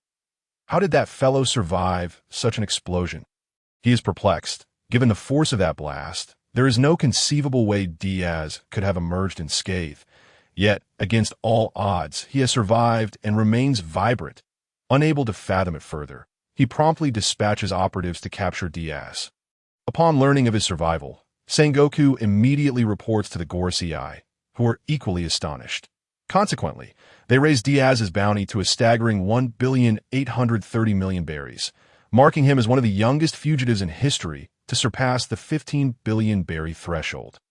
Furthermore, his wanted poster now bears the name Brando D. Diaz. The world government has uncovered his hidden lineage, mistakenly believing him to be deceased, thus failing to make it public knowledge. Another troublesome member of the D clan has emerged. The Gorosei maintain a heightened vigilance towards the D clan, notorious for their propensity to stir trouble, even causing significant headaches for the likes of Marine Admiral Carp. Following Diaz's destruction of Mariejois, the Gorosei has concluded he is the nemesis of the gods, for he has obliterated the very dwelling of divine beings. They dispatch the closest admiral, Akainu Sakazuki, recognizing that with Diaz's current prowess, no admiral is likely to subdue him. The pirates of the New World can wait. They are inexhaustible, but Diaz must be prioritized. However, Akainu reports a shortage of personnel, forcing him to pursue Diaz with a mere crew. The mysterious disappearance of celestial dragon slaves is somehow linked to Diaz. The Navy has mobilized substantial forces to recover the slaves. Upon learning this, Diaz can only find their notion of justice utterly laughable. The slaves have been discreetly arranged for departure by the Revolutionary Army, and the fishmen, having received the mark of the Sun Pirates, return to Minion Island, concealing their identities. Some slaves eager to resist have joined the Revolutionary Army, significantly bolstering their ranks with individuals filled with animosity towards the world government, ready to take the front line in the fight against the oppressors. Others wishing to return home are also being assisted by the Revolutionary Army, though the sheer number of returnees poses a logistical challenge, prompting them to find a few suitable islands for temporary residence and management. The Navy faces immense difficulty in tracking Diaz, as he can traverse the windless zones unhindered aboard breaking waves. Entering the New World, without considering a destination, the speed of Navy warships cannot hope to match his. Rather than departing immediately from the North Sea, he chooses to rest in a nearby kingdom, seeking respite to alleviate the fatigue from his prolonged journey. After sleeping for an entire day, Diaz awakens, rubbing his eyes as dusk settles outside. The sunset bathes the ocean in hues of orange-red. Shimmering beautifully, Diaz lights a cigarette. Half a year prior, he had gradually developed a smoking habit, often furrowing his brow, no longer the bright-eyed boy he once was. People inevitably grow, but the cost of such growth can be profoundly heavy. Exiting the inn, he plans to procure some food, blending into the crowd when he senses a gaze locking onto him from behind. With a disdainful smirk, he slips into a nearby alley. The pursuers follow, drawing knives, but upon finding no one, the leader curses, "Damn it, where is he? I saw him. He looked wealthy, and I need to make a profit. I, too, wish to earn a fortune." Diaz emerged from the shadows, clutching his palm tightly. causing the dagger to clatter to the ground. With his other hand, he seized his assailant by the throat, lifting him off the ground and pinning him against the wall. "Where's your gang's stronghold?" "At 13 Baker Street," came the stammered reply. "Good." With a swift motion, he snapped the man's neck. Diaz then proceeded to Baker Street 13, a dilapidated building. He pushed open the creaking door and strode inside. Drawn by the sound of voices, the Donquixote family is still squeezing us dry. "Damn it, I'm tired of paying protection fees," one man bellowed. "Why hasn't the Navy caught them?" "Who knows? The Navy has never been reliable. They can't even catch a single person." Puffed. "That guy's been extorting money like it's nothing, even from the king. Isn't anyone going to do something about it? If the Navy won who will? I say, why doesn't Diaz just blow up their world government?" True enough, several voiced their frustrations. Diaz barged in, startling them into drawing their guns. Bang, bang, bang, clink, clink. His fingers turned jet black, effortlessly deflecting the incoming bullets. The group was taken aback, yet some, undeterred, continued firing. Diaz caught all the bullets, then discarded them onto the floor. "Now, let us chat. I am quite intrigued by your previous discussion." "About what?" "The Don Quixote family." These men seemed oblivious to his identity, for not everyone reads newspapers or notices wanted posters. "Why should we tell you?" Diaz seized an ashtray from the table and struck the speaker on the head, knocking him out cold. Discarding the bloodied ashtray, he commanded, "Speak." Yes, yes. They dared not resist and hurriedly divulged the recent activities of the Don Quixote family. Recently, Doflamingo has been unusually brazen, leading his family members to extort protection fees from nearby kingdom gangs, even shaking down a king. The Navy, however, turns a blind eye, which only emboldens Doflamingo further. It seems time to deal with that fellow you know where Doflamingo is? No, but tomorrow is the day for collecting protection fees. The Don Quixote family will send someone I see. Hand over the protection fees. What? I said, hand them over, or you'll end up like him. Yes, yes. They pulled out a box of money from beneath the table.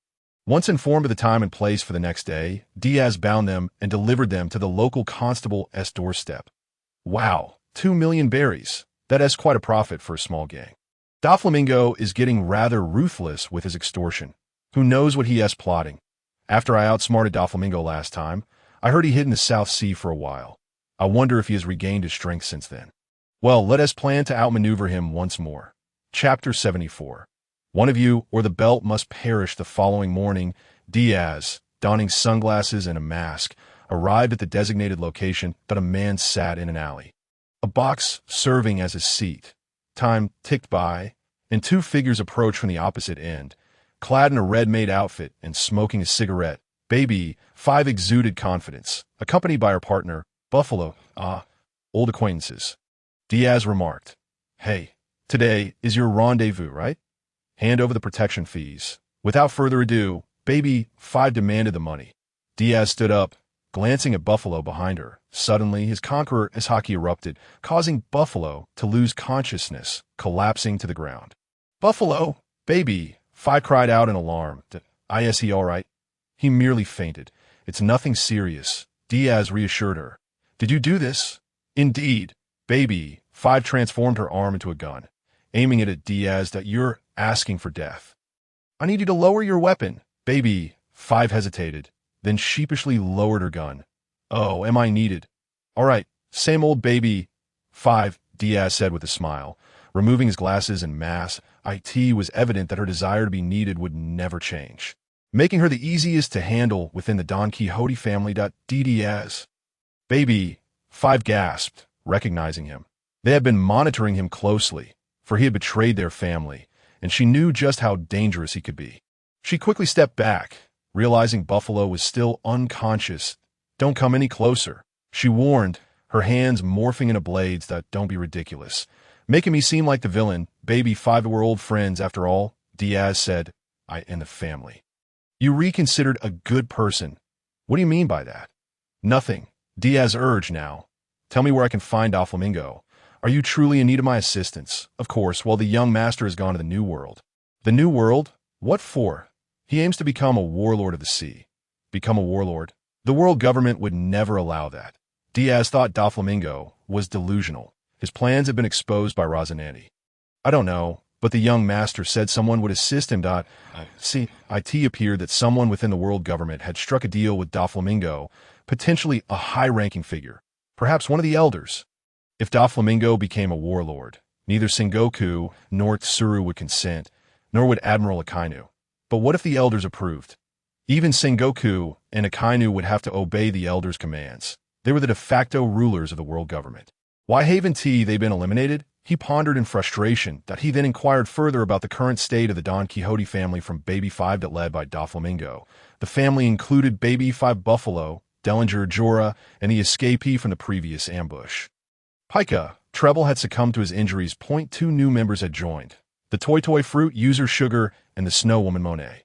Doflamingo had ventured to the New World with Monet, Sugar, and Pika, leaving Baby 5 and Buffalo to collect the remaining protection fees and transport them to the New World. If the elders were indeed aiding them, their objective might be Dressrosa. Doflamingo's plan remained to reclaim his position as king of Dressrosa and slowly execute his scheme. Diaz was well aware of this plan. Having been present during the meeting, the strategy was meticulously detailed, step by step. I understand now. Diaz smirked, stepping over Baby 5 and crushing Buffalo's head beneath his foot. Buffalo, Baby 5 screamed, lunging at Diaz with 2 long knives. Diaz evaded her attack, stating, "Baby 5, I need you." Upon hearing this, Baby 5 halted in her tracks. Diaz shook his head. If she couldn't overcome this aspect of herself, she would forever remain a mere tool for others. Yet, Baby 5 could not escape the shadows of her childhood. He felt a deep sympathy for her, knocking her out with a single punch before dragging her aboard the Moby Dick. Next, he would venture to the New World to confront Doflamingo. Doflamingo, your nightmare has returned. System, initiate a 10-fold draw. With nothing pressing on the journey, he decided to draw some cards for amusement. That anti-gravity system design blueprint. Infuriate Newton system, vibranium shield. And no matter how you throw it, it will always return to your hand. Village's best sword. The finest sword in the village, compass, guides you to your innermost desires. Transform with one shot. One of you or the belt must perish. Full set of Foe's drivers. The loosest belt. Diaz revitalized his spirit, disregarding the vibranium shield as he focused intently on the transformation through the Foe's driver set. The transformation requirements of the Foe's belt necessitated either a direct descendant of Orphnok or an individual bearing the Orphnok mark. Those lacking such a mark or possessing a weak one would be repelled. However, consuming the transformation potion allowed for the bending of these rules, leading to a successful transformation. Yet this potion bore the risk of potentially costing one's life. After imbibing it, Kitaro successfully transformed into Kamen Rider Kaiza and subsequently obliterated the Kaiza belt. Upon scrutinizing the details of the transformation potion, it became clear that it hinged on the sacrifice of the belt. Alleviating his concerns, Foe's, also known as Kamen Rider 555, was not particularly formidable, with a low base panel compared to the data of the agile motorcycle mech. But the charm of the character was undeniable. Moreover, 555 did not rely on statistical data to inflict damage. Rather, it utilized photon blood for penetrating damage. As a one-time use item, it needed to be employed wisely. Naturally, it could also serve as a toy. He retrieved a suitcase filled with belts and various equipment. A mobile phone, camera, light pointer, digital wristwatch, an explosive device, along with a motorcycle mech. Regrettably, lacking the Eagle satellite meant he could not transform into the explosive form and wield the Crimson Cannon. He dismissed this shortcoming as for the compass. It was Captain Jack's compass, which could guide the holder to their innermost desires. Upon opening the palm-sized compass, its needle spun continuously before settling on a direction, one leading to the domain of Donquixote, Doflamingo. With the compass in hand, Diaz no longer needed to rely on the recording pointer, rendering that expenditure pointless. With a sufficiently strong will, he could venture even to Raftel. Yet, he held little interest in Raftel, the blank century, or the colossal kingdom of the D family. To him, they were of no use. Knowledge of them served little purpose. The world government remained far from being overthrown, as there was no resistance against this behemoth. They had developed deeply entrenched roots over 8 centuries. How could they be easily toppled? It would be a gradual process. Diaz harbored dissatisfaction towards the world government, which was rife with corruption, rotten to its core. Beyond the Navy, others showed no inclination to improve the world. Governance of the world was not their responsibility, but rather that of the kings of the various kingdoms. Such notions rendered them unfit to lead. This discontent fueled Diaz's desire to overthrow it, at the very least replacing it with someone who would act for the people. First, he needed a nation, one he could rule. Dressrosa? No, that would not suffice. Dressrosa was a member nation of the world government. Even if he managed to dethrone King Riku, the world government would never allow him to ascend to the throne. Moreover, its proximity to the Navy's G5 branch posed too great a risk. A single misstep could invite the Navy's wrath, complicating matters not just for him, but also for the common folk. Generally, non-member nations were impoverished. Poverty was inconsequential. First, he must devise a way to seize control of the kingdom.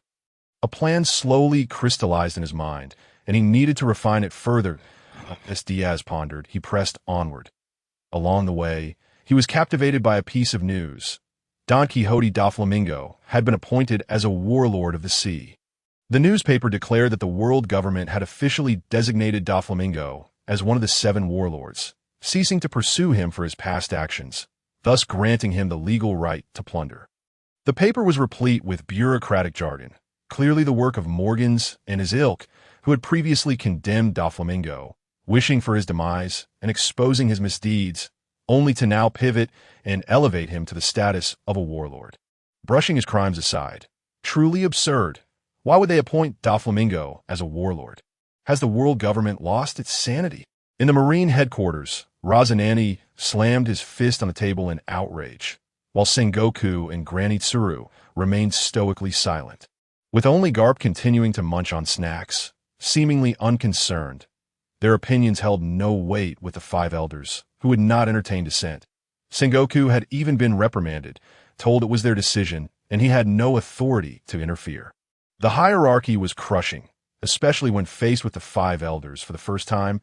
Sengoku felt utterly powerless. Those 5 old men had truly lost their minds. To secure their position, they were willing to go to any lengths. With a sigh, Sengoku lamented, "The pursuit of Doflamingo has ceased. He will likely turn his attention to Dressrosa." From Razanani, he learned that the Donquixote family had ruled Dressrosa 8 centuries prior, only to later ascend to Mariejois. With the throne passed to the Riku family, who served as chancellors, Doflamingo was ambitious, desiring not merely that position, but also the status of celestial dragon. Razanani clenched his teeth. Previously, CP0 had approached him, offering him the position of head of the Donquixote family, but he had no desire to become a celestial dragon or go to Mariejois, so he had turned them down. Now, he regretted that decision. Doflamingo's actions clearly had the backing of the world government, as he had been acting brazenly and ostentatiously. Had he known this, Razanani would have reluctantly accepted the role of celestial dragon, determined not to let Doflamingo run rampant. But now, Diaz had committed an act of monumental significance. Too many celestial dragons had perished, increasing the likelihood of Doflamingo becoming one himself. The mere thought of having to protect Doflamingo in the future made Sengoku feel nauseous. That child, Granny Tsuru, hesitated, for in her view, Diaz had never strayed from the path of justice. Even in betraying the Navy, he remained at the forefront of the battle against pirates. Diaz's killing of celestial dragons did not surprise her. His sense of justice rendered him incapable of accepting their existence, slaughtering those in the lawless zones that I did what you wished you could do, but dared not. When her subordinates reported Diaz's words, Granny Tsuru felt a sense of comfort, relieved that the child had not veered into darkness.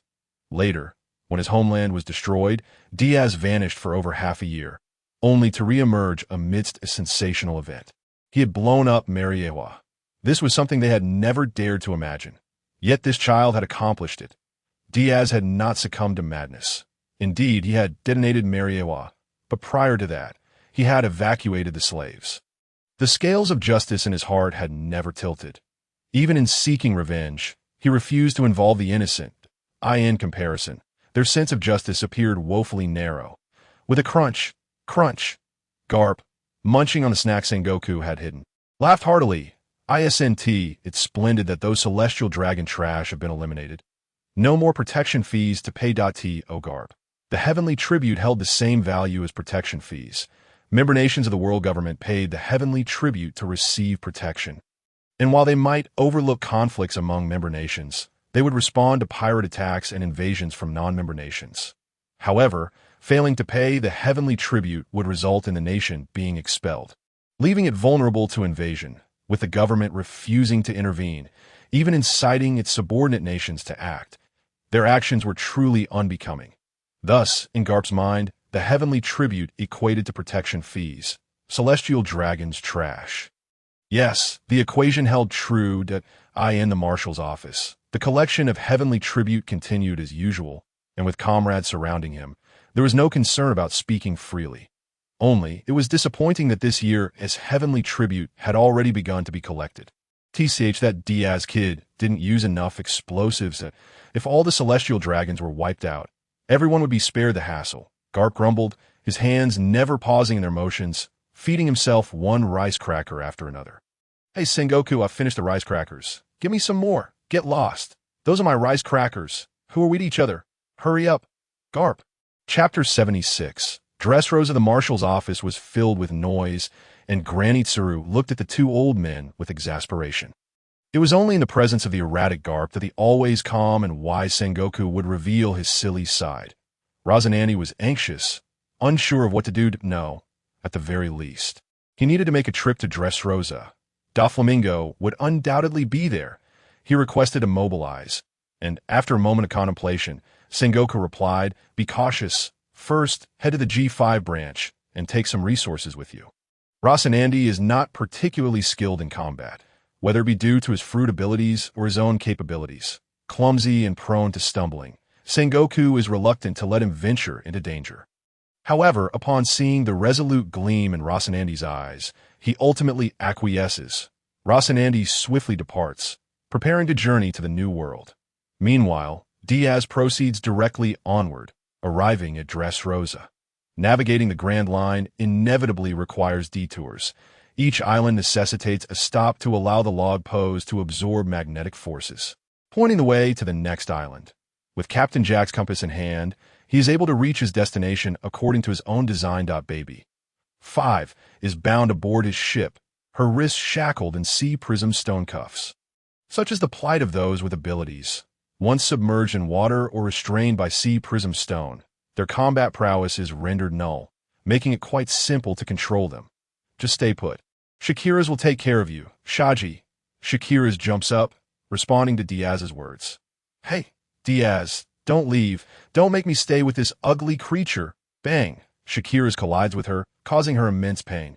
You dare defy your master's orders? And call me an ugly creature.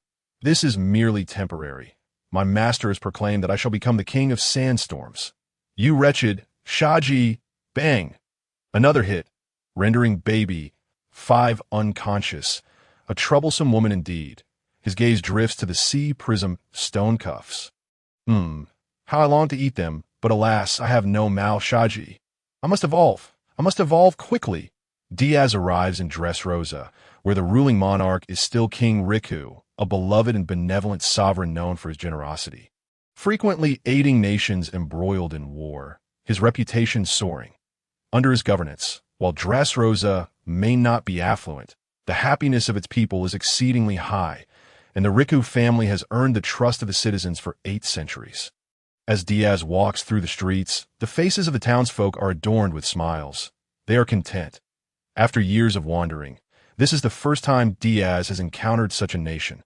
Pirates! Suddenly, a voice cries out, and Diaz instinctively lowers his hat, fearing recognition, as his notoriety has spread far and wide. He cannot afford to trouble the good people here. However, upon turning, he realizes the commotion is not directed at him, but rather at a brutish gang of pirates landing upon the shores, each displaying menacing grins and wielding weapons. One pirate captain fires a shot into the air and shouts, "Robbery! Boys, let us go." The populace scatters in terror, and Diaz observes the surroundings, noting the absence of guards to confront the marauders. Tisich, too slow, aren't they? In a flash, he appears before the band of pirates, delivering a swift kick that topples the captain. Who are you?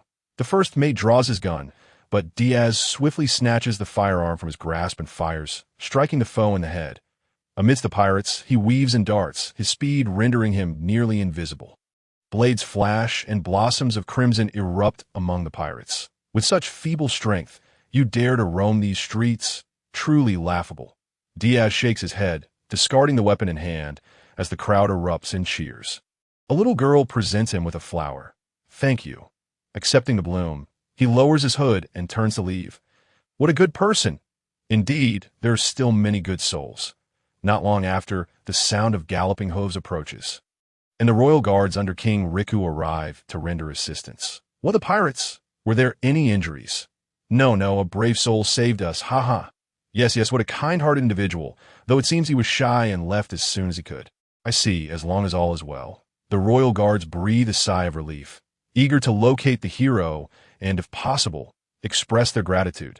Yes, please help us search for him, of course. Haha. The faces of his citizens glow with joy, their camaraderie with the royal guards filled with warmth. Diaz perches atop a tree, observing the scene below. Under King Riku's rule, there is no oppression of the people. He is indeed a good king. With mere reputation, without needing to explain himself, he can receive 100 billion berries from the populace, a feat not every monarch can achieve. The legacy of the Riku family, built over 8 centuries, combined with King Riku's wisdom, has fostered this unconditional trust among the citizens. Yet, faced with Doflamingo, they find themselves powerless to resist, forced to place their faith in that individual, a lamentable alliance with a tiger. As night falls, Diaz approaches the window of the king's chamber in the Dressrosa castle and pushes it open. The sight of King Riku in his nightgown startles him awake. Hello, King Riku. You. Recognizing Diaz's face in the moonlight, King Riku's pupils constrict as he clutches the sheets. Years of royal training have instilled in him a calm demeanor.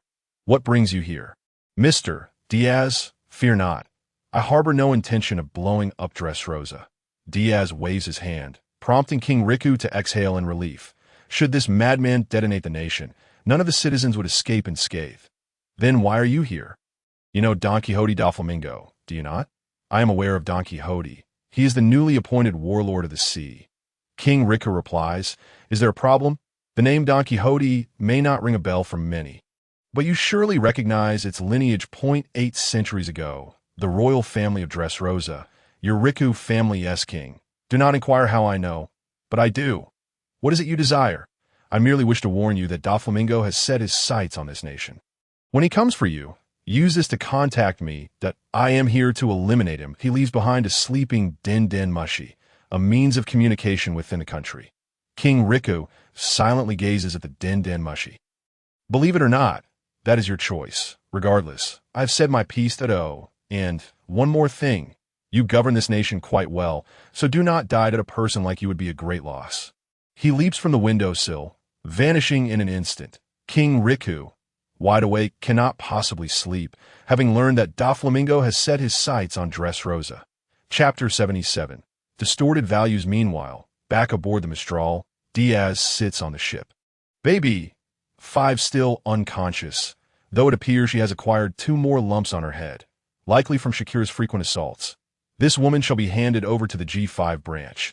No, the G5 branch is filled with ruffians. Perhaps I ought to find someone familiar to send her off. Yes, that shall do. With these thoughts, Diaz's mind begins to clear.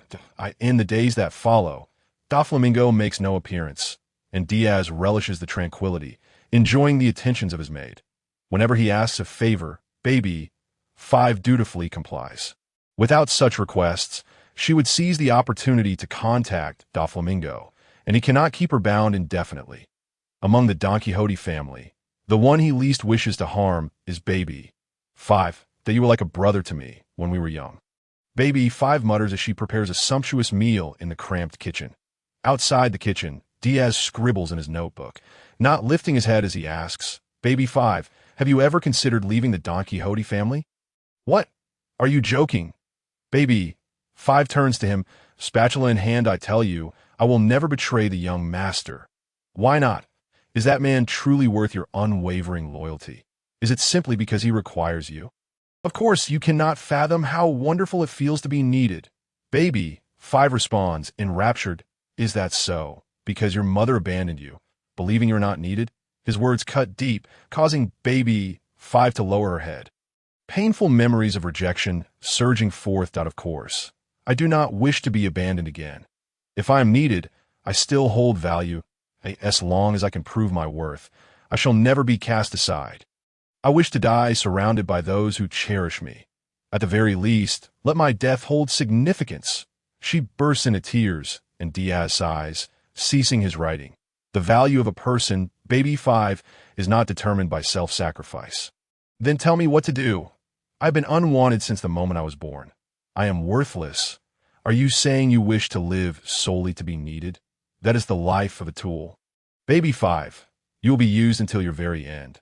Look, no matter how reluctant you may be, a mere word from me can compel you to act. You are a human being, a living, breathing person, not a mere tool. Diaz exclaimed in anger. You should cultivate your own thoughts and relish your life rather than being exploited by Doflamingo, becoming but a mere weapon in his arsenal. That I refuse to let this happen. How dare you? You are beyond redemption. Depart from my presence. Have you truly forsaken me? Please, I beg you, do not abandon me. I will strive to improve. Baby 5 pleaded, her appearance rendering Diaz at a loss, feeling an unprecedented sense of helplessness. He opened his mouth, unsure of what to say, witnessing baby 5 crouch down, weeping profusely. With a resigned gesture, he patted her head and said, I shall not abandon you. You foolish girl, is it truly so delightful to be treated as a mere tool? Delightful. A radiant smile broke across baby 5's face, evoking a deep sorrow within Diaz. Cursed be this world.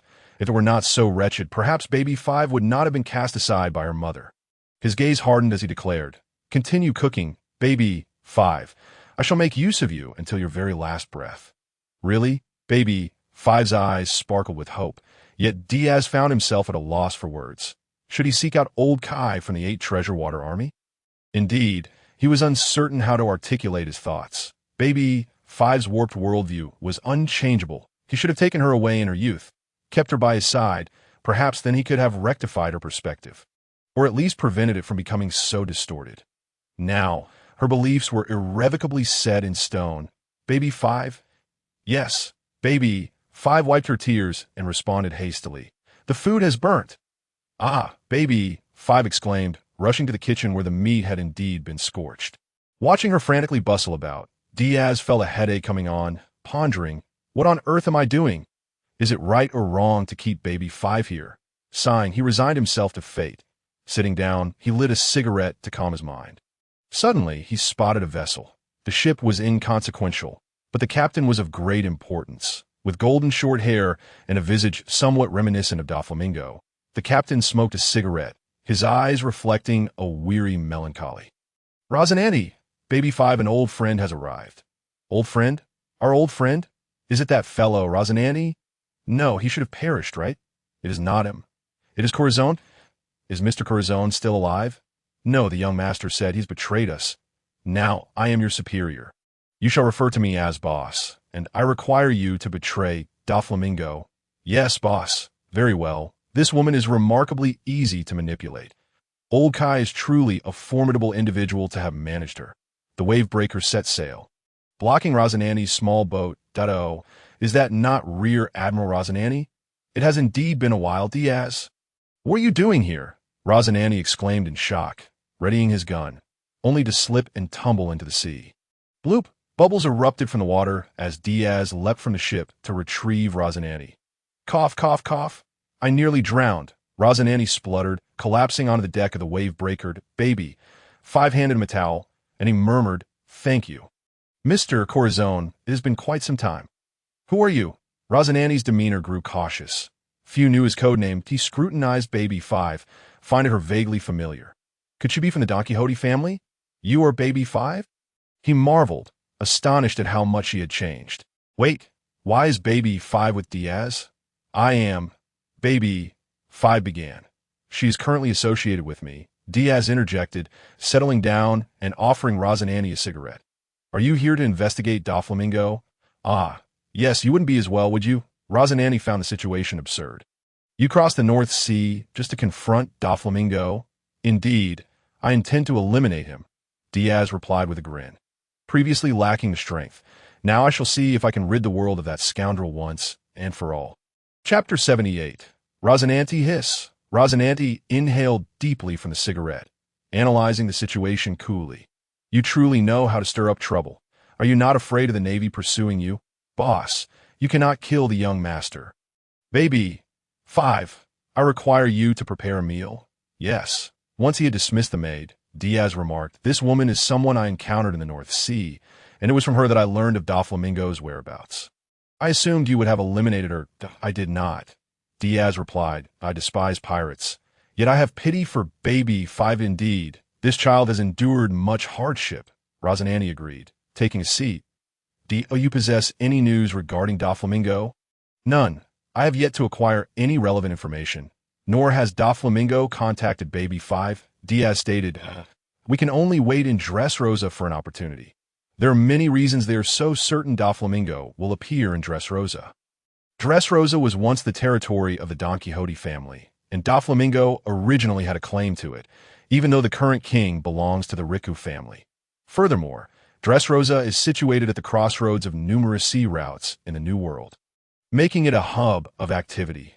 While it may not be wealthy, its geographical advantages are undeniable. Additionally, the Riku family is remarkably easy to manipulate that a king who empathizes with his citizens possesses a vulnerability, his people. By controlling them, one can achieve their objectives. Many kingdoms in the New World do not belong to the world government's allied nations. Those that do are either impoverished or poorly positioned geographically, and managing them can be quite troublesome. Only Dressrosa meets Doflamingo's psychological expectations, especially since he had set his sights on it many years ago. Now, with the Shichibukai status and the clandestine support of the world government, he can fully realize a plan he once intended to abandon. Sigh. If only you had blown up Mariejois, we wouldn't have such complications. Why do you say that? Diaz inquired, taken aback. Rosanani did not conceal the truth. Revealing his encounter with CP0 to Diaz. It appears they require your assistance. Perhaps there is something unique about you.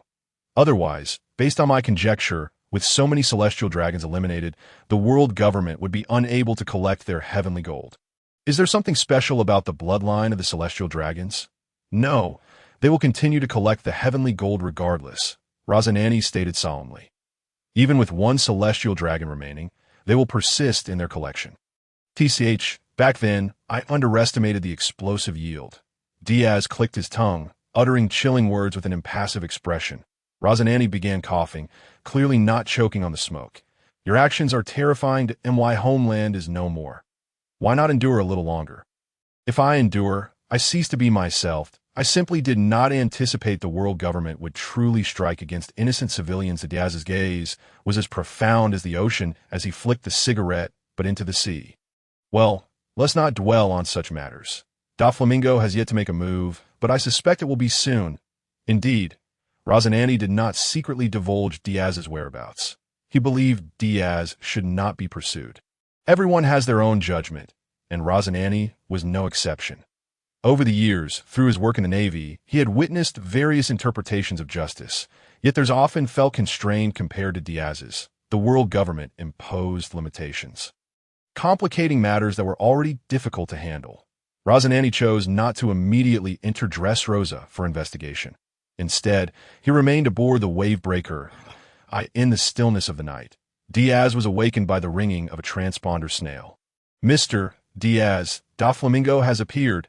He demands a ransom of 1 billion berries, or he will execute my citizens. Did you acquiesce? I had no choice but to comply. Very well, I understand. I will take care of it. And the Navy will be coming as well. The Navy? Are you not a wanted criminal? Why are you involved with them? The king of Riku pondered, but from the transponder snail, Rosanani's voice came through. Please do not speak carelessly. I am here to investigate, and the current Doflamingo is a Shichibukai. The Navy cannot act recklessly. His words cast a shadow over the king of Riku. Did he truly have to choose Diaz? Truth be told, he was reluctant to do so. Yet the thought of being manipulated by Doflamingo filled him with a profound sense of helplessness. compelling him to submit to reality that I will search for him. He should be nearby. The ship of Doflamingo should not be too far from Dressrosa. He must search for it. If I do not respond by tomorrow morning, do not wait any longer. Seek assistance from the Navy directly. For otherwise, you shall regret it for the rest of your life. Yet, the call was abruptly terminated, and King Riku despondently set down the den mushi. I am seeking help from a wanted criminal. The royal family's dignity is utterly tarnished, but for the sake of the citizens, I shall bear this shame. Nevertheless, I must prepare for all eventualities and cannot place my hopes solely on Diaz. King Riku is an astute politician who understands that one must not place all eggs in a single basket. Diversifying bets is imperative. He promptly contacted personnel to prepare for fundraising efforts across the nation. Meanwhile, aboard the Moby Dick, Diaz inquired, "What is your perspective?" Rocinante pondered briefly before replying, "Doflamingo's objective is not money. It is the trust of the people in King Riku." Diaz remarked, "He aims to gradually erode the citizens' faith in King Riku and the Riku family, leading them to utter disillusionment and despair. In their most desperate hour, a hero must arise. Doflamingo is unworthy of such a title." Both Rocinante and Diaz understood the true nature of Doflamingo. He is a born villain. Should he ascend to the throne of Dressrosa, it would spell disaster for both the nation and the world. The notorious moniker of Joker in the underworld belongs to none other than Doflamingo. His operations extend beyond the North Sea and into the New World. It is not the world government that rules the New World, but rather the emperors of the underworld and formidable pirates such as Big Mom, Kaido, and Whitebeard. Doflamingo has established connections with these figures, conducting business with them. Dressrosa is merely a crucial component of his grand design. Once his territory expands, he will seize power and dominate the entire world. Of course, barring any unforeseen circumstances. Yet if everything goes as planned, unforeseen events are bound to occur. Diaz retrieved the Fui's briefcase and declared, "Now, it is my turn to perform." Chapter 79. Henshin, what do you intend to do? Naturally, I intend to eliminate him. However, I wish to test my new TOI. As he spoke, Diaz opened the Fui's briefcase, equipping himself with various tools such as the pointer, camera, and wristwatch before consuming the transformation device in one swift motion. A hint of sweetness lingered on his palate. He activated the Fui's phone, pressing the number 5, which elicited a robust sound effect. After 2 more presses, he finally pressed the enter key, standing by, closing the phone. He raised it high and shouted, "Henshin." Inserting the phone into the driver at his waist, he pressed down, complete. With the sound of completion, crimson photon veins extended from the belt, illuminating the darkness of the room. The photon blood surged through the veins, culminating in the armor and black combat suit enveloping Diaz. A solid silver chest plate shielded his torso, while luminous yellow compound eyes dominated his visage. Adorned with shark-like fangs, the crimson photon veins glimmered in the shadows, radiating a technological aesthetic. The Kamen Rider Fui's had officially made his entrance. Rocinante stood in stunned silence, bewildered by the unfolding events. Diaz reassured him, "Pay no mind. This is a disposable toy I acquired. Once the time elapses, it will cease to exist, so I must make good use of it." Enhanced by the Fui's armor, his senses sharpened, and his strength augmented. Punching power reached 2.5 tons, kicking power 5 tons, leaping ability 35 meters, and running speed 1,005.8 seconds. Indeed, Diaz's inherent strength surpassed that of the armor, yet donning it afforded him a significant enhancement. Thus, he commenced his quest. Leaping into the air, he glided gracefully across the ocean, searching for the elusive Flamingo ship.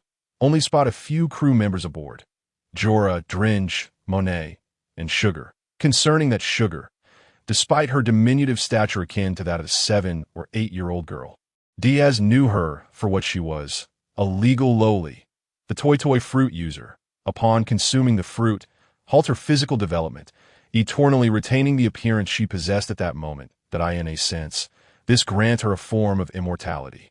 By merely touching other living beings, she could transform them into toys, erasing their existence from the memories of everyone else in the world, rendering them utterly forgotten. Even when presented with images or photographs, one would be unable to recall who they were. Therefore, Diaz prioritized neutralizing Sugar. With a swift motion, he appeared before Sugar in a flash, clamping Sea Prism's stone handcuffs on her legs. Why not bind her hands? Her wrists are too slender. The handcuffs would slip off. Sugar, still reeling from the shock, stumbled backward. Sugar, the snow woman Monet, noticing the sudden appearance of Diaz, immediately sprang into action, her surrounding temperature plummeting as snowflakes began to fall. She wielded the powers of the snow fruit, an inferior variant of the ice fruit. Lacking its formidable capabilities, as snowflakes descended, Monet melded into the swirling flurry, while Dringe, a half-human, half-fisherman with the bloodline of a betta fish, bared his fangs and lunged at Diaz. Diaz evaded, rising to his feet and delivering a punch to Dringe's face, sending him crashing into the mast of the pirate ship, rendering him unconscious, shaking off his hands. He donned a camera as a gauntlet. Infused with the power of hockey, he removed the Foi's command chip from his phone and inserted it into the Foi's camera. Ready, flipping open the phone. He pressed the enter key. Exceed charge. Photon blood coursed through the gauntlet. While his observation hockey detected Monet's movements, a white silhouette emerged behind him. With icy fangs bared, she lunged for the nape of Diaz's neck. Instantly, he pivoted and struck Monet's abdomen with a powerful punch. She froze in place, a crimson emblem materializing upon her body. The excruciating agony caused her scream as the photon blood wreaked havoc on her insides, ultimately leading to her demise in suffering. Diaz turned his gaze toward Jorah, the explosive-haired middle-aged woman who was no less formidable than rat-a-tat-tat. Jorah, a woman of few words, raised her machine gun and unleashed a relentless barrage upon Diaz. Bullets ricocheted off his armor, creating sparks that illuminated the suit. What? Destructive art. Realizing her bullets were ineffective, Jorah resorted to her fruit ability. Having consumed the art fruit, she could transform her targets into abstract artistic representations at her whim. A multitude of colorful bubbles erupted from her hands. Diaz leaped onto the mast, surveying from above as he readied his gauntlet. The Foi's command chip was placed atop the pointer, then affixed to the exterior of his right shin armor. Ready, he pressed the enter key once more. Exceed charge. Descending gradually, the photon blood flowed to his legs.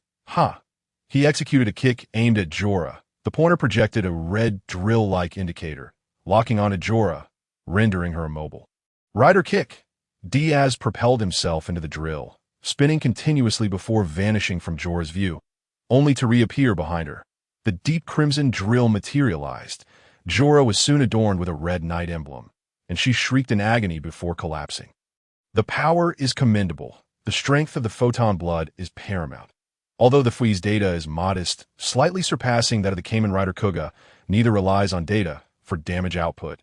Foi's harnesses photon blood, while Kuga relies on transformation and atomic disintegration. IT appears to be operational, so I shall continue utilizing it. Approaching Dringe, he delivered a finishing shot, then turned his attention to the bewildered Sugar, locating a den mushy on Jorah's body. He dialed the number. Jorah, what is the matter?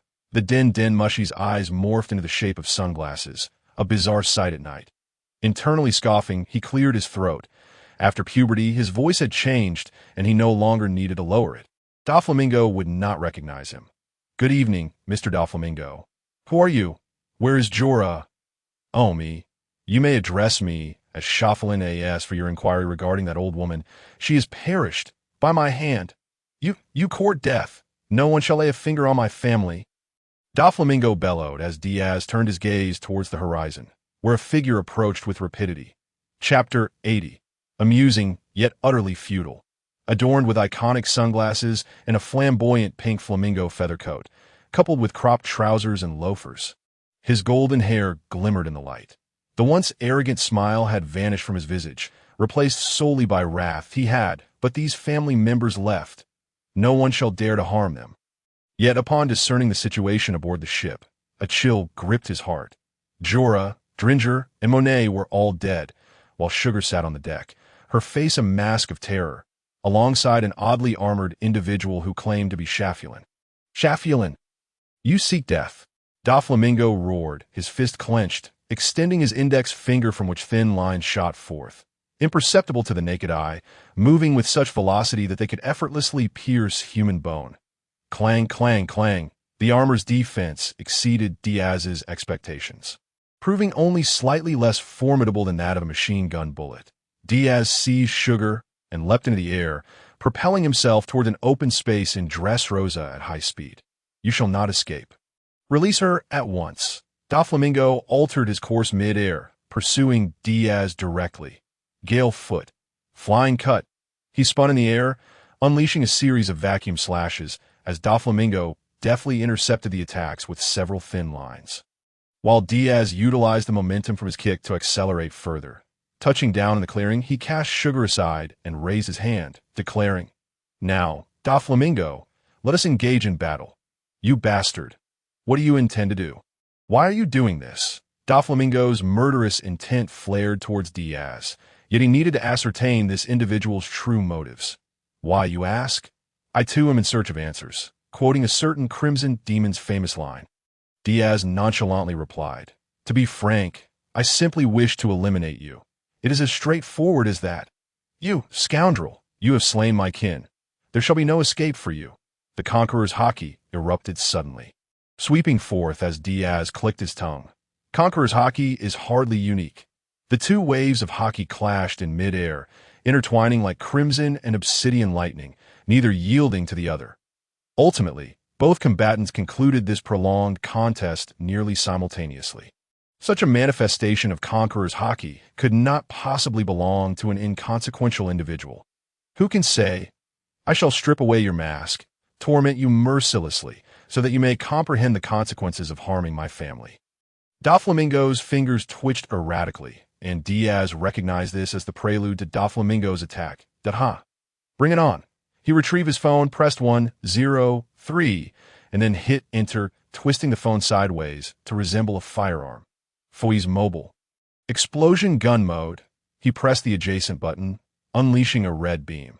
Doflamingo swiftly dodged, leaving a small hole in the ground where he had stood, smoke billowing from it. I cannot afford to be struck. Diaz altered the firing mode, pressing 106, shifting to a more powerful 3-shot explosive mode. He unleashed 3 potent red beams in rapid succession, prompting Doflamingo to leap aside once more as the threads in his hand coalesced into a long whip, its hardness rivaling that of steel, capable of slicing through skyscrapers with ease. Super Strike Whip. Diaz retreated, evading the attack's range. The Super Strike Whip altered its trajectory mid-air, ensnaring the bewildered Sugar and drawing her closer. Diaz did not intervene, instead reattaching his phone to his belt. "Sugar, are you unharmed, young master?" Sugar clung to Doflamingo's leg, weeping, "Sister, sister, Jorah and the others are dead."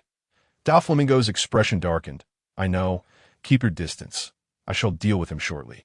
Indeed, Sugar wiped her tears and scampered away, as Diaz remarked, "Is this your final act of kindness?" Doflamingo is truly a paradox. If one claims he is heartless, he treats his subordinates quite well. Conversely, if one asserts he is compassionate, he has brutally eliminated his own father, a natural-born villain. Perhaps family is the last vestige of tenderness in his heart. "No one shall harm my family." Doflamingo raised a hand, unleashing a multitude of thin lines that rapidly wove together, forming a perfect replica of himself. Shadow Riding Line. Through this technique, Doflamingo could create a doppelganger indistinguishable in strength and appearance, effectively doubling his presence in combat. Intriguing yet utterly pointless. Diaz shook his head as a motorcycle materialized out of thin air, halting beside him. Clank, clank, clank. The motorcycle transformed into a towering 2-meter mechanical being, the mobile demon. In terms of sheer data, it surpassed the armored Diaz donned. Clearly developed by a corporation. I too have allies. Diaz chuckled, patting the mobile demon, which grasped its front wheel, morphing it into a Gatling gun, unleashing a torrent of fire upon Doflamingo and his Shadow Riding Line. Rat-a-tat-tat-tat-tat. Flames belched from the gun's maw, as countless bullets erupted forth. The Shadow Riding Line and Doflamingo simultaneously raised their hands, the thin lines embedding themselves into the ground, heaving a boulder to shield against the onslaught of bullets. Super Strike Whip. 2 long whips lashed out, slicing through the air with a whistling sound. Diaz executed a backflip, landing behind the mobile demon, as the super strike whip and snare the mechanical being, dragging it before Doflamingo. He delivered a swift kick, yet found 8 nearly imperceptible lines trailing from his foot, sharp as razors, yet failing to penetrate the mobile demon's body, for much of its structure boasted diamond-like hardness. What? Such hardness even momentarily stunned Doflamingo, as a red beam flickered into his observation hockey's perception. Diaz was positioned at a distance, firing his weapon. That individual must be dealt with. The shadow, riding line surged towards Diaz under Doflamingo's command. Yet Diaz remained unfazed, detaching the command chip and replacing it with an acceleration chip. Complete. The photon veins across his body erupted in silvery brilliance, his chest armor unfolding to reveal a core. The photon blood shifting from red to silver, his eyes changing from yellow to red. His speed and strength surged instantaneously. Foi's acceleration form. This form could only be sustained for 35 seconds. Exceeding that threshold would lead to collapse, and using acceleration would restrict him to a mere 10 seconds of use, during which he would move at a staggering speed of 1,000 times the norm. Allow me to entertain you. We have but 10 seconds. He pressed the acceleration button. Start up. An invisible wave of energy erupted around him as he crouched low before surging forth, his speed so great that even observation hockey could not perceive him. Thus is the essence of 3 seconds to slay a monster, 7 seconds to flaunt one's prowess. Chapter 81. Identity exposed. In acceleration mode, Diaz found himself incapable of sensing the enemy's location. His observation hockey failed to keep pace with such terrifying speed, compelling him to first ascertain the opponent's position before charging in for a close-range assault. Bang, bang, bang. The shadow riding line was relentlessly battered. Once ensnared, the onslaught would not cease. His fists struck like lightning, one blow after another, shattering the shadow riding line's form, while the photon blood wreaked havoc upon the threads comprising the line. Shaking his hand, Diaz's assault continued unabated until the shadow riding line was reduced to mere fragments scattered upon the ground. Doflamingo could not even grasp Diaz's silhouette, quickly enveloping himself in a multitude of thin lines. In the next instant, a black and silver figure materialized before him, delivering a powerful punch to his visage. Bam! After rolling several times on the ground. He braced himself with one arm, half kneeling, as Diaz surged in once more, sending him flying yet again. Anticipating Doflamingo's landing, he relentlessly kicked, preventing him from touching down. 3, 2, 1. Timeout. Time's up.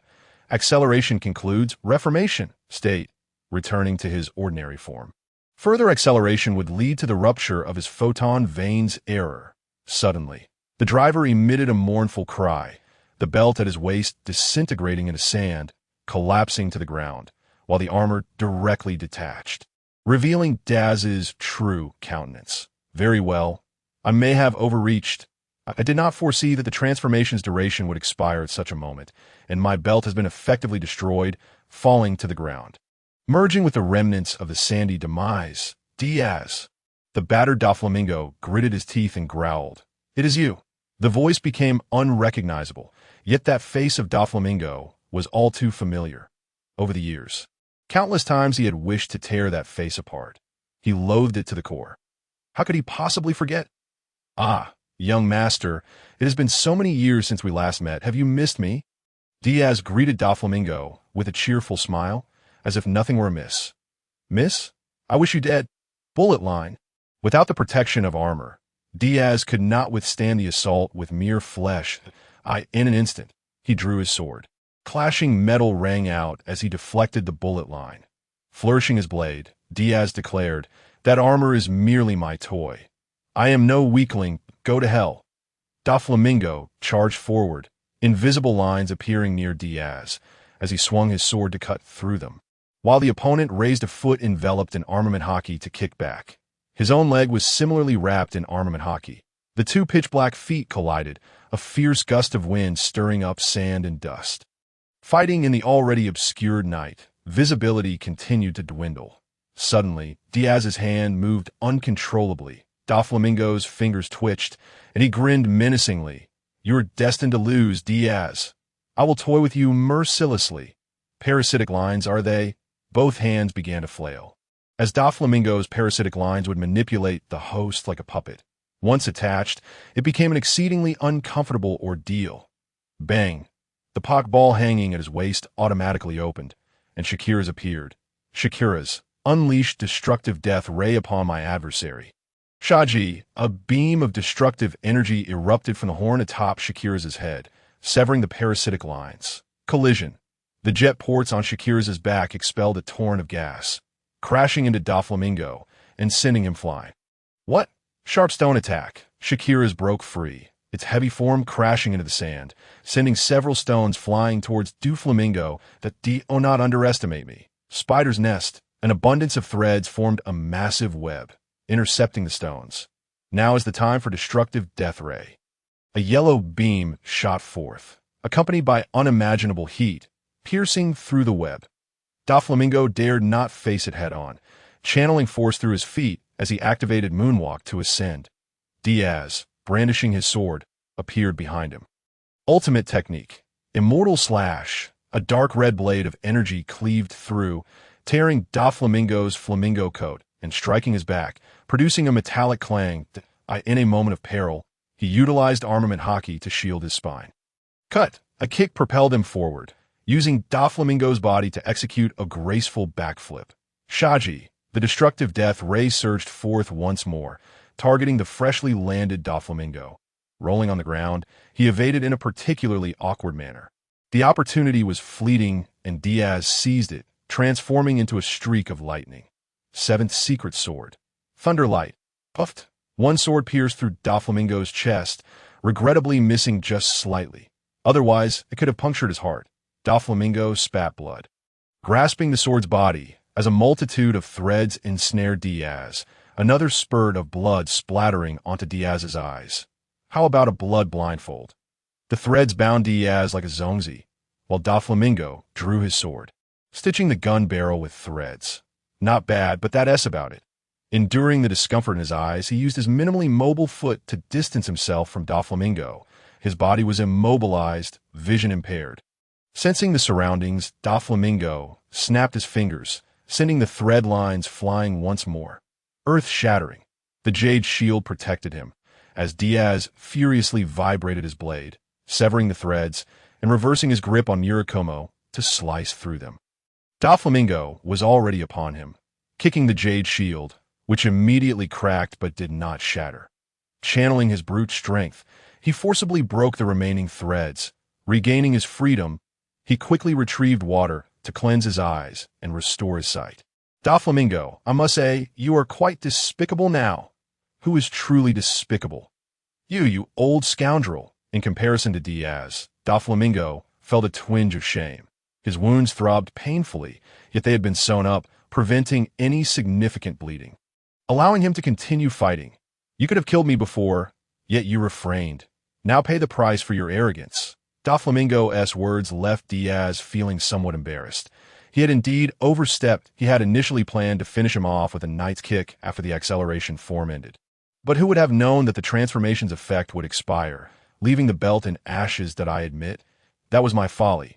Without that armor, I can still defeat you. Prepare yourself, Doflamingo. Diaz struck a pose reminiscent of a certain sword saint. Sheathing his sword, ultimate technique.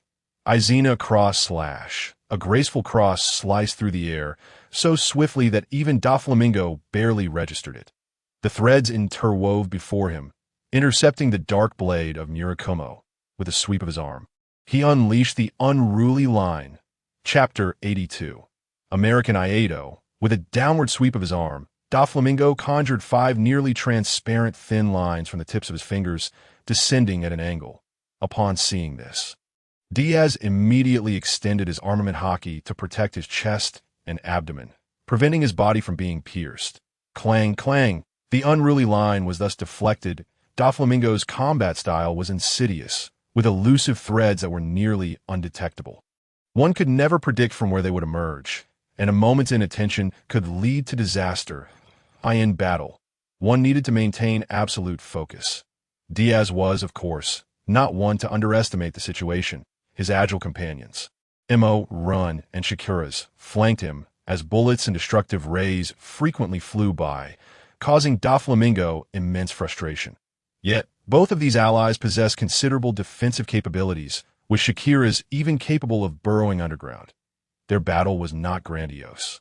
Lacking earth-shattering force, only sporadic sounds of collision echoing on a distant hilltop, 3 members of CP0 clad in white stood, observing the duel from afar.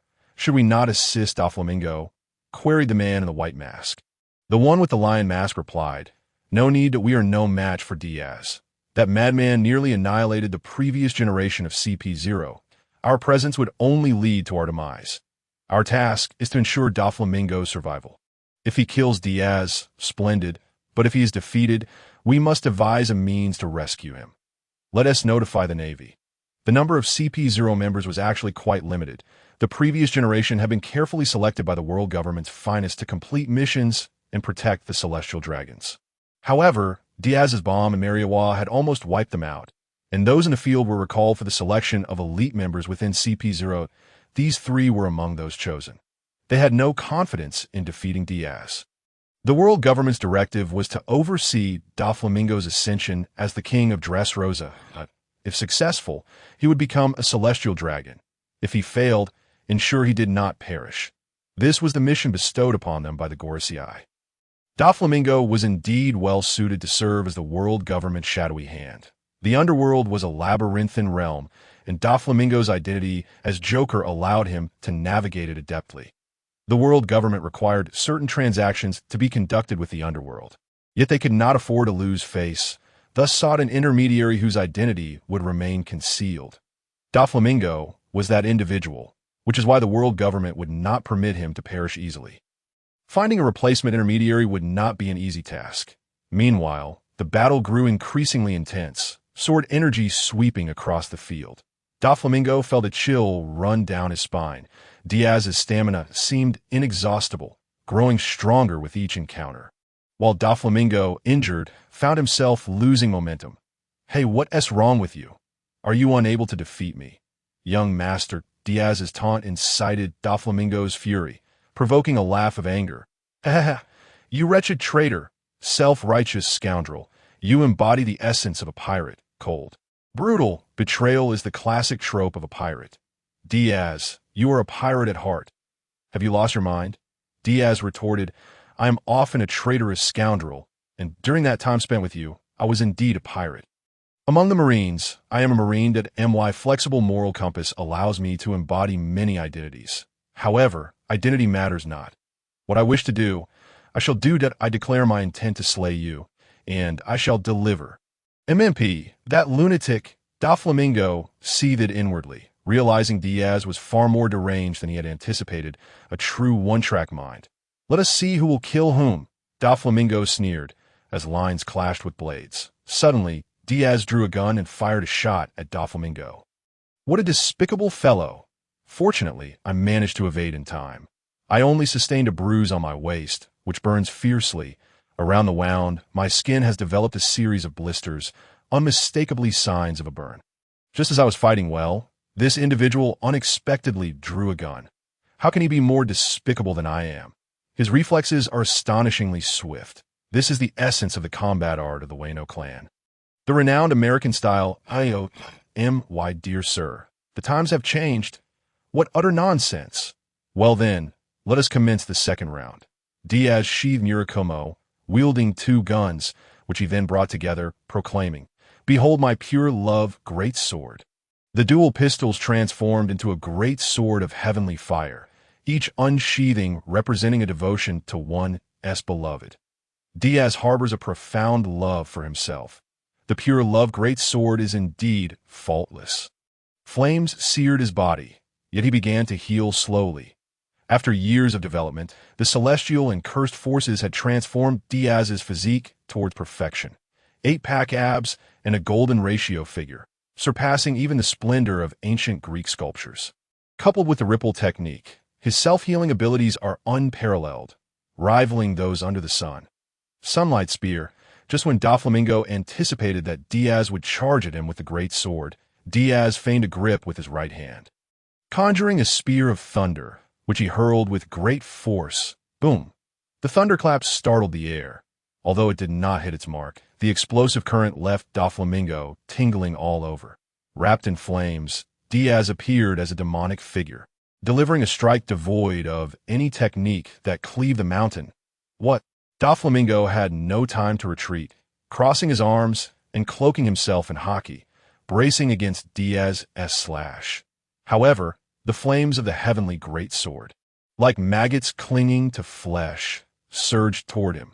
Instantly igniting his coat, several threads tore through, leaving it in tatters on the ground, while he ensnared the clouds above with his threads, floating in mid-air, with a flick of his fingers. He lifted a multitude of stones. Observing Diaz advancing with moonwalk steps, Doflamingo unleashed the stones upon him. Diaz swiftly deflected them with his sword, simultaneously using shave to maneuver through the debris, his speed causing Doflamingo's scalp to prickle. In mere steps, he appeared right before him. The great sword descended, flames surging forth, scorching Doflamingo's body, causing him to sweat profusely. The perspiration seeped into his wounds, the sensation indescribably painful. Ripple technique. Rapid rush. Get down. With the power of ripple entwined around his legs, Diaz delivered a decisive kick that sent Doflamingo tumbling down. Rolling on the sandy ground, Doflamingo spat out blood, the ripple power still spreading through him, inflicting immense discomfort. No, if this continues, I might lose. This is not the time to entangle with him. If I persist, Dressrosa will be beyond reach. I must take Sugar away from here and locate Baby 5 in Buffalo. They are my last remaining family. I must reach Sugar. I must reach her. Chapter 83. Strong enemies intercepting. Sensing Doflamingo's wavering resolve, Diaz shook the heavenly greatsword, and the flames coalesced into a conscious wall of fire. Encircling them, the orange glow illuminated both faces, radiating heat. I have declared my intent to eliminate you. I cannot allow you to escape.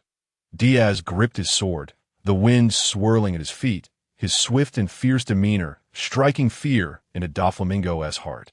This madman is determined to kill me. Then let your life be forfeit, Diaz. Threads of pure white surged forth like a tide, crafted by Doflamingo, overwhelming in their numbers. Heavenly fire, unsheath, with a powerful swing.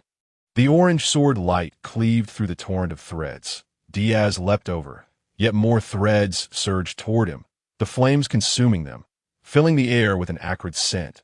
The battle raged on, with both Diaz and Doflamingo growing increasingly ruthless. Targeting each other's vital points, their eyes bloodshot, howling and clashing until one fell.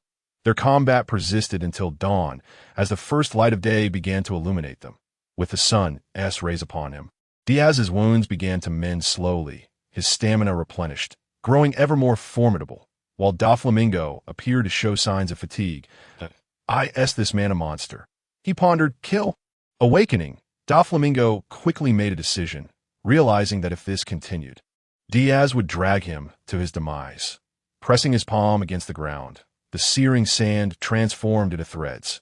Upon awakening his Paramecia-type devil fruit, he could manipulate the surrounding environment. Over the years, Doflamingo had mastered the string fruit, making its awakening a natural progression that if he had consumed a more powerful fruit, perhaps he could have advanced even further. Alas, he was bound to the string fruit. While the fruit may not be formidable in others' hands, Doflamingo had wielded it with extraordinary skill. Wild wave white line. The threads on the ground morphed into a long white serpent, slithering upward to attack. Wildfire. Flames surged like a tidal wave, engulfing the wild wave white line. Diaz drew Murakumo with his other hand, executing his ultimate technique. Undying slash. With a single stroke, he severed the remaining threads, stepping into the air like a bullet, rapidly closing in on Doflamingo. Doflamingo withdrew at breakneck speed, his hands weaving thousands of threads, each imbued with haki, resembling the outstretched wings of a flamingo, all aimed at the foe. 1,000 arrows piercing the heart. Feather Strike, 4th Secret Sword. Mirage Wolf, 7th Secret Sword. Thunderlight. The two secret swords alternated in their assault. The threads pierced through Diaz's afterimage, reaching Doflamingo. Starburst Airflow Slash. The great sword and the blade whirled in a relentless dance of attacks, landing rapid strikes upon Doflamingo. The speed was so overwhelming that even he could scarcely respond. In the blink of an eye, 16 slashes found their mark across Doflamingo's body. On his face, chest, thigh, abdomen, and back, the entirety of him was flung backward. Collapsing to the ground, his fate uncertain. Diaz approached him, observing his feeble state, stating, "It's over, Doflamingo." Lifting his blade, he suddenly turned, striking down upon a figure clad in white. The opponent braced with both arms against Murakumo. Struggling to kneel, CP0. "Here to kill me. I thought you were all dead. We harbor no such intention. We merely ask that you spare his life." The figure spoke in a subservient tone, clearly aware that he was no match for Diaz. Forced to plead thus. "Are you instructing me on how to conduct my affairs?" Diaz raised an eyebrow, exerting pressure downwards, the opponent's body beginning to sink into the sand. "I dare not, but I have bought some time." Diaz abruptly turned. Doflamingo had already been carried away by two individuals. Kicking one away, he declared, "You shan't escape," and pursued the pair. Meteor volcano. Fiery meteors descended from the sky. Diaz looked up, witnessing molten rocks plummeting down. The red figure cloaked in a mantle of justice, arms unleashing a torrent of lava. "Tisich, Akainu." "He has finally arrived." CP0 sighed with relief. No matter how formidable Diaz may be, he could not surpass Akainu. However, this attack would affect even himself. He is indeed a madman. Diaz swung his blade to cleave through the lava, casting a reluctant glance back at Doflamingo, who was now beyond reach. The heavenly great sword transformed back into dual pistols, and he fired a barrage of bullets at the group, yet all were intercepted by CP0 in the distance. The mobilized vehicle transformed into a motorcycle, and Diaz mounted it, whisking away Shakura's, revving the throttle as the vehicle surged forth at a speed of 350 kilometers per hour. "You want to escape? Diaz, you shall perish here today." Akainu had pursued Diaz for quite some time. Upon reaching the North Sea without locating him, he was forced to return to the New World. Last night, he received a report from CP0 and directly led his men here, spotting signs of battle in Dressrosa, charging in alone to confront Diaz as he prepared to eliminate Doflamingo. CP0 intervened, prompting him to launch an attack without concern for who was inside, intending to eliminate all. This group of CP0 was no better. Last night, they spoke to him with a commanding tone, truly underestimating his temper. Seeing Diaz attempt to flee, Akainu naturally would not allow it and hastily pursued. His speed could never match that of the motorcycle. If it were Kazoo, one could say nothing, but Akainu was not skilled in speed. Even as an admiral, he could not achieve 350 kilometers per hour. Shave allowed for short bursts of acceleration, but could not sustain it. After a while, he found the distance only growing. Great fire! The motorcycle ascended a steep slope, leaping forward, its figure fading into the distance. "In Omore sending me off, Sakazuki-senpai." Diaz gripped the handle with one hand and waved it dismissively. Damn it, the Admiral Akainu ignited everything around him, unleashing his fury. This scoundrel, who had betrayed the Navy, had the audacity to call himself a senior brother. What was that group of CP0 doing? They couldn't even restrain Diaz, and why did they rescue Doflamingo? While Doflamingo was indeed one of the 7 warlords, the world government was not so benevolent as to save a pirate. The 7 warlords were formidable pirates that the world government would rather eliminate than protect. The idea of rescuing Doflamingo was utterly bizarre, as he couldn't comprehend it and needed to demand answers from Admiral Sengoku. Those wretched CP0 and Diaz dared to treat him like a fool. Chapter 84. I Need a Nation. Meanwhile, Diaz rode his motorcycle to the seaside, where he spotted Sugar hiding among the coconut trees. His spirits lifted as he hurried to her side, scooped her up, stowed away his mechanical steed, and jumped onto his ship. "Quick, we must flee. The Admiral is coming," he exclaimed to the astonished Razanani, and Baby 5, her face filled with terror, urged, "Run. Mr. Corazon, we must escape." Razanani quietly remarked, "But I am the Navy." "Oh, right," Baby 5 realized. Diaz continued, "Doflamingo has been rescued by CP0. Keep an eye out for his whereabouts. Here, take this." He handed Razanani a large transponder snail. With a swift kick, he sent him tumbling onto the beach. "Ouch, this brat!" Rosanandi grimaced, sitting up on the sand and gazing at the departing ship, the polar wave, while exchanging glances with the transponder snail. Great, just what I needed. On board the polar wave, Diaz was at the helm, while Baby 5 clutched Sugar, trying to unlock her sea prism stone handcuffs. However, the foolish girl forgot that she was also a devil fruit user. One touch of the sea prism stone left her weak. Sugar had spent half the night reaching the coconut grove. And fortunately, she hadn't been discovered by CP0, or else it would have been dire. Save your strength. You're a devil fruit user too. What were you thinking? Diaz said nonchalantly. Wah, you wicked man. The young master will never let you off.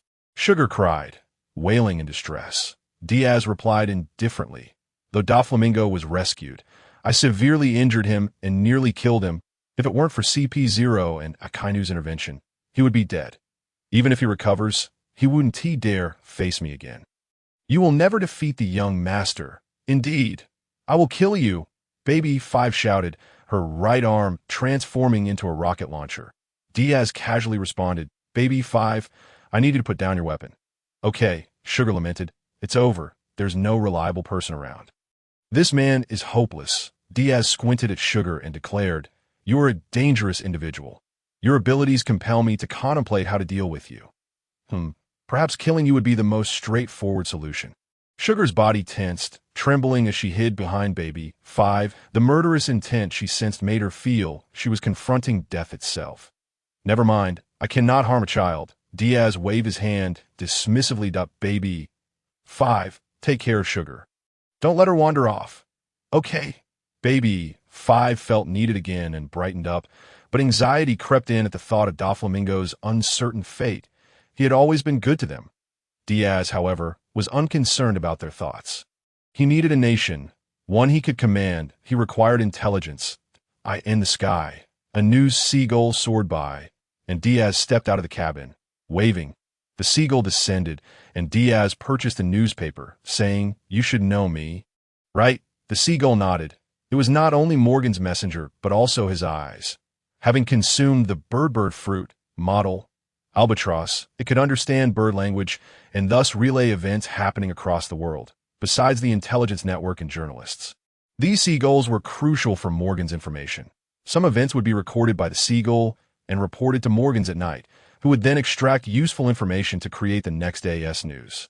This was one reason why the World Economic Journal had such reliable intel, always capturing major headlines. Journalists alone couldn't cover every dangerous location. That's when the seagulls came into play, flying across the globe.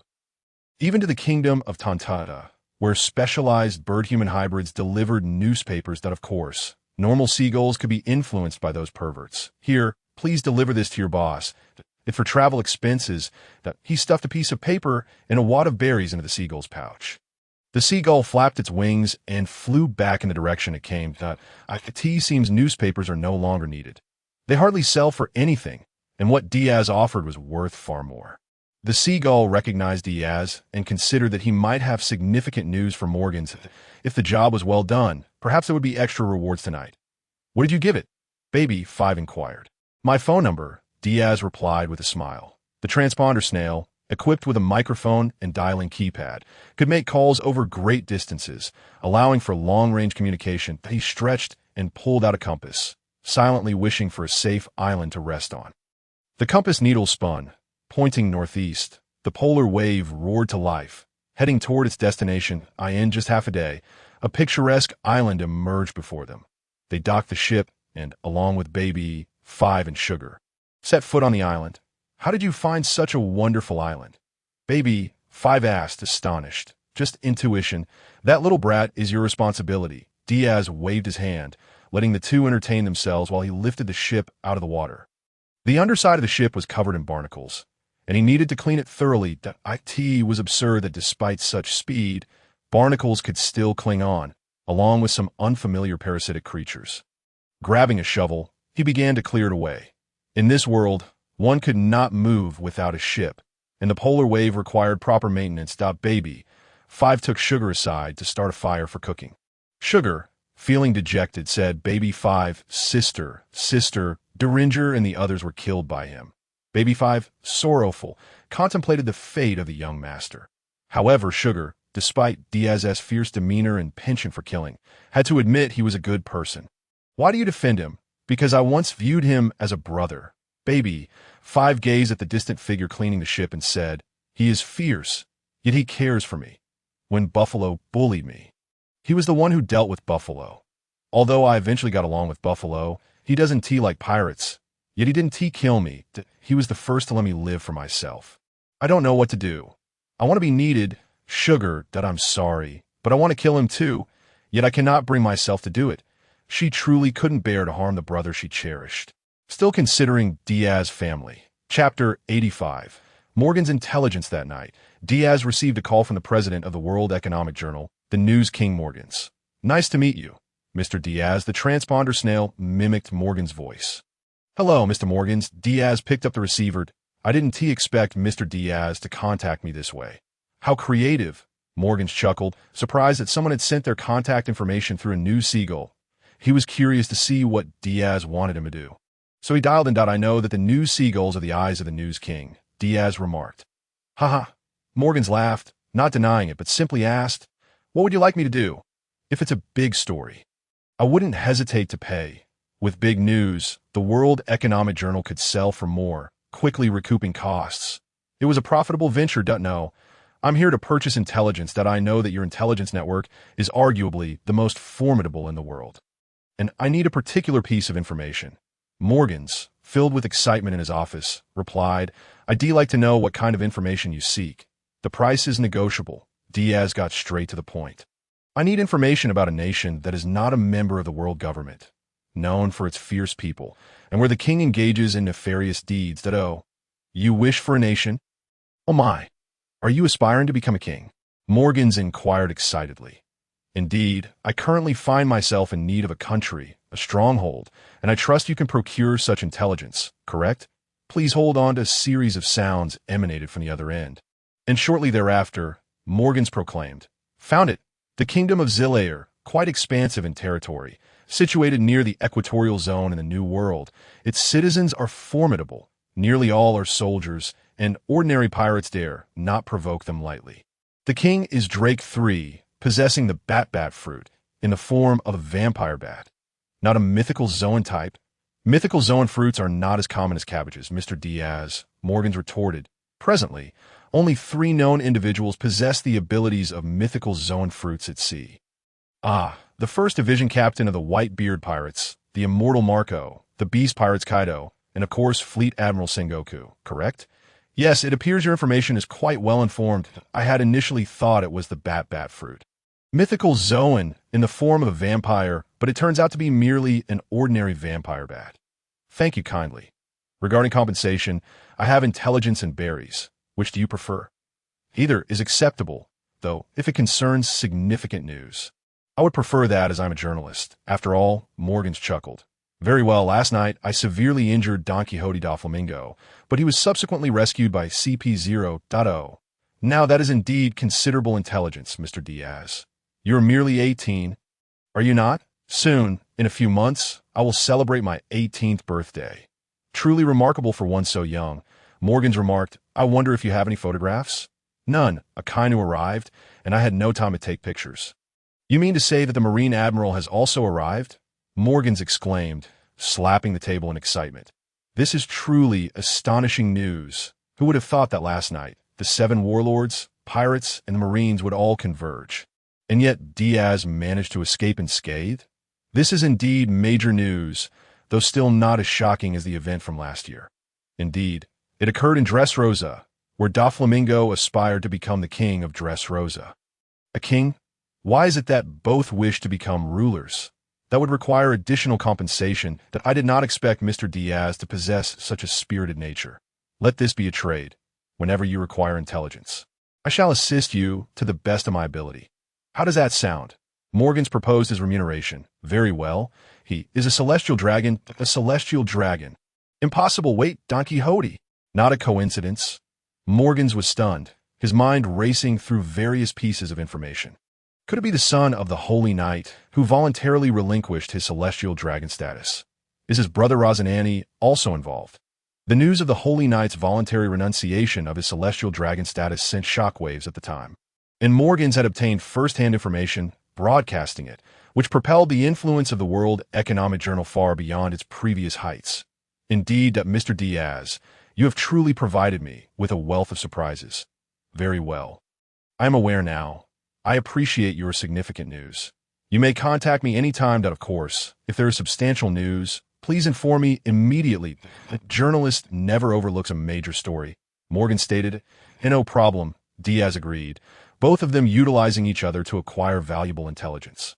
Each fulfilling their respective needs. The Kingdom of Zilair, Drake 3. With that, it is time to embark on a life of cultivation. He requires a nation as a foundation. Sooner or later, he must confront the world government. After all, having detonated Mariejois, how could the world government possibly let him go unscathed? It is sheer luck that him has yet to reveal himself. Speaking of which, the bombs he planted only succeeded in eliminating most of the celestial dragons, while some strong individuals in him likely remain unharmed. The extent of Im's power is unknown to anyone, but his ability to command the 5 elders indicates his extraordinary status, reflecting on the fact that he was not caught and eliminated. Diaz felt a shiver of fear. It is highly probable that Im remains unharmed and unconcerned, merely wishing to restore the celestial dragons. Otherwise, he would not have allowed Rosinante or Doflamingo to return to their ranks. What benefit could there be in restoring a group of parasites? Doflamingo might know. After all, he was once a celestial dragon and perhaps the heir to the family, undoubtedly privy to much knowledge. Next time he captures him, he shall extract all the information he possesses. Otherwise, he shall not perish easily. One nation is far from sufficient. His plan is to swiftly seize control of a country, then execute a merger, forming a grand alliance, and subsequently unite with the revolutionary army to overthrow the world government. The plan is straightforward, yet its execution proves challenging. Time. What he currently lacks most is time. Certain matters require human intervention. Thus, the announcement of Raftel must not occur prematurely, allowing him time to develop. Otherwise, Im or the world government will not remain idle. The Pirate King. Absurd. Chapter 86. The Kingdom of Zilair. The following morning, Diaz departed the island, accompanied by Baby, 5 and Sugar, guided by the compass towards the Kingdom of Zilair. Along the way, a new seagull delivered intelligence regarding the kingdom, with Morgans adding a remark. After-sales service should any significant news arise. Do not forget about me. This individual is rather agreeable, providing after-sales service. Satisfied, they sailed for 3 days, ultimately arriving at the Kingdom of Zilair. The initial impression this nation left on Diaz was one of poverty. As he entered the country with Baby, 5 and Sugar, he sensed numerous ill-intentioned gazes upon them. Baby, 5 inched closer to Diaz, feeling uncomfortable under the scrutiny, her small hand gripping Sugar's tightly.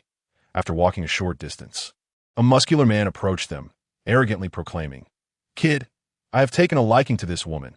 She is mine now. Is he proposing to me?" Baby, 5's eyes sparkled, and her words darkened Diaz's expression. While Sugar muttered, she's acting up again. "Get lost." "What?" Before he could finish, Diaz struck him with a punch that shattered his facial bones, leaving him unconscious. "Daring to bully us, you seek death." This incited a frenzy, akin to disturbing a hornet's nest. As a throng surged forward, Diaz shook his head. What was the need for such actions? Suddenly, the crowd vanished, as if they had never existed. "What?" Bang! Bang! Bang! Several soft thuds echoed, and Diaz reappeared, while the group lay defeated. A glance around revealed that those nearby recoiled, no longer daring to cast unwanted glances. The local customs are fierce. They are nothing but bandits.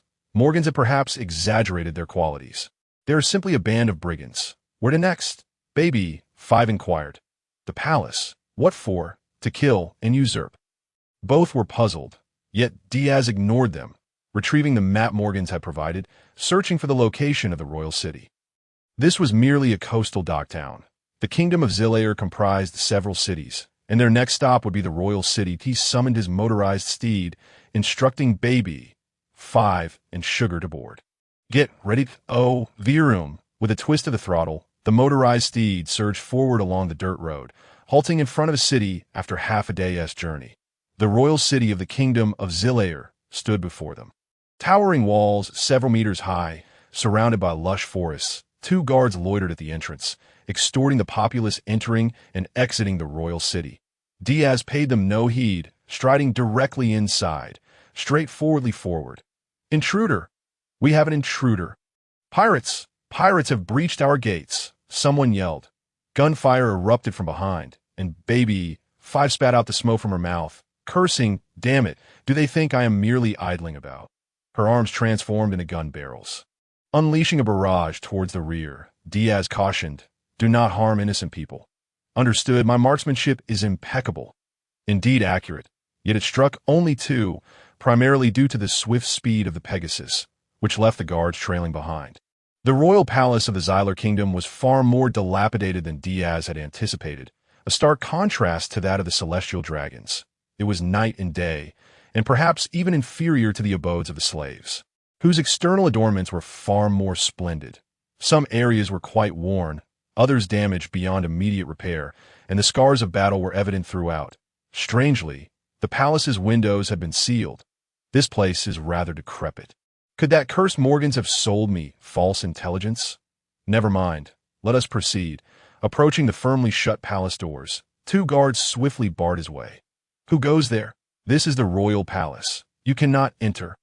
I have business with your king, Diaz asserted. No. Leave at once. Please step aside. As Diaz advanced, the guards prepared to act, but darkness enveloped them, and they collapsed to the ground. Diaz retracted his conqueror's haki, shaking his head. It proved to be quite effective.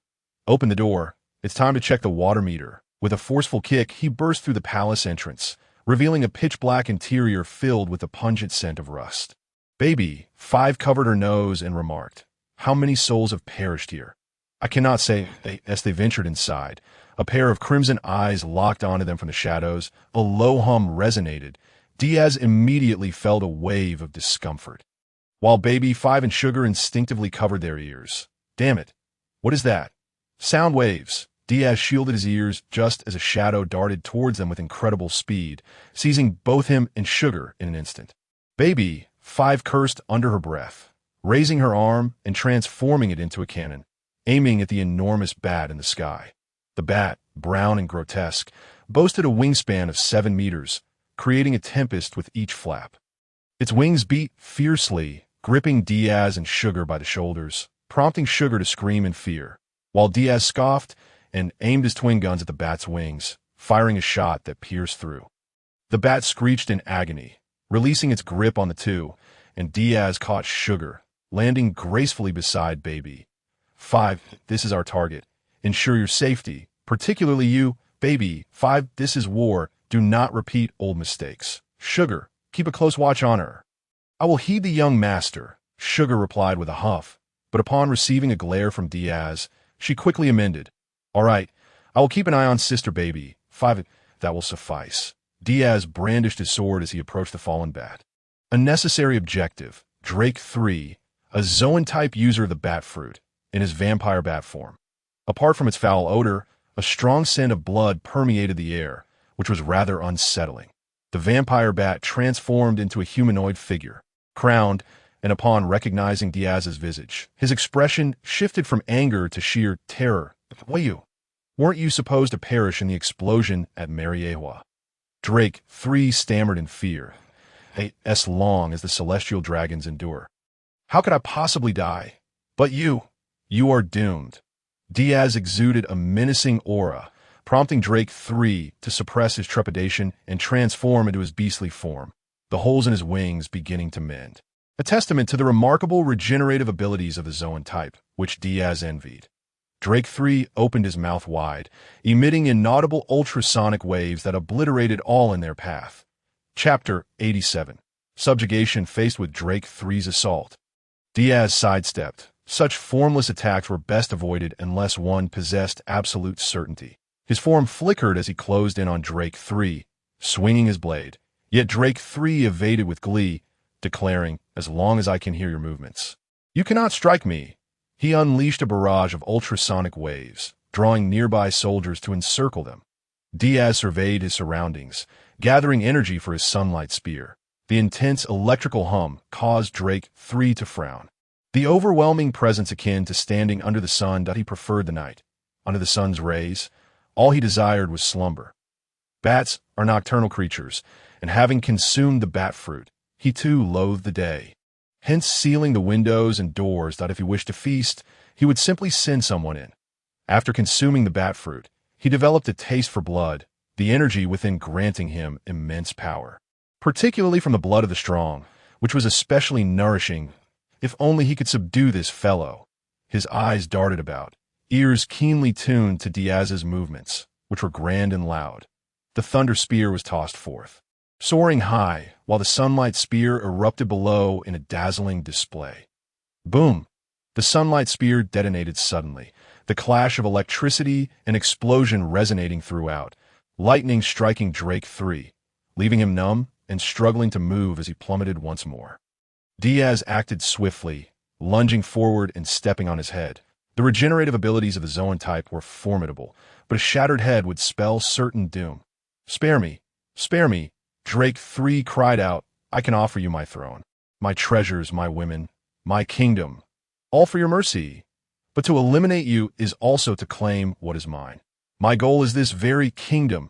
"No!" Drake 3 screamed in terror as the pressure on his head intensified. Diaz crushing it beneath his foot, roaring, "Then kneel." His roar bore the weight of conqueror's haki, exuding an aura of authority that caused several timid soldiers to drop their weapons and kneel before him. "Excellent. I am Brando Diaz. From this moment forth, I shall be your king," Diaz proclaimed, standing atop Drake 3's corpse with an air of command, issuing his first decree. "Go, clean the palace, and summon the ministers of this kingdom. I must familiarize myself with the state of affairs."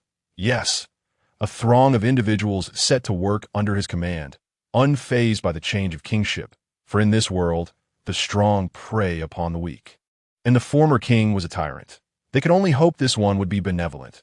They silently prayed as Diaz reclined in the shade, sharing a smoke with Baby 5 while Sugar indulged in a lollipop, embodying the demeanor of a rogue. "Hey Diaz, what were you about to say?" A fruit fell on a Baby 5's head, and Diaz picked it up, realizing it was the bat fruit. It appeared that after Drake 3's demise, it had chosen to manifest on the tree. Upon the death of a devil fruit user, the abilities of the fruit would re-enter a fruit, potentially selecting the nearest one. Blackbeard likely acquired the tremor fruit in a similar manner. A devil fruit, indeed? Now it belongs to me. Diaz tucked it away, stating, "I have yet to devise a use for it. I shall consider it later." He produced a den mushy and dialed a number. Shortly, a voice answered with respect and trepidation. "Thesma." Gaji cursed internally, questioning why this individual had not perished yet. "Bring your men to the Xyler Kingdom." "Why?" Gaji inquired. "You will come if you wish to live. I require your strength, but aiding you openly." Gaji protested quietly. "Germa has lost its qualification to attend the World Conference. Such matters are inconsequential. With your abilities, you could hardly propose anything of value. The World Conference convenes every 5 years, and Gaji would merely be a bystander.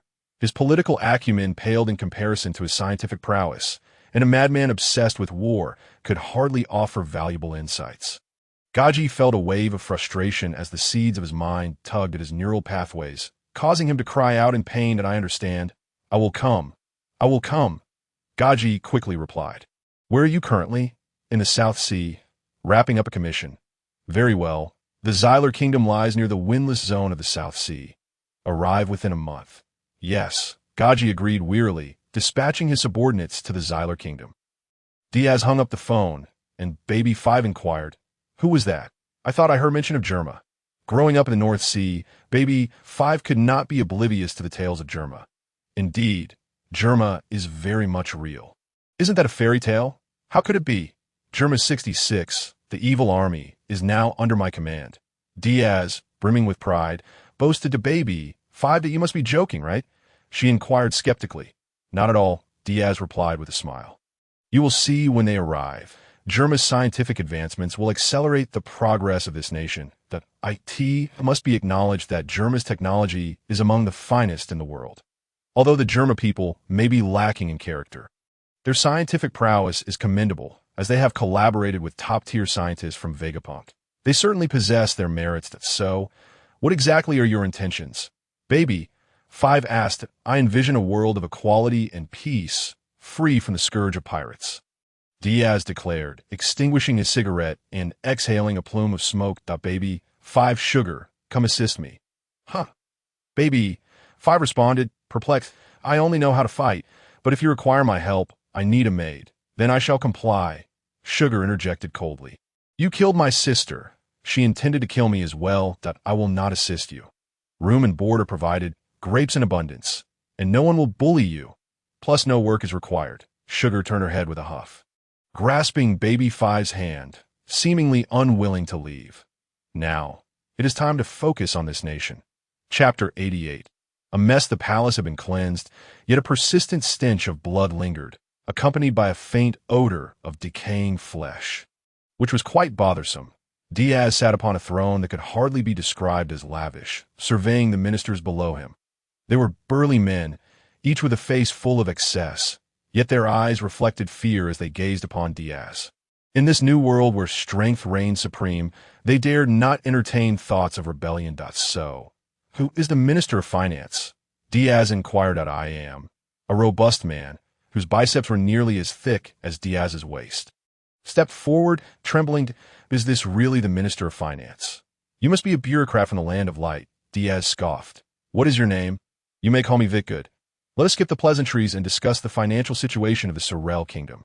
The annual income is approximately 50 million berries, not even reaching 100 million, Vic reported. Diaz, prepared for the worst, was taken aback by the poverty. Why is it so impoverished? Diaz furrowed his brow. Vic, consulting his notebook, explained, primarily due to insufficient tax revenue, coupled with the citizens' dire circumstances. Additionally, the previous king squandered resources recklessly, leading to a depleted treasury. In fact, there are external debts, though I assume you won't be responsible for those? Of course not. The debts belong to Drake. What do they have to do with me? Very well. Then we must prepare for war. We need to account for soldiers' wages, food, and supplies. Vic began calculating, causing Diaz's head to throb. Stop. Why are we going to war? Oh, it's like this, Vic continued, diligently. The previous king borrowed 1 billion berries from the neighboring Goya Kingdom under the pretense of fortifying defenses against external threats and constructing walls. Now, the debt has ballooned to 20 billion. When was this borrowed? Last year, during this month. Doubling the amount? Indeed. Diaz grit his teeth. This is worse than usury. How formidable is the military strength of the Goya Kingdom? Far superior to ours and considerably wealthier. Are they a member of the world government? No, then we shall not repay them. Diaz resolved to abandon the matter. After all, it was not his debt, even if it was incurred in the name of the Tsuru Kingdom. It had nothing to do with him. By the way, where is the money? Spent. What about the items? Gone. Where did they go? Buried. Diaz and Vic exchanged glances, rolling up their sleeves. Are you jesting with me? Wait, your majesty, it is as follows. The previous king purchased a group of slaves, but they all perished under his torment, and they are now buried in the back garden. Vic hastily clarified. Diaz suddenly felt overwhelmed. This was no mere mess.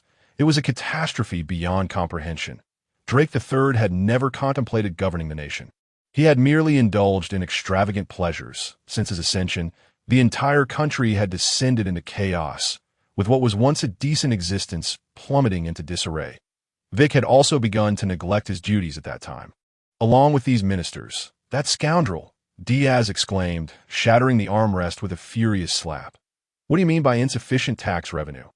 Well, currently you only have control over the royal city.as for the other cities. They have declared independence. The taxes from the royal city have been collected, but most have already been squandered. Only about 20% remains. What kind of cursed nation is this? Diaz leapt to his feet. Who instigated the independence of those other cities? I shall have them exterminated. How many soldiers do we have left? 5,000. The military minister, Bellman, replied with conviction. Diaz stared at him intently. Bellman gradually felt the weight of the pressure, lowering his head and muttering, 4,003. What? How many? 3,002. How many is it really? 1,005, plus those who have not been killed by you. You lot are truly despicable, living off the spoils of war. Diaz struck Bellman with such force that he flew into the wall, his fate uncertain. Vic, take a group to raid Bellman's estate. Seize all the funds that I must first secure control over the royal city. And within half a month, subjugate the other cities. Additionally, procure a recent financial report for me. Who is the deputy military minister? That would be me, your majesty. A weaselly-looking individual stepped forward, head bowed, afraid to meet Diaz's gaze. You reek of treachery. Compile the actual number of troops. I want the truth that if it's fabricated, you will meet the same fate as Bellman.ys. Very well. You may leave. With a deep breath, Diaz exhaled, feeling a headache coming on. Baby 5, I need some sweets. All right, Baby 5 cheerfully went to prepare a meal, while Sugar clutched a plate of grapes given by Diaz, threading them on her fingers and consuming them one by one. That you seem quite troubled. She observed out of course. This is exceedingly difficult. I have no idea what I'm doing. Diaz lamented. I thought I was starting from scratch, but it feels like I'm starting from a negative number. What I need to do now is transform that negative into 0. I don't understand. It's like if you finished all the grapes and still owed me 10 plates of them, and then Baby 5 helped you repay that debt. Do you comprehend? Oh, I get it. Sugar exclaimed. Doesn't that mean you have to repay a lot of plates of grapes? This isn't merely about grapes. It's... Never mind, you wouldn't understand. What I require now is a team of professionals. He pulled out a transponder snail and dialed. Hello, Mr. Diaz. Hello, Mr. Long. I wonder what brings you to contact me. Long was not one for idle chatter. He got straight to the point. Diaz promptly conveyed his situation and expressed his need for a cadre of specialists. You have taken control of a nation? How surprising. It hasn't been long at all. Your pace of action is astonishing. Indeed, but the finances and military are in shambles, and the previous king's reign was detrimental.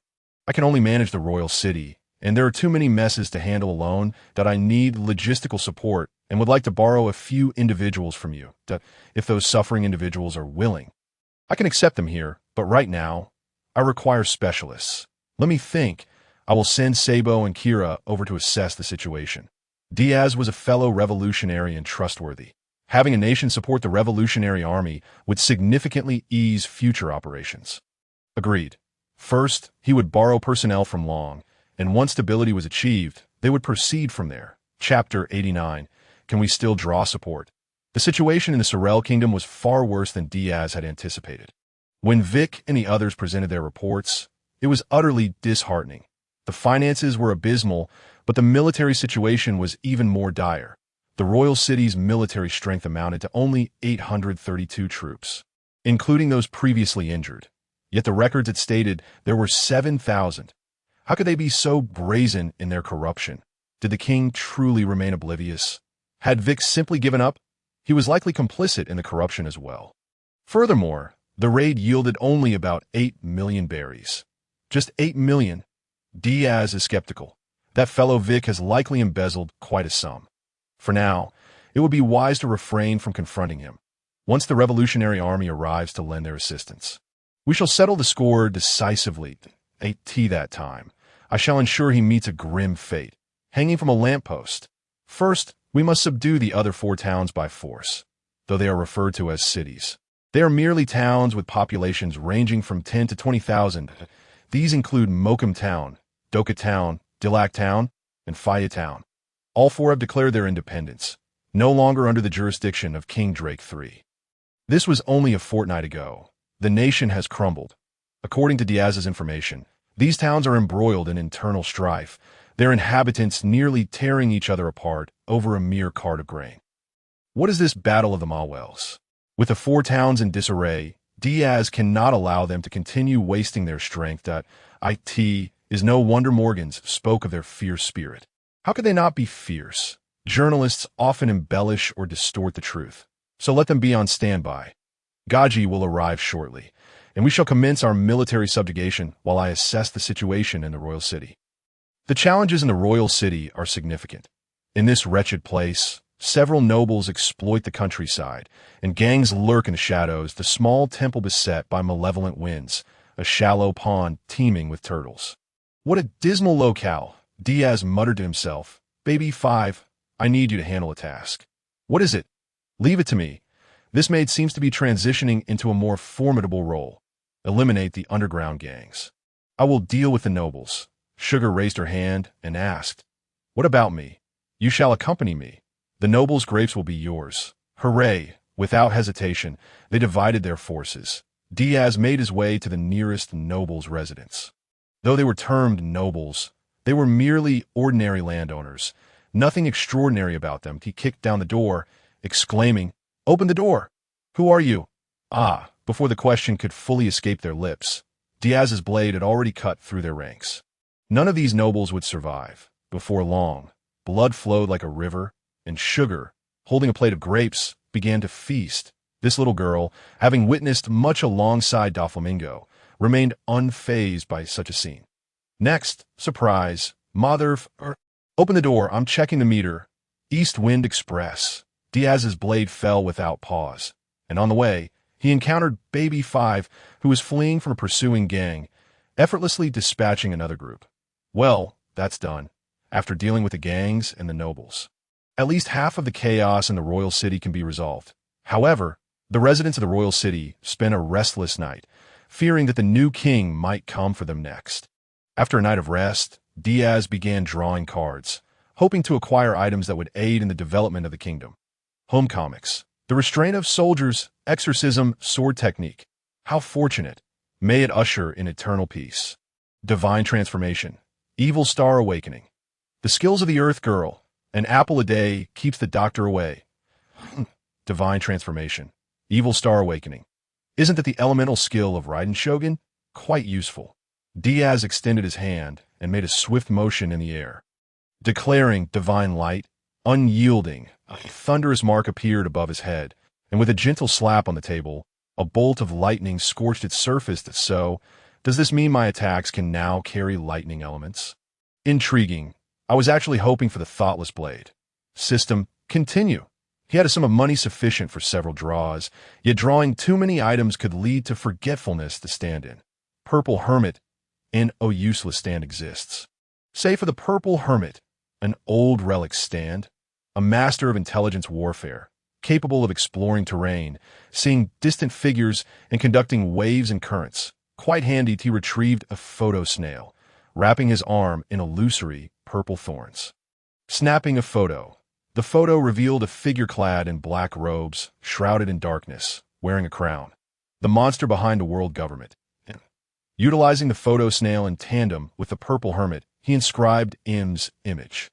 The darkness obscured clarity. After another snap, the next photo displayed Doflamingo, entangled in bandages, attended by Pika. By the way, where did Pika go during that previous battle? Unclear, but never mind that a final click revealed a bald man in a white lab coat. His eyes gleaming with wisdom, tinkering with instruments, surrounded by a group of researchers engrossed in discussion. This Vegapunk. Truly a genius. What a pity for Vegapunk's hair follicles. However, this man's abilities should make hair growth a simple task. System, continue. Hannibal's culinary compendium. Even Uncle Ba would commend it. Ghost Shadow Mask. Ghost Shadow Legion strikes. Auto Apocalypse. Auto, take me with you. Take me with you. Can I actually summon a person? Just uncertain as to which theater's Auto it is. Is it from Honkai Impact 2 or 3? Regardless of the world, Auto is exceptionally formidable. In Honkai Impact 2, he nearly shattered the Honkai. In Honkai Impact 3, he devised meticulous strategies, all to achieve his goals. Ultimately scheming against the protagonist group and the Honkai consciousness, successfully reaching the imaginary tree, opening a new world line at the cost of his own parallel self, Colin, existing in the world line 500 years ago. Otto, the eternal deity. However, this individual, Otto, can no longer be evaluated as simply good or evil. Yet, without a doubt, he's a passionate man, one who would stand against the world for the sake of his beloved. Such a person could indeed assist me, but will I not be at his mercy? Life and death. Worldly morals cannot bind him. The only one who can restrain him is Colin Kaslana. Whatever, without the Honkai. Otto might even become a priest. Chapter 90. A conversation before Diaz stood a strikingly handsome man with golden hair, appearing to be in his 20s, with his long golden locks tied in a single ponytail cascading over his left shoulder. The hairstyle dangerously alluring. Upon opening his eyes, he pondered in confusion as to why he was still alive. Did I fail? No, not at all. He affirmed, farewell, my great inventor. He recalled Colin bidding him goodbye in his final moments. She has survived. That is good. That is good. As long as Colin lives, that is all that matters. For Colin's sake, he would go to any lengths, even allying with the enemy of humanity, the Honkai consciousness. However, he had also schemed against the Honkai consciousness, inadvertently eliminating the Lawrencer that Kiana and her companions could not contend with. Greetings, Bishop Otto. I am Brando Diaz, and I welcome you to this world. Diaz greeted Otto. Otto revealed a perfect smile. Hello, sir. Are you implying that this is another world, and that you are acquainted with me? Indeed, I'm the sole person in this world who knows you. And I accidentally summoned you, who had already perished. Diaz briefly explained how Otto had come to be here. Summoned through a draw? Truly remarkable, Otto remarked, his lips twitching. Having lived for 5 centuries, he found it absurd. This world does not seem to be plagued by the Honkai. Feeling his own body, he noted the absence of Honkai energy in the air, that of course not. This world is separate from yours. Honkai energy cannot possibly exist here. Yet, I sense Honkai energy emanating from you, that it was also drawn from the lottery. Very well, then, you who have saved my life, Mr. Diaz. Otto grasped Diaz's hand, smiling. You are my savior. I shall assist you. Diaz, taken aback, observed Otto's cheerful demeanor. I have achieved my goals in life, so I possess no regrets now. Thus, I will aid my benefactor. The destiny you left behind was devastated by your granddaughter, Teresa, 8 years later. I left contingencies. Even if Teresa neglects her duties, the destiny can operate as it did when I was present, and with Amber around. How did she manage? Otto had some understanding of his artificial granddaughter. But he had prepared for contingencies. What a wasteful child. Diaz shrugged. Perhaps it's because she is Teresa. Teresa, as her name suggests, is indeed a fool. Just a reckless launcher. Alas, Otto felt a throbbing pain in his head, particularly when it concerned his granddaughter. It seemed he had indeed spoiled her. Yet, who could blame him for that, given she was his granddaughter? In Otto's heart, Karen held the foremost position, followed closely by his beloved granddaughter. Delisa, that he mused, perhaps one day fortune would smile upon him, allowing him to draw Karen forth to accompany her. With a swift motion, Otto grasped Diaz's form, his emerald eyes fixated intently upon him as he spoke in a hushed tone. Can you truly accomplish this? Diaz responded. It all hinges on luck. Merely drawing you would be fortunate, as this endeavor is entirely random. Otto, undeterred, replied, well, I understand if Karen were to appear before me, that would certainly be a boon. Though I shan't be disheartened if it does not come to pass. For 5 centuries, I have lived for her, 500 years of unwavering devotion. Moreover, as long as you refrain from destroying this world and worsening the lives of ordinary folk, I shall not interfere. Diaz interjected. Fear not. I am no madman. That Diaz's gaze bore into him. Oh, not say such things. We are friends, are we not? Red Kite Sage, I speak no falsehood. It appears you too considered her a friend. Before delivering that fatal shot, Diaz's sudden remark left Otto at a loss for words. Clearing his throat, he stammered, I did not lie. I merely left out certain details. Otto, you scoundrel, but alas, your arrival is fortuitous. You can aid me, Otto. Otto surveyed his surroundings, which resembled a palace, yet one in disrepair. This was my former royal palace, intended as a base for development. The situation is now chaotic, as I await assistance from certain individuals. Your arrival is timely. Diaz elucidated the situation in the kingdom of Tsuru. Indeed, I have never witnessed such a dilapidated realm. In all my 500 years, this is a first. No, this is the norm in this world. Diaz countered, explaining the foundational structure of their reality, an immense entity that had existed for 8 centuries, the celestial dragons, the world government, devil fruits, hockey, the navy, and pirates. What a peculiar amalgamation. Otto's interest was piqued. What a fascinating world. So, my friend, what do you intend to do? Topple this world and establish one of equality, at the very least, one where I may live comfortably, Diaz replied with a smile. For yourself? Of course. Haha. We may indeed be kindred spirits.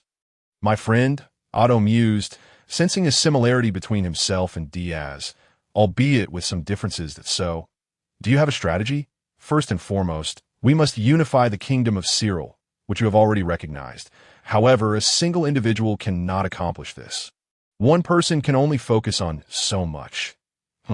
Thus I have sought assistance from two factions, the Revolutionary Army and Germanado. What are your subsequent plans? Gather provisions and bide our time, then overthrow the world government in one fell swoop. An admirable idea. Unify the kingdom of Tsuru and then extend your ambitions outward, transforming the new world into your domain. Before that, however, you must eliminate those formidable pirates, Whitebeard, Red-Haired Shanks, Big Mom, and Kaido. These four are destined to become the future emperors. At present, Shanks has yet to earn the title of emperor, but should come soon. Each of them poses a significant challenge. I am currently unable to contend with them, Diaz admitted. Fear not. We have time aplenty. Otto chuckled. Time is in no short supply for me. You cannot yet change your body. Let me conduct some research, Otto replied. Then let us await Germa's arrival. Their science and technology are top-notch in this world. Oh, I shall eagerly anticipate it. There are some inventions I have long wished to experiment with. The technology of the Honkai world must not advance too swiftly, lest it precipitate a collapse. Otto, the great inventor, could only suppress his desire to innovate.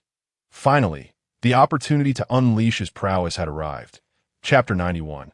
The war expert in his youth, Otto had been an exceptional inventor. However, upon encountering Karen, the light of his life, he chose to support her. Later, he came into contact with the key of God, the void, acquiring hidden scientific knowledge from the pre-era, which further empowered him. Yet he was acutely aware that rapid technological advancement would invite the arrival of collapse, compelling him to restrain the pace of progress and delay the onset of civilization's enemies.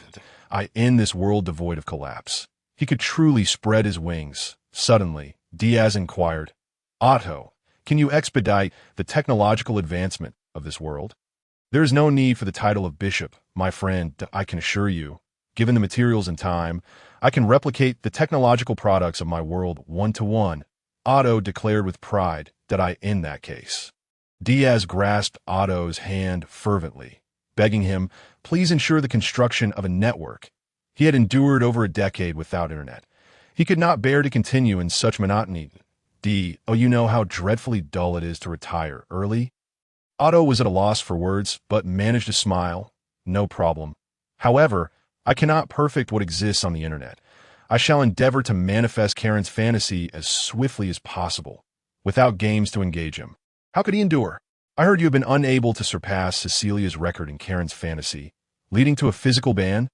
No, that was to prevent collapse and eliminate the Herschers, Otto replied with righteous conviction. Perhaps there were elements of truth in his words. Who could fathom his true thoughts? Very well, internet, mobile phones, computers. I can no longer endure this tedious existence. Indeed, this place resembles the era of my birth, lacking even operas as a form of entertainment. Otto expressed his disdain. Diaz affirmed, indeed, it seems we are in agreement, by the way. Here's my plan. Let us refine it together, agreed. Diaz produced the plan, and together they began to enhance it. Otto remarked, I must admit, your plan has few significant flaws, but are you intent on collaborating with the Revolutionary Army? If it were me, I would choose to utilize them, but no, I harbor no intention of exploiting them.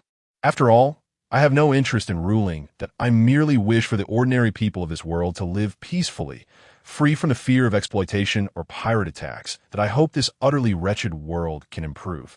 Diaz stated earnestly. Otto gazed at him, a smile suddenly breaking across his face. In that case, I shall lend you my utmost support, my friend. For a fleeting moment, he felt as though he saw his own light reflected in Diaz, the silhouette of Karen lingering in his mind. Karen, should you ever arrive in this world, you would surely find camaraderie with Diaz. Thank you. With Otto's assistance, Diaz's plans could accelerate significantly.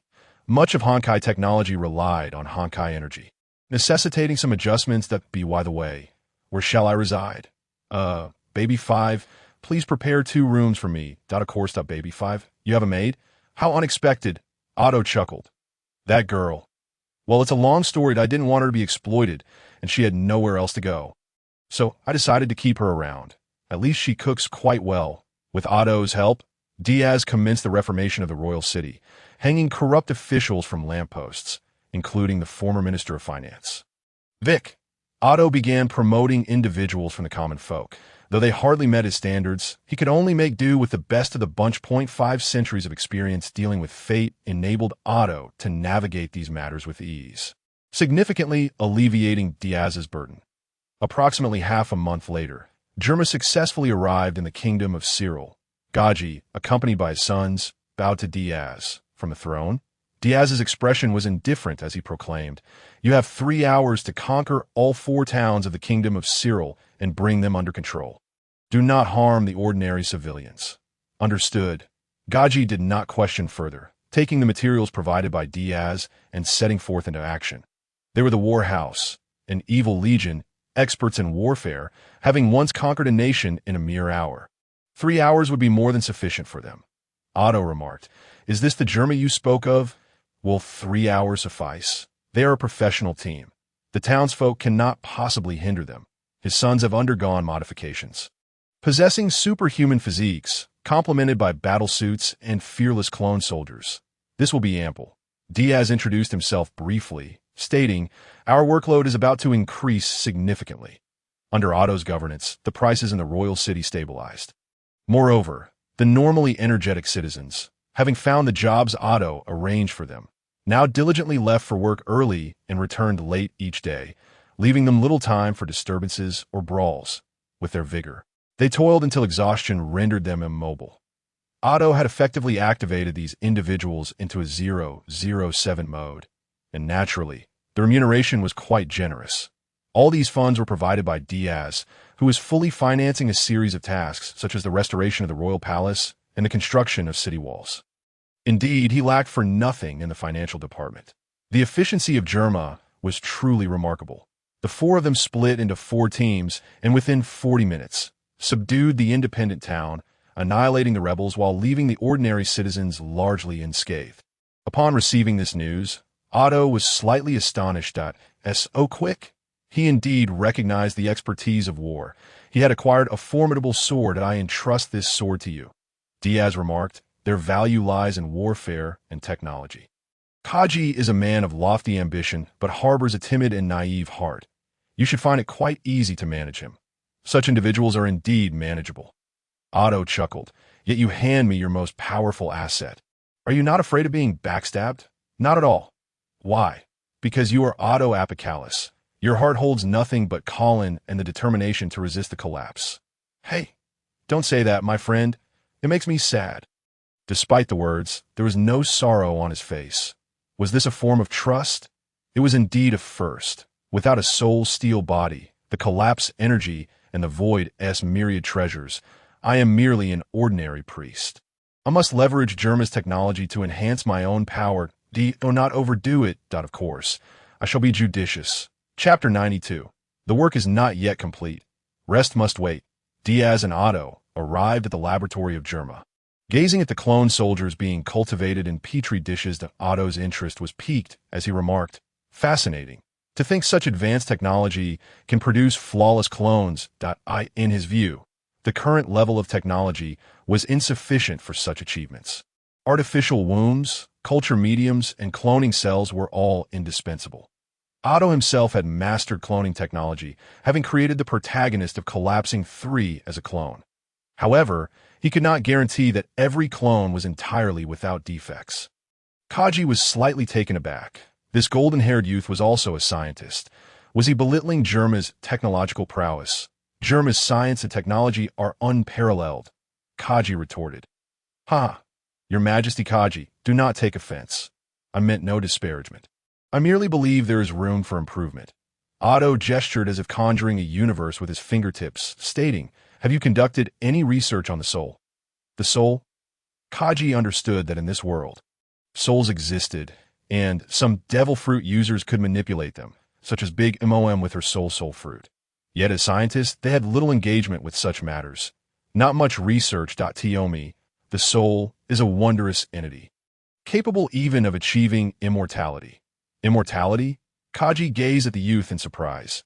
Diaz, arms crossed, stood aside, knowing this fellow intended to leverage cloning technology for some ulterior motive, uncertain whether it was a blessing or a curse. However, Otto would not bring about the world's destruction. That much was certain. Without Colin, he would be a rational being wholly dedicated to resisting the collapse, a fool who deceives the world. Even the consciousness of collapse had been outwitted. Oh well, I, too, am someone who could potentially destroy the world. Otto had begun to spin tales to Kaji, utilizing his extensive knowledge and technology to leave Kaji in stunned silence. Hey, Kaji, can you attach devil fruit abilities to objects? That is not my area of expertise. TSK, for the time being, heed Otto's words that I look forward to collaborating with you, Mr. Vinsmoke. Greetings, Mr. Otto. To Otto's knowledge slightly astonished Kaji. Working with him would surely be advantageous, yet he must maintain the upper hand. Otto remained silent, appearing strong outwardly, yet lacking in real means. Such individuals were easier to control. Diaz's special methods of control would ultimately fail to secure loyalty, as betrayal could occur at any moment. This would indeed make their otherwise mundane lives more interesting. Let us discuss bloodline factors, shall we, Mr. Kaji? Otto expressed great interest in this so-called bloodline factor, all smiles as he requested the relevant data. Kaji was reluctant to part with the fruits of his lifelong research, but with Diaz present, he could be eliminated at any moment. Suppressing his inner fury, he handed over the data he had compiled. Let me take a look. By the way, these are the schematics for wires, generators, and power stations. Mr. Kaji, please arrange for their construction as per the specifications. Kaji reluctantly accepted the blueprints, slightly taken aback by their contents. As Diaz and Otto departed with the documents, Otto suddenly remarked, I seem to have forgotten to give him the designs for the photolithography machine. Diaz was shocked. You have the design for a photolithography machine? Of course, I have noted down most of the pre-epic technologies. However, given the current technological level of this world, reproducing them would be quite challenging. What a hassle. I wonder how long it will take. I must bring Vegapunk over someday. Vegapunk, the greatest scientist of this world, a genius who transcends centuries. No, he is a madman. Otto shook his head, stating, to transcend an era by half a step is genius. To transcend it by a full step is madness. Few can comprehend him. That is true, but it no longer concerns me. He has been locked away for research, and I do not know when I will find him. That is not urgent. The other towns have already been secured. Next, we must focus on daily life. Otto began discussing work, to which Diaz nodded. With the 4 towns captured, they had to stabilize prices, clean up stubborn elements, punish unscrupulous businessmen, win the hearts of the people, detain the injured, and maintain public order, among other tasks. They also needed to undertake infrastructure development. The clone army can serve as our military, Otto suddenly proposed. Indeed, they are fearless, powerful, and unwaveringly loyal, Diaz agreed, acknowledging that producing a clone soldier was considerably less costly than training a regular soldier. However, as the numbers increased, the resources required for culture mediums, cultivation liquids, and numerous materials would escalate significantly. The cost would be astronomical, yet Diaz possessed ample funds. Employing German soldiers as the country's military and police would alleviate concerns of corruption. However, their sole drawback was their shortened lifespan. The only disadvantage of clone soldiers was their considerably shorter life expectancy compared to ordinary humans. Their bodies were rapidly matured through technological means and drugs, lacking self-awareness and understanding of the world, utilized solely as tools. Their lifespan was roughly around 10 years, yet that time was sufficient for Germa to use them to their limit. Both Otto and Diaz would not hesitate to employ such tools. To them, clones devoid of self-awareness and emotions did not qualify as human, even if they were identical in appearance. That time will suffice. Otto remarked, Diaz, do not be too greedy. Toppling that colossal entity is no simple feat due to the world's differences. There are many powerful weapons I cannot produce, so all I can do is resort to cunning schemes. No worries. All I seek to do is overthrow them. Diaz's eyes blazed with fervor as he declared, what I desire is merely this. Afterward, I will find a place to live in seclusion. For what purpose? For my own satisfaction. Diaz chuckled, not for justice. I'm not a man of lofty ideals, merely someone who cannot stand the current state of affairs, and I will act when displeased.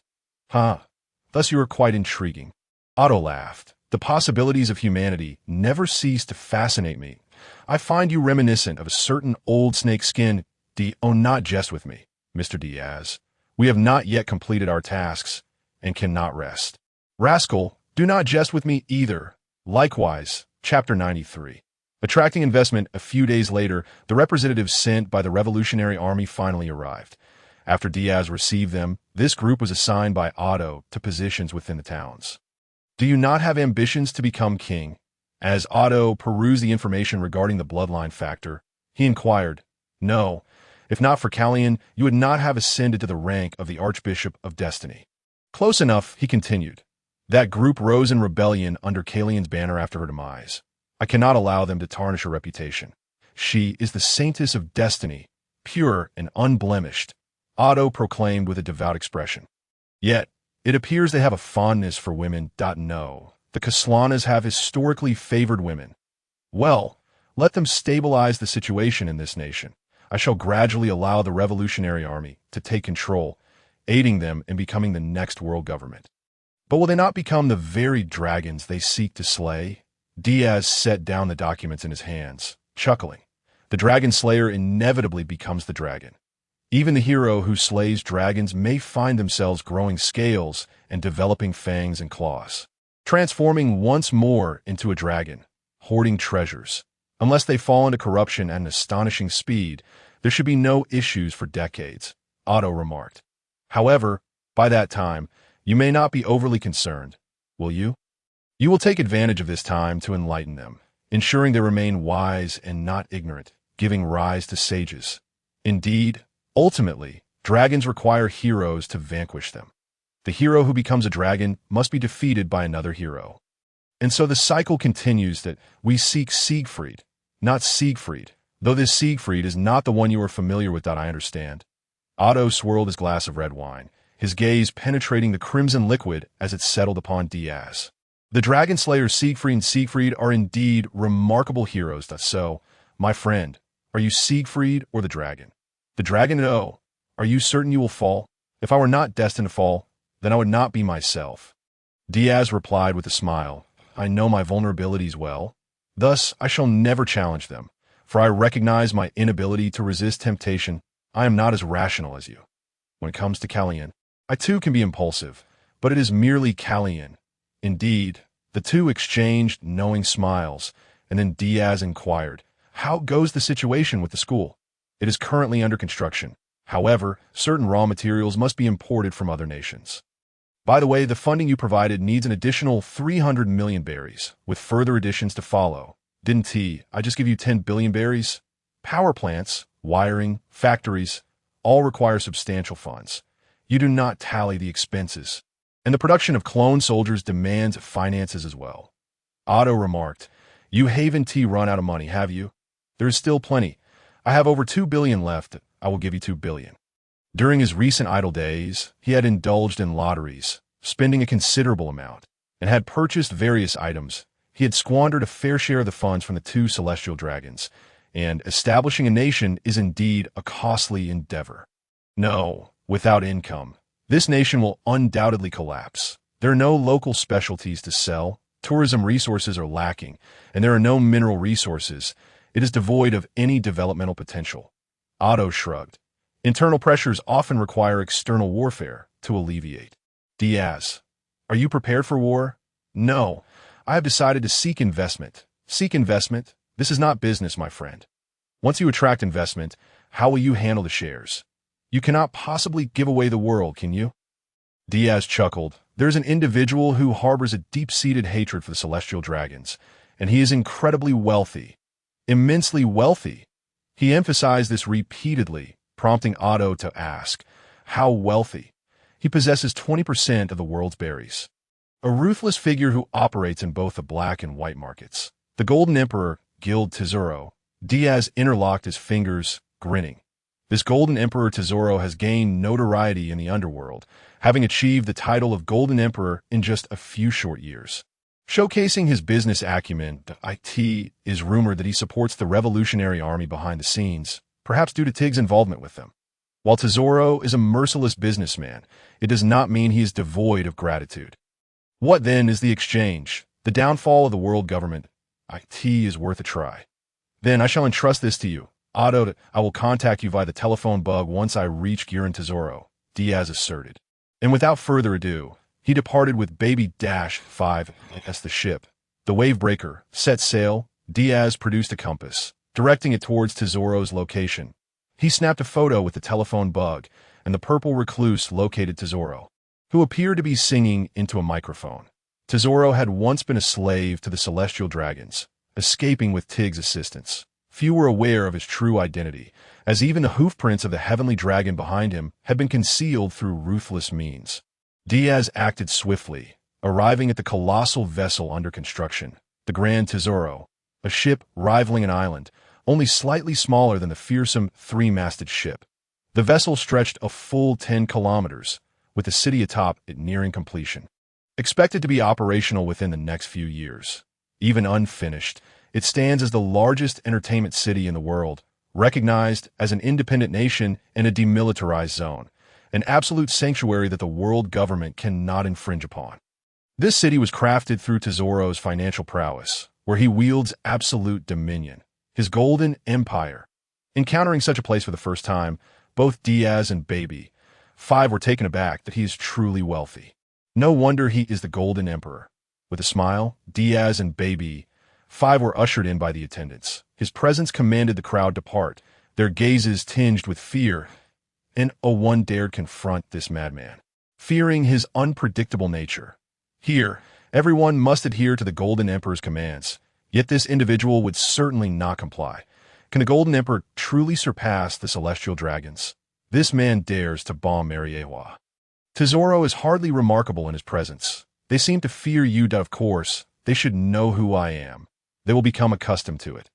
Diaz remained unfazed that a golden sports car approached from a distance. Halting before them, the beautiful occupant remarked, "Welcome to Giran Tsuru, Mr. Diaz." Chapter 94. Giran Tsuru. The newcomer, clad in a fitted evening gown that accentuated her alluring figure, exuded an air of dominance, her deep neckline suggesting a successful career. With shoulder-length pink wavy hair and a stunning face, she embodied temptation. "Greetings, I seek your boss." "Please, step inside," Bakara replied with a smile. Diaz, accompanied by Baby-5, climbed into the convertible. This vehicle's most distinctive feature was its fuel efficiency, consuming only a few muscle turtles per 100 kilometers. These muscular turtles, robust in stature, powered the vehicle through piston-like movements by pulling on a lever. Surprisingly, the speed was rather impressive as Diaz surveyed the surroundings. Giran Tsuru resembled a bustling metropolis, vibrant with lights, decadence, and ostentatious decorations, rich in the atmosphere of nouveau riche. Diaz, however, remained uninterested in such superficiality. He was eager to meet Tsuru. Bakara was quite the conversationalist, incessantly chatting as they proceeded, highlighting the grandeur of Giran Tsuru. In just a few years, such a colossal city had been constructed, showcasing Tsuru's monetary prowess. The establishment of this city required immense human and material resources, all of which Tsuru possessed. While marveling at the advantages of wealth, Diaz acknowledged the bloodshed hidden beneath Giran Tsuru's opulent exterior.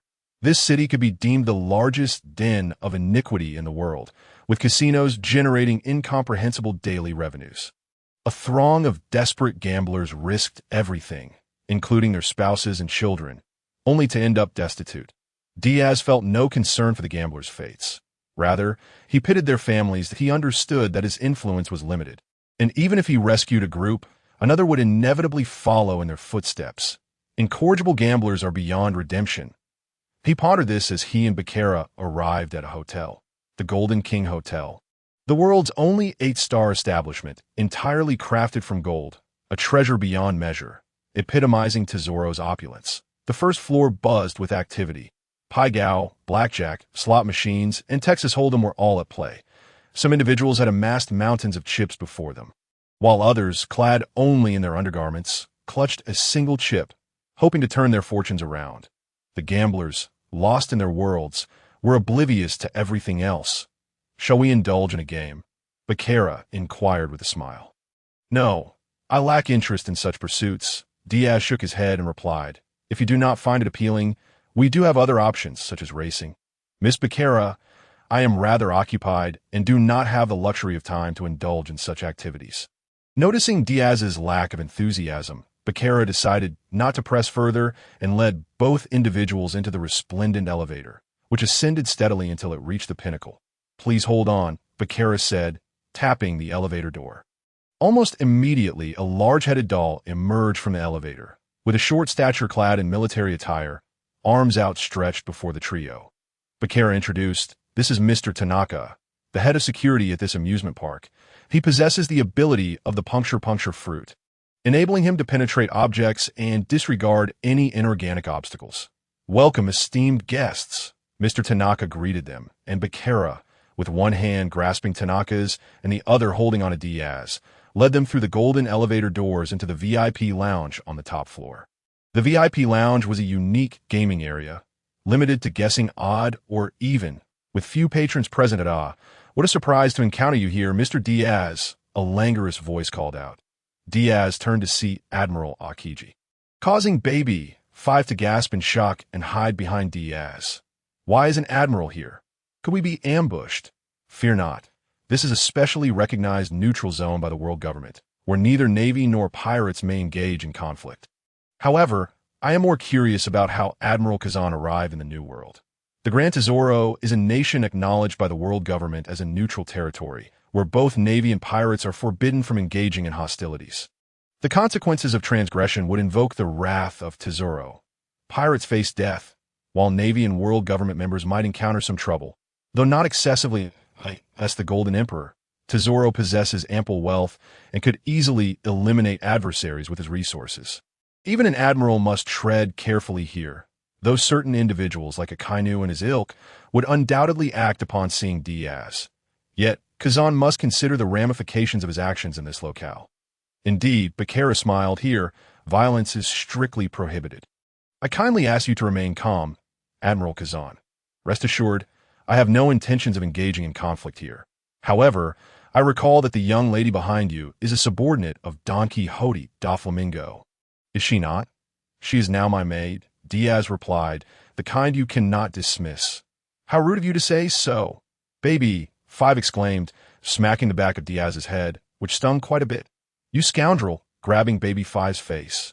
Diaz scowled. "Watch yourself. I might just retaliate. Please do not strike me." "Ah, what a lively scene. What do you mean by lively?" Diaz retorted, "If you do not need your eyes, please donate them to someone in need." "Haha, youth. I shall take my leave to entertain myself. By the way, Mr. Diaz, you might want to seek out Granny Tsuru. She is also present." "Granny Tsuru?" Diaz mused, pausing momentarily before releasing Baby 5. "Understood. I shall find her once I conclude my business." With that, Kazan departed, heading toward a gaming table to engage in a flurry of bets. "What brings the Navy here?" Diaz inquired of Bakara. Bakara flashed a professional smile, responding, "Naturally, we are here to enjoy ourselves." It appeared unlikely that any useful information would emerge from this encounter. "Very well. Where can I locate the Golden Emperor?" "Lord Tsuru awaits you on the top floor. The remainder of the journey requires you to ascend the stairs." Bakara indicated towards the nearby golden staircase. "Understood. Thank you for your guidance." Diaz waved his hand and tossed a gemstone that landed precisely on Bakara's business line. "Ah," Bakara exclaimed, her tongue licking her lips. "What a wicked man you are, Mr. Diaz. Cough. That was unexpected. I thought you would catch it." He turned with Baby 5, leaving no time to entertain her further. Chapter 95. The Golden Emperor Ascending the Golden Staircase. Diaz and Baby 5 arrived before a grand golden door, which he pushed open. Bang! Fireworks erupted as a tall man with dark green hair spread his arms, laughing. "Welcome, Mr. Diaz. Your presence graces my Grand Tesoro." The man before him was none other than the Golden Emperor, clad in a golden suit and adorned with golden star earrings. His fingers were embellished with rings, save for the ring finger of his right hand, which remained bared. He stood there, holding a wine glass, smiling at himself. "Just call me Tsuru." He invited Diaz inside. "Baby 5, wait here for me. If you grow bored, feel free to amuse yourself outside." All right. Baby 5 departed as Diaz entered the room. Tsuru personally poured a glass of wine for Diaz, saying, "I must say, I did not expect your visit." Diaz took the drink and got straight to the point. "Mr. Tsuru, let us speak plainly. I am here to seek investment. Oh. Tsuru, a businessman, brightened at the mention of investment, but refrained from inquiring further. Swirling his drink and listening with keen interest, I have taken control of a nation, but funds are insufficient. What can I acquire? Tsuru, with a smile, responded, though my wealth could sustain me for many lifetimes. I too seek benefits, being a businessman. What are your thoughts on the downfall of the world government? The speaker maintained a calm demeanor, yet the listener was anything but composed. The downfall of the world government? What is this man saying? Does he comprehend the gravity of his words? This is more absurd than Mariejois being blown to smithereens. Wait, Mariejois indeed was destroyed, and it was at the hands of this very man. If it were anyone else, Tsuru might have laughed derisively. But before him stood Diaz, hailed as the world's most unpredictable man, and he might truly undertake such a feat, ha! Tsuru burst into laughter, clapping his hands. Mr. Diaz, your every action defies expectations. Rescuing Mr. Tiger, slaying celestial dragons, obliterating Mariejois. Now you speak of the world government's collapse? How delightful! How much do you need? I shall grant you an initial investment of 10 billion berries. Will that suffice? That will do, Diaz nodded.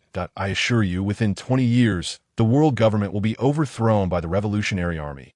Wait, why the Revolutionary Army and not yourself? Because I intend to assist the Revolutionary Army in toppling the world government. I harbor no desire to become the world's sovereign, Diaz replied, shaking his head that of course. I aim to develop my nation and require funds. Subsequently, a prosperous nation will inevitably enter into warfare. He presented the war blueprint Otto had sketched for him. Having condensed it somewhat, laying it before Tsuru, I must admit, you are quite mad, Mr. Diaz. Would you be interested in transforming? Transforming, Tsuru paused in his swirling of the wineglass. Diaz stood by the expansive window, gazing down at the revelers below, proclaiming, these people are akin to refuse. Indeed, each sighting brings a sense of pleasure, Tsuru mused, his mind twisted from past experiences, driven by a relentless pursuit of wealth and power. Clearing his throat, he suggested, I believe you could engage in some legitimate business. Too little profit, and I relish witnessing their anguish as they lose their money, reminiscent of my past self. Diaz made no further attempt to persuade him, stating, thank you for your investment. Very well, I shall arrange for the funds to be delivered to you. In the meantime, enjoy yourself here, Mr. Diaz, and experience what it means to be in the world's premier amusement park. Oh, very well. He exited the room as Tsuru downed his drink, intrigued by Diaz's words. Ha! The overthrow of the world government. Even the Revolutionary Army does not boast such audacity. If not for Mr. Tiger, I would hardly regard those individuals. In the eyes of Tsuru, the Revolutionary Army appears rather petty, utilized repeatedly as a bargaining chip in negotiations between various insurgents and the world government. Had it not been for the benefactor Tej, Tsuru would scarcely have cast them a glance. His initial assistance to Diaz stemmed from the fact that this individual had rescued Tej and vanquished a celestial dragon. He never anticipated that Diaz would go on to obliterate Mariejois. Hearing Diaz speak of overthrowing the world government did not surprise Tsuru in the slightest. After all, it was merely an investment that bore no consequence for him. The current world government was powerless against him, and the future would be no different. Re-establishing a nation requires a substantial sum of money, which he was fully capable of providing. In these two transactions, he stood to gain without any risk. Regardless of whether Diaz and the Revolutionary Army succeeded or failed, he would remain untouched. This is the power he wielded over the world. Wealth? He made a phone call, instructing someone to procure 10 billion berries to be delivered to Diaz at the appropriate time. Meanwhile, Diaz found himself in a room below, facing a modest pile of chips in front of Baby 5, evidently having made a small profit. Baccarat stood beside her, gently patting Baby 5 on the shoulder, and then Baby 5 again. It seemed Baccarat was generously providing funds to Baby 5 that, with a lucky fruit ability, Baccarat could alter her own luck as well as that of others, and it appeared she had transformed Baby 5's fortune. Oh dear, Mr. Diaz has arrived.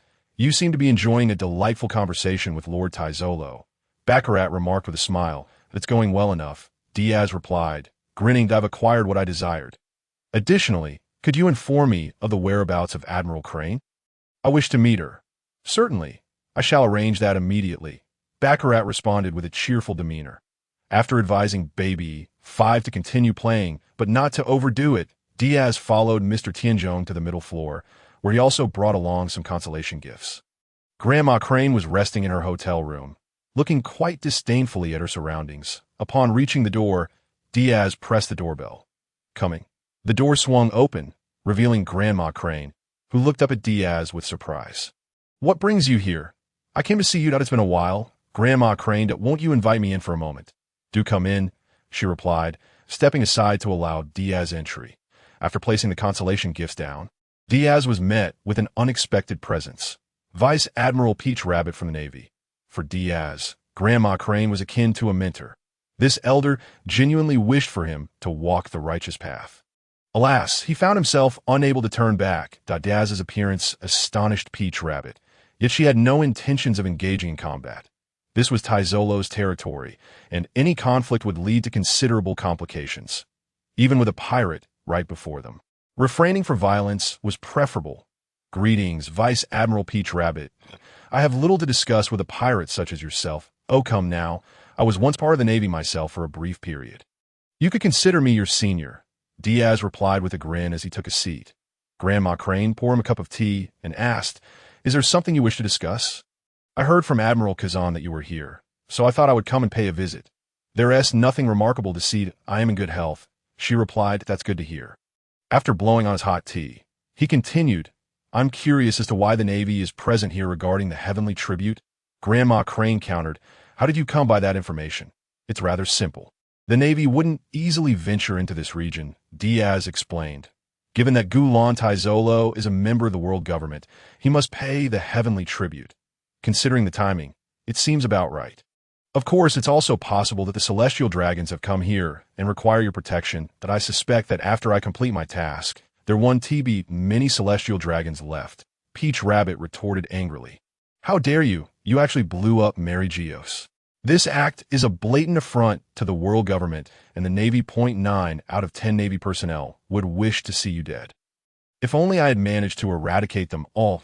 If they were eliminated, the world government would have no reason to collect the heavenly tribute, and wouldn't that make things easier for everyone? Diaz mused. That does present a somewhat reasonable argument, Peach Rabbit thought.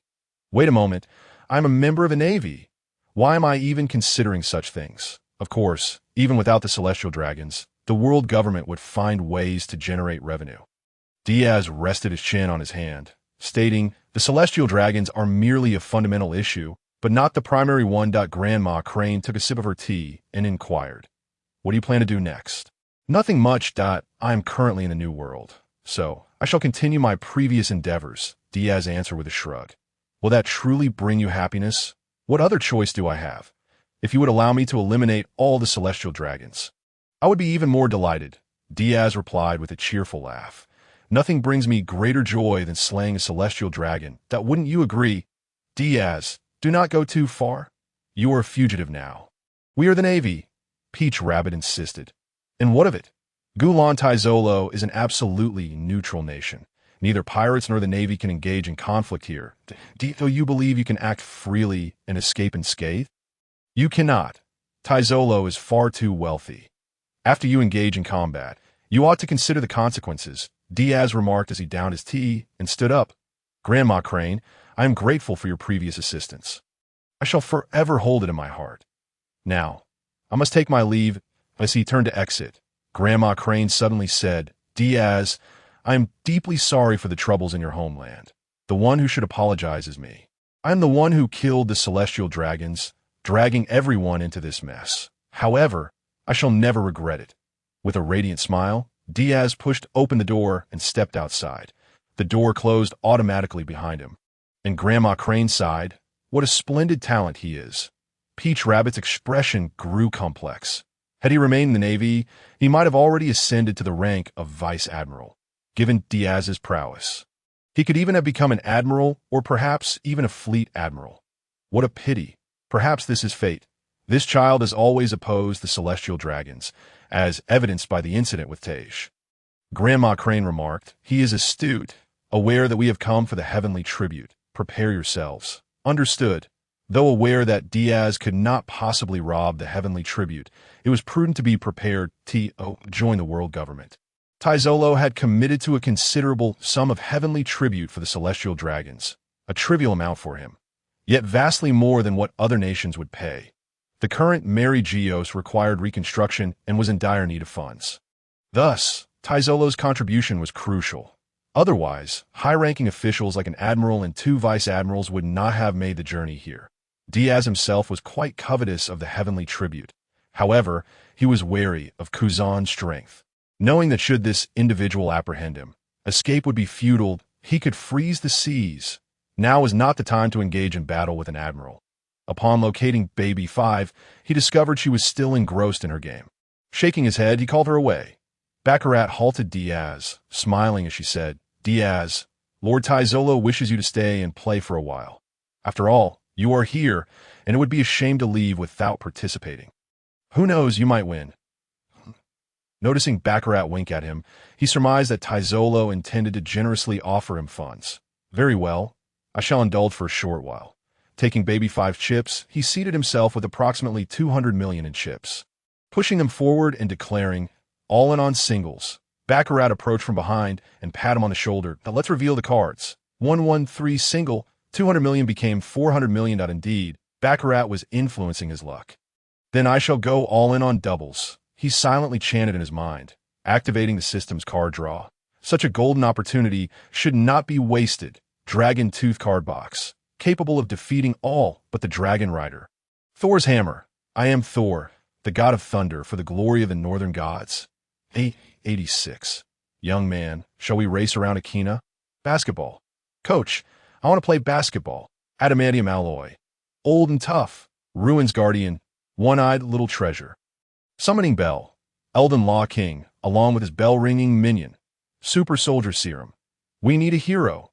Dog language translator. Includes versions for Wonjo dialect and Minnan dialect. 6 god. Top-tier perfume. What a haul. A 10-fold draw, filled with exquisite items. Should I go for another round? Just as he pondered this, the system's penalty struck. Detected improper means of drawing cards by the host. Achievement system disabled. No card draws permitted for 1 month. Oh, what? The achievement system is shutting down just like that. It seems I have not accomplished much myself. Well, it is what it is. If it closes, then let it close, for it serves little purpose anyway. I shall refrain for drawing cards for a month. If I do not draw, then so be it that I will direct all my focus to the gambling table. With Baccarat in play, manipulating luck becomes exceedingly simple and effortless. Before long, an investment of 100 billion berries found its way into Diaz's pocket. The lucky fruit of Baccarat is truly remarkable. How I desire it, thought Diaz. Chapter 97. Super Soldier Serum and Tiller Machine.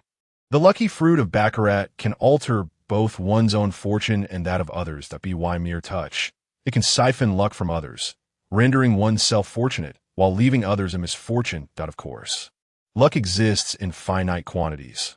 Once her luck is depleted, she too shall face adversity. That it can also bestow good fortune upon others. Becoming a subordinate of Taizolo was a result of Taizolo recognizing Baccarat's ability. After all, her talents are simply too valuable. When someone wins, she merely needs to place her hand upon them, and they will instantly become destitute, all without them comprehending how they lost, forced to depart in shame. Diaz's 100 billion berries were acquired through this very method, converting a substantial number of chips into berries, stowing them away in his system's backpack before taking his leave. Baby 5 exclaimed excitedly. Your luck is astonishing. It's all right, but this will likely be the last time, he replied, knowing such occurrences cannot happen frequently. This time was an investment, but he would soon require alternative avenues.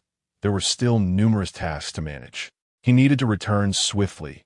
The journey was swift, and upon returning to the kingdom of Cyril, he wasted no time seeking out Otto, discovering him in a laboratory of the German kingdom, engaged in discussions with Gaji. Upon seeing Diaz's return, he smiled and remarked, My friend, it is a pleasure to see you.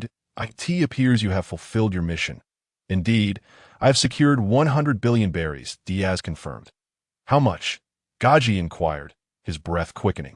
This was a staggering sum. How many battles must they fight to amass such wealth? 100 billion berries, the investment of the Golden Emperor Tesalo. Diaz waved his hand, and mountains of berries materialized in the laboratory. Eliciting gas from the research staff. I shall allocate 15 billion berries for research funding, 50 billion for the development of the Kingdom of Cyril, and the remaining 35 billion. Otto, you shall oversee.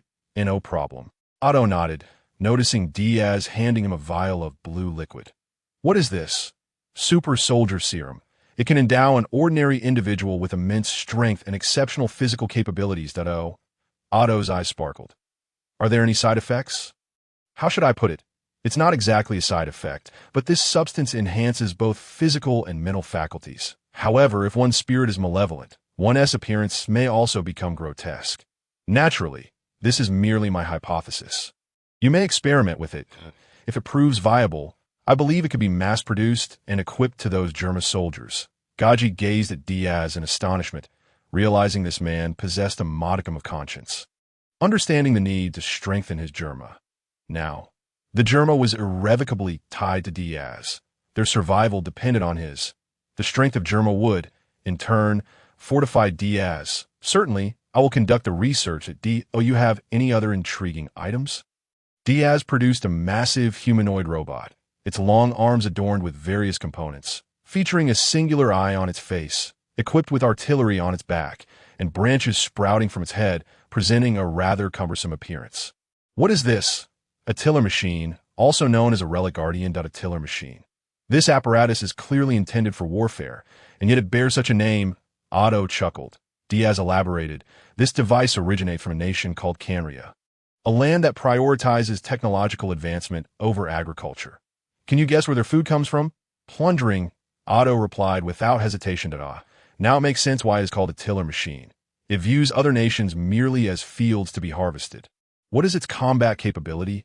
Uncertain, but I am considering mass production. That is indeed feasible. Let us have someone analyze and modify its programming. Otto called over a few individuals to lower the tiller machine and directed others to study it. Why pursue research on this? Gaji questioned. You look down upon the scientific capabilities of Germa. Diaz responded, since future warfare will involve deploying machines rather than men, human conflicts result in excessive casualties. Machines, however, are devoid of pain, fatigue, and fear. They march forward, crushing everything that stands in their way. Yet, such an approach would incur significant cost. No, you are mistaken, Mr. Gaji. Otto adjusted his non-existent glasses, stating, in fact, the more we produce, the lower the price becomes. Fixed costs remain unchanged.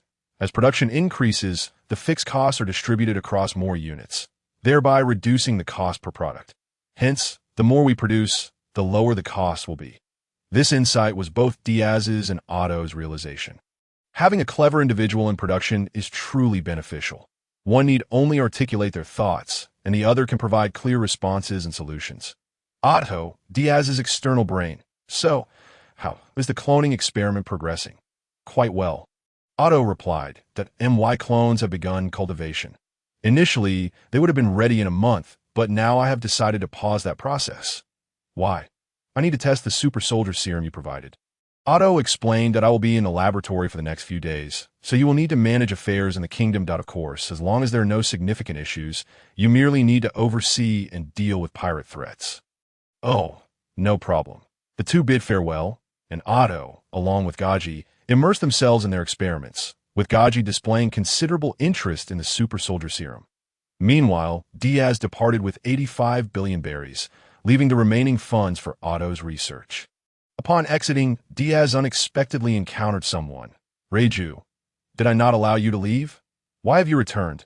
I realized I have nowhere else to go, Reiju replied helplessly, having lived in the Germa kingdom her entire life. Her existence revolved around war, studies, and caring for her brother, with little else to occupy her time.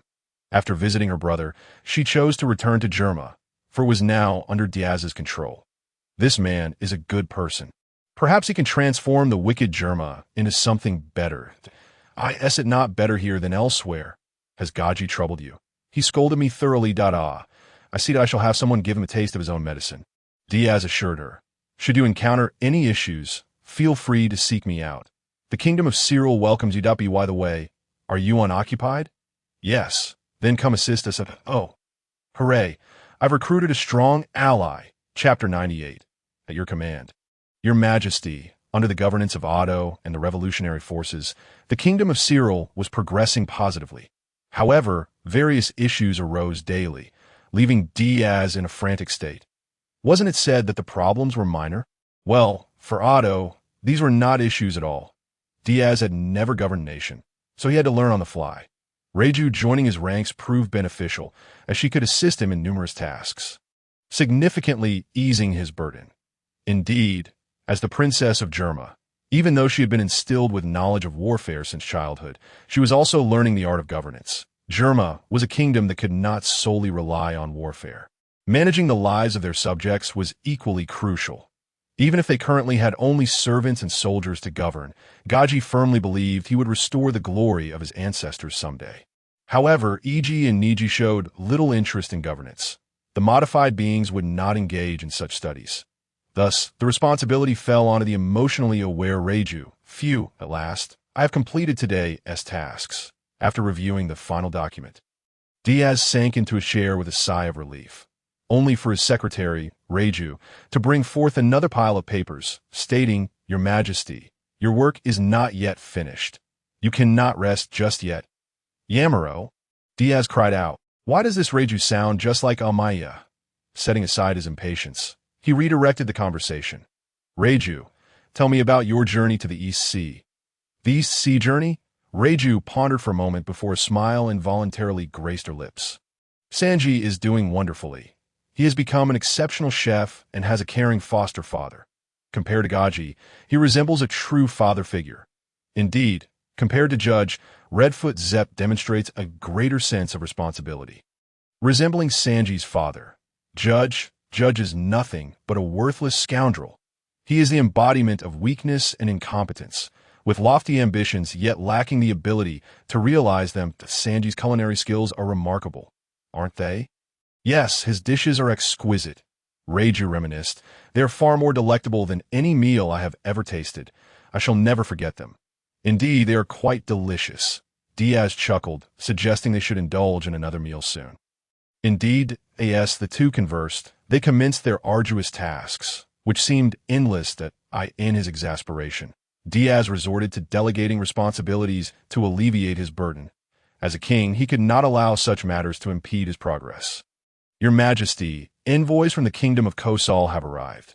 The Kingdom of Kosal? Diaz paused, a flicker of recognition crossing his mind. Mariejois interjected, that's the kingdom that lent money to the previous king, leaving him indebted by 20 billion belly. Oh, I remember now. Those fellows are truly nefarious. Let them in. Diaz instructed the attendants to bring in the documents, seated in the vast emptiness of the palace. Resting his head on one hand while Mariejois stood nearby, her hands clasped over her abdomen, her brow furrowed in thought. Soon, the envoy from the Kingdom of Kosal was presented. Upon seeing Diaz, he exclaimed in surprise. Wait, isn't the King Drake III? He is deceased. I am the current king, Diaz declared, opening his eyes to regard the envoy from above. The envoy, though worldly, was momentarily taken aback by the dim light within the palace and coughed before addressing him. Your Majesty, it is an honor to meet you. I am the envoy from the Kingdom of Kosal. You may call me Noan. I have come today to inquire about the repayment of the debt owed by the Kingdom of Zillier. Debt? What debt? Diaz queried, his expression one of confusion. How can you deny it? This fellow. Noan maintained a smile as he continued. You jest. Your Majesty, it was your predecessor, King Drake III, who borrowed 10 billion belly under the pretext of constructing a wall. Considering our proximity as neighboring kingdoms, the repayment date is today, totaling 20 billion belly, including principal and interest. Here is the promissory note, in duplicate. Mariejois? Yes. Mariejois approached, taking the note and presenting it to Diaz. After a cursory glance, he returned it to her, and it crumbled in her hands.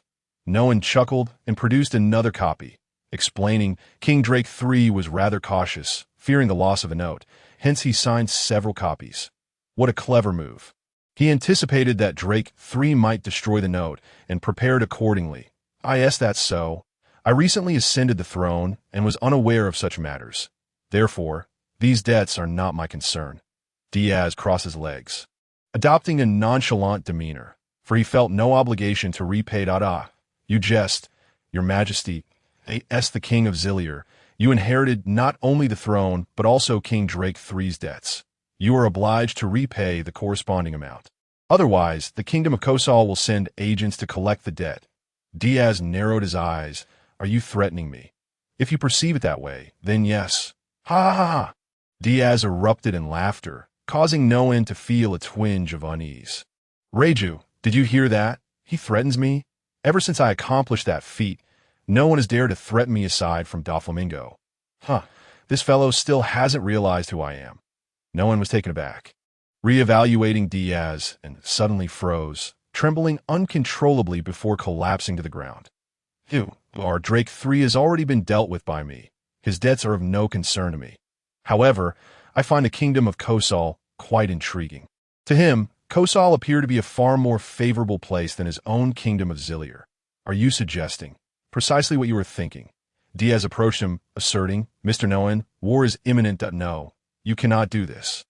Why not? Diaz replied, looking down at him. Such is the nature of the sea.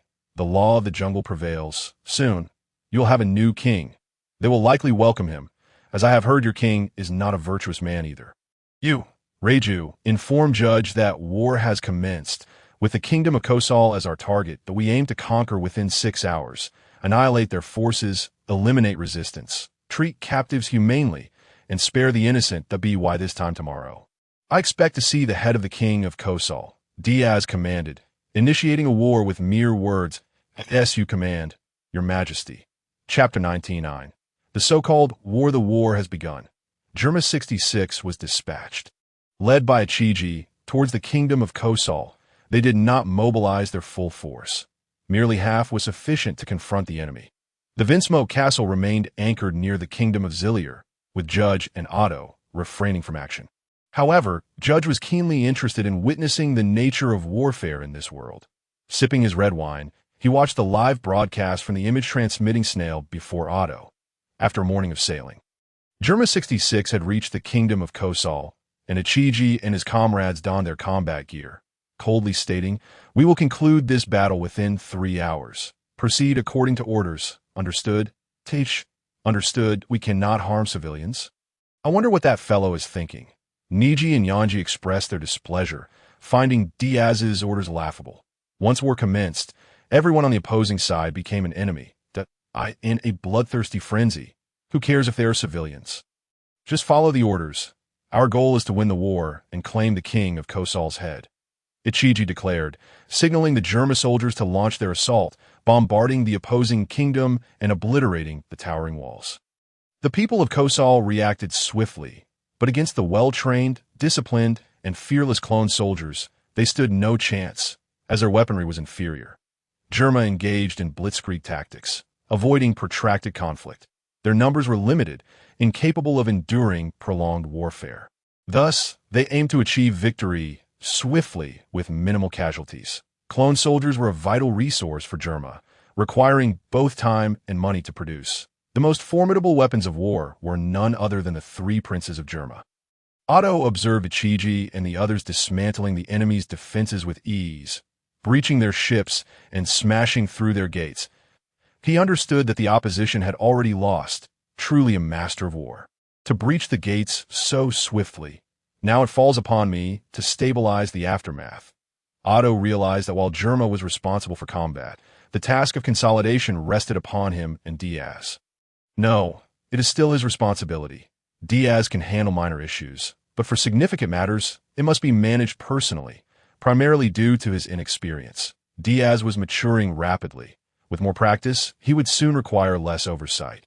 Allowing Otto to indulge in his laboratory pursuits, oh yes, the bishop, now devoid of concerns over collapse or reviving Karen, had adopted a far more laid-back attitude. 5 centuries of dedication had borne fruit, and now he would relish the opportunity to relax. The programming for the tilling machine would require some time, with the Supreme Commander being Brand D. Diaz, followed by Otto. He would then need to integrate it into the recording system. No. First, he must establish the server. Otherwise, the process would be overly cumbersome with individual entries and the construction of signal towers and satellites. Looks like I won't be resting anytime soon. Reflecting on this, he felt the onset of busyness again, yet it presented a challenge he found quite intriguing. Supporting a nation felt remarkably fulfilling. Previously, technological suppression hindered rapid development. Now he was eager to witness how quickly this world could advance with their involvement. He had acquired satellite manufacturing technology from the Void Century, serving as a repository of knowledge. 5 centuries of wisdom and cunning are not mere trifles. Additionally, the research on the super soldier serum needed to extract its advantages for enhancing his clones, and those soldiers could incorporate some genetic factors. Whether clone soldiers or tilling machines, both served as instruments of war. Furthermore, he could deploy drone swarms in combat. Diaz and Otto's military acumen surpassed that of the denizens of this world by a significant margin. Do you understand firepower coverage? When impoverished, execute tactical maneuvers. When affluent, bombard them mercilessly.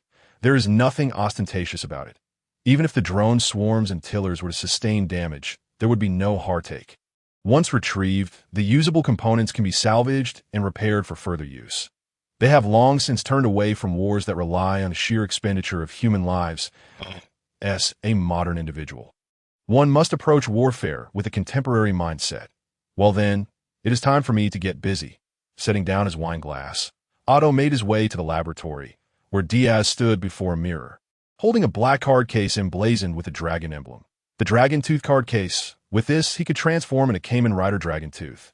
After the previous mishap with Foes, having another is indeed fortuitous.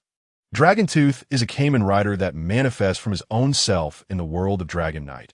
Aside from Odin and Dragon Knight, none could match him in combat. This clearly demonstrates the formidable prowess of Dragon Knight. He simply chooses not to engage. It is not that he cannot. Unlike the other Kamen Riders, the belts of Dragon Knight require no prerequisites. One merely needs to acquire the card case and forge a contract with a contract beast to transform. However, the transformation must occur before a reflective surface capable of mirroring one's body. Pointing the Dragon Knight card case at the mirror, a belt materialized around his waist in the reflection and in reality. The same belt adorned him as well that he slid the card case into the belt and whispered, "Henshin."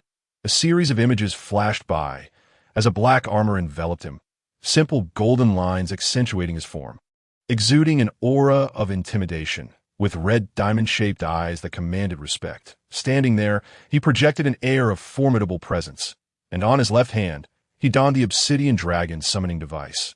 Punching power, 12. 5T. Kicking power, 22.5T. Jumping power, 40M. Running speed, 100M and 4.5S. The surface of the mirror rippled like water as he stepped into it, emerging in a completely opposite room. The mirror world and the abilities of the mirror fruit are entirely different.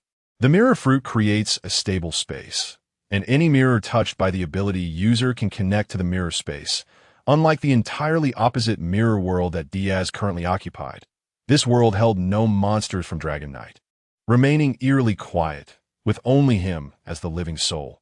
This presents many possibilities, he mused. Perhaps he could also trap Emu in this world. He could pull anyone into the mirror world, and if he did not take them out, that person would remain eternally lost within the mirror world until death claimed them. After indulging in this for a while, Diaz exited the mirror world and reverted to his original form. Dragon Tooth could be considered one of his trump cards that IT should not be employed lightly. Thus it was time to proceed with the takeover of the Goya Kingdom. Chapter 100. Ignorance and stupidity under the military pressure of Jamar. The Goya Kingdom did not endure for long and soon fell. Their king was slain by E.G. When Diaz and Otto arrived in the Goya Kingdom, the residents wore expressions of terror, evidently still trapped in the shadows of war. Paying little heed to this, he made straight for the palace. E.G. cast the severed head at Diaz's feet, declaring, "Your task has been fulfilled. Leave half of the Jamar soldiers to garrison this nation. I will send for reinforcements to oversee the area." E.G. did not elaborate further. Currently, Diaz was their superior, and regardless of dissatisfaction, they could not afford to clash with him. Otto acted swiftly, gathering personnel and assessing the situation of the kingdom. The reports indicated that the circumstances were significantly better than those of the Solaire Kingdom. At least their finances were not in deficit. They asked for how they achieved this, through loans and the exploitation of citizens. Indeed, the nobility remains a stumbling block in our path to development. Bring them to me. Diaz commanded a group of Jamar soldiers, tossing them the list compiled by Otto. Within 3 days, eliminate them all and hang their bodies at the city gates for public display. Yes, they raised no objections and swiftly departed to carry out the orders. The advantage of cloned soldiers lies in their lack of questions and the absence of betrayal. Diaz rested his chin on his hand and remarked, I must recruit some scientists from other nations. The Jamar personnel alone are insufficient. The scientists from Jamar do not meet his needs. He requires talent for various fields, for managing 2 nations is no simple task. Otto, understanding this, replied, I wonder how advanced the scientists in this world truly are. Who knows? Some are exceptionally capable, while others are woefully inadequate. The disparity is striking. The most skilled are in the hands of the world government. I have a particular craving for Vegapunk. He can be considered the polymath of this world. Vegapunk has transcended the confines of this era by centuries. The only limitation he faces is the age itself. It could be said that the times cannot keep pace with his footsteps. According to your assessment, that individual could indeed be rated alongside Da Vinci. Otto chuckled, in certain respects, you too could be considered polymath. More or less. I am merely a product of postnatal creation. Otto is clever, yet much of his knowledge is derived from the Void Archives and acquired through subsequent learning. The Void Archives, established by Dr. May from the previous era of the collapse, was the first divine key crafted from the core of the law of reason, containing an almost infinitely expansive repository of knowledge collected by the law of reason from past civilizations.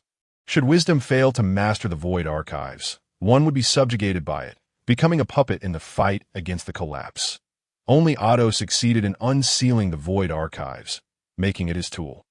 Possessing that knowledge, Otto could also be deemed a polymath. No, you are remarkable. Not everyone can manipulate the god of collapse and create new timelines. You are one of my greatest admirations. Of course, you are also a bit of scoundrel.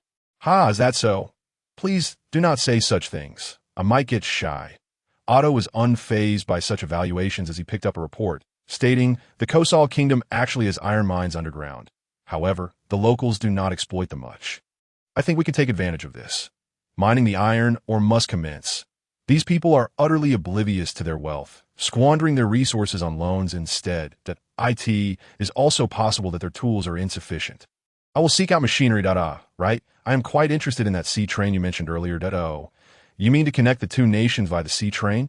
Yes, it would facilitate control and communication. Very well. I shall visit Water City. It is a pity that the designer has passed. Only 2 individuals remain who possess the knowledge.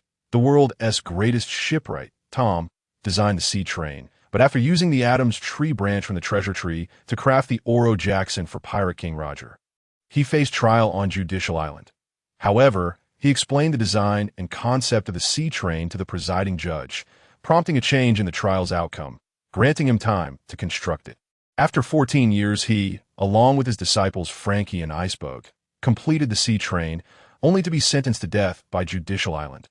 Upon hearing Diaz's account, Otto shook his head, exclaiming, the world government is truly backward.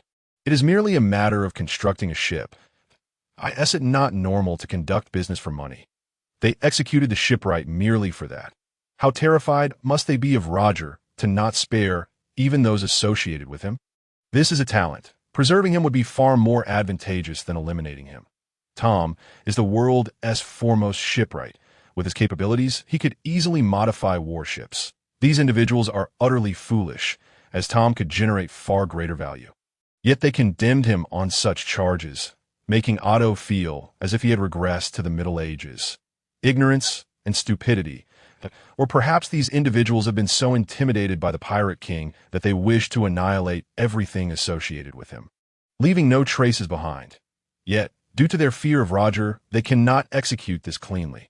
Their actions appear half-hearted and indecisive. They cannot contend with the Pirate King and his crew, so they take out their frustrations on those connected to them. The year before the birth of the Pirate King's child, numerous women were executed while pregnant. However, they did not account for the fact that the pirate king's wife, at the cost of her life, managed to delay the birth of their child by a year late. How did she achieve that? This defies human physiological responses, does it not? Otto exclaimed in shock. Is this the greatness of maternal love? Yes, after giving birth, that noble mother passed away. Such a remarkable mother. Otto remarked, the world government is truly wasteful. If I were given 800 years, I could push the technology of this era back by at least 300 years. Enough of that. I must head to Water City now. You shall handle matters here. Understood? Oh, and please recruit a few shipwrights to bring back with you, no problem. Diaz nodded, resolute in his decision. The matters concerning the kingdom of Kosal could be entrusted to Otto, leaving him free from worry about other concerns, as there were no conflicts of interest that would incite treachery from Otto. His only apprehension lay in the possibility of Otto refusing to cooperate. The wave-breakers sailed through the doldrums, reaching the North Sea, ascending the upside-down mountain, and entering the first half of the Grand Line. Following the compass's direction, he arrived at the City of Water without the need for a log pose. Chapter 101. Spagwit. From a distance, the City of Water resembled a colossal fountain, with a high plume of water erupting from the center of the island, flowing through the waterways and cascading into the sea. The architectural style bore a striking resemblance to that of Venice. Diaz donned a mask, for his notoriety had grown excessively, and he feared it might frighten the locals, especially with CP9 agents present. Attracting the attention of the world government could prove exceedingly troublesome. Diaz concealed the wave-breaker and made his way to the finest shipbuilding company on the island, the Carrera Company. He needed to meet with the owner, Spagwit, one of Tom's disciples. Upon arriving at the headquarters, he addressed the receptionist. I wish to commission a vessel. Please summon your proprietor. Sir, please follow me. The receptionist guided Diaz to the waiting room, offering tea and fruits, and said, please hold on. Mr. Spagwit is on his way. Thank you. After approximately 10 minutes, a man clad in a striped suit, bearing a stern demeanor, entered the room, accompanied by a blonde secretary. Spagwit spoke. Good day, sir. I am Spagwit, the owner of Carrera Company. May I inquire what type of vessel you require? Carrera Company can fulfill all your needs at a sea train. What? I wish to request the construction of a sea train. Monetary matters are of no concern, sir. Please do not jest. I lack the capability for such a task that I am merely a shipwright. Spagwit shook his head. If you seek to build a ship, I can accommodate your request. However, a sea train is beyond our purview. Behind him, the blonde secretary, Khalifa, adjusted her glasses, speculating on the true identity of the masked man before her. The cost of a sea train was astronomical, and to her knowledge, only Spagwit possessed the expertise to construct it. What could this man's intentions be, desiring a sea train? Spagwit's rejection was anticipated by Diaz, who replied, money is not an issue. Furthermore, as a gesture of goodwill, I shall present you with a gift. A gift? In a flash, Diaz seized Khalifa, lifting her effortlessly with one hand, as she struggled to comprehend the situation. Khalifa, a member of CP9, has been lurking near Spagwit, seeking the design of the ancient weapon Pluton. Other members include Rob Lucci and Kaku. You must have targeted them, correct? I do not know what you're talking about. Khalifa was taken aback, flailing helplessly, utterly defenseless. Spagwit quickly intervened. Sir, please do not resort to such measures. Khalifa is merely a secretary. No, she is not. Diaz removed his mask, revealing his visage, which caused both Khalifa and Spagwit to freeze in shock. I shall forego introductions. You both ought to recognize me. They seek the design of Pluton, which is why I have come to the City of Water. Diaz dislocated Khalifa's shoulder, rendering her incapacitated, and set her aside, gently patting her cheek. I am not a wanton killer. My sole aim is the sea train, Mr. Spagwit. This is a token of my sincerity. I wonder if you would consider accepting my employment. I envision Master Tom's sea train as a bridge connecting the world. Spagwit felt the weight of a threat. Yet after contemplating, he stated, I am afraid I am merely a shipwright. Very well. I shall seek another. There is another, Frankie, but he is reluctant to engage with an individual of your nature. Spagwit conceded. Crack. Khalifa's neck was abruptly snapped as she gasped in horror. Diaz swiftly covered her mouth, Breathe deeply, relax. It one T hurt. Caliphus ceased to breathe, and Diaz disposed of her body, remarking, Mr. Espagwit, I am not a devil. She is CP9, and I cannot allow those who may expose me to live. Be cautious of the remaining CP9 members in your company. They're troublesome. I in this world. The knowledge of constructing a sea train resides solely with me. No, there is another, Diaz continued. Master Tom had 2 disciples. You and Cutlass Frankie, who is now missing. Publicly, you're the last remaining disciple of Master Tom. He is now known as Frankie, a notorious figure in the City of Water. As Diaz spoke, Espagwit felt his hands grow cold. What do you intend to do? I have stated my desire for a sea train. I am not interested in that fellow's design for Pluton. I know its location and will retrieve it myself, without the need for construction. The ancient weapon Pluton lies beneath Wano, but extracting it requires dismantling the barriers surrounding Wano and forcefully opening its borders. Otherwise, it remains unattainable. Naturally, Diaz held little interest in Pluton, the destructive power to obliterate an island. Who knows how vast that island might be? An isle the size of a house is still an island. The City of Water, with its expansive size, is likewise an island. The description is vague, and the potency is uncertain, not to mention whether it can even be activated after 8 centuries remains a significant question. Who would employ an antique from 8 centuries past in combat? With such time, one could forge something far superior.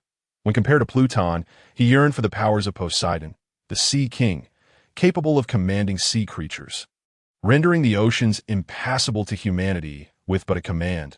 The notion of colossal sea creatures stretching thousands of meters in length rendered even an admiral of the Navy powerless against them. Espagwit, increasingly astonished by Diaz's words, saw him don his mask and prepare to depart, urgently grasping his arm. How do you know all this? I possess my own unique sources of information that I act with principles.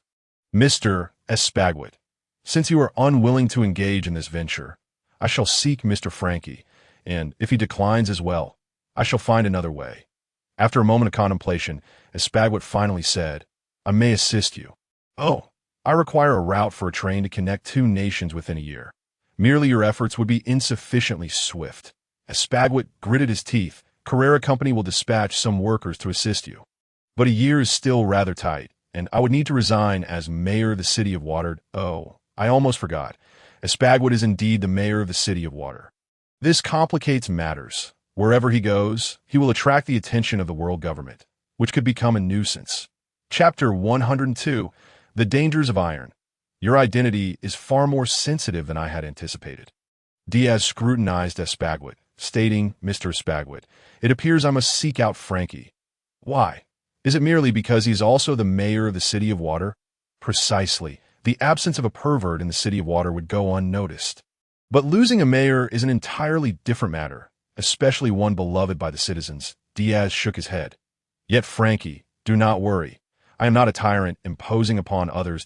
I merely seek to harness his abilities. I hope to employ him for this endeavor. I assure you, the sea train is a bridge between 2 nations. It will be far safer in my care than here. Very well. I understand. I shall assist you. But what of the CP you mentioned? Fear not. I will ensure the elimination of all CP agents on the island to guarantee your safety. Excellent. I shall speak with him. Oh, by the way, what compensation are you offering? A flat rate of 200 million berries, and I would also appreciate your hiring a few shipwrights to assist me. Understood. The 2 individuals split into 2 paths. Diaz departed from the Carrera Company toward the clothing store to procure some equipment, while the 2 members of CP9 were diligently attending to their tasks. Rob Lucci and Kaku, appearing as ordinary shipwrights, wielded their hammers with utmost seriousness, driving steel nails into the ship's hull, in stark contrast. The other workers seized any opportunity to slack off. It is often the undercover agents who work with the greatest dedication. Upon concluding their labor, they would typically head to the nearest tavern for a drink. However, the establishment was experiencing a lull in business, with only the proprietor present, a burly man sporting a horn-like hairstyle, clad in a shirt, lazily polishing a glass. Same old story, remarked Lucci. The owner, Bruno, nodded and served the 2 a drink just as a figure pushed open the tavern door. Clad in a white suit and a mask, this attire might seem unremarkable to the average observer. Yet it was a shocking sight to Bruno and the others. Why was a CP0 member here? CP9's Rob Lucci and Kaku, along with Bruno, felt a wave of apprehension as Diaz, disguised as a member of CP0, spoke in a low tone that heightened their alertness. The order from above is to abandon the acquisition of the Pluton design and immediately join me in the search for the notorious pirate. Brando Diaz. The three's pupils constricted as Lucci inquired, "Is it just the three of us?" He had no doubts regarding the other's identity, for their mission was confidential, not something just anyone could know. Moreover, such attire was typically reserved for the direct agents of the Celestial Dragons, known as CP0. Of course not. There are other members of CP9 who have already set out, Diaz continued. Lucci, the higher-ups have high hopes for you. They believe you are worthy of joining CP0.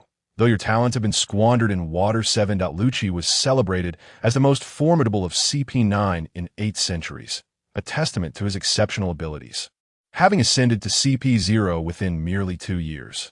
Unfortunately, he had encountered the unreasonable Luffy and received a severe beating. Diaz's revelations and guise did not raise suspicion in the trio. Lucci remained unfazed, merely asking, "When do we depart?" "Where to?" "Immediately. Our destination is Hades." Suddenly, Lucci felt an excruciating pain in his chest as a gleaming blade was plunged into his heart. Diaz twisted the knife, reducing Lucci's heart to mere fragments. "Lucci!" Kaku and Bruno exclaimed in shock. Kaku, with a swift movement, launched a powerful kick, gale foot. Diaz intercepted the kick and retaliated, sending Lucci flying before charging towards Bruno. A fist came barreling towards him. Bruno crossed his arms and shouted, "Iron block!" Bang! The fist pierced through his arms and chest, causing him to cough up blood, unable to comprehend why his iron defense had failed. Was it merely a disparity in strength? As his consciousness waned, he heard Diaz remark, "Iron blocks can be quite detrimental. Indeed, they can be harmful." Extracting his arm and shaking off the blood, he turned to Kaku, who, fully alert, asked, "Why does CP0 want to kill us?" "Because I want you dead," Diaz replied, withdrawing the blade from Lucci's lifeless form and advancing toward Kaku. "As long as you perish, I am likely to achieve my objective. In truth, we have no conflict of interest. You have not committed any particularly heinous acts, yet that does not prevent me from wanting to eliminate you. If this matter comes to the attention of the world government, you too shall meet your end." Kaku threatened. "Let them know. I do not care." Diaz shook his head. Suddenly, he noticed that Lucci had vanished. A leopard sprang from behind him, lunging for his neck. Reacting swiftly, Diaz used the shave technique to distance himself, remarking, "Truly worthy of CP9's genius. You have restored your injuries at the cost of your life, I presume. However, such a method must take a considerable toll on your vitality." Lucci, well versed in the 6 powers and having mastered their ultimate techniques, was aware of the advanced application of life return. This tactic allowed him to forcibly heal his wounds, albeit at a significant personal cost. The leopard transformed into a humanoid beast and exclaimed, "You are not CP0. "Indeed," Diaz affirmed. "Califa is dead, isn't she?" "What? Even Califa?" "Correct. She was the first to die, and having seen my face, she had to be eliminated." "Who exactly are you?" "That is inconsequential. What matters is that you are doomed." Diaz replied with a shake of his head.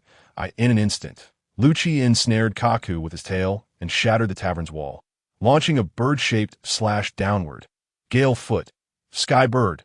Lucci was supremely confident that even a warship several hundred meters wide would be cleaved in two by this attack.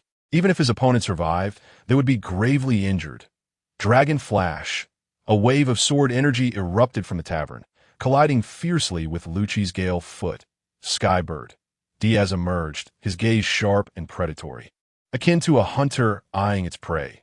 Leaping into the air, he pursued Lucci and Kaku, his movements causing their pupils to contract. That also the 6 powers. "Who on earth is he?" Lucci, realizing their peril, urged, "Put me down, or neither of us will escape." Clenching his teeth, Lucci reluctantly released Kaku as they navigated the towering structures of Water 7, splitting up to evade capture. Diaz summoned a Pokeball, commanding, "Go, Shakira's, eliminate that long-nosed fellow in the hat." Shaki, Chapter 103. Bankilla's Shakira's propelled itself forward, unleashing a gust of air that collided forcefully with Kaku. Utilizing a powerful charge attack, it proved remarkably effective.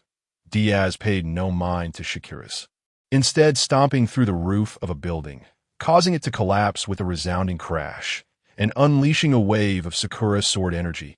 Secret technique. Sakura dance. Lucci had never witnessed such a magnificent display of power, but reacted immediately. Iron block. Clang.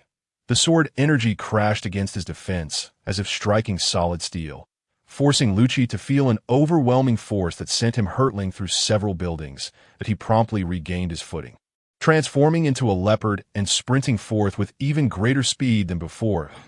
In his beast form, his agility surpassed that of moments prior. Alas, being merely a user of the ordinary cat fruit. If he had consumed a more potent fruit, Lucci's accomplishments would have been far greater. Diaz chuckled and shook his head, declaring, "Seventh secret sword. Thunder light." Boom! Like a thunderstorm, the air crackled and exploded as Diaz's speed surged. Lucci sensed the looming threat of death as Diaz appeared behind him, the glinting blade of Murasame reflecting a terrifying light as it descended upon him. Puffed! A headless corpse crumpled to the ground as Diaz sheathed his blade and gazed into the distance, where a yellow beam shot skyward, a destructive light from Shakira's, followed by a furious roar. Roar! The roar echoed like that of an enraged dragon. Diaz swiftly made his way towards the source, where he beheld a colossal beast resembling Godzilla, standing atop a fallen corpse and roaring ferociously. Bankilla's type. Rock evil category. Armor Pokemon ability. Sandstream moves. Destructive light. Rampage. Thunder Fong. Revenge. Sandstorm. Earthquake. Diaz surveyed the towering azure beast, a satisfied smile gracing his lips. Shakira's has evolved during this battle. Bankilla's was enveloped in a tough cerulean shell, akin to wearing an impenetrable armor. Spikes extended from its head to its tail, with two triangular holes positioned on either side of its chest. In the center of its back, and at the knees, the lower abdomen and back bore a shell of the same hue as Shakira's. Simply standing there, it emanated an intimidating aura. King of Sandstorms. Bankilla's. Diaz descended, patting Bankilla's on the shoulder. "Excellent work, Bankilla's. You have evolved. Now you can eat." Bankilla's immediately brightened, upturning the floorboards to devour them. The little glutton had transformed into a ravenous beast. "Very well. We must take our leave." Sated from munching on the floor, it returned to its pockballed eye in a flash. Diaz arrived at Frankie's residence. Upon opening the door, he was met with a gathering of oddities that he closed the door, then reopened it. A blue-haired individual with a pompadour had his arms pressed together, clad only in a pair of briefs, striking a rather iconic pose. Espago sat nearby, shaking his head.